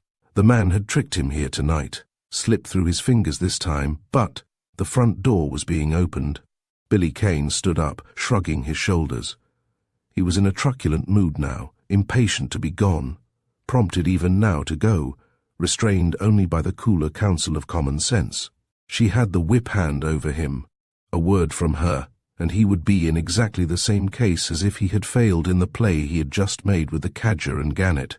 Voices reached him, hers, quiet and controlled, a man's, gruff, irritated, sharply antagonistic, and then the door from the hall opened, and the lights in the library went on. Billy Kane's eyes, passing swiftly over the trim little figure in black across the room, met and held those of a man who, startled now, stepped hastily back, only to discover that his companion had quietly and swiftly closed the door behind them. The man's lips were suddenly compressed and hard, though the color had ebbed a little from his face. "Please sit down over there at the table, Mr. Dela," she requested softly. "No," exclaimed the man angrily. "I'll do nothing of the kind. What's the meaning of this? You inveigled me back here by hinting at some kind of story, and you run me, in my own house, into the presence of a thug." She shook her head. "It is true that I asked this gentleman." She hesitated over the choice of the word, while her eyes, in a sort of mocking humor, inventoried Billy Kane's none too reputable appearance and attire, "to come here, but it is equally true that I have some kind of a story that I think will interest you. Bundy, you might try and persuade Mr. Dela to sit down." A grim smile came to Billy Kane's lips. He was a pawn too, like this Dela, a pawn to be moved about at will by this outrageously courageous, imperturbable, and, yes, in spite of his own irritation, adorable little personage. He turned his attention now to Dela. The other could have been no more than 45, yet his hair was not merely prematurely grey, it was white, as a very old man's is white. His face, clean-shaven, was kindly, though drawn now in tense lines about the lips and forehead. "Sit down," Billy Kane ordered curtly. He was fingering his automatic, playing up to the cue she had given him. Dela hesitated, and then abruptly stepped forward and flung himself into a chair at the table, his back to the mantel. "Well," he challenged, "you got me out of my club on the pretext of having something to say about a man named Keats whom I once knew, but from the look of things it appears to be much more likely that, with my own house affording you protection, I am to be coolly robbed of my watch, money, and such other valuables as you may be able to lay your hands on." The slim little figure had slipped gracefully into a chair, facing Dela on the opposite side of the table. She smiled curiously, But at least I will keep my promise first and tell you about this Keats, she said. Buck Keats, wasn't it, Mr. Daler? And as your servants may be back in another half-hour or so, we won't waste any time in getting to the story. It goes back about 20 years. At that time you were in the Yukon and pretty well away from civilization, and you had been prospecting all summer with your partner, a man quite a little older than you were, a man named Laynton, Joe Laynton, Square Joe. They called him in that country, and you ought to know why. He was a big man in his body and in his soul, a God's nobleman, wasn't he, Mr. Daler? Daler was leaning forward, staring at her in a strange, puzzled way. How do you know all this? He demanded sharply. She shook her head again.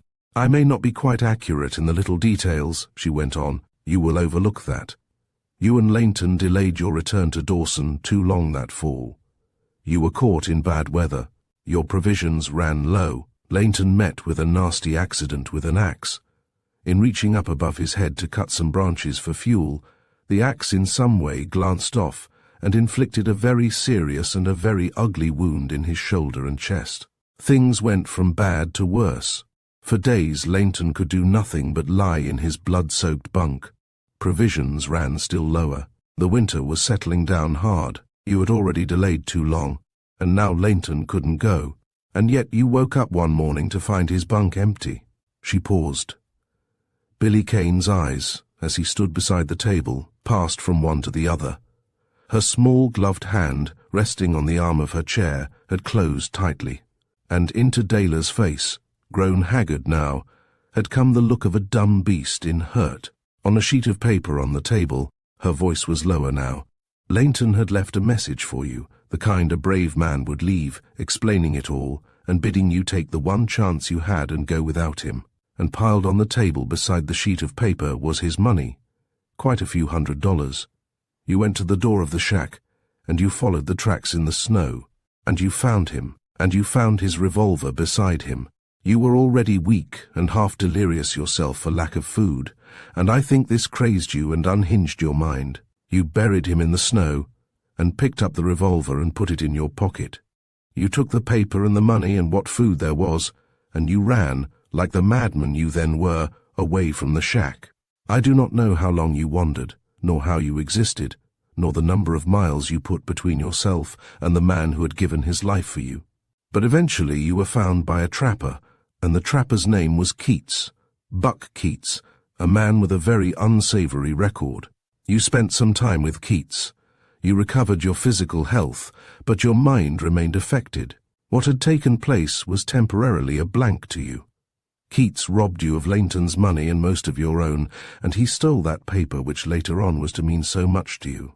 He preferred, if anything were ever known, that you, and not he, should be credited with having stolen Laynton's money, and he further helped out that suggestion by getting you, after some months, out of the country, by having you, in a word, disappear.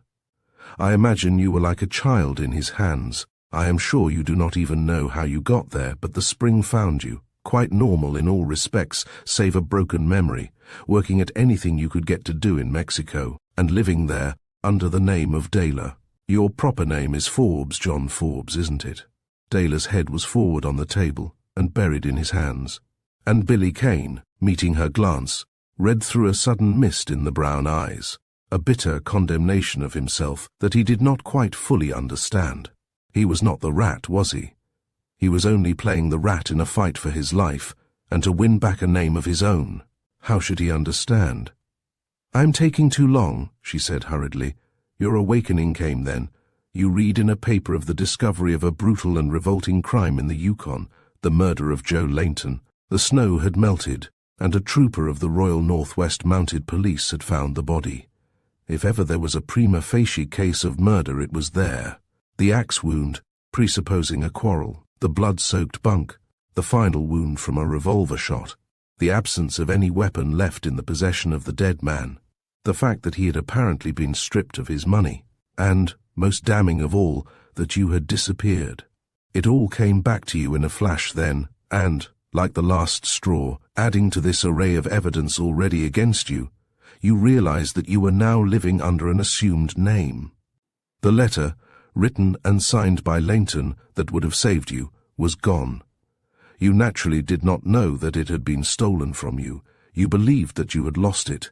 It would take a very brave man, and a man that was very sure of himself indeed, to judge you for what you did then. Without that paper, you, an innocent man, were already as good as hanged if you gave yourself up.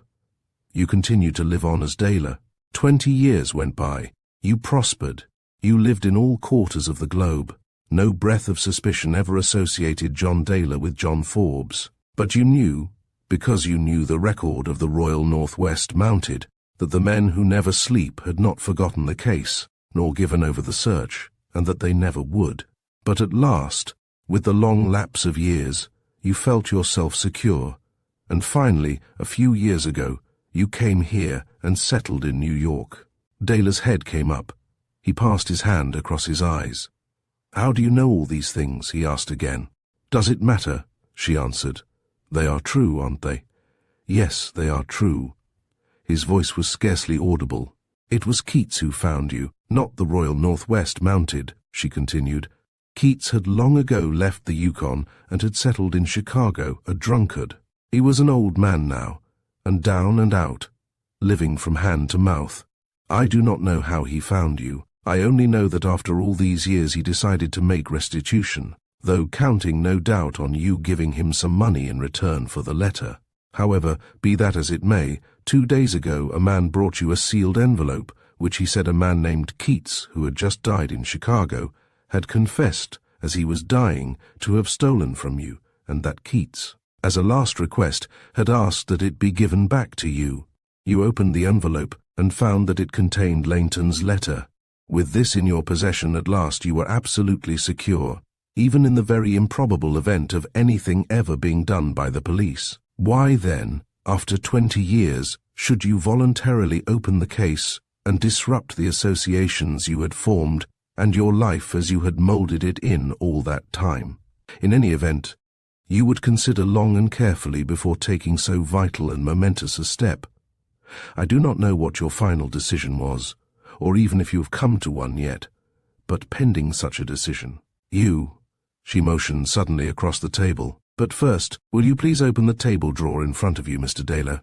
He obeyed her, a sort of slow wonder in his movements. The drawer, open, disclosed, among other supplies of stationery, a pile of long manila envelopes. She motioned again, this time to the envelopes. "You sealed the letter up again, in one of those envelopes, and put it away. And that brings us to tonight. I would like to have you show that letter too." She indicated Billy Kane with a curt nod of her head. "This man here." For an instant Dayler did not move. Then he stiffened back in his chair, his eyes narrowed. "I begin to see." His jaws snapped hard together. "So that's what you are after. You propose to steal that paper from me and then blackmail me with it afterwards. It is the letter that you want. And perhaps you will get it for us," she suggested softly. There was a grim sort of finality in Dayler's short, unpleasant laugh. He said, "Well then," she still spoke softly, "suppose I were to tell you that the men who never sleep have been advised that Dayler and John Forbes are one, and that they are travelling down from the Canadian West now, and that tomorrow you will be arrested, and that the letter is already gone." "Gone!" It came in a startled cry. Dayler half rose from his chair, but dropped back again quite coolly, a sarcastic smile suddenly on his lips. "Clever," he said ironically. "Quite a pretty little ruse to get me to indicate the whereabouts of that paper. Perhaps you will try something else now." "Bundy," she turned calmly to Billy Kane, "open the door of that little cupboard on the left of the mantel." Billy Kane stepped across the room in a sort of mechanical obedience and opened the leaded glass door, just as Dayler, his self-assurance shaken now, jumped from his chair and rushed to the mantel. "Perhaps," her voice came calmly again from the table, "Mr. Dayler prefers to look for himself after all, Bundy." The man seemed to be fighting desperately for a grip upon himself, and again his jaws snapped hard together. "No," he cried. "It's another trick to get the combination of that safe, to get me to open it. Do you think I'm a fool to let that paper go now, even at the cost of my life? After you have so kindly warned me that I am to be arrested tomorrow, you would have done better not to have talked quite so much." "Open the safe, Bundy," she instructed evenly. "Watch him, Mr. Dayler, and satisfy yourself." The dial whirled deftly, swiftly, under Billy Kane's fingers. The steel door swung open. "Gone! My God, it is gone!" Dayler's cry now was broken, almost inarticulate, his head half buried in the cupboard. He was staring into the empty safe, and then he reeled back to the table and stood there clawing at its edge, grey to the lips, looking from one to the other. "I have not quite finished my story," she said quietly. "It is quite true that Keats is dead, but he did not die 2 or 3 days ago. He has been dead well over a month. Nor did he die from natural causes. He was murdered. There is a gigantic crime ring in this country, whose headquarters are here in New York, that is as implacable and heinous as it is far spread and powerful. Keats, far under the influence of liquor in a low dive one night, and in maudlin self-admiration at the idea of making restitution to you, became drunkenly confidential, and his confidant, as it happened, was an old broken-down yegg of about his own age, too old for active work at his sordid trade, a pensioner, a hanger-on, as it were, of this crime ring, who made himself as valuable as he could in any way that he could. He reported the story. Keats was promptly murdered, not so much for the sake of the paper, for that could easily have been taken from him without resorting to murder, but that there should be no Keats, with his change of heart, ready to take the witness stand in your behalf, and therefore render the paper of no value to them at all.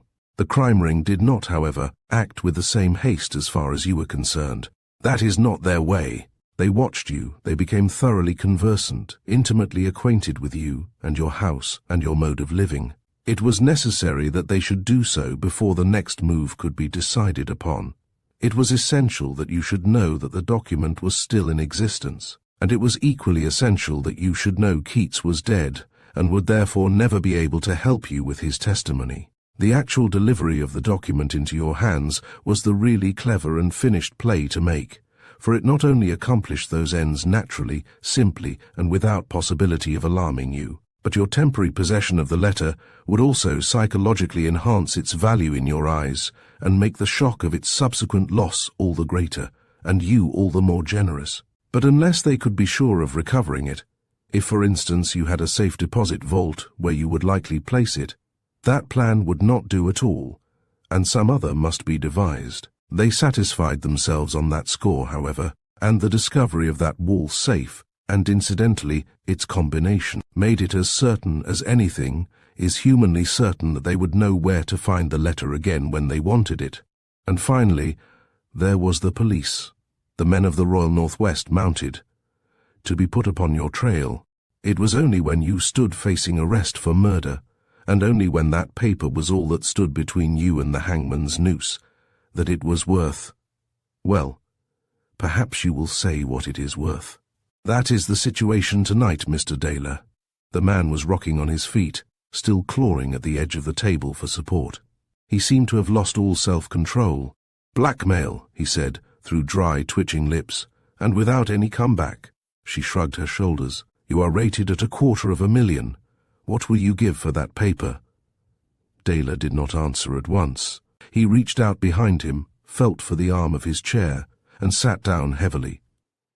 He spoke at last, brushing his hand nervously across his forehead.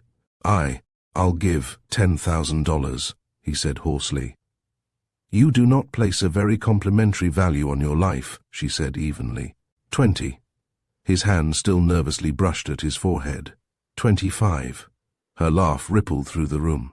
It was low and coolly disdainful, but it seemed to Billy Kane, standing by the mantel tight-lipped, watching the scene, that it held, too, a queer, underlying, tremulous note.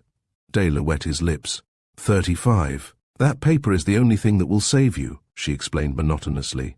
"Is money any good to you unless you live?" It was Dayler who laughed now, but it was hysterically. His hands would not remain still. He had let his head alone now, and instead kept laying his hands on the table in front of him, by turns opening and clenching them, and they left damp prints on the top of the table. 50, I'll make it $50,000, he whispered. She shook her head. "My God!" It was a helpless cry. Dayler stretched out his arms imploringly. "You don't understand. It's not easy for me to get even that amount." I'm not worth what you think I am. I've gone the limit." Her voice was still monotonous. "Are you?" she asked. Give me time, and I might make it a little more." There was no doubt of the agonized sincerity in the man's voice. "Perhaps 60. "No," she said. She was on her feet now, her voice breaking a little. "I want more than that, what it will perhaps be harder for you to give than $60,000. I want your forgiveness for what I have just made you suffer, for this scene here. I had reasons that I believed justified me." She glanced at Billy Kane. "I do not think you would understand, and I am afraid you would not see the justification in them even if I tried to explain, and so." She had drawn the manila envelope from the bodice of her dress and was holding it out to him. "I can only ask you to forgive me." He took the envelope wonderingly, rising slowly to his feet. He was like a man dazed. Stupefaction, incredulity, a mighty relief mingled their expressions in his face. He turned the envelope over and over, and then, opening it, extracted a folded piece of paper from within. And then for the second time his laugh rang through the room. But now it was a laugh like the laugh of a man that was insane, high-pitched, sustained. "Go on," he cried wildly. "Go on with your hellish tricks. What's next?" Billy Kane had involuntarily stepped closer to the table. He drew in his breath sharply now, in an amazed, startled way. Dayla was holding a blank piece of paper in his hands, and she, too, was leaning tensely forward. He glanced at her. She turned her head toward him, and out of a face that was as white as death, her dark eyes burned full of fury and bitter condemnation. As they fixed upon him, "I see it now." Her lips were quivering with passion. She steadied her voice with an obvious effort. "I gave you credit for too much. I caught you at your work just a second too late. I thought you were taking an envelope out of the safe, whereas you were attempting to put one in. The one you took out was already in your pocket. You were checkmating your miserable accomplices unquestionably, but it was for your own ends. You were playing the traitor to them and to me at the same time. You meant with your cold-blooded cunning to use that paper against Mr. Dayla for your own private gain. You lied to me. It wasn't an empty safe to which you meant to introduce the cadger and gannet. There was a little more finesse. It clouded the issue a little more to put a dummy envelope there. And it was so easy, just one of those envelopes taken from the drawer there and a piece of paper slipped inside." She paused an instant, surveying him with merciless eyes. "I hardly suppose that you would be fool enough not to have already put it in a safer place than your pocket, but if you still have it there, hand it over." Billy Kane did not move. Somehow he was not paying undivided attention to her. It was the man with the crutch who seemed to be standing there in her place, grinning at him, only he could not see the man's face. And then, with a mental jerk, he pulled himself together.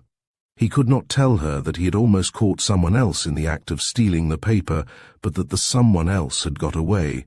It would sound ridiculous. She would laugh in his face.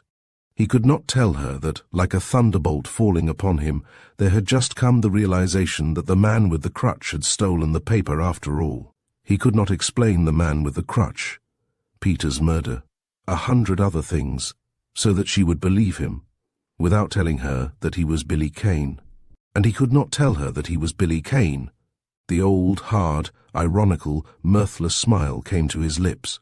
He was the rat. "Maybe you'd like to search me," he snarled insolently. She turned to Dayla. The man had sunk into his chair again and was smiling now, but in a horribly apathetic sort of way. "Mr. Dayla," she said quietly, "it does not matter in the least if he has got rid of it for the moment. I promise you that paper will be in your possession again by tomorrow morning." She swung on Billy Kane and pointed to the door. "I think you heard what I said, Bundy." Her voice was ominously low now, strained with menace. "I will give you until tomorrow morning to produce that paper. The alternative is the electric chair." She was still pointing to the door. He shrugged his shoulders. What was the use? The net was closing tighter about him, tighter than ever before, and the strands now were like some devil's tentacles that would not let go. He swung on his heel abruptly and without a word left the room. Chapter 19. A Hole in the Wall. Once in the street, Billy Kane started hurriedly in the direction of the Bowery. He hastened on, his mind in a state of chaotic turmoil. Presently he turned into the cross street, a block away from the rat's den. He had until morning. It was thoughtful of her to have given him that much time. The man with the crutch had the paper, of course. Red Vallon and the Pippin had had since noon to find the man. If the man were not found by morning, the role of the rat would be at an end. There was something damnably ironical in that. He had wanted the role of the rat to end, and now he didn't want it to end on account of this man with the crutch who was disastrously likely to bring that end about. He needed the role now more than ever in order to use it against this man with the crutch, because the other held the knowledge that would enable him, Billy Kane, to cast off the role forever. Yet if he didn't find the man, and even before morning, the role, and quite as certainly forever, would be cast off for him. He swept his hand across his eyes. His brain seemed to be working in some silly sing-song cycle, and yet it was quite logical. And then his shoulders squared. For the night at least he was still the rat, and the underworld was at the rat's beck and call. If Red Vallon and the Pippin could not find the man with the crutch, he would unleash the underworld to help them pick up the scent. First, however, he must get in touch with Red Vallon. But that should not be difficult, for Red Vallon, whether he had had any success or not, was certain to make a report before the night was very much older. And Billy Kane halted suddenly and turned around as a low voice hailed him. A man was hurrying along behind him. He smiled grimly. A little luck, at least, seemed to be breaking for him at the start. Here was Red Vallon now. Billy Kane, in apparent indifference, started on again in the direction of the den. "Hello," he said gruffly, as the gangster caught up with him and fell into step alongside. Red Vallon chuckled low. "We got him," he said. There was hoarse elation in the gangster's voice. A fierce uplift swept in an almost overmastering surge upon Billy Kane. His answer, however, was little more than a grunt of approval. "You have, eh?" he said. "You bet your life," exclaimed the gangster jubilantly. "You know Marlot's saloon? Well, the guy lives next door in that old Methean shack. Someplace. The police have been leery of it for a long while. There's mostly a bunch of slick fingers hang out there. Get me? He's got the back room. Used to be the kitchen, I guess. He's a smooth one, all right. He's got a private entrance of his own when he doesn't want to go in or out by the front. The old back door opens right into his room from the yard. Savvy?" Billy Kane nodded his head shortly in affirmation. He took a cigarette from his pocket and lighted it nonchalantly. But say, the elation in the gangster's voice was growing still more pronounced. "That ain't all." The Pippin spotted his nibs through the window from the yard a few minutes ago. "Say, what do you think, Bundy?" The cripple hobbles across the room and pulls the old washstand away from the wall and lifts up an innocent-looking piece of the wallpaper that you'd think was stuck down for fair. The Pippin had only a rip in the window shade to see through, and he couldn't see very well, but he could see a dinky little hole there in the wall and a satchel inside. And the cripple takes something out of his pocket and slips it into the hole and smooths the wallpaper back again. The Pippin beat it out of there then and found me, and he's just wised me up. It was quite dark here on the street, but even so Billy Kane kept his face turned slightly away from the gangster. The blood was racing in one mad, ungovernable flood of feverish excitement through his veins. It seemed somehow as though a weight that had been unendurable, an actual physical burden beyond his strength to bear, had suddenly been lifted from his shoulders. The man with the crutch. From the prior events of the evening, from what Red Vallon had just said, there was no possibility that the Pippin had stumbled upon another man with a crutch. This was the one, without question, without room for a single shadow of a doubt. And he as good as had the man now. He flicked the ash from his cigarette with his forefinger and nodded curtly again. "Figure it out for yourself," said Red Vallon, a sort of eager self-complacency in his voice. "Of course, the man had nothing to do with that murder last night, but the police know he was around there lugging a satchel, and you add to that the crook dump where he lives, and a guy that has a nifty little hiding place in the wall with a satchel in it, and where does he get off? I ain't throwing any bouquets at myself, Bundy, but I told you I'd pull something good this trip, and I guess you got to hand it to me for delivering the goods. Pipe this, Bundy. The police think the Pippin's a stool pigeon anyhow. Well, 5 minutes ago I sent the Pippin to tip off the police, while I beat it up here to put you wise. Get me? With all that stuff against the guy, he ain't got a hope. He goes up for that murder, and that lets you out, Bundy." Billy Kane stood still. They had reached the cellar-like entrance to the rat's den, but he made no move to descend the short, cavernous stairway. A little way up the block, the street lamp seemed suddenly to be swirling around and around in swift, lightning-like irregular flashes. The blood that had rushed hotly, madly through his veins but an instant before was cold and sluggish now, as though some icy tourniquet were at work upon his heart, stilling its action. "That lets you out, Bundy." The words mocked and jeered at him. Let him out. It was ruin, disaster, death, unless in some way he could forestall this move of Red Vallon. He fought desperately for control of himself. That envelope, her threat, his own desire to get at the man, were like issues fading into the background.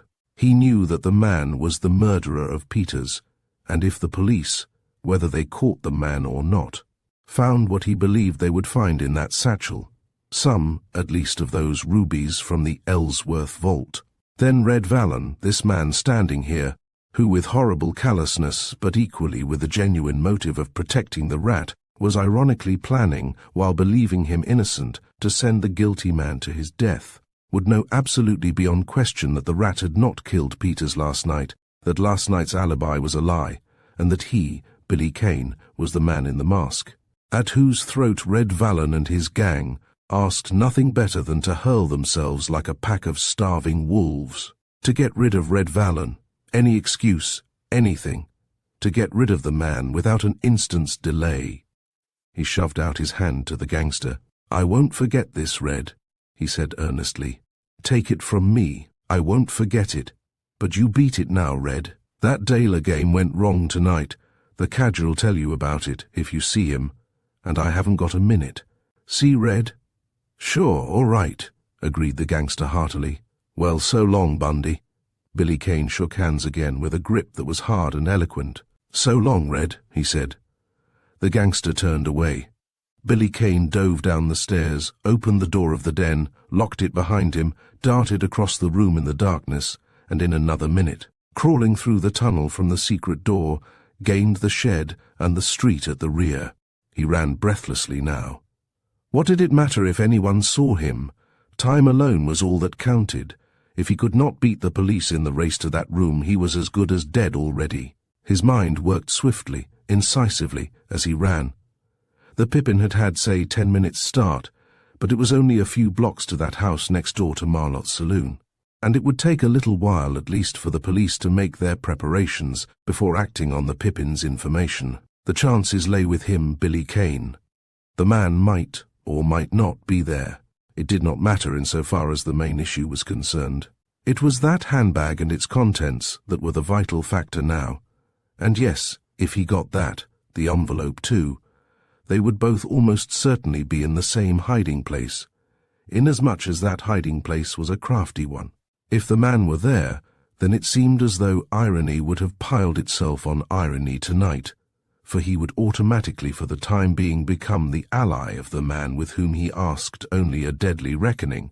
He did not want the police to get the man with the crutch. Whatever the story the man might tell to account for his connection with Peters, it was certain that he would not be fool enough to tell the truth about the murder of David Ellsworth, and if the police had the man with the crutch in custody, then he, Billy Kane, was irrevocably barred from that reckoning which he meant to have. He had been perhaps 5 minutes. He was trying the door now of a wretched 2-story frame building that hugged, as its right-hand neighbor, a saloon that was almost as disreputable in appearance as itself. The door was unlocked. He stepped inside, and feeling his way in the darkness, but still moving rapidly, passed down a narrow hall. By the sense of touch he was aware that there were rooms on only one side, the left-hand side, and that there were 2 of them. He brought up abruptly against a door now that made the end of the passage, the door of the rear room of the house obviously, and obviously therefore the home of the man with the crutch. It was silent everywhere in the house. He smiled a little grimly. He knew the place well enough by reputation to account for that silence. It was a crook's nest, a crook's lodging house, and being night, the tenants had gone to work. He slipped his mask over his face and rapped on the door. There was no answer. He rapped again, and then his skeleton keys came into play.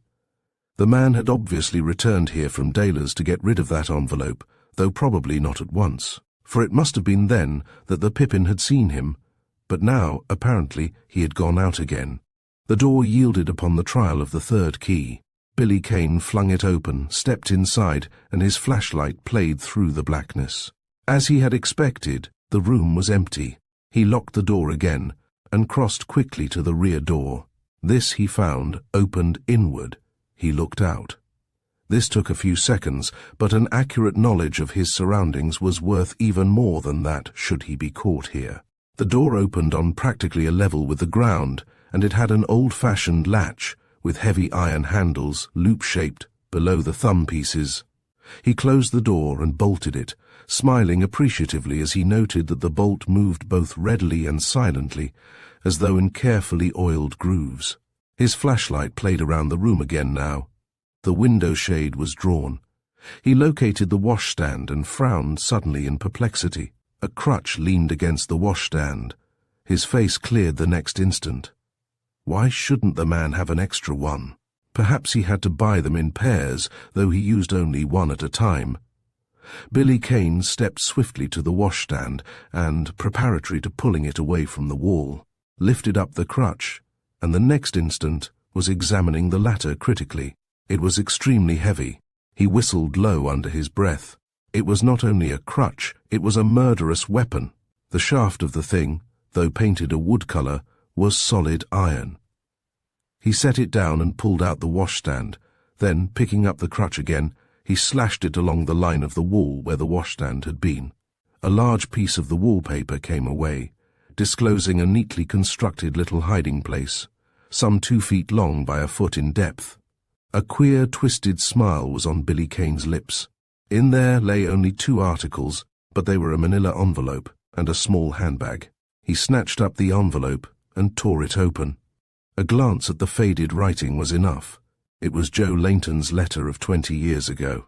He stuffed it into his pocket and, almost more eagerly than before, reached into the aperture again and took out the handbag. But now his fingers seemed to have gone clumsy with excitement as he fumbled with the catches. No, it was locked. Well, his steel jimmy would soon settle that. He pried the bag open and stood staring at its contents. And the contents were not rubies. And then he laughed a little as he lifted out and examined a package of banknotes. It did not matter, did it, the rubies or the money? It linked the man with the crutch with the Ellsworth murder just the same. This was the money, and apparently intact, that had been in the Ellsworth vault. The paper bands pinned around the packages, and marked in red ink with the amount in each package, had been pinned there and marked by himself. It was strange, very strange. He restored the steel jimmy to his pocket, and attempted to fasten the bag with its end catches, but the frame had been bent in prying the bag open, and the catches would not work easily. It was very strange. How had this man with the crutch, so intimately connected with Peter's and David Ellsworth's murders, come also to be so intimately conversant with the Crime Trust's game with Daler? His mind kept striking off at tangents as he struggled with the bag. He could not carry a bag that would gape open. Once he got it to the den, that hole in the flooring, that he had thought so futile a reward for his search, would not be so futile after all. The bag would fit very nicely and very securely in there. Iron crutches weren't usually made in pairs. That was queer too. Was it an iron crutch that was the blunt instrument that had caused Peters's death and David Ellsworth's? Why had the man used that dummy envelope tonight? And his flashlight was out. Footsteps were creeping cautiously along the hall outside. The police! The bag would have to do as it was now, but at least one catch was partially fastened. He tucked it under his arm, and for the fraction of a second, while he thrust the flashlight back into his pocket, he stood still, and then, a sudden, curious smile on his lips, he reached out and picked up the crutch again and stole silently over to the rear door. The smile was lost as his lips thinned into a straight line. Yes, they were already here too. Well, the crutch might perhaps still serve the same purpose. His ear to the panel, a whisper reached him. "Put your shoulder to it, Jerry, and push with me when I get the bar in the crack of the door."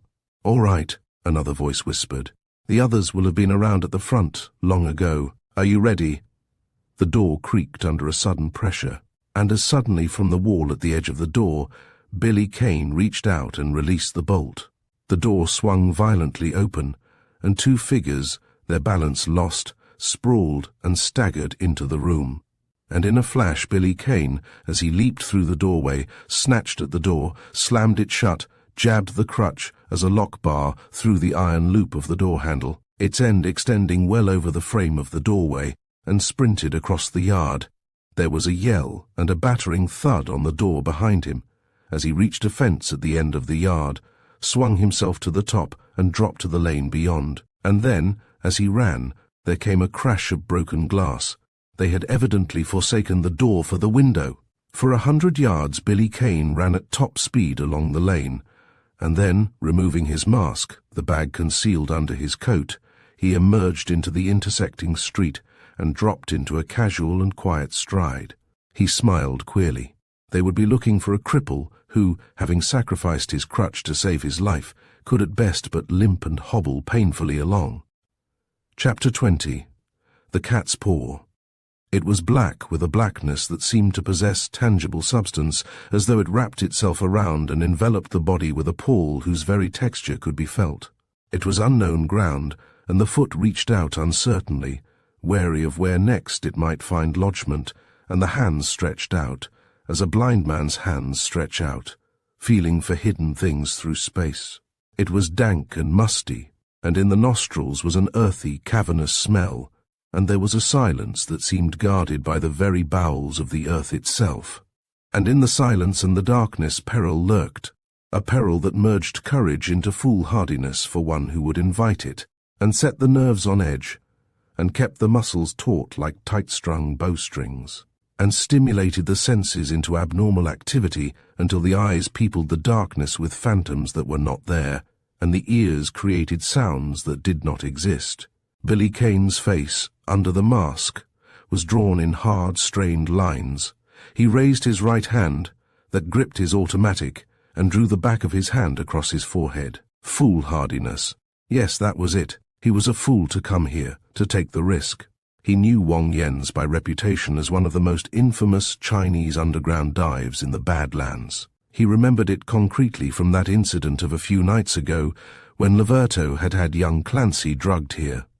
Was that only a few nights ago? He shook his head. Since those few nights ago he no longer measured the passing of time by normal standards. He had lived all his life since those few nights ago. He moved forward through the blackness, cautiously, silently. Where was the next wall? Or was there any wall at all? His hands, reaching out as far as they could stretch, touched nothing. This was below the ordinary cellar level. It was a sub-cellar, a chain of sub-cellars. How many men had entered here, yes, and women too, and disappeared. A murder hole. And up above him somewhere was New York. Millions of people, taxicabs, crowded sidewalks, theaters, and yes, churches, places where people worshipped. Incredible. He had heard of places like this, and so had the public, and the public smiled in self-sufficient, tolerant amusement. Well, why not, where even the police were ignorant?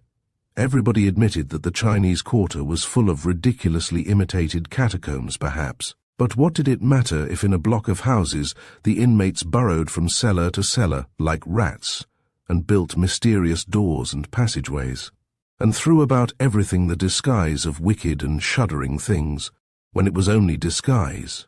It was good for business.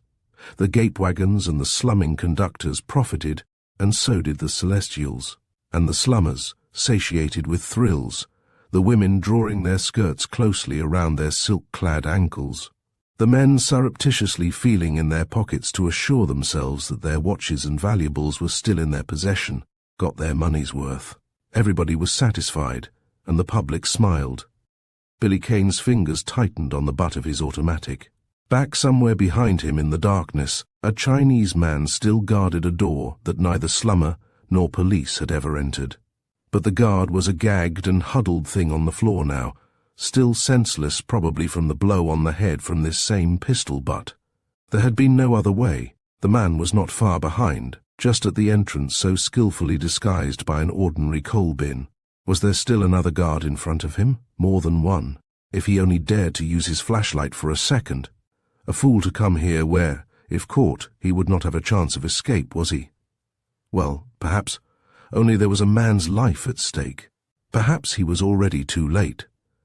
Red Vallon had said, though, that there wasn't any hurry about bumping off the wop, that they had him safe in here, with his beam tapped to keep him quiet until they finished the rest of the game. It was less than an hour ago that Red Vallon had said that, and it was only 8 o'clock now, and the rest of the game, to give it every chance of success, would not be played out for still another hour yet. Not before old Barloff had closed up for the night. He wasn't too late. He couldn't be too late. There was a man's life at stake, only an ex-convict's, a man out from Sing Sing but a few hours ago. Just a prison bird. But the wop was innocent this time, and was that a sound there from somewhere in front of him? Billy Kane stood still. Nothing. No, a dozen sounds that were not really sounds at all. His ears were full of uncanny noises. The back cellar entrance beneath a Chinese tea shop, and after that, the rear of the coal bin. Billy Kane was laughing to himself, but the laugh was void of mirth. There was a grim, horrible sort of irony about it all. Believing him, Billy Kane, to be the rat, Red Vallon had reported the accomplishment of the first stage in the execution of the plan with gusto. After that, deft questioning had elicited from the gangster the secret of this entrance to Wong Yen's, and then luck, and then the guard taken unawares. The guard could hardly be blamed. The guard, naturally enough, had little reason to suspect the approach to that coal bin of anyone who had not the open sesame to what was beyond. And he had been lurking there where the boards of the bin ingeniously slid apart, and had shown not the slightest uneasiness at his, Billy Kane's, presence, until it was too late. Then there had been a steep, narrow passage downward, and then this. Beyond, near or far, he did not know which, these sub-cellars hid the real thing that the so-called underground Chinatown above counterfeited. Hid debauchery and vice and cradled crime, and here the poppy reigned, and the dregs of humanity skulked fearful of the sunlight. They had flung the wop into a corner and left him until they got around to finishing the job, Red Vallon had explained callously. The wop, therefore, must be somewhere near at hand, but he, Billy Kane, could see nothing, hear nothing, feel nothing. His physical faculties strained and alert. Subconsciously, Billy Kane's mind was milling over that conversation with the gangster of an hour ago, and upon him, in spite of his own present peril, there came a cold and merciless fury. It was more tonight than the ordinary moral obligation, more than the mere responsibility to render abortive the crimes that came to his knowledge through his tenure of this role of the rat.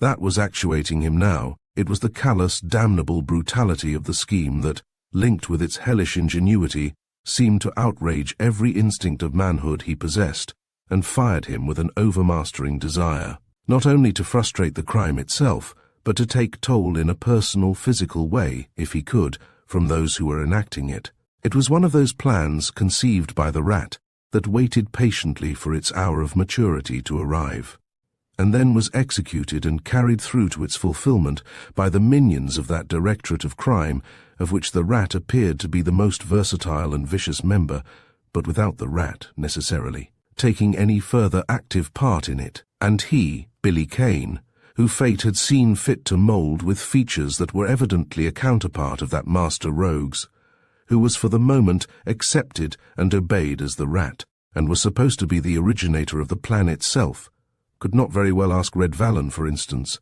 for details. Therefore, he did not know all the details, but he knew enough. He had wormed quite a little out of Red Vallon without the gangster suspecting anything more than that he, Billy Kane as the rat, was taking particular pains to see that the stage was properly set, and that the possibility of failure was reduced to its absolute minimum. It was very simple. It required simply a man's life, the murder of the wop. He knew something of the wop, for the wop's story was common property. The wop, in the old days, 5 years ago, before he had gone up the river for a job in the line which was his particular specialty, was known both as a tough customer and as one of the cleverest box workers in the safe-cracking profession. The testimony of one Ivan Barloff had been mainly responsible for the WOP's capture and conviction, and the WOP had travelled to Sing Sing with a thirst for vengeance gnawing at his soul, and with the threat quivering on his twisted lips that he would get even with the other when he got out again. Nor had the 5 years of prison hell seemed to assuage any of the WOP's desire to square accounts. He had repeated his threat many times in prison, and he had been indifferent as to who heard him. The feud was no secret to the police. That was the gist of it. As for Ivan Barloff, Billy Kane was somewhat more precisely informed, both because the time he, Billy Kane, had spent on the East Side in carrying out David Ellsworth's philanthropies could hardly have been passed without at least a hearsay acquaintanceship with so well-known a character in that quarter as Ivan Barloff, and because, too, Red Vallon, in that last interview, had seemed to take a malicious delight in exploiting his own vastly more intimate knowledge of the little old Russian of many parts. On his own account he knew, naturally, only what the public knew and believed about the man. Barloff was a sort of father to the flock, a very numerous flock, of Poles and Russians of the uneducated and illiterate class. He was all things to them. He was counselor and confidant. He was money-lender. He was entrusted with what money they had as savings for investment. He wrote their letters. He collected their rents, being a kind of owner's sub-agent, and he lived amongst them, alone, in a little old frame house that was sandwiched in among the ramshackle tenements that housed so many of his compatriots in that section. In appearance he was a very dirty and unkempt old man, and ostensibly he was as honest as he was dirty, and he was accepted as such by public, police and compatriots alike. Red Vallon, however, had thrown quite a different light on the other's character. The man possessed the craft and cunning of a devil, and a devil's inhumanity. He had fed like a leech on the guileless trust of his ignorant clientele. He had made money, a great deal of money. Thousands were stored away in his rickety old safe, that was so rickety it disarmed suspicion, and preserving his secret, he patronized no bank, but covered his constantly increasing fortune with the guise of squalor and poverty, which he kept on a level scarcely, if any, above that of those he filched. The man was a miser of the most sordid and cold-blooded sort. A nickel was not too mean a thing to scheme for, if by any means he could lay his hands upon it. Also, the man had other remunerative relationships, very carefully selected relationships, with others than those with whom he openly associated. To a select few of the underworld he acted at times as fence, receiving such stolen goods as he could readily dispose of among his compatriots, who, innocent of any guilty knowledge, bought the articles eagerly at a greatly reduced figure, imagining, if they stopped to imagine at all, that the articles represented unredeemed pledges on money loaned here and there by Barloff. Billy Kane's lips twisted in a thin smile there in the darkness. It was a deal such as that, so he had gleaned from Red Vallon, that had originated the feud between Ivan Barloff and the WOP. The WOP had brought some of the proceeds of one of his predatory safe-breaking raids to Barloff, and a bargain was concluded between them. But in some way that night, Barloff became aware that the police had followed the WOP to his, Barloff's, house. Barloff was taking no chances. He promptly cleared his own skirts at the expense of 5 years in Sing Sing for the WOP. He scurried to the nearest police station with the stolen articles, and with unctuous righteousness explained that he was suspicious as to how the WOP had come by them, but had bought them to pull the wool over the WOP's eyes so as to enable him, Barloff, to communicate with the police and give the police a chance to make an investigation. Barloff got away with it, and the WOP got his ride up the river. It was perhaps not unnatural that the WOP had sworn revenge and had made no secret of it.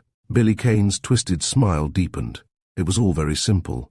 It involved simply the taking of a man's life, the WOP's, which was a very small matter in the eyes of that crime trust, which was running rampant now through the underworld. Also, the rat was a man of large vision. He builded ahead and waited patiently. Barloff was known by the rat to have a great deal of money in ready cash. It would not have been a very difficult matter, perhaps, to have robbed the old Russian at any time, but there was always the certainty of an investigation as an aftermath, and investigations sometimes had a tendency to lead in awkward directions. Much better, therefore, and much safer, that the trend of the investigation and its limits should be fixed in advance by the rat. And so they had waited for the wop to regain his freedom. They had not waited 5 years, however, for the scheme probably had not occurred to the rat until perhaps a few months ago. But now, the wop being free at last, the wop's first act of freedom was to be made to appear that of putting his oft-repeated threat into execution. Barloff was to be lured out of his house on some specious pretext. The house would then be entered, and a forged note in the wop's scrawl, carefully prepared beforehand, jeering in its tone, and to the effect that the wop would have got Barloff as well as Barloff's cash if the latter had not been fortunate enough to have been out of the house at the time, would be left pinned, say, to the wall. There would not be much room for investigation. The wop, being dead, would not make any defense. The wop would never be found. And as the natural thing for the wop to do was to disappear after leaving his defiant message behind him, who was to imagine that such disappearance was not of the wop's own free will and design? The wop was the cat's paw. The blackness was absolute. Billy Kane was feeling out again with both hands. He seemed to have lost in a measure even his sense of direction. He was either in a very much wider passage than that through which he had entered, or else the excavation around him was actually itself one of the sub-cellars, if he could but get the touch of a wall again to guide him. Yes, here it was. It swerved sharply, almost at right angles, to the left. He followed it, moving slowly, scarcely more than a few inches at a time. It was strange how his brain worked on ceaselessly, seemingly oblivious to his immediate surroundings, seemingly concerned with things extraneous to his present danger. And yet that was not altogether true. One thing had a bearing on another, and one thing led to another. It was like the cogs of wheels fitting into each other as they turned around and around. This tenure of the rat's role, that was no less dangerous, was apposite. Where was the rat? While he, Billy Kane, fought to free himself from the stigma of David Ellsworth's murder, while he fought for his own good name and his own life on that score, this role of the rat, while it afforded temporary sanctuary from the police, forced him into perils that, his lips compressed tightly, he had stumbled over something soft and yielding. His outstretched hand, though it saved him, slipped along the wall and came up against another wall, again at right angles, but this time where, obviously, the walls made a corner. He stooped down and felt over the obstruction that his foot had encountered. It was a man's body. It moved now, and writhed a little at his touch. It was the wop almost certainly. The wop flung into a corner out of the way like a sack of meal. But the man was still alive. Thank God for that. He had been afraid that the initiatory stage of the work might have been only too well accomplished. His hands felt upward along the bound body and touched the other's face, and felt the cloth gag twisted and knotted around the man's mouth. His hands felt still a little higher up, to the close-cropped prison hair. It was the wop beyond question. He took a knife from his pocket. "Don't make a sound," he breathed, as he removed the gag and cut away the cords from around the other's feet and hands. "You're the wop, aren't you?" The man's affirmation was almost inarticulate. Billy Kane slipped his arm around the other's shoulders and lifted the man into a sitting posture. He had a flask of brandy in his pocket, brought purposely for the wop's benefit, and he held the flask now to the other's lips. The stimulant seemed to inject new life and strength into the man. Who are you?" the wop asked weakly. "Don't talk," Billy Kane cautioned. "The one thing to do is to get out of here now. Do you think you can walk at all?" "Yes," the man answered. I'm not as bad as all that." "Try then," said Billy Kane. The progress was slow, pitifully slow. The wop, despite his own assertion, was both weak and cramped, and at first he was almost a dead weight, as he clung with an arm flung around Billy Kane's shoulders. But gradually he appeared to get back his strength. They stopped every 2 or 3 yards, both to rest and listen. Again, Billy Kane held the flask to the other's lips. Again they went on. "My God, it's black in here," the wop mumbled and shivered a little. Billy Kane made no answer. He was taking care now not to lose touch with the walls. The ground underfoot was beginning to rise steeply. He caught his foot and almost fell over a huddled thing on the earth, the Chinese guard. A certain murk seemed to be penetrating the blackness. He stopped again, felt out in front of him, and listened intently for a moment, and then he placed his lips to the Wop's ear. "There's an opening here into a coal bin," he whispered. "Get down on your hands and knees and crawl through. Straight across from the coal bin there's a short flight of steps up to a door that opens on the alley. We'll make a break for it now. Keep close to me. And don't make a noise. There's a cellar stairway to the room above, and the room above isn't likely to be empty. Understand?" "Yes," said the Wop. "Come on then," said Billy Kane. He crawled through the opening with the Wop at his heels and rose to his feet. Then, gripping at the Wop's arm, he stole across the cellar, gained the steps, and an instant later stepped out into a dark and narrow alleyway. He did not pause here. He hurried the Wop down the alleyway and halted only when within a few yards of the first intersecting street. Just far enough back in the alleyway to keep well beyond the radius of light from the adjoining thoroughfare. Neither man spoke for a moment. After the silence of that death trap behind them, the roar of an elevated train from Chatham Square nearby seemed to Billy Kane a din infernal, and greater only by a little than the rattle of wheels, the clatter of horses' hoofs, and the multitudinous noises of ordinary traffic. He could just make out the Wop's features. One side of the man's face was streaked with clotted bloodstains, but apart from that, the Wop now showed little outward evidence of the attack that had been made upon him. He stood there now, quite steady on his feet, his eyes studying Billy Kane's mask in a puzzled way. "Say," said the Wop, a sudden huskiness in his voice, "I owe you something. What's your name?" Billy Kane shook his head. "Never mind about that," he said quietly.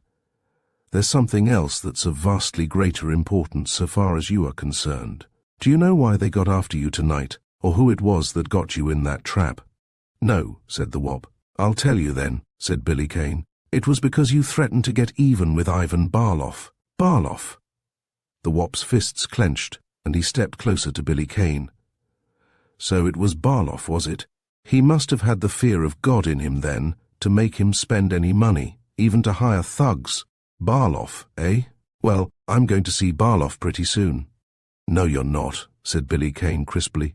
"That's exactly why I'm telling you this. It isn't Barloff. It's a crowd that knew of your threat, and they're getting after Barloff and framing you up for the job. They're planting a little evidence against you in Barloff's place in exchange for Barloff's cash, and with you finished off via the murder route. They expect the police to throw up their hands after a while and admit you've made a clean getaway with the swag." The Wop's face was close to Billy Kane's, and the Wop's face was suddenly pinched and white.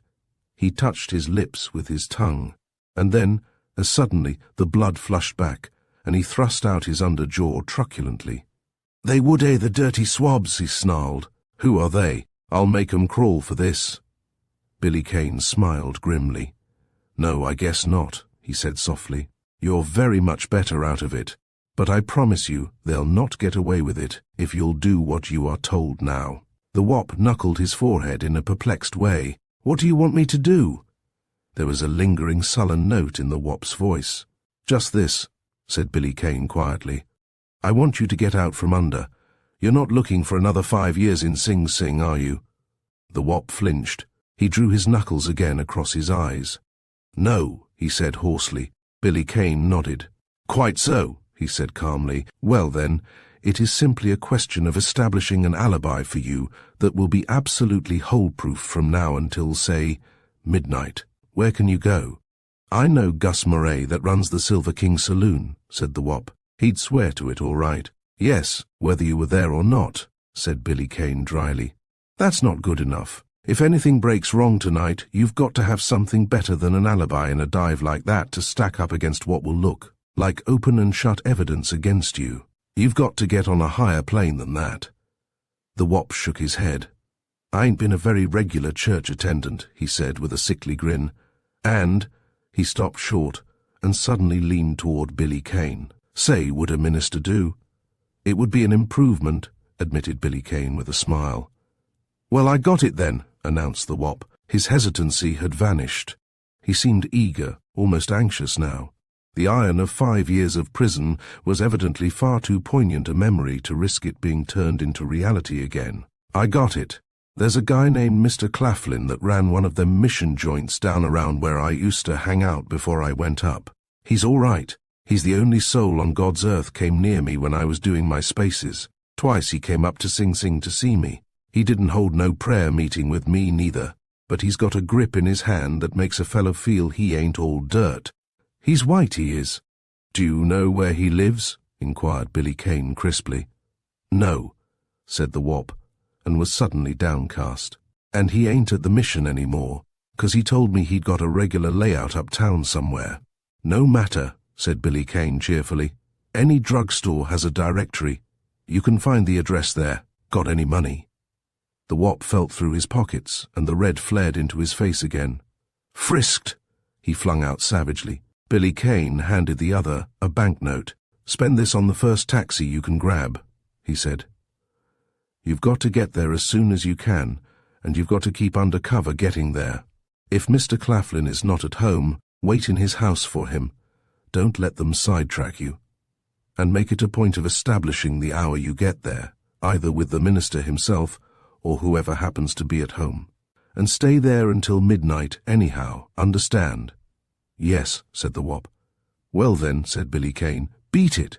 The wop hesitated. "Say, ain't I going to know who you are?" he blurted out. "Say, I ain't anything but a crook, just a damned crook with a prison record. But I'd like to pay what I owe. Ain't you going to give me the chance?" "You've got it now."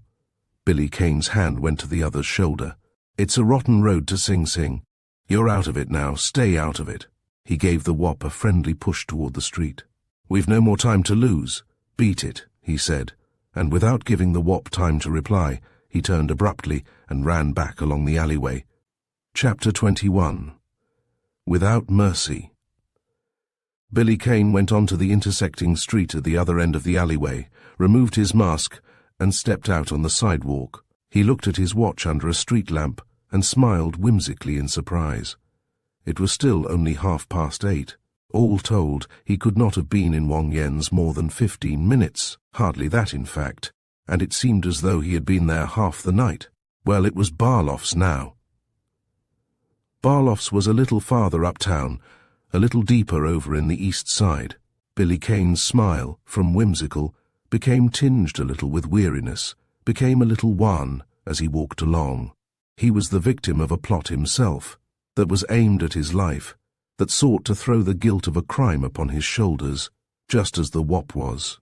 And circumstances not only permitted, but seemed to force him constantly into these byways to save others, while he himself stood condemned in the eyes of the public as a murderer and a thief, and there was bitter irony in the thought that he could not clear his own name, that he seemed powerless to help himself, while the mantle of one of the underworld's arch-criminals, which temporarily afforded him sanctuary from the police, supplied him with almost unlimited information and the means of helping others. His brows knitted suddenly into a puzzled frown.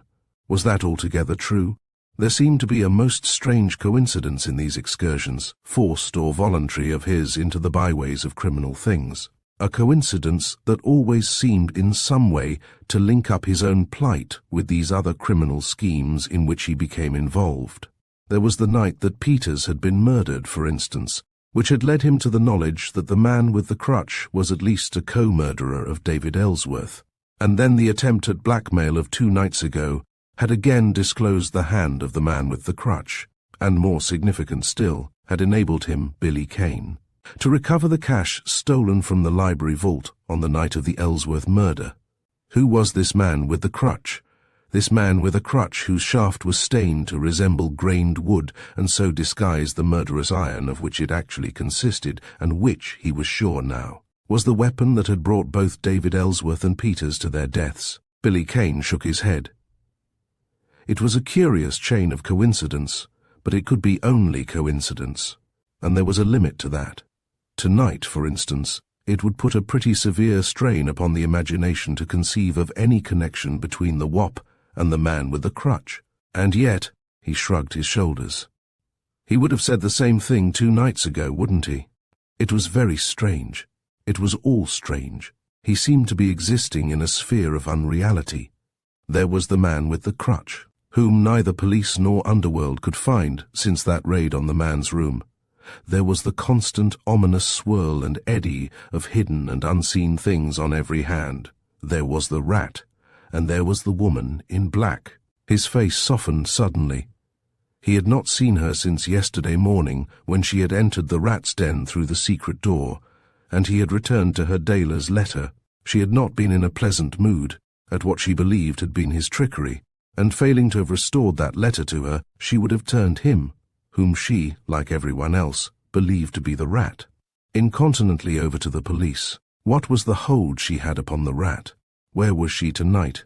How was it that her hand had not already showed in this attempt upon the wop, since she seemed to have always in her possession the details of the rat's schemes? He shrugged his shoulders again. What was the use? Tonight at least she could harbour no delusion that he was acting under any spur of hers. No, that wasn't it. That wasn't what was troubling him. What troubled him was that she should think him what he was, or rather, all that he was not. Strange that her opinion of him, even when his back was against the wall and his life was literally in jeopardy at every turn, should make any difference. Strange that the loathing and contempt in those brown eyes, that were fearless and deep and steady, should haunt him, and add to his own abhorrence of the role he played because he must let her think him the rat. Well, what did it matter? What was she to him? What was she becoming to him? He laughed a little uncertainly. There was no need to answer that question, was there, even if he could? What did anything matter unless he could clear his own name, which was now mired deeper than the rat's? He turned a corner, walked on the length of a block, and on the next corner, drawing back into a doorway out of the radius of the street lamp, paused a moment to get his bearings. He smiled a little grimly. If the affair ever came to her knowledge, would she give the rat credit this time for a spontaneous change of heart in saving the wop's life and saving Ivan Barloff's cash? He scowled suddenly. The latter proposition did not altogether please him. Barloff was not far removed in guilt from those who proposed to victimize Barloff. There would be a certain ironical justice in robbing from Barloff the cash that Barloff had all too patiently, a great portion of it at least, robbed from others. But Red Vallon and his pack were not to get it, were they? It was the lesser evil to warn Barloff, that was all. In the main, therefore, the night's work was over, since the wop was safe. For 5 minutes' conversation with Barloff would end the whole affair now, so far as he, Billy Kane, was concerned. He glanced down the street. Just a little ahead, on the opposite side, huddled in between 2 6-story tenements, was Barloff's squat, dingy little house. There was a faint glow of light, as though it came from somewhere far in the interior, showing through the single front window on the ground floor. Billy Kane considered this thoughtfully for a few seconds. Barloff was at home evidently, but the probability was that one, at least, of Red Vallon's men was on watch in front of the house. In fact, it wasn't probability, it was a certainty. Barloff, according to Red Vallon, was to receive a fake telephone message that would lure him out of the house, and someone undoubtedly would be waiting to report the old Russian's exit. It therefore, to say the least of it, would be. Billy Kane's smile was mirthless. Unwise for the rat to walk up to Barloff's front door under the existing conditions. He might have telephoned. He shook his head as he crossed the road and, keeping in the shadows, stepped into the cross street. He preferred to interview Barloff via Barloff's backyard. He was still obsessed with the desire to take personal toll from all concerned in the miserable night's work. But he realized that impulse and sane action did not always go hand in glove.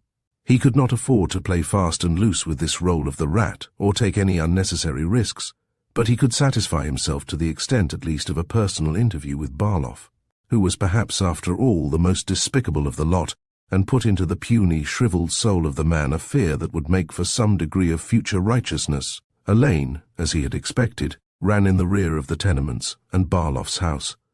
Billy Kane slipped into this, located Barloff's house, low-lying against the skyline between the taller buildings, swung himself over the fence, dropped noiselessly to the ground, and for a moment stood there motionless. The yard was very small, and, but a few feet in front of him, a light from the open and uncurtained window of Barloff's rear room streamed out across the intervening space. Voices reached him, but he could not distinguish the words. Neither, from where he stood, could he see anyone in the room, though the window was quite low, little more than breast high from the ground. And then a form inside the room passed across the window space, a woman's form, and again a voice reached him, a woman's voice, and Billy Kane drew in his breath sharply. He still could not distinguish the words, but he had recognized the voice. Once again he had jumped too hastily to conclusions insofar as she was concerned. It was the woman in black. There was no question as to why she was there. It was obvious that she had simply forestalled him in warning the old Russian. But a perplexed frown furrowed Billy Kane's forehead. Her hand would have showed a little late in the game to have saved the wop. He stole forward, keeping in the shadows of the side fence, reached the rear wall of the house, edged across to the side of the window where he could both see and hear, and crouched there. His eyes swept the interior in a swift, comprehensive survey. It was a sordid, ill-furnished, bare-floored room, and very dirty. A seedy old Morris chair in the center of the room supplied the only suggestion of comfort or luxury, and that an incongruous one, that the place possessed.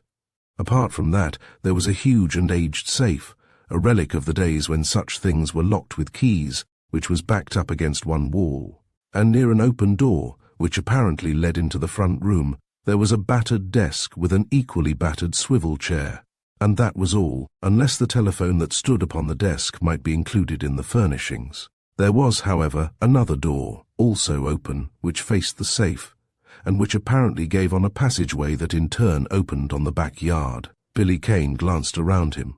Yes, there was a rear door here, just a little to his right. His eyes reverted to the interior of the room. She was still pacing up and down its length from the desk to the window and back again.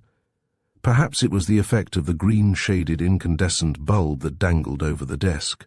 But, as she turned facing the window, he saw that her face, drawn in sharp, pinched lines, was very white, and that in the dark brown eyes, all softness gone from them now, there was a hard and bitter light.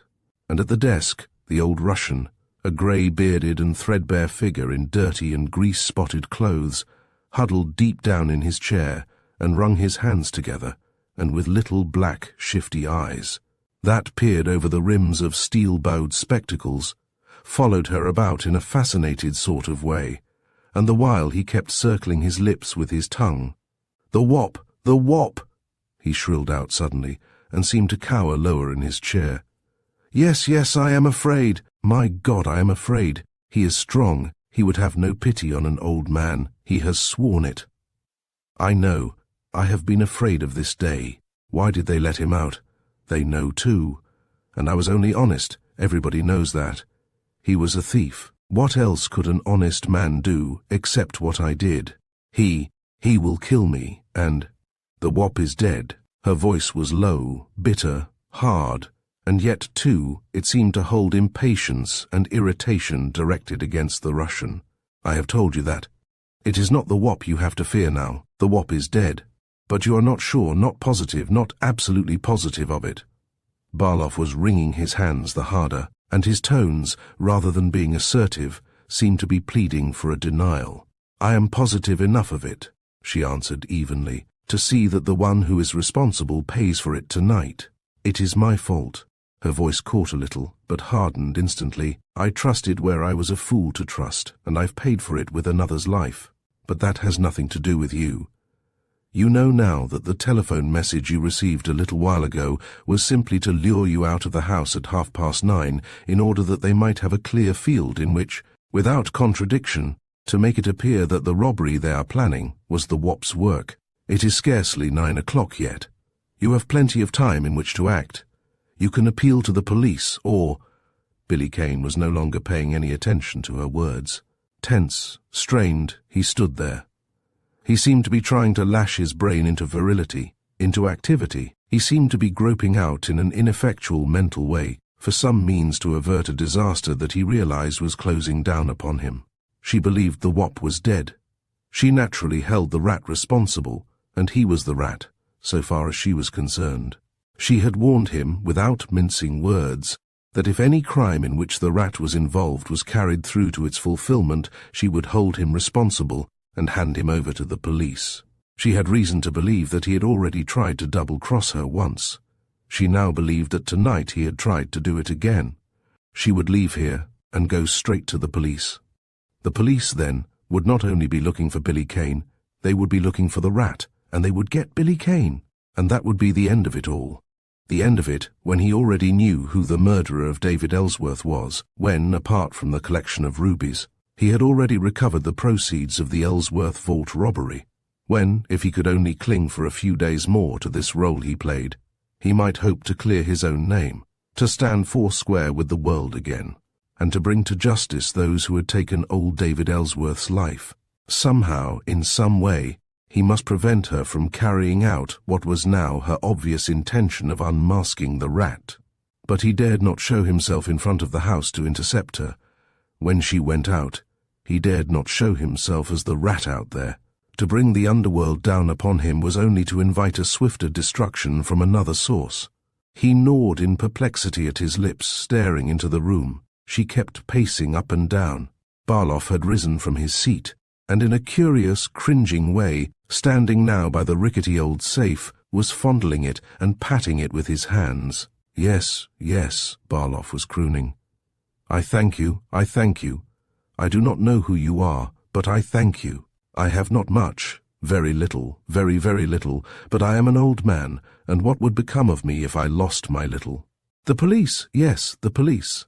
The old Russian, his back now to the window, was still talking, more to himself than to her. She came close to the window this time, and Billy Kane suddenly showed himself. She was very clever, very self-centered, very sure of herself. If she was startled, she gave no sign of it. She came still closer, until she leaned for a moment against the sill. "Out here, the lane, when you leave," he whispered quickly. She nodded her head, but her lips had tightened in a forbidding little smile as she turned away again. Billy Kane drew back from the window. There was a sense of relief upon him, but also a vague, disquieting, and very much stronger sense of something else that he could not quite define. Only that between them there always seemed to stand that barrier of a forbidding smile, and that cool, contemptuous light in the brown eyes that very often changed from contempt to loathing and abhorrence. He shrugged his shoulders suddenly. He was a fool, that was all. Her voice drifted out to him, dying away as he neared the fence. "I am going now, Mr. Barloff, and I should advise you not to waste any time in taking whatever precautions you intend to take.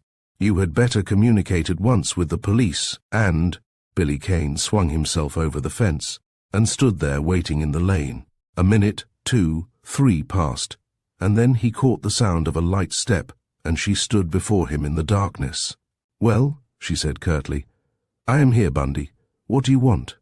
He was the rat, alias Bundy Morgan, in her eyes, and it was the rat who spoke. "I heard you in there," he said gruffly. "You're going to beat it for the police and wise them up about me. Well, you want to can that stunt, because I've got a little explanation to make, see?" "You do not need to make any explanation," she answered evenly. "My stupidity is at an end. That enigmatic little memo of yours was a better safeguard in itself than the hiding place in which you had secreted it, for I did not understand it until I saw a few lines in the paper this evening giving a short resume of the Wop's somewhat unedifying career and stating that he had been released from prison. I was too late to save the Wop himself, but was not too late to prevent you from climbing in through that window and carrying out the rest of your abominable scheme. I went there to warn Barloff myself," said Billy Kane. She laughed icily. "Do you expect me to believe that, after you have murdered a man so that you could put the onus of another crime upon him? This is the end tonight. I was mad to trust you at all. I was madder still to give you another chance. When I caught you playing a double game, both with your own criminal associates and with me when you stole that letter from Dayler 2 nights ago." She came a little closer to him. Both hands were tightly clenched. Her lips quivered a little, her voice choked. "I did not know what it was like to feel guilty of murder, to feel that one had taken another's life. I know now. My folly in giving you a moment's freedom has made me as guilty as you. But the end has come. Do you understand? You might put me out of the road too, here in this lane, but that would not change the result any. You know that. You know in that case that the police would be after you anyway, that I have taken care of that. On the other hand, you may run for it now, and you may make it a question of hours, or a question of days, but as soon as the police lay hands on you, your career is finished." There was a strange stirring within Billy Kane's soul. She was very close to him, so close that he could see the pinched, haggard look in her face, and see the lips quiver again, and see the clenched hands rise to her eyes, as though to shut out the abhorrent sight of him from her, and to shut out perhaps too the pictured sight of a man murdered, and for whose life she not illogically held herself accountable. His hands gripped hard, hard as the mental grip in which he held himself. A sudden yearning, an almost uncontrollable impulse was upon him to reach out and sweep this lithe, fearless little figure that had become so mysteriously a part of his life, a greater part than he had ever realized before, into his arms. She would struggle like a wild cat, and fight with every ounce of strength, yes, and hatred that was in her. But he could hold her because he was the stronger, and tell her that he was not the rat, and he swallowed hard. And then what? Tell her that he was Billy Kane. A wan smile came to his lips. She would perhaps prefer the rat. The rat, publicly at least, was known as the less infamous of the two. He laughed a little harshly. "Forget it," he said roughly. "I've played straight with you, and before you go spilling any beans to the police, you'd better get onto yourself. You don't know what you're talking about. I know that the Wop was murdered tonight in Wong Yen's by you or your orders," she said passionately. "I know that the Wop is dead. That is enough." "Nix," said Billy Kane, alias Bundy Morgan, alias the Rat. "The Wop isn't dead, and he isn't in Wong Yen's either. I pulled him out of there." She stared at him, coming still closer in the darkness until he could feel her breath upon his face. It was a long minute before she spoke. "I do not believe you," she said in a dead voice. He shrugged his shoulders. "I did not expect you to." The Rat's tones were insolent now. "But you can prove it, can't you? The Wop's safe. He's at a minister's house. The minister's name is Claflin. I don't know the address, but you can easily find it. It wouldn't do me any good to lie to you, would it? You can't drag me to the police by force, and whether you squeal to them in the next 10 minutes or half an hour later after finding out I was lying, I'd be just as bad off, wouldn't I?" She drew back, but her eyes were still fixed steadily upon him. "Yes," she said. "Well?" demanded Billy Kane. "I can find this minister's house in that half hour, I think," she said in a low voice, "and the Wop if he is there." Her voice hardened. "You are quite right, Bundy. It will have done you no good to have lied. I promise you that. If I do not find the Wop, the police will find." She was gone. Chapter 22. The Fight. Billy Kane stood in the lane for a moment, staring after her through the darkness, and his lips puckered in a sort of impotent little smile. She would find the Wop, of course, and thereafter the old relationship between them would be re-established, and he whirled suddenly, and in an instant was astride the top of the fence, his face set and hard, as there came, low but unmistakably from the interior of Barloff's house, the sound of blows and the rending of wood, as though a door were being violently forced. A glance showed him that the window had been closed and the shade drawn down. Barloff had evidently got that far in safeguarding himself. Only Red Vallon's Apaches had struck, perhaps suspicious of her visit. Without waiting for the old Russian to go out, what else could those blows mean but an attack on Barloff? Certainly Barloff must still be in there, for Barloff, warned, wasn't going out. He was going to appeal, by telephone presumably, to the police. Billy Kane's mind was racing as he whipped his mask from his pocket, adjusted it over his face, dropped to the ground, and ran across the yard. The night's work obviously now was far from over yet. He had still to play, after all, that other role of his in the underworld, the man in the mask.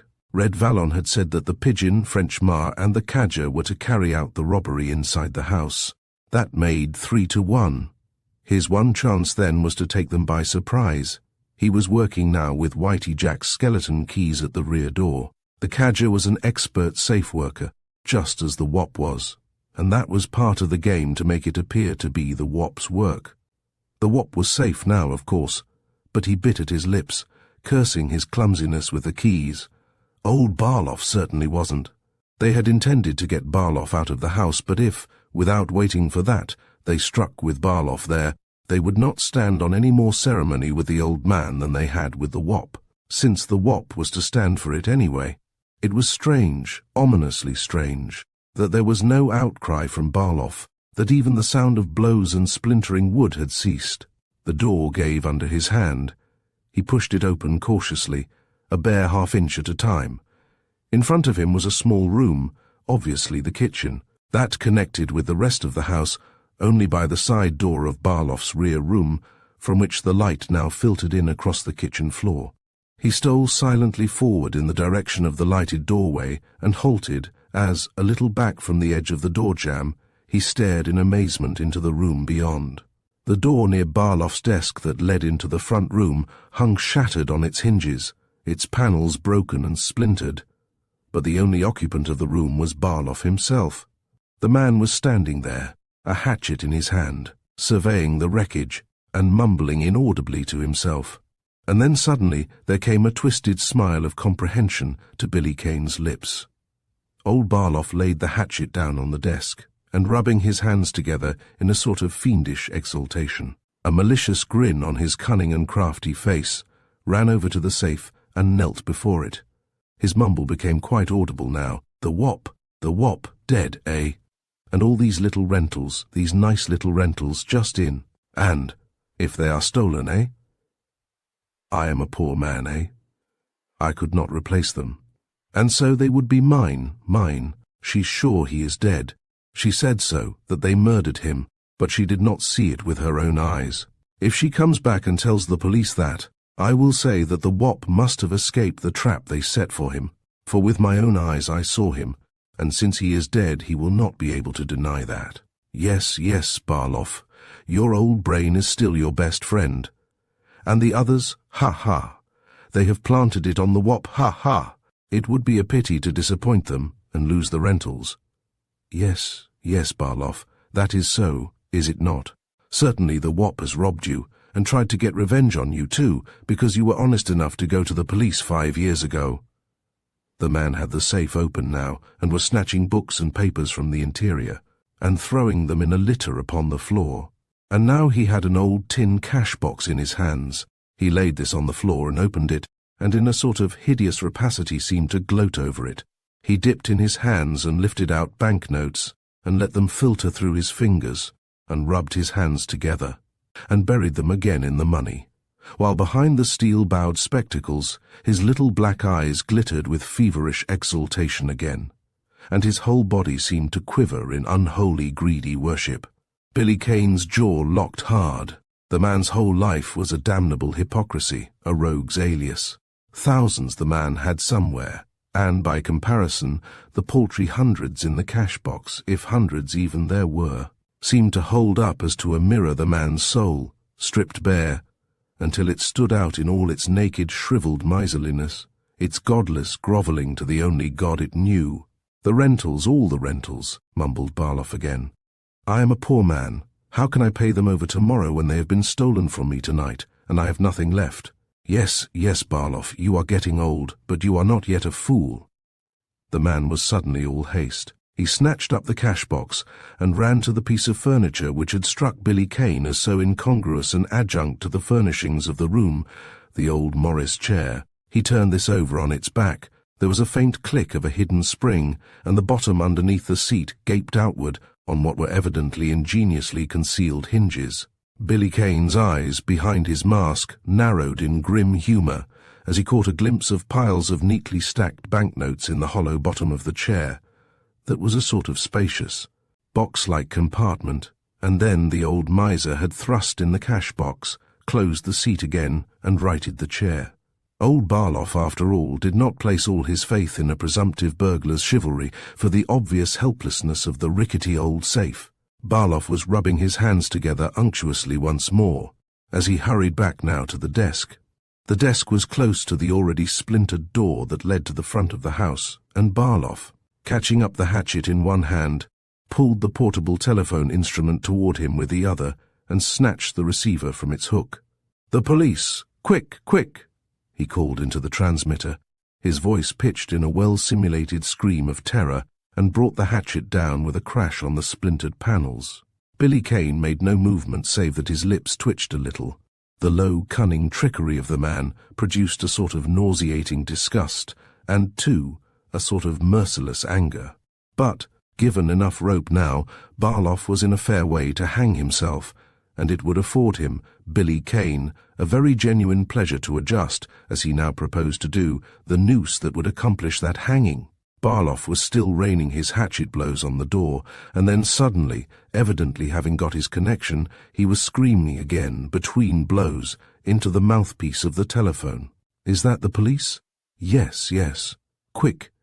This is Ivan Barloff. Barloff, Barloff, Barloff. Yes, Barloff. Quick! Help, for God's sake. Help! It is the WOP, do you hear? The WOP!" Barloff slammed the receiver back on the hook and flung the hatchet down on the floor. It was quiet in the room now, except that the old man was talking again to himself, in a sort of triumphant glee. "Ha ha! Got to escape from the WOP now, got to escape. Yes, yes, Barloff, you have done well, very well. But you must hurry now, yes, hurry." Billy Kane drew silently back into the darkness at the far side of the kitchen. There was still a little more rope left to give Barloff for Barloff's undoing. He, Billy Kane, had no intention of interfering with the hypocritical old scoundrel's self-styled escape, nor of preventing Barloff now from rushing, for instance, to the police to amplify his tale. But Barloff, to escape and carry out his ruse successfully, could not rush out through the door supposed to be barred by the WOP, and so reach the street that way. Barloff then, if Barloff were logical, had a choice of the kitchen and back door, or the window. The light in Barloff's room went out. Billy Kane smiled in satisfaction. With the kitchen in complete darkness now, there was no chance of his being seen if Barloff came that way, and no, it was the window. The sash creaked as the window was opened. There was a low thud as the man dropped to the ground, and then the sound of the other's footsteps running across the yard toward the fence. Billy Kane laughed a little, grimly under his breath, as he stepped instantly forward and entered the room old Barloff had just vacated. It was his turn now at the telephone. A hint to the police as to where the money was, and, with the WOP's alibi thoroughly established, Barloff would be condemned by his own story. It would require only a moment to telephone, and then he would make his own getaway. Also, it would be 10 minutes at least before the police from the nearest station could answer Barloff's call. But if, in the meanwhile, the cadger and his pack arrived, they would not only get nothing, but would run a very excellent chance of being trapped by the police. And Billy Kane, with his hand groping out through the darkness for the telephone, stood suddenly tense and still, and then, as suddenly, actuated partly by some intuitive sense of danger, and partly because some indefinable sound of movement caught his ear, he swerved, throwing his body sharply to one side. There was a swish like the ugly sweep of some weapon cutting through the air from a ferocious full-arm swing, a queer numbness from a glancing blow on the side of his head, a crash upon the desk, a metallic clatter on the floor, and then he lunged forward, and his hands, pouring out, touched and closed on a man's form in front of him. Billy Kane's head was dizzy and swirling. He was conscious that arms which were like bands of steel were around him, and that his own arms, to keep from being torn apart and his hold on the other loosened, were straining until they hurt in their sockets. It seemed as though in the pitch blackness they were reeling around the room in the crazy, jerky, unbalanced dance of some mad orgy. A voice was snarling in his ear, snarling vicious oaths, snarling in a fury that seemed ungovernable, beyond all license, that seemed to have taken possession of the other, body and soul, and made the other's strength demoniacal. That was it. It could not be anything else. That was what made the man so strong. The man was mad, a madman. He tried to think, as he gasped and panted for his breath. It wasn't the cadger, or French ma, or the pigeon, for then there would have been 3 of them. Who was it? His brain was sick and swimming, and refused its functions. He could not think very well. He must fight, that was all. Fight. It seemed to Billy Kane as though hours were passing. It seemed as though gradually, very gradually, his strength was oozing away, and that his hands were slipping from around the man's back. He clenched his teeth together. He remembered suddenly that murderous swish through the air. It seemed to steady him, to bring to him, too, a sudden fury in place of that unnerving giddiness. He wanted to strike as murderously as he had been struck, at this thing whose hot, tainted breath was on his cheek, at this thing that snarled like a beast as it struggled and fought. He wanted to strike, only the giddiness from the blow on his head was back again, and the other had wrenched himself free. Billy Kane flung his weight forward to retain his hold, and with the impact both men reeled, tripped on the littered floor, lost their balance, and locked together, crashed to the ground. They rolled over once, and then the other's snarl became a vicious laugh. The giddiness was coming in quick flashes over Billy Kane now, and he felt his hands wrenched and torn away from the other, and he felt the other's body upon him now like some crushing, insupportable weight. He reached out in the darkness in a desperate, frantic effort to close again, to protect himself from the short-arm jabs that were raining into his face. His fingers touched the man's bare, collarless throat, slipped on the throat, and suddenly held. There was a string, or a cord, or something around the man's neck. It was very curious, but his fingers had hooked in between the cord and the flesh, and he clung there tenaciously. If he could only twist it, and twist it hard enough, he could choke the other. He wasn't strong enough to do anything else, just twist at the cord and choke the other, and there was a sound that seemed to come from the front of the house, like the opening of a door, and then voices, unmistakably voices. But the other had heard it too. The man was struggling now to get away, not to strike any more blows, just to wrench and tear himself loose from that cord that Billy Kane had twined around his hands and fingers. And then the cord gave with a sudden snap. The man sprang to his feet, and without a sound, like a shadowy form just visible in the darkness, flung himself out through the window. The cord was still twined around Billy Kane's fingers as he lay, half-dazed, his head swimming weakly, flat on his back on the floor. He shook it free from his hand, and raised himself up into a sitting posture, as he smiled in a queer, bitter way. There was a light in the front room now, and he was too exhausted to reach the window as his late antagonist had done, unless he stumbled and lurched there, and then he would be heard in the front room. It was the end of the Rat, alias Bundy Morgan, and it was the end of Billy Kane.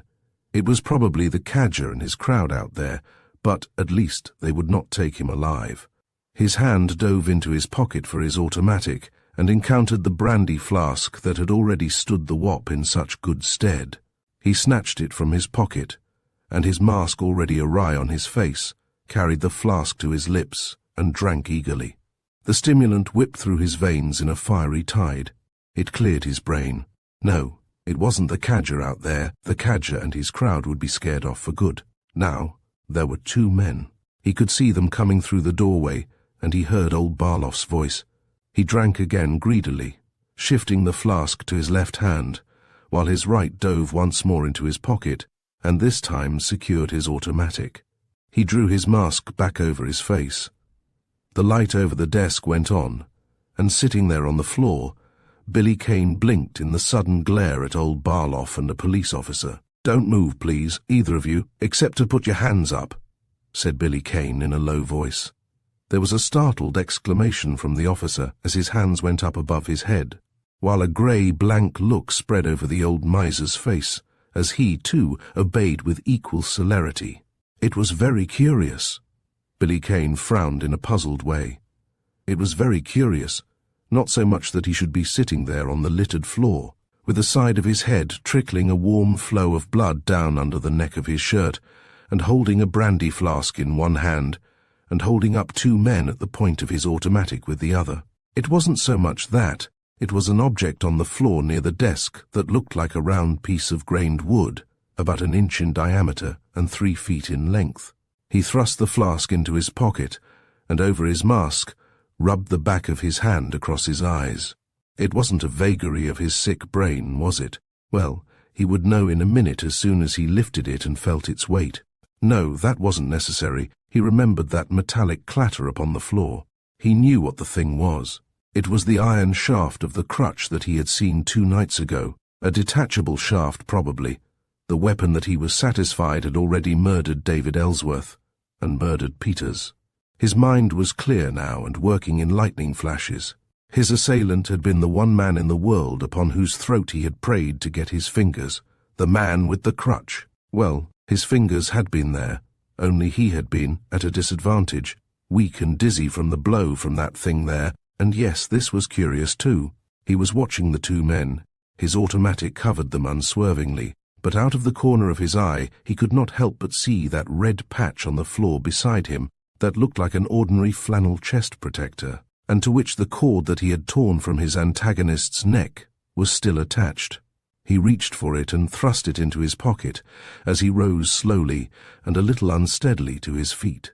He eyed the two men now for a long calculating second. Yes, his brain was quite clear now, exhilaratingly clear. And the mental exhilaration seemed to bring in its train a new physical strength as well. In a flash, he saw the way out now, and with it, too, the means of slipping Barloff's self-knotted noose around the miserly old Russian's throat. But he must work quickly. There was not an instant to spare. This officer could not have come in answer to Barloff's telephone call, for he realized that, long as it had seemed, his fight here in the room could not have lasted in reality more than 2 or 3 minutes, and it had begun almost on the instant that Barloff had run from the house. There would not, therefore, have been time for the telephone call to have been answered, for the nearest police station was too far away, and besides, in that event, there would have been more than one officer. Barloff had probably encountered the policeman out on the street and, carrying out his devilishly inspired plan, had poured his story into the officer's ears, and rushed the other back to the house. But in that case, the men from the station would be on their way here now, and the leeway left him, Billy Kane, in which to act must, even now, be narrowed to the very perilous margin of but another 4 or 5 minutes, perhaps less. "Move to the wall, face it, and keep your hands up," ordered Billy Kane curtly. The officer, with a chagrined scowl and a shrug of his shoulders, obeyed. Barloff, white and trembling and thoroughly frightened, needed no urging. "You've got the drop on me," snarled the officer. "But don't worry, my bucko, I know who you are. That mask ain't doing you any good. There's a free ride and board coming to you again." Billy Kane's automatic was pressed into the small of the officer's back. With his free hand he deftly relieved the other of a pair of handcuffs and a revolver. "That's all right," said Billy Kane coolly. "Now, Barloff, stick your right hand out behind you." He slipped one of the steel cuffs over the Russian's wrist. "Now you, officer. No, your right hand. I know it's customary in making an arrest to leave your right hand free, but in the circumstances I am forced to inconvenience you a little in your movements." He snapped the other cuff shut. "Thank you. You may both turn around now." He stepped back, hurled the officer's revolver out through the window, and picked up the weapon whose blow, luckily for him, he had partially evaded. He had in no way been mistaken. It was the iron shaft of the crutch, and it was ingeniously fashioned with a spring catch that obviously fitted into a socket in the now missing armpiece of the crutch. It served him now as a support. He leaned upon it, using it as a cane, as he swayed a little on his feet. "I can only spare a moment," he said engagingly to the officer, "but possibly I can make that moment well worth your while. We'll talk quickly, if you please. I imagine that you were on your beat out there on the street when Barloff here found you. Am I right?" "Where else would I be?" said the officer gruffly. "That's what I wanted to make sure of," returned Billy Kane pleasantly. "And that's why I want to get through here in a hurry before your reinforcements arrive. What story did this man tell you?" "Say," said the officer shortly, "you've got your nerve with you, but you can't get away with it. I tell you, I know you. You might as well take that mask off. You're the wop." "You're jumping at conclusions," said Billy Kane calmly, "because Barloff here has told you the wop had broken in and robbed him. Well, ask Barloff then." He turned on Barloff. "I'm not the wop, am I, Barloff?" The old man shook his head. "No, you're not." Barloff swallowed hard. He was evidently floundering in a perplexed mental maze. "But my money's gone and the wop was here. I saw him. Maybe you're a pal of his." "I am for tonight," said Billy Kane quietly. "When did you see the wop? What did you tell this officer here?" "Oh, you are you?" Barloff seemed suddenly relieved. He shook his free fist at Billy Kane. "So you're a pal of the Wop's, are you? Well, I don't know where you came from, but I saw the Wop just as plainly as I see you now." He edged around and addressed the officer eagerly. "I was sitting at the desk there, officer, just as I told you, and that door was open, and there was a light in that front room. The Wop must have got the front door open without my hearing him. I saw him stealing across that room out there. I rushed to the door and shut it and called for help. He began to smash it in, and I grabbed up the telephone and called the police, and then ran for the window and got out by the lane to the street where I found you. He would have killed me. He swore he would when he went to prison." His voice changed suddenly into a whining wail. "He's got my money. Look at the floor, look at the safe. He's got my money and run with it when he heard us coming." He began to claw frantically at the officer's sleeve. "The Wop's got it. Look, officer, this pal of his has been hurt. Look at the side of his head. That's why he didn't get away too. That's why we found him here on the floor. You talk as though you'd been frisked of $1 million. Billy Kane was tauntingly sarcastic now. "How much did you have anyway?"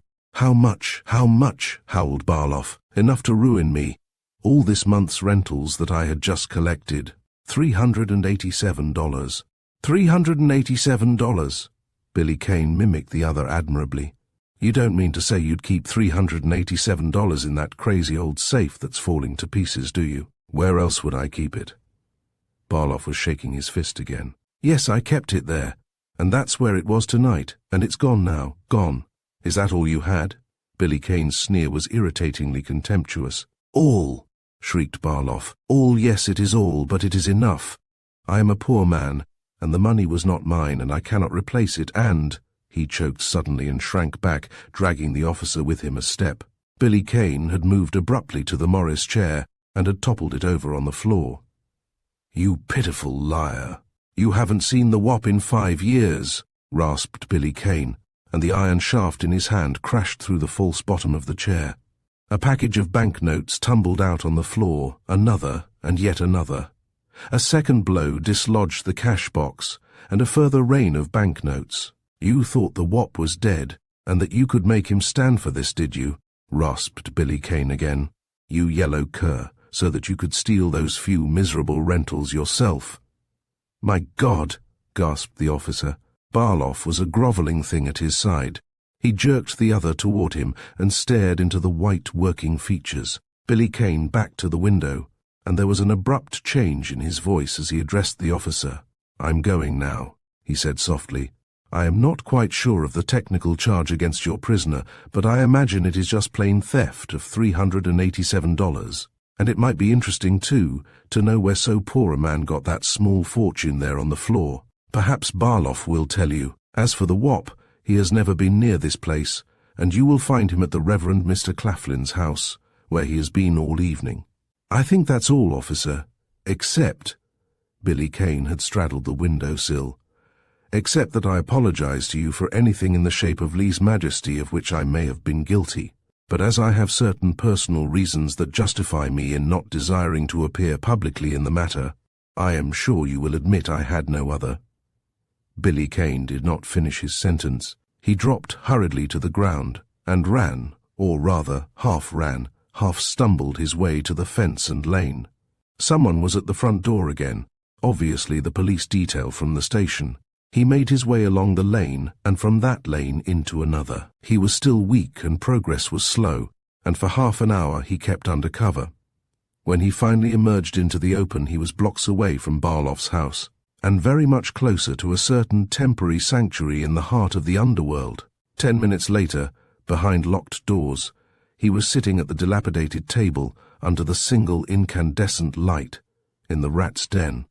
Before him lay a small red flannel sack that might have passed for an ordinary chest protector, and which he had cut open with his knife.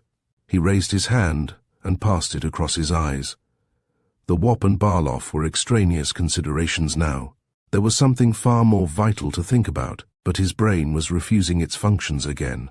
He was very tired and weak. There was the man with the crutch, the man who, he knew now, had killed Peters and David Ellsworth, The man who had looted David Ellsworth's vault of its money and its priceless rubies. The man for whose guilt he, Billy Kane, was held accountable. The man with whom he had fought tonight. In a numbed way, because his mind was in a sort of torpor, Billy Kane was dimly conscious that there was no more any mere coincidence in this repeated appearance of the man with the crutch. He knew now that Jackson, the footman, had only been an underling. It was curious, singular, sinister. Who was the man? What did it mean? The man wasn't even lame, was he? He remembered the extraordinary agility the other had showed 2 nights ago. And why was the shaft of the crutch detachable? And the man hadn't fought like a crippled man tonight, and there had been no sign of the upper portion of the crutch either. Billy Kane's head sank forward a little on his shoulders. He raised himself with a jerk and stared at the red flannel sack in front of him. A score of magnificent rubies scintillated in fiery flashes under the light. "They're not all here," mumbled Billy Kane with a twisted smile. "They're not all here, not yet." Chapter 23, The Rendezvous. It was night again in the underworld. Billy Kane slipped suddenly into the dark shadows of a doorway. 50 yards ahead of him, up the poorly lighted, narrow and miserable street, 3 men had paused on the sidewalk and were engaged in what was apparently an animated discussion. Billy Kane's eyes narrowed in a puzzled, perturbed, and yet grim way as he watched them. He had followed them for an hour now, from a saloon, where he had found them, to a disreputable pool room, and from there again to a saloon, and now here. He did not understand. It was one of those strange portals, so extraneous to the aim of clearing his name of the murder of David Ellsworth, and yet, too, so essentially a corollary of the rat's role that he played here in the underworld, at which he was knocking again, his lips curled in a queer smile. How long would it be before the end? And what would that end be? In his possession now, save for a portion of the rubies, perhaps half of them, was everything that the murderers of David Ellsworth had stolen from the old philanthropist's vault on that night, which seemed now to belong to some past age and incarnation. He knew now that the man with the crutch was the actual murderer, but there he faced a blank wall. He had even fought with the man in the blackness of old Barloff's room last night, not knowing until too late who his assailant was, and the man had got away. His hand at his side clenched. It could not endure very long, this impossible situation in which he found himself with that strange, unknown woman who, believing him to be the rat, held the threat of Sing Sing over his head.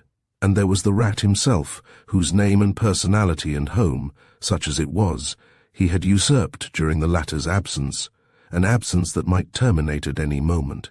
And there were the police who dragged the city and the country from end to end for Billy Kane. From any one of these 3 sources, swift as a lightning stroke, without an instant's warning, the end might come with that goal of life still unreached, and greater than life, his honor, still unreclaimed. And it seemed tonight somehow that his chances were bitterly small, that somehow the odds seemed to be growing and accumulating against him. He was on another errand now, because he could not help himself. He was allowing precious moments that should have been devoted to the one chance he had, that of searching ceaselessly, pitilessly, remorselessly, for the man with the crutch to be directed into other channels because he could not help himself. He stepped out from the shelter of the doorway and started forward again along the street. The 3 men had turned from the sidewalk and had disappeared inside a dingy, black and tumble-down tenement. Billy Kane's lips tightened a little. It was a hard neighborhood, nestling just off the Bowery, as hard almost as the 3 characters themselves who had just vanished from sight. There were a few pedestrians here on the side street, a few figures that skulked along in the semi-darkness rather than walked, but not many.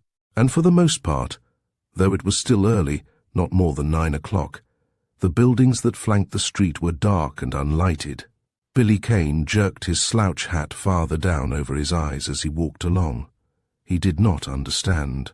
2 hours ago, he had been sitting in the rat's den with Whitey Jack, who had ventured out of hiding again, safe now since the interest of the police in Peters, the butlers. Murder had become definitely centered in the man with the crutch, and someone had knocked at the door.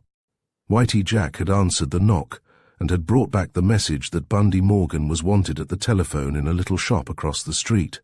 He, Billy Kane, in his role of the Rat, alias the said Bundy Morgan, had perforce answered, and, as he had picked up the receiver, he had instantly recognized the voice of the woman whom he knew by no other name than the one he himself had given her, the woman in black. He was subconsciously rehearsing the rather one-sided conversation now as he moved along. "Is that you, Bundy?" she had asked. "And do you know who is speaking?" "Yes," he had answered. "Listen, then." Her voice had been quiet, deliberate, and yet pregnant with a curiously sharp imperative command. "Find Clarky Munn and Gypsy Joe at once, and shadow them tonight. Do not let them out of your sight. And see that you do not fail, do you understand?" "Yes," he had replied mechanically, but that was all. She had hung up the receiver at the other end of the line. He had heard of Clarky Munn and Gypsy Joe in the days when he had frequented the bad lands on old David Ellsworth's philanthropic missions, for the very simple reason that they were notorious and outstanding criminal characters, even in the heart and center of the worst crime and vice in the city. They were both lags, both men with prison records, and marked by the police. Also, they were versatile. They had in turn been Apaches, gangsters, box workers, poke-getters and second-story sneaks, and they were credited with measuring human life purely as a commercial commodity, worth merely what they could get for it. He had heard of Clarky Munn and Gypsy Joe, who hadn't. But as to their lair, or where they were to be found, he had not had the slightest inkling. Whitey Jack, however, had solved that problem for him. He had sent Whitey Jack out to run them down, and Whitey had returned within an hour with the report that they were in a certain far from reputable saloon, and that they had been joined by the Cherub. He, Billy Kane, had never heard of the Cherub, but an adroit leading question or two had set Whitey Jack's glib tongue in motion. The Cherub had proved a topic that had aroused an unbounded enthusiasm in Whitey Jack. "They ain't got nothing on the Cherub. None of 'em has," Whitey Jack had asserted, switching his cigarette butt from one corner of his mouth to the other in order to permit of an admiring grin. "He's the angel kid, he is. Youse'd think he spent his life handing around hymn books and leading to singing down at the mission joints, only he don't. If he got enough for it, he'd pull a gun and blow your bean off, and yous wouldn't believe it was him even while he was doing it. He'd look dat innocent. Believe me, Bundy, he's got 'em all skinned, and he ain't got no limit except the sky. Maybe someday the police'll get wise, but they ain't fallen to the sweet little face of him wid his baby eyes yet.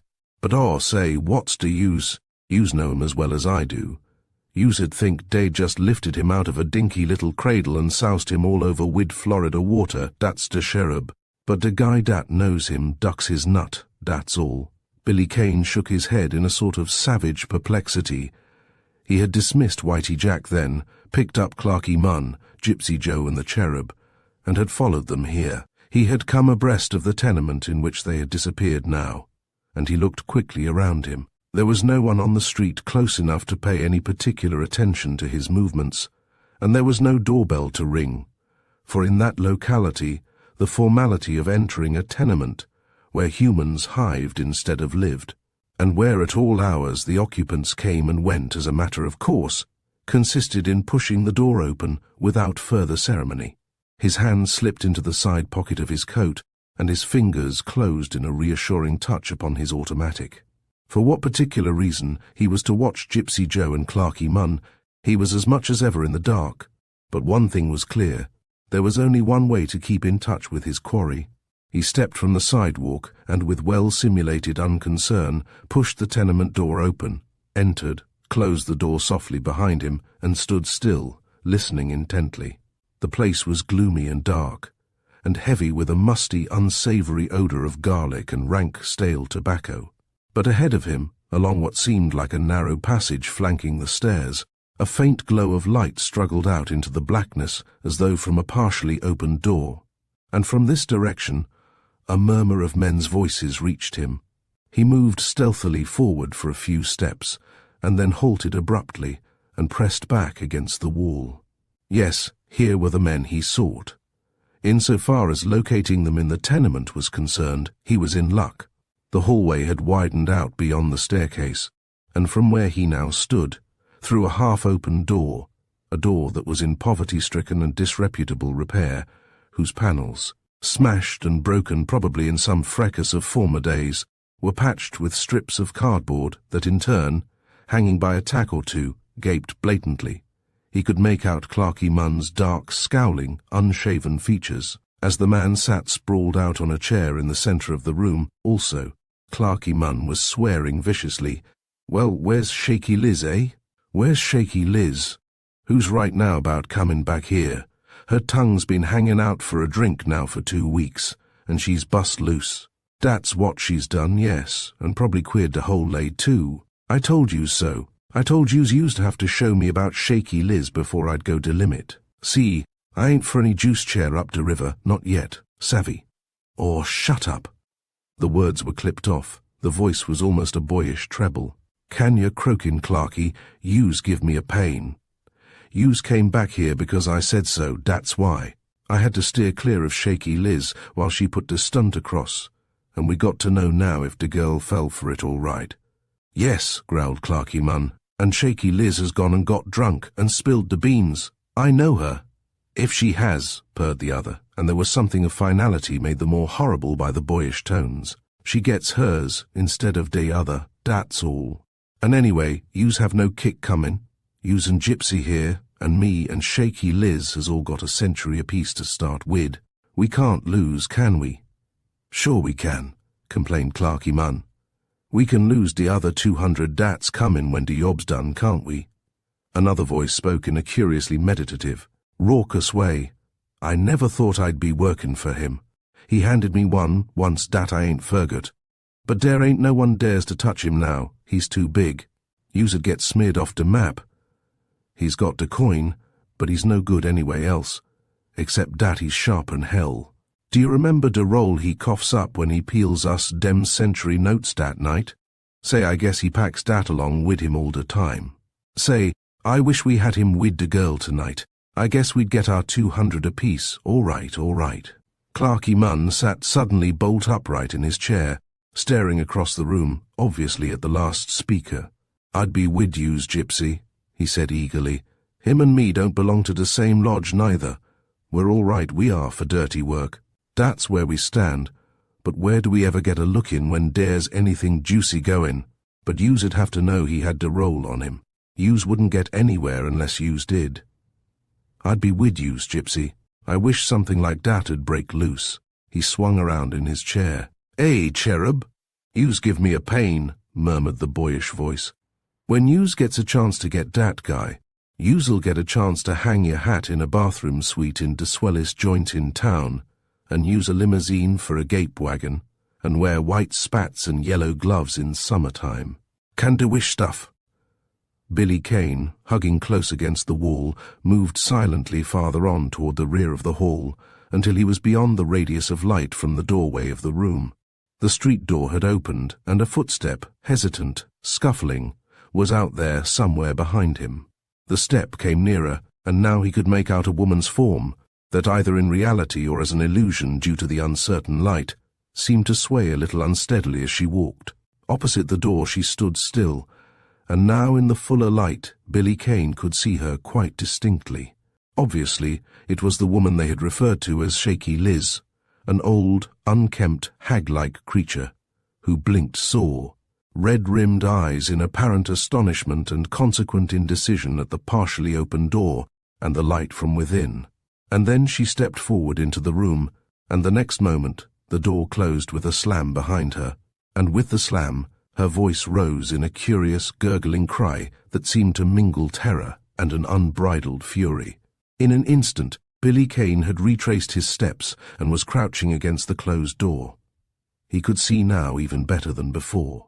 The gaping strip of cardboard that did duty for the smashed panel, dislodged still farther by the violent slam of the door, afforded him an almost unrestricted view of the interior. Clarky Munn had not moved from his chair, and a little away from him, legs swinging from a dilapidated, rickety table, Gypsy Joe, black-visaged and swarthy, sucked indifferently at a cigarette, but over in the far corner of the room by the bed, the woman, her hat knocked to the floor, her tangled grey hair draggling about her eyes, was engaged in a violent struggle with a small boyish figure who had her by the throat and was shaking her head savagely back and forth. Billy Kane drew in his breath. He remembered Whitey Jack's description of the cherub in action, and it was literally true. The blue eyes were bland and round and seemed to smile. The young face was the face of a guileless youth in repose. And yet the boy, he couldn't be much more than a boy, was in a passion worthy of an incarnate fiend. "Yous have been out hittin' de can, have yous?" snarled the cherub. "I'll teach yous. Do yous think I've spent 2 weeks hanging around dis dirty hole of yours and standing for yous being me sick? Disabled grandmother wid me supposed to be doing me best to keep bread in your mouth, and playing poor, and having to listen to her trying to get me jobs, and handing me de soft, goody-goody talk. Do you think I'm standing for dat just to have yous go out and kick de stuffing out of de hole lay? I'll teach yous." "It's a lie," screamed Shaky Liz. She shook herself suddenly free, and with crooked fingers clawed like a wild cat at the cherub's face. "I didn't crab no game. It's a lie. I got it all fixed before I went out. I guess I got a right to a drink now, ain't I?" The cherub warded off her attack with a vicious sweep of his fist. "Yes," he snarled again, "and suppose she'd seen yous? Or suppose she'd come back here by any chance and found her poor bedridden grandma gone out for a drink, eh? Blast yous. Couldn't yous wait a few hours more? De whole outfit. I'd be glad if yous had drunk yourself to death den." Shaky Liz dashed the hair out of her eyes and swept her hands in a half-angry, half-expostulating gesture toward the others. "I didn't queer no game," she insisted truculently. "I guess I know what I'm doing, and yous ain't comin' in here to pull no roughhouse business neither." "Ah, let her alone, and give her a chance to tell her story," drawled Gypsy Joe from the table. "We ain't got all night to stay here." "Sure," said the cherub softly, and smiled beneficently as he sat down on the edge of the bed and calmly lighted a cigarette. "Go on, Liz, spill it." The old hag stared at him for a moment in silence as she dug again at her dishevelled locks. "Yous dirty little runt." She found her voice at last, and in spite of her scowl there was a grudging note of admiration in her tones. "Yous are pretty slick, ain't yous?" "Sure," admitted the cherub imperturbably. "If I wasn't, yous wouldn't have $100 in your kick now, and 200 more comin' tomorrow if yous ain't queered it for yourself. Go on, give us de dope." Shaky Liz preened herself. She adjusted the threadbare bodice of her dress that seemed to bulge and sag uncomfortably, picked up her hat and smirked at her audience.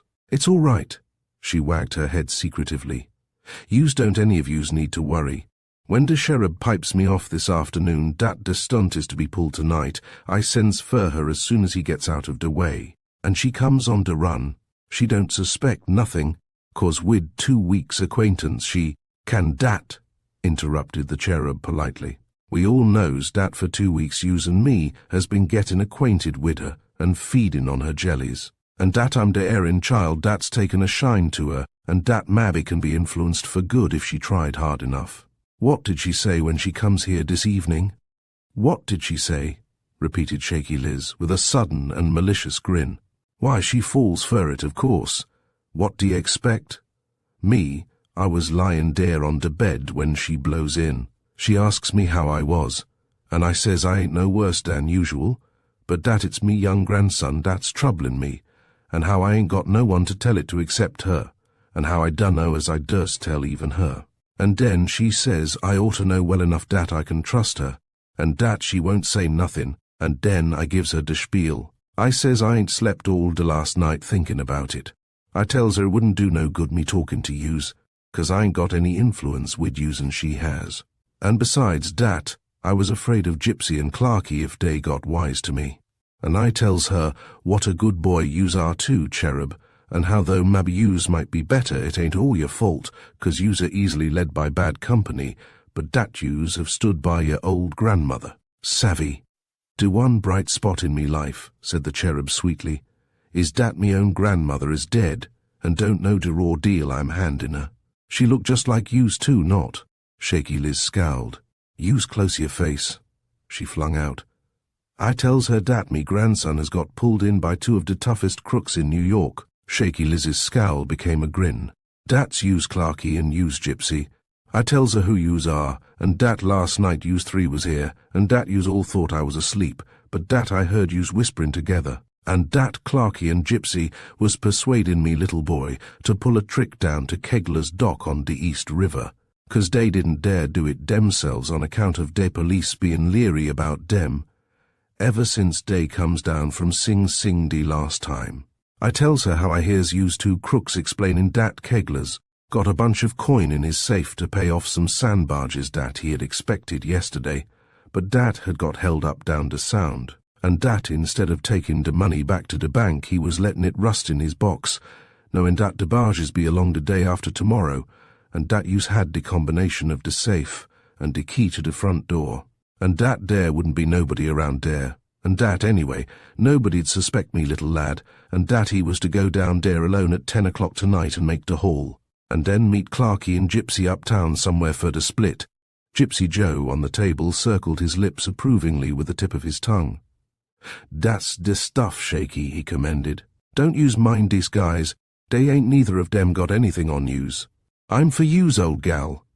Shaky Liz grinned complacently. "Me, I was crying good and hard by dis time," she said, and grinned again, and she had a face dat white you'd think she was going to pull de faint act. "I says I ain't slept all de last night trying to think what to do, and dat's why I sent for her. And she asks me if I'm sure de boy was going to do it, and I says I am. And she asks me where he is, and I says I don't know, and dat I don't know where to find him. Dat he went out just before I sent for her, and dat he says he won't be back till late tonight, and dat's what makes me sure he's going to do it. Sure, I was crying good and hard den, savvy. And I says he's a good boy, and if I tells de police dat'll finish him. And I says I'm sick and can't walk, and can't go down dere myself, and dat she's the only one I dares trust, and besides dat, she's got a lot of influence with de boy, and dat I know she can persuade him not to fall for it. And then nobody'll know anything about it. And she says, yes, of course I'll do anything. But where is he? Where can I find him? And I says, dear ain't only one place I knows, and dat's down to Kegler's, and dat he'll be all alone dere, and dat, if she gets dere before 10 o'clock, she'll be in time to try and stop him. And she bends over me, and pats me hands, she does, and she says, don't yous worry, Mrs. Cox, she says, I'll go.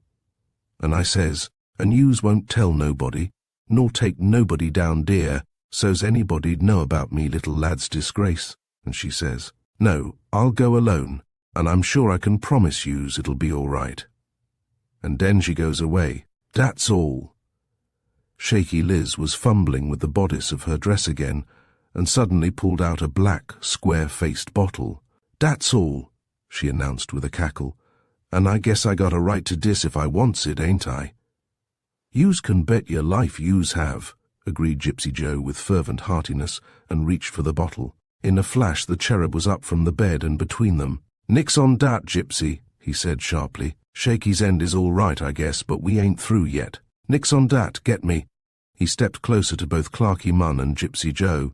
Now den, he said briskly, since we're satisfied wid Shaky, we'll get down to tax, eh?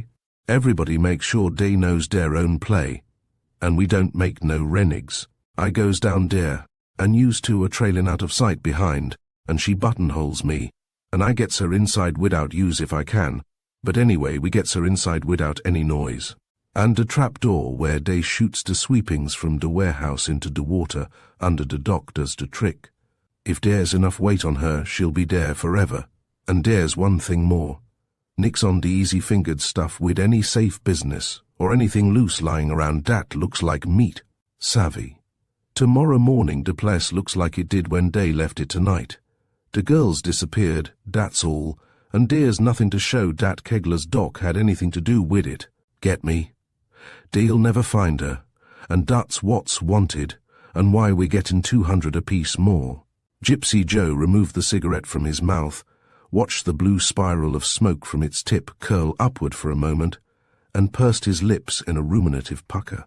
I wonder what the rat had it in for her fur as hard as dat, he said, with a shrug of his shoulders. She must have, the rat, she, the girl they were talking about. The room seemed suddenly to swirl before Billy Kane's eyes, the figures inside to become but blurred, jerky objects, and then it was black around him. Automatically he was stepping backward with a cat-like tread. Automatically he was feeling his way along the black hallway. And then the cool evening air fanned his face, and he was in the street. Chapter 24. Against Time. Billy Kane put his hand to his forehead and brought it away wringing wet with great drops of sweat. It had come like a blow without warning upon him, staggering him for an instant with horror, and then his brain had cleared as if by magic. It was cruelly clear now. The girl that they meant to murder was the woman in black. He had had no thought of that while they talked in there, not until Gypsy Joe had mentioned the rat. And then it had seemed as though the pieces of a puzzle had been suddenly fitted together as by some unseen hand, and bare to his brain, naked, an ugly picture stood out in hideous perspective. He knew too well that the rat had an incentive for getting rid of her. And he knew why. And it was she who had telephoned him, Billy Kane, to watch Gypsy Joe and Clarky Munn tonight. Who else would know of anything afoot concerning those two except the she to whom Shaky Liz had told her damnable Judas story? And he saw now why, and understood her instructions to him to watch Clarky and Gypsy Joe. If she failed in her efforts through moral persuasion to prevent the cherub from committing what she believed was to be a robbery, she still, through him, Billy Kane, could look for the recovery of the cash, and still keep the young hound that she believed in and was trying to save out of the hands of the police, and do it with a clear conscience, since she would be in a position to return the proceeds of the theft. And then, too, perhaps, there had entered into her calculations the element of self-protection. She expected the cherub to go alone, but if by any chance his pals went too, those pals were Clarky Munn and Gypsy Joe, and he, Billy Kane, in that case, would be on their heels. And he understood, too, why she had not been more explicit over the telephone. She had not actually anticipated trouble, and she had respected her promise to the old hag to keep the cherub's name out of it. He was running now, making across town in the direction of the East River. He did not know where Kegler's dock or warehouse was, but Kegler was evidently a rather large dealer in sand, and any directory in the first drugstore he passed would supply that information. His mind worked on, curiously self-explanatory of his own actions. It had seemed pure impulse at the time that had prompted him to retreat so precipitately from the tenement, but he realized now that it was his brain subconsciously, but logically, at work. He, as the rat, could not call in the police to raid that room where the inmates would denounce him as the author and instigator of the very crime for which he demanded their arrest. And to have gone into the room alone himself and have attempted to hold them up at the point of his pistol, while it might have been spectacular and dramatic, would have been little less than the act of a fool. It was not so easy for one man to hold up three others, to say nothing of a woman who was quite as abandoned and certainly as full of trickery and cunning and resource as her male companions. There would have been then only one other alternative, to have gone in there coolly as the rat and call off the game that he was supposed to have started, but he had already learned that they had no love for the rat, even though he was their employer in the present instance, and that secretly they were asking for nothing better than just such a favorable chance as that would be to get him, and to get, too, the large amount of cash that they credited him with having on his person. His lips were tight as he ran. He was conscious that he would not have hesitated to take the risk, to take any risk, if there had been no other way of saving her. But there was another way, a very much simpler, more common sense and natural a way, the way he was taking now. He had only to go to this Kegler's dock where she would be waiting for the cherub, and warn her. That was all. He had ample time if he hurried, since they had not started yet. Time. Yes, he had time enough. Cool, deliberate reason reassured on that point, but the thought brought him a little panic-struck catch of breath. It might have been better, perhaps, if he had gone to the Bowery, or perhaps over into Lower Broadway, in the hope, say, of getting a taxi that would have saved him many minutes. He shook his head and called himself a fool for allowing his mind to wander to inconsequent things. There were not many taxis hunting fares on the Bowery, and whoever heard of an empty taxi on Lower Broadway at this hour of night? And, besides, It was not 9:30 yet, and she was not to be there until 10. And yet time. He flirted the moisture from his forehead again as, reaching a small drugstore on a corner, he turned and entered and asked for the directory. He was out again in scarcely a minute. He had found Kegler's in the directory without difficulty, but not without certain new misgivings. Kegler's was much farther along the East River than somehow, and entirely without reason, he had imagined it would be. He began to run again, and again that twinge of panic seized him. True, he had a start on the others. True, they had just as far to go as he had, but with the distance that he knew now, there was to cover, and the limit that existed in the time in which to cover it, it became more than probable they would have arranged for some special means of conveyance, whereas he had none. Billy Kane dropped suddenly from a run into a slow, even nonchalant walk. A short distance ahead of him, a small, and apparently, an old and second-hand car was coughing and chugging laboriously at the curb in front of the lighted window of a little grocery store. A few steps more, and he saw that the car was empty.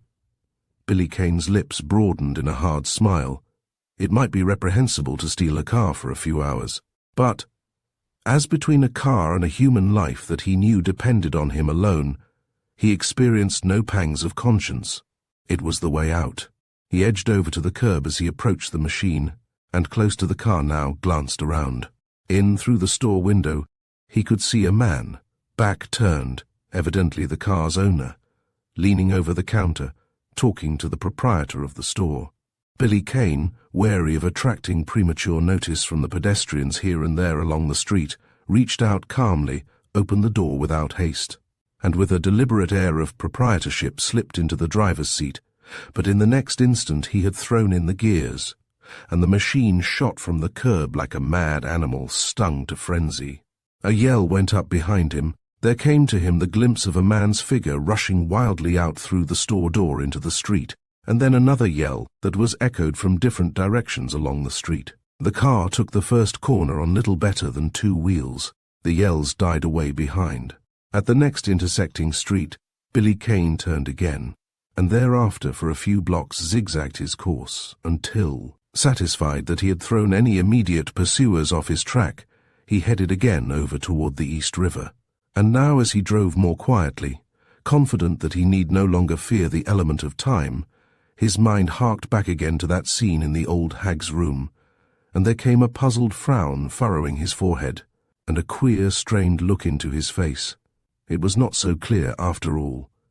The picture in the large was there, the patient, cold-blooded winning of her confidence in order to lure her without suspicion or hesitation to her death was clear enough, as was also the hideous betrayal of that confidence, a betrayal that plumbed the depths of human infamy, and whose unscrupulous ingenuity and vile cunning was so typical of the rat.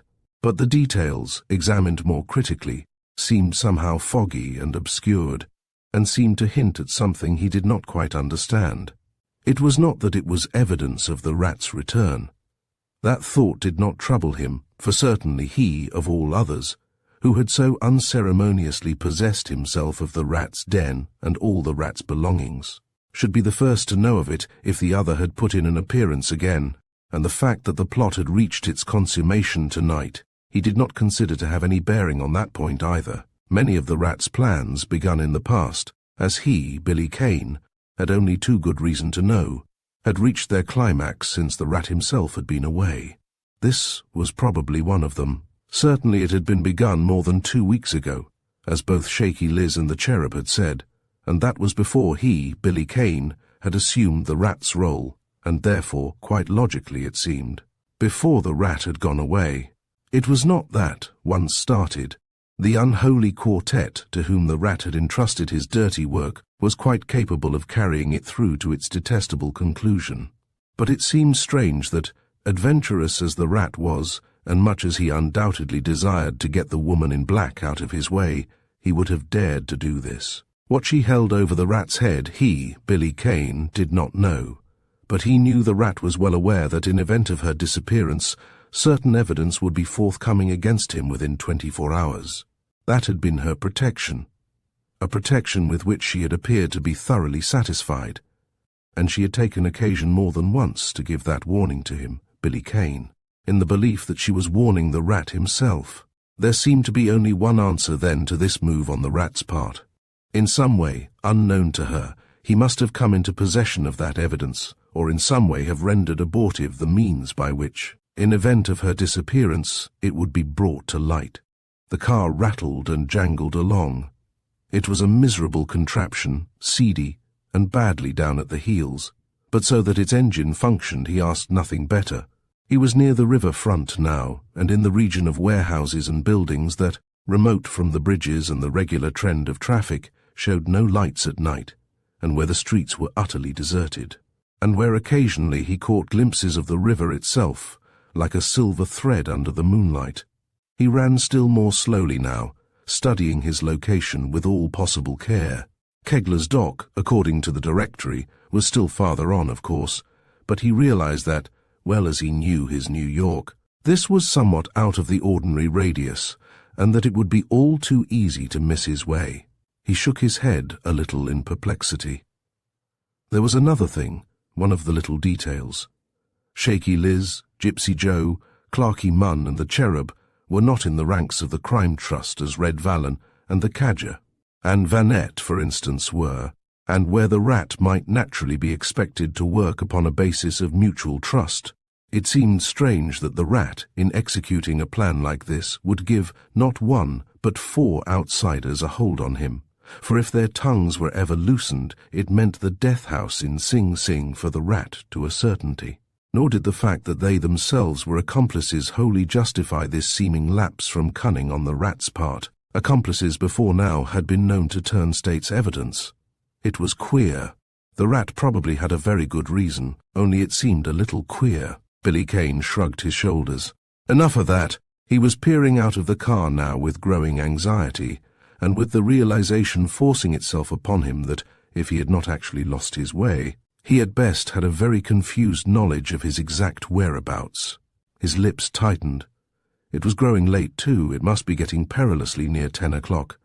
He had had no doubt but that, from the address in the directory, he could easily find the place, and he was still sure it was farther on, but the quarter here was outrageously dark, and a plethora of turnings that seemed to be nothing more than private traffic-ways for various wharfs and warehouses, made an exceedingly nasty complication. He nosed the machine along, his face growing more set and anxious every moment. It was black here, black, nothing but accursed blackness. If there were only someone about, someone from whom he could ask directions, but there was nothing, no one, only the black, looming shapes of buildings. And even these were becoming more scattered now, and the only signs of life were the whistles and churnings of passing craft on the river. The minutes passed. A sense of helplessness, of impotency, that brought a cold chill to his heart, was upon him now. Down here on the riverfront he was hopelessly lost. There was no light in the ramshackle car that he had appropriated. It wasn't equipped with anything that even approached a modern device. He stopped the car, lighted a match, and looked at his watch. 10 minutes of 10. 10 minutes. There were 10 minutes left. He started the car again mechanically. There were 10 minutes between her and a trapdoor that opened into the silvery streak of water out there, whose shimmering now had lost its beauty and seemed like the hideous, insinuating, silky movement of some ghastly reptile. 10 minutes stood between her and that trapdoor, and he, fool that he was, had lost his way. And yet he could hardly blame himself. The East River front at night was, but what did it matter whether he blamed himself or not? A low cry of bitter hurt came from his compressed lips. It wasn't only the woman in black. Her deadly peril now, the almost certainty of her death, brought him, in an overwhelming surge of anguish and fear, the consciousness that it was the woman he loved.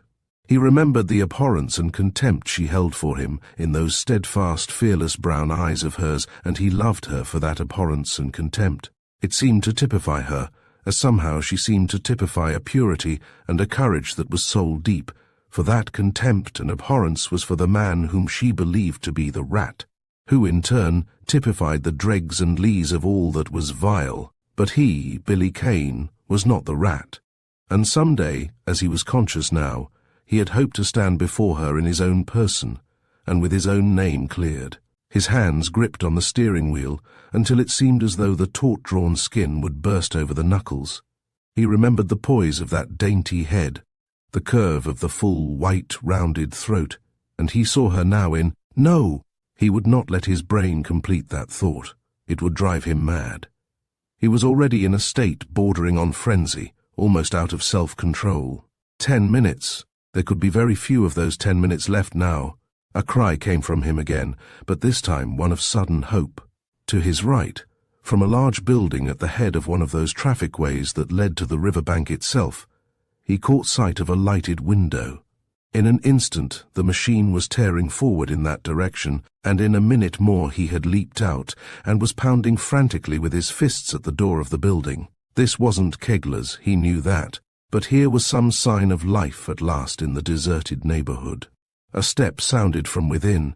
It seemed to drag. It seemed as though it were covering some interminable distance inside there, and then the door opened, and an old, decrepit man, who perhaps held down a sort of pensioned night watchman's job, a lantern in hand, stuck out his head. "I've lost my way," said Billy Kane quickly. "Can you tell me where Kegler's place is?" "You mean the sand docks?" inquired the other. "Yes," said Billy Kane. The man stepped out from the doorway and pointed back along the river. "That's it over there," he said. "The one beyond our wharf down here." He glanced at the car. "But you can't get through here with that car because this bit of road don't connect, see? You'll have to go back a bit the way you came." Billy Kane held his watch under the lantern's light. There were neither the 5, nor the 4, nor the 3 minutes that he had dared hope might still remain. It was already after 10 o'clock. "Can I get down from here on foot? It's shorter this way, isn't it?" asked Billy Kane between closed teeth. "Yes, sure you can," said the man. "But you won't find no one there. They was expecting some barges in, but they haven't come yet, and—" Billy Kane had already swung away from the other and was making for the river. "Thanks," he called out over his shoulder as he ran. "I'll leave the car here till I get back." He heard some reply from the other, but he could not make out the words. Whatever they were inconsequent now. He, Billy Kane, unless by some miracle, was too late to warn her, and too late perhaps even to save her. He knew fear now, as he had never known it before, but it was not fear for himself. And he knew a passion that seemed to find its roots in the very soul of him. If he was too late, at least there would be a reckoning, come what might. His lips twitched in a queer, distorted smile. It was strange. This fear and this passion, though they were supreme within him, seemed curiously under control, and he was abnormally cool and calm now. And his brain, as though lashed into virility by some powerful stimulant, was working swiftly, incisively, leaping in flashes from premises to conclusions. It was certain that they were already there, but there was still a chance that they had not yet had time to do her any harm, and it must be his wits, not blundering force, that would be its own undoing, that must turn that chance to account. He must play the rat now in exactly the same way as, when back there in the tenement, the thought had flashed across his mind that he might have played it in the old hag's room. The chances of success, it was true, were 100-fold slimmer now than they would have been then, but now it was forced upon him as the only way, and then it had seemed an unnecessary and uncalled-for risk to take. It was the one way now. It might fail, but it would gain him access inside that dark, looming building across the open stretch of brick and sand-strewn yard where he was running now. And once inside, if it were not already too late, there must be some way out for her. And if it were too late, well then, the Cherub and Gypsy Joe and Clarky Munn would not have to press the rat for payment for their work. Again the distorted smile flickered on his lips. He had his bearings now, both literally and mentally.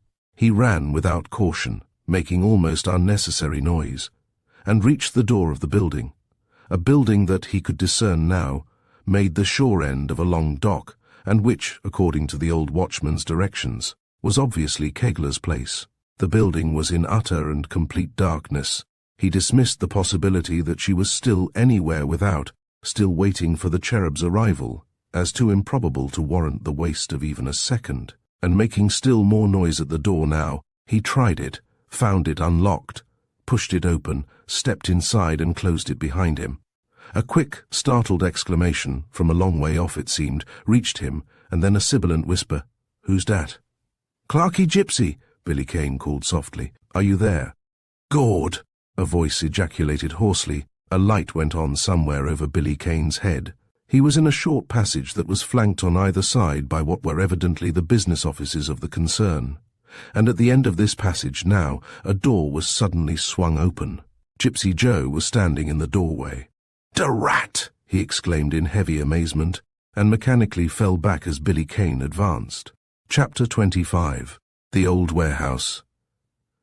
Billy Kane's eyes were apparently blinking in the abrupt transition from darkness to the glare of light, but with the knowledge that it might literally mean the difference between life and death to him and her, no single detail of his surroundings was escaping him. The door ahead of him, a heavy, cumbersome affair, opened inwards toward him, and was now swung full back against the wall, but if the evidence of that iron loop on the door jamb could be trusted, the door was equipped with a massive bolt. Gypsy Joe was still to a large extent blocking the doorway, but he could see that the huge, lighted space beyond was a sort of storage warehouse, windowless, of course, or else he would have seen a light from outside, and the switches, the electric light switches, the one for the bulb over his head in this passage here, and the one for the light in that room ahead of him, they were vital too. He could not see any in the position where he might naturally expect to find them, by the door where Gypsy Joe stood. He glanced back over his shoulder. Yes, there was one there at the side of the front door, a switch for the passage light undoubtedly, but Gypsy Joe had certainly not used that one, so there must be another then as well, inside the storage room.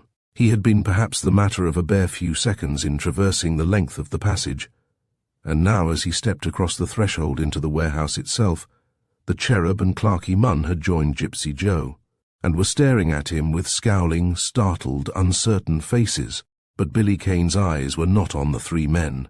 The blood seemed to leap through his veins in a great surging tide, and upon him was the sense of a mighty uplift. It was not too late. It was not too late. His brain seemed to seize upon those words and reiterate them in a sing-song way. A woman's form lay upon the floor, and she was bound and gagged, but dark eyes met his, and in the eyes was a softer light than he had ever seen there before when they had been fixed on him. For once they seemed to say, "You have not failed. I told you to watch Gypsy Joe and Clarky Munn, and you are just in time." The Cherub laughed suddenly, and a little noisily, as from unstrung nerves. "Say, yous gave us a jolt," he said. "What's the idea? I suppose yous came along to make sure dat we earned your money, eh? And dat dear wouldn't be no fluke about her being bumped off for keeps? Well, if yous had been about a minute and a half later, you'd have missed the trapdoor scene, 'cause it had been all over." Billy Kane's eyes had met the girl's again. The soft light in them had gone, and in its place had come a horror, and sudden accusation, and a bitter misery. And her face, already deathly white as she lay there, seemed now to tinge with grey. Billy Kane shook his head in response to the Cherub as he turned and faced the three men. They were edging a little closer to him. He caught a surreptitious nudge that passed between Gypsy Joe and Clarky Munn. He moved back a step, but it was a step that brought him nearer to the girl. If he could hold them in a state of puzzled suspense with its consequent indecision for a moment, that was all he asked. And he was counting on a sort of frank audaciousness for that. "Well?" prompted the Cherub, a sudden curious silkiness in his tones. "Did I call to turn?" "Maybe he's come down to pay us off," suggested Gypsy Joe smoothly. "There's nothing slow about de rat. I'll tell you," said Billy Kane quietly. He took his knife from his pocket and coolly opened it, then nonchalantly, but with a swift, lithe movement, stooped and cut the cords that bound the girl's wrists. He pressed the knife into her hand. She needed no further hint that she could free her own ankles, and as he straightened up again, his eyes swept the wall by the door. Yes, they were there, 2 electric light switches. He faced the trio again. "Well, what do yous know about dat?" observed Clarky Munn with an unpleasant grin. "I'll tell you, Clarky," Billy Kane lied calmly. "I'm leery that somebody's split, and I'm afraid the police know too much. Understand? I'm not taking any chances, and the game's off. That's all." The cherub's bland blue eyes seemed to shade a darker hue. "That's all right, Den," said the cherub sweetly. "But what about us? Maybe yous can call de game off if yous likes, 'cause it's your game, but where does we come in? Tain't our fault de job's crimped, that's up to yous. Does we get paid or not?" "That's de talk, cherub," applauded Clarky Munn, an undisguised snarl in his voice. Billy Kane shrugged his shoulders. "Who said you wouldn't get paid?" he demanded roughly. "We'll attend to that when we get out of here. Do you want to hang around and get pinched?" "No," said the cherub and smiled. "No, we don't want to get pinched, and we ain't worrying none about it either. Not about getting pinched down here. It's a cinch yous wouldn't have risked comin' here if de bulls had been following a yard behind. We knows yous too well for dat, Bundy. Get me? And yous ain't comin' across when yous gets out of here. Yous are comin' across right now. And yous—" He whirled suddenly on the girl, who had risen to her feet and was backing toward the door. "Yous stand where yous are. I ain't sure we are through wid yous yet, no matter what Bundy says, see?" He jerked his head at his two companions, though his eyes never for an instant left Billy Kane's face. "What about it, fellas? If she gets out of here, she knows too much, and we got to fade away out of New York anyway, whether de bulls are on now or not. And dat takes de coin, all de coin we can get. Well, de rat always carries a wad, but if we pinches it and lets de rat loose afterwards, he's got a bunch behind him that'll nose us out where de bulls couldn't. And we'll get ours. That's the size of it. Do we play for table stakes or hedge de bets?" It was coming now, as Billy Kane had known inevitably that it would come. There was no answer needed from either Clarky Munn or Gypsy Joe. It was written in the ugly menace in their faces, and had been from the moment they had recovered their startled surprise at his entry into the place. Billy Kane flung a quick glance around him. The girl was a little behind him, close to those electric light switches, her way clear to the front door, save for the peril of that lighted passage down which she must run. In front of him, just out of arm's reach, the cherub's bland eyes smiled into his with a sort of hideous serenity, while over the cherub's shoulders, one on each side, showed the vicious faces of the other two. And, under cover of the cherub's body, Clarky Munn's hand seemed to be stealing in the direction of his hip pocket. Billy Kane seemed suddenly to go to pieces and to lose his nerve. His tongue circled his lips with nervous repetition. He put out his hands in an imploring attitude and stumbled a step forward toward the cherub, and caught a glint of light on a revolver barrel in Clarky Munn's hand, as it came stealing now from the latter's pocket. Wait a minute, cherub," Billy Kane whispered thickly, and licked at his lips again, and stumbled forward another step. "Wait," he whispered.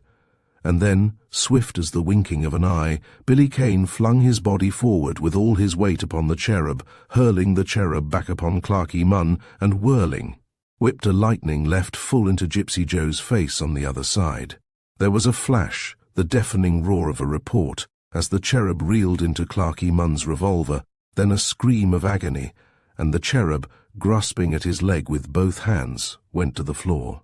"The switch is there, beside you," Billy Kane shouted at the girl. "Put out the lights, both switches. Quick, run for it." Gypsy Joe, recovering his balance, and with a bellow like a maddened bull, was charging forward. Clarky Munn's hand had swung upward again, and then the place was in darkness. A second late, Clarky Munn's revolver cut a vicious flame tongue through the black, but Billy Kane had flattened himself out on the floor, and was wriggling rapidly backward toward the door and the now dark passageway. There was a moan, then a shrill scream in the cherub's voice, and coincidentally a torrent of blasphemy from Gypsy Joe, as the latter, quite obviously, in his rush and in the blackness now, had stumbled none too gently into the wounded man. "Yous fool! Curse yous fool!" shrieked the cherub. "Ain't yous got a pocket torch? Ain't either of yous got a torch? Flash a torch on him," and Billy Kane was across the threshold now.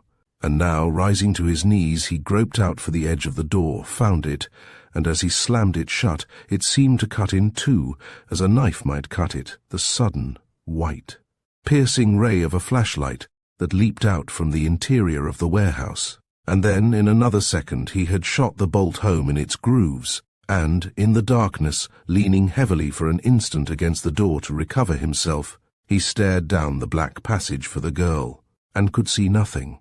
There came an abortive rush against the door. Snarls and oaths came muffled from within. He moved a step forward along the passage. They were a negligible quantity in there now. The door would hold, and when they succeeded in getting out and making their way along the side of the dock perhaps, they would be more concerned in getting to cover themselves than anything else, and besides they would have a wounded man to hamper their movements.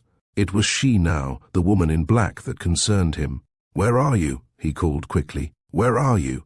A draught of air touched his face. The front door at the farther end of the passage was being opened. "I'm here, Bundy." It was her voice, but there was something of cold, merciless forbidding in it. He halted instinctively. He did not quite understand. "Bundy, are you listening?" came the level tones again. "This is the end, absolutely and finally the end tonight. You have saved my life, but I owe you no thanks for that.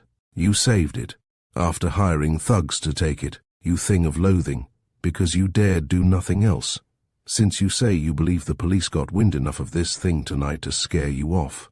Very well, Bundy, but there is more, isn't there, that the police do not know? Well, they will know it, and certain secrets in that den of yours, the moment I can reach them. I have warned you often enough. I am through, Bundy. This is the end of the rat tonight. Nothing shall stop that, but I am still a fool.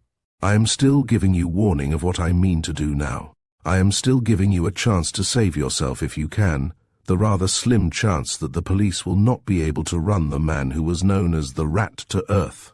And I am giving you that chance because, well, because, even in spite of yourself, I am still alive." "No," he cried. "You do not understand. Wait." He was groping down the black passage as he heard the front door shut quickly and heard a footstep running, receding outside. "Wait!" he cried again. "For God's sake, wait!" There was no answer. He knew there would be none. He had heard her running away out there, hadn't he? He reached the door and looked out and hung there hesitant and called again, and there was no answer. He listened. He could not hear her footsteps any more. There was no sound from anywhere, not even from that warehouse door behind him.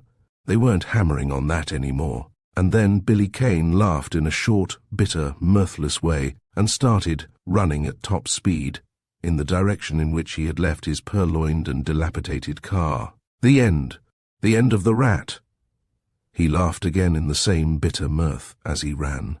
It was the end of more than that. It was the end of hope, of her, of that love that had come to him upon the thresholds of these strange doors of the night. It was the end of Billy Kane. And whether as the rat now, or as Billy Kane, the police would be equally hard upon his trail. He stood in far worse case now than on the night of David Ellsworth's murder, for now the underworld, that would be combed for the rat. And where the rat was too well known to have it offer the slightest hope of escaping detection, was closed to him as a refuge. He knew what she meant to do, to tell her story to the police, to expose all the criminal acts and affiliations of the bona fide rat, and to lead them to the rat's den, and expose the secrets that she had so often hinted were hidden there. He clenched his hands as he ran. The end? No, not yet. Not until they had him, and they had not got him yet. He did not know which way to turn. But while he still had his freedom, there was still the hope of running down the murderer of David Ellsworth, and there were the proceeds of that robbery now, most of them in the rat's den. That was what seemed to stand out as immediately vital now, to get those things, that money and those rubies. He had staked everything on the hope that someday he could hand over to justice both the proceeds of that crime and the murderer as well, hand them over together as a complete vindication of his own name. And even now, in this hour that seemed blackest of all, he still dared to cling to that hope. He knew who the murderer was, and he had already recovered a large share of what had been stolen. He still hoped to find the murderer, and he still hoped to find the remainder of those rubies, and so carry out his original plan. His jaws locked. His mind was made up.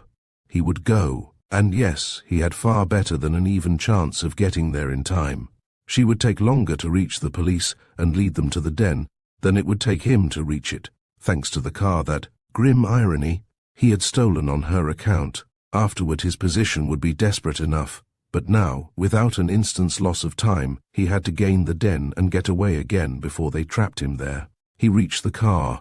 The old night watchman had evidently retired inside the building again, for there was no sign of the man. He experienced a certain sense of relief at this, as he cranked the obsolete machine, and then he was in the driver's seat again, and the car was roaring along the road. He drove fast, with mad haste, with reckless disregard for the ill-lighted road.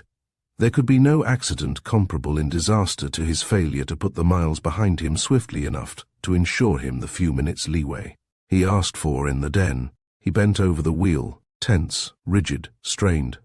The minutes sped away.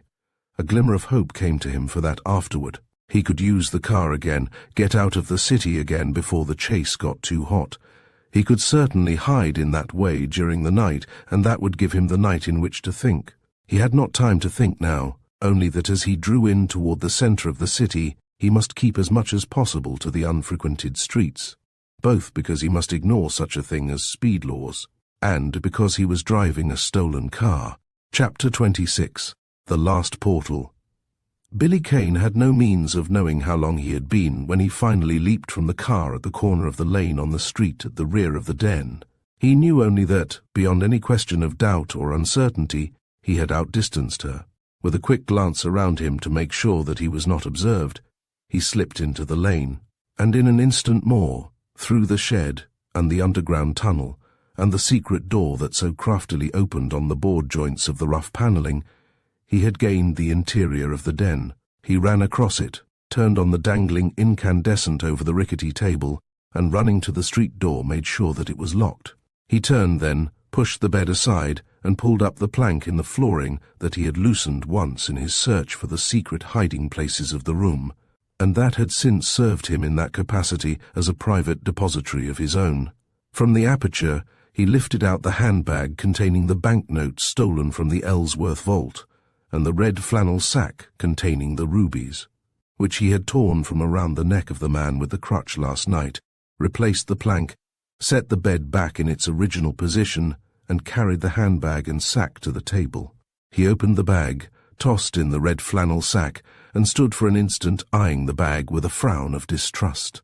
He remembered that it did not close very well, that he had bent the catches with his steel jimmy that night when he had forced the bag open in the room of the man with the crutch, and that it was now quite liable to gape apart without warning, in which case, should the contents be seen by anyone, and they could not help but be seen, if such an accident should occur in the presence of anyone within eyeshot, it would be likely to prove not only awkward, but disastrous for the possessor of the bag. His frown cleared. There was still room in the bag for, say, a shirt, and than a shirt there was nothing better to disguise the contents underneath. He walked over to the old bureau, that was flanked on one side by the secret door to the den, and on the other by the cretonne hanging that, stretched diagonally across the corner of the room, served the rat as a wardrobe. There was the shirt that he had worn on the night when he had first come here, the night he had been wounded by the police. Whitey Jack had washed the bloodstains out, and had shoved it in the top bureau drawer. He pulled the drawer open, bent over it, reached in for the shirt, straightened up, and the shirt dropped from his fingers. He did not move. Something cold and round and hard was pressed none too gently against the nape of his neck. His eyes had lifted to the mirror in front of him mechanically, and he stood there staring into it now, like a man dazed and numbed. An arm was stretched out from behind the cretonne curtains, and a hand held a revolver against his head. It was like some uncanny moving picture that he was watching. For now the cretonne hanging moved, and now a figure moved out from behind the hanging, and stood behind him, Billy Kane, and stared too into the mirror, over his, Billy Kane's, shoulder. There were two faces in the glass now, two faces that in form and features seemed identical, or else it was some strange mirage that caused a double reflection of his own face. And then one of the faces smiled malevolently, leeringly. It wasn't his own face that smiled. He wasn't smiling, though his lips moved. "The rat," he said, below his breath. He felt a hand slip into his pocket and remove his automatic. And then the other spoke. "Remarkable resemblance, isn't it, Billy Kane? And the recognition appears to be mutual, Billy Kane. I've been waiting here quite a while for you this evening." Billy Kane did not answer. The rat! The rat was back! It was the moment, arrived at last, that had haunted him from the moment he had taken upon himself the other's personality here in the underworld. But though he was more at the other's mercy, with that revolver muzzle boring into his neck, more helpless than he had thought to be when this time should arrive, more powerless where, instead, he had told himself 100 times that at the worst it could be but a fight man to man, he found himself far more unmoved now than he had anticipated he would be. He found himself curiously composed. There seemed even a grim, sardonic humor stirring in his soul. What did it matter now? Tonight he had no further use for the rat's mantle. She had seen to that by now. Tonight the whole house of cards had toppled anyway, and the ultimate worst had happened, save only that the police had not yet got their steel bracelets around his wrists. And yet there was a significance in the cold menace of the other's tone, and a still deeper significance that he did not like in the other's ostentatious repetition of his, Billy Kane's, name. It was obvious that Billy Kane was no stranger to the rat. "Get back to that table and sit down there," ordered the rat curtly. Billy Kane, because he had no choice, obeyed. It was like some weird, extravagant hallucination of the brain. He was looking up from his chair into what seemed to be his own face, only as he studied it now, fascinated by it, he saw what no mirror had ever shown him was a part of his own identity. The face was a little older, a little more drawn, and there was an expression in the eyes, a smouldering something, a devil's malignity that burned out through the half-closed lids, leaving the pupils like fever spots behind. And he remembered now that she had commented upon the freshness of his face on that first night when they had met. "You fool," sneered the rat suddenly. "So you played the rat, did you? And did you think I didn't know? Well, you seem to have liked it, Billy Kane, and so I guess you'd better finish out the act and play it until the end. You can manage that, can't you, say, for another 10 minutes, until the rat is dead?" Billy Kane's hands tightened on the table edge. It was not only the words, it was the eyes and the face that were working now, that seemed to possess some deadly eloquence. "What do you mean?" Billy Kane steadied his voice. "It won't take long to tell you," said the rat roughly. "You've been here long enough to know that apart from the old cobbler and his wife upstairs, who mind their own business and are always deaf when they don't want to hear, this place is soundproof to revolver shots. Well, the game is up tonight. Your game and my game. I've got 1 or 2 little things to do here, and then I'm going, but I'm going to leave the rat behind, dead." Billy Kane's fingers began to drum a light tattoo on the table. It was strange that he could force his fingers to do that with an air of such apparent unconcern. He was laboring under no delusions. He was fully conscious that there was no bluff in the other's words, that he was actually sitting there and facing death in the most literal sense of the term. The rat's reputation was quite enough in itself to make it certain that the man would not hesitate in putting his threat into execution. And then, besides, there were strange stirrings in his mind now that were not comforting things. The rat, cognizant of it all the time, had deliberately let him, Billy Kane, play the role, and the drama was to end with the rat's death. It seemed horribly logical. It would let the rat out of her clutches tonight, for instance, and leave only a dead rat as prey for the police. He started involuntarily. Was that it? His fingers stopped their movements. Suppose he warned the rat that the police were coming now? No, that would only cause the rat to hurry, and to shoot the sooner. Well then, suppose the police found 2 rats here. It would not save Billy Kane, but it would end the career of one of the most infamous scoundrels in the United States, and it would pay his debt to her. If he could only stave the man off a little, fence for time. He could have laughed out wildly at the mocking irony of it. He was praying now for the police to come. She would lead them, or some of them, through that secret door, wouldn't she? Though they would guard both doors, take no chances, even while they would hardly expect to find anyone here.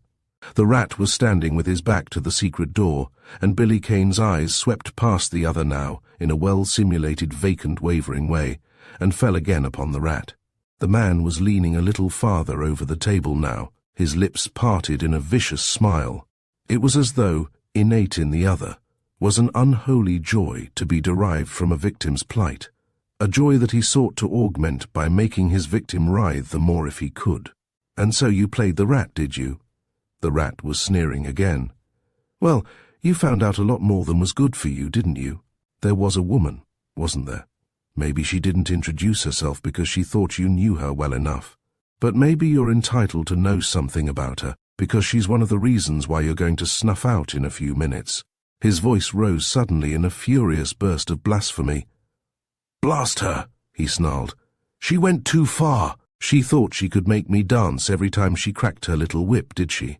She'll wish now, if there's any wishing where she's gone, that she'd stayed up on the avenue with the rest of the swells where she belongs, and left her infernal, nosy charities on the east side alone. Margaret Blaine, the banker's daughter. Ha ha. She had it in for me because a girl she was interested in down here went and jumped in the river. See? She swore she'd put me through one way or another for that. And then she stumbled on a pal of mine the night he croaked off, and found some papers on him that put me to the bad for fair, and that wised her up to a lot more. And then, curse her, she tumbled to the game here and, well, I guess you know the hand she played." He laughed raucously. "I guess you'd ought to, but you needn't worry about it any more. She's gone out, Billy Kane, understand? She went out, for keeps, at 10 o'clock tonight." Billy Kane's eyes stole to the secret door again. He remembered the fascination with which he had watched it slowly open on the night he had lain there on the bed. And Carlin, in the hands of the police now, had sat at the bedside, and Red Vallon had been here at the table. And it seemed now as though the door moved again, as it had moved that night. But he could not be sure. Perhaps it was his imagination that was father to the wish, and he dared not look steadily or too long in that direction. He brushed his hand across his eyes. He understood well enough now why the rat had been indifferent to what Shaky Liz, or the cherub, or any of them might hold over him. There would be no rat if he, Billy Kane, in the rat's stead, were murdered. And the rat believed, of course, that she, her name was Margaret Blaine, that she was dead. But he, Billy Kane, was playing for time, wasn't he? And the rat, in his hideous propensity for a cat-and-mouse game, seemed quite willing to talk. "You killed her." Billy Kane's ejaculation was one of stunned incredulity. But she threatened me when she thought I was you, by saying that if anything happened to her, the evidence against you would be produced just the same." "Sure she did," leered the rat. "In 24 hours after her disappearance, and it'll be 24 hours all right before they have any proof of that. It wasn't pulled off where a howl would go up 10 minutes after she snuffed out. Sure, in 24 hours. Well, I'm in no hurry, am I? In 24 minutes the rat, that's you, won't need to care what busts loose. It'll save me a lot of trouble if they find the rat sprawled out on the floor with a bullet through him, won't it? The door, had it moved inward a bare fraction of an inch, as it had that other night, there would have been time by now, just time, for her and the police to have got here. Was that a widening crack along that panel there, or only a shadow flung with taunting malice by the murky light? No, it moved now. He was sure of it. It moved. He forced himself to laugh in a short, nervous way. "I don't see how that lets you out," he mumbled. "What's to become of you if the rat's found dead?" The rat was moving back from the table to the side wall of the den. "I'll show you," said the rat with an ugly grin. "And don't move, you understand? I'm a dead shot, and I'm not risking anything by being a few feet farther away. You'd only go out a little sooner, and miss something that'll maybe sweeten your last moments, see?" His revolver still covering Billy Kane, he raised his left hand and pressed against the wall. A small panel door swung outward. "There's nothing in there," mocked the rat. "That's the secret she was forever talking about having discovered, and that's the place she looted all right, and where she got the dope about a lot of our plans, and kept me from wising up the crowd about it in order to save my own skin. But there's a thing or two she didn't know." His hand crept farther along the wall and pressed suddenly against it again, and now a full board length of the panelling slid away. Something metallic fell with a thud to the floor, and then Billy Kane was on his feet, clinging with a fierce unconscious grip to the table. He had forgotten the police, and that secret door at the far end of the room, forgotten the peril in which he stood, forgotten that ugly black muzzle of a revolver in the other's hand. His mind and brain seemed to be reeling, Some inhuman devil's trick was being played upon him.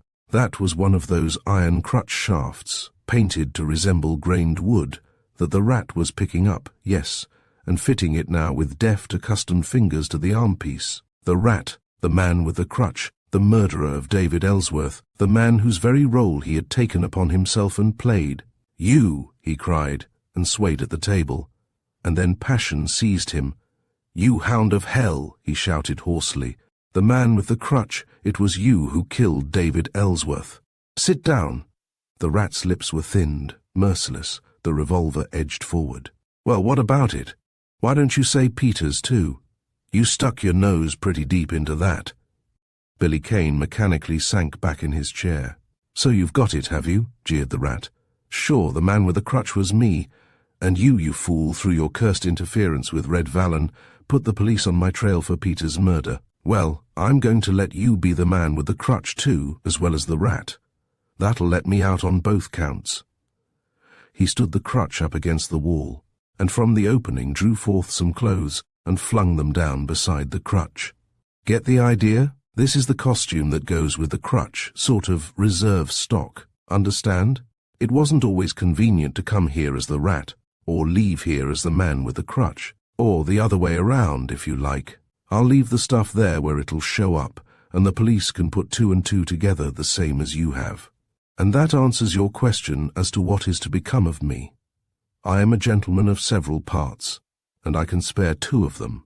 What's left is none of your business, and anyway, I'm getting tired of this, and I'm pretty near ready to go. But there's one thing more. There were some rubies you were looking for, weren't there, besides the ones you've been taking charge of, and so kindly placed in that bag there a few minutes ago, without giving me the trouble of making you hand them over?" Again his left hand, thrust back of him, sought the interior of the opening, and came out with a number of small plush trays, piled one on top of another, the topmost flashing and scintillating now, with its score of fiery blood-red stones. "You were looking for these, weren't you?" prodded the rat with a chuckle. "Well, you had 'em here with you all the time." Billy Kane was fighting desperately for self-control. Could they hear outside there? The man was condemning himself out of his own mouth. God, could they hear out there? Did they understand that this man had murdered David Ellsworth, and that Billy Kane was clear? He met the rat's eyes with deliberate defiance now. More. Everything. The man must be led into telling everything. He had not told enough yet to make it sure, and perhaps they had not heard it all. "And Peters," he rasped out. "You killed Peters too, Peters, who helped you kill David Ellsworth. Weren't you satisfied with your share, that you had to steal his?" The rat had advanced to the table and, setting down the trays, always with his revolver covering Billy Kane, had begun to pour the contents of one tray at a time into the open handbag. He stopped now and stared at Billy Kane in a sort of contemptuous surprise. "So that's the way you doped it out, is it?" he said, and laughed raucously. "And you're kind to Peters, aren't you? Peters, who wouldn't harm a fly. I killed Peters because his evidence at the inquest finished Billy Kane for fair, and I didn't want that evidence changed. It was me Peters saw coming down the back stairs and entering the library that night. Only he thought it was you. Do you take me for a fool? I knew you'd see the report in the papers, and that, knowing there was something wrong about Peters's story, you'd hunt Peters out and have a showdown, and that between you there was a chance of you getting at more of the truth than I wanted, and that Peters would then retract his evidence. Get me? I wasn't for letting you out. I'd been banking on you to do a lot for me. The only guy that was in with me on that deal was Jackson, and he's dead, just as the rat is going to be. I spotted you long ago when you used to nose around here for that old fool who pitched his money away. I watched you quite a while before I was dead sure I could pass for you, and then I warmed up to Jackson. The rest was easy. We croaked old Ellsworth and planted you. That gave me the coin I wanted to do what I was getting ready for, to pull out of this rat's game forever. It was getting too fierce with that cursed woman on my heels. So before I pulled the Ellsworth trick, I set things going to get her too, and passed the word around that I was going away for a while, so's there'd be no chance of her tumbling to anything, and I stood pat as the man with the crutch. and then you acted like a Christmas tree shaking itself in my lap. There were a lot of things coming along with certain friends of mine, and with you playing the rat and getting away with it, and with you there to stand for it if anything broke wrong. It looked like a cinch to nose them out at the tape on the little deals I'd started for them, and that would let me get away with the whole wad myself. See? The rat was pouring the rubies from the trays into the handbag again, his eyes glinting with a curious, rapacious craftiness.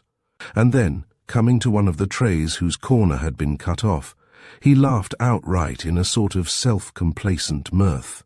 "Do you remember this?" he taunted. "The night I croaked old Ellsworth I beat it for here on the quiet the minute I left the house, and I put the trays and half of the stones into that hiding place there. And then I changed my clothes and wore my crutch over to where I lived when I wasn't at home here, and hid the rest of the stuff there. You know that all right. Blast you, you got it, and you nearly queered me. The rat was supposed to be away then, see? Well, that night when I was limping around with my crutch, I was told the rat was back, and it didn't take me long to find out your game. It looked like a piece of luck that was too good to be true. It suited me. I was for it hard. The only thing I was afraid of was that you might quit, so I left that ruby and the piece of tray for you on the table. I thought I knew you. It would give you a start, all right, but it would look as though this was where you were going to get the clue you needed, and you'd stick for fair." The rat attempted to close the bag and snarled at the bent catches. He finally fastened one of them partially, tossed the bag on the floor behind him, and his face suddenly working again, flung his revolver arm out toward Billy Kane. "If you've got anything to say before you go out, say it."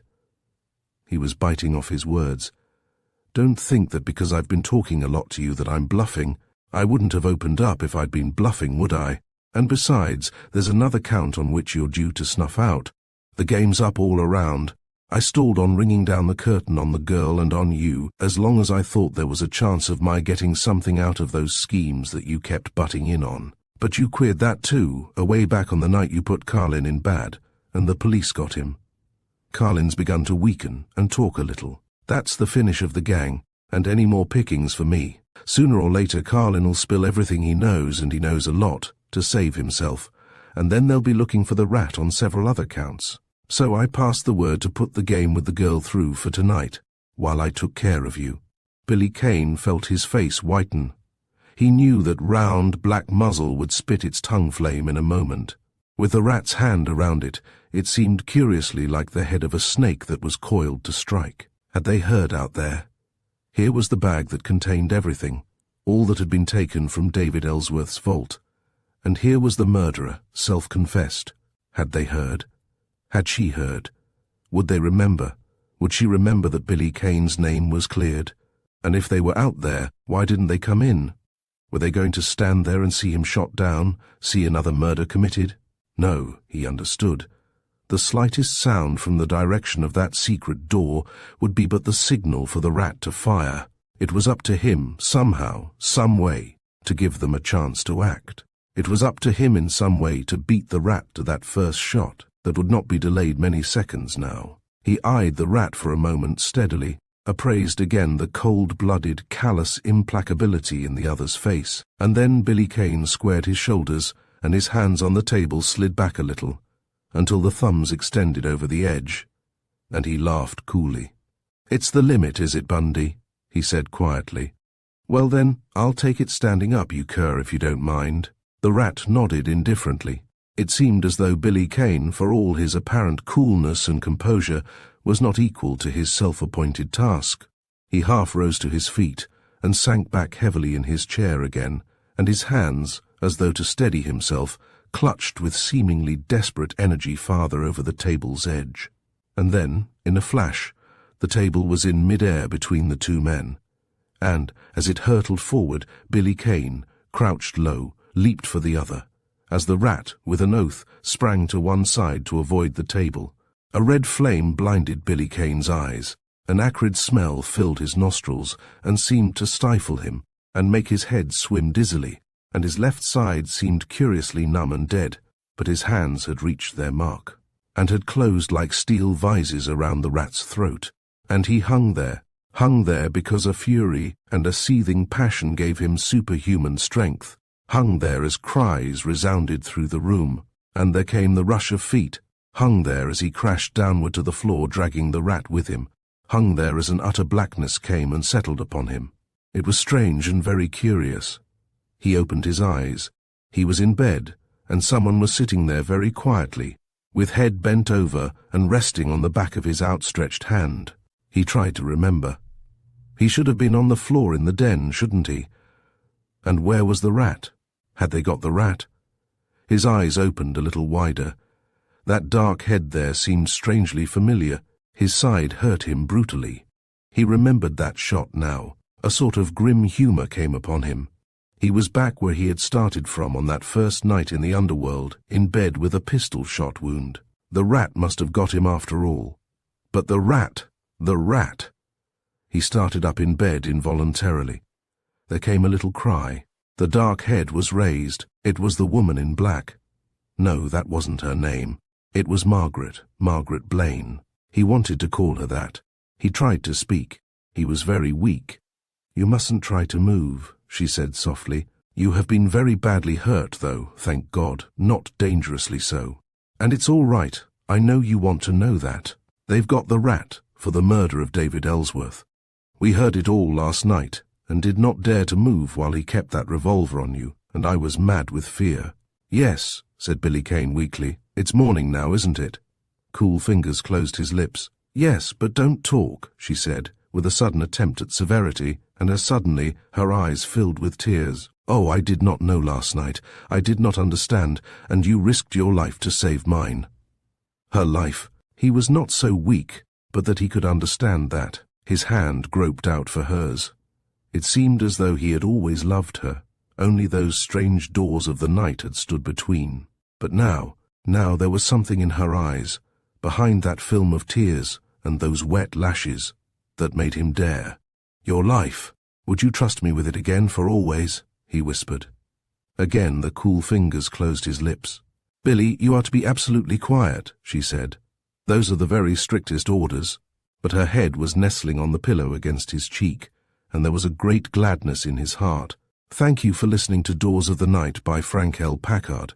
We hope you enjoyed this thrilling journey through intrigue and deception. Billy Kane's world has only just begun to reveal its darker corners, and we'll be back to continue the story soon. Don't forget to like, subscribe, and hit the bell icon so you won't miss the next chapter. Until next time, keep the doors of your imagination open and your curiosity alive.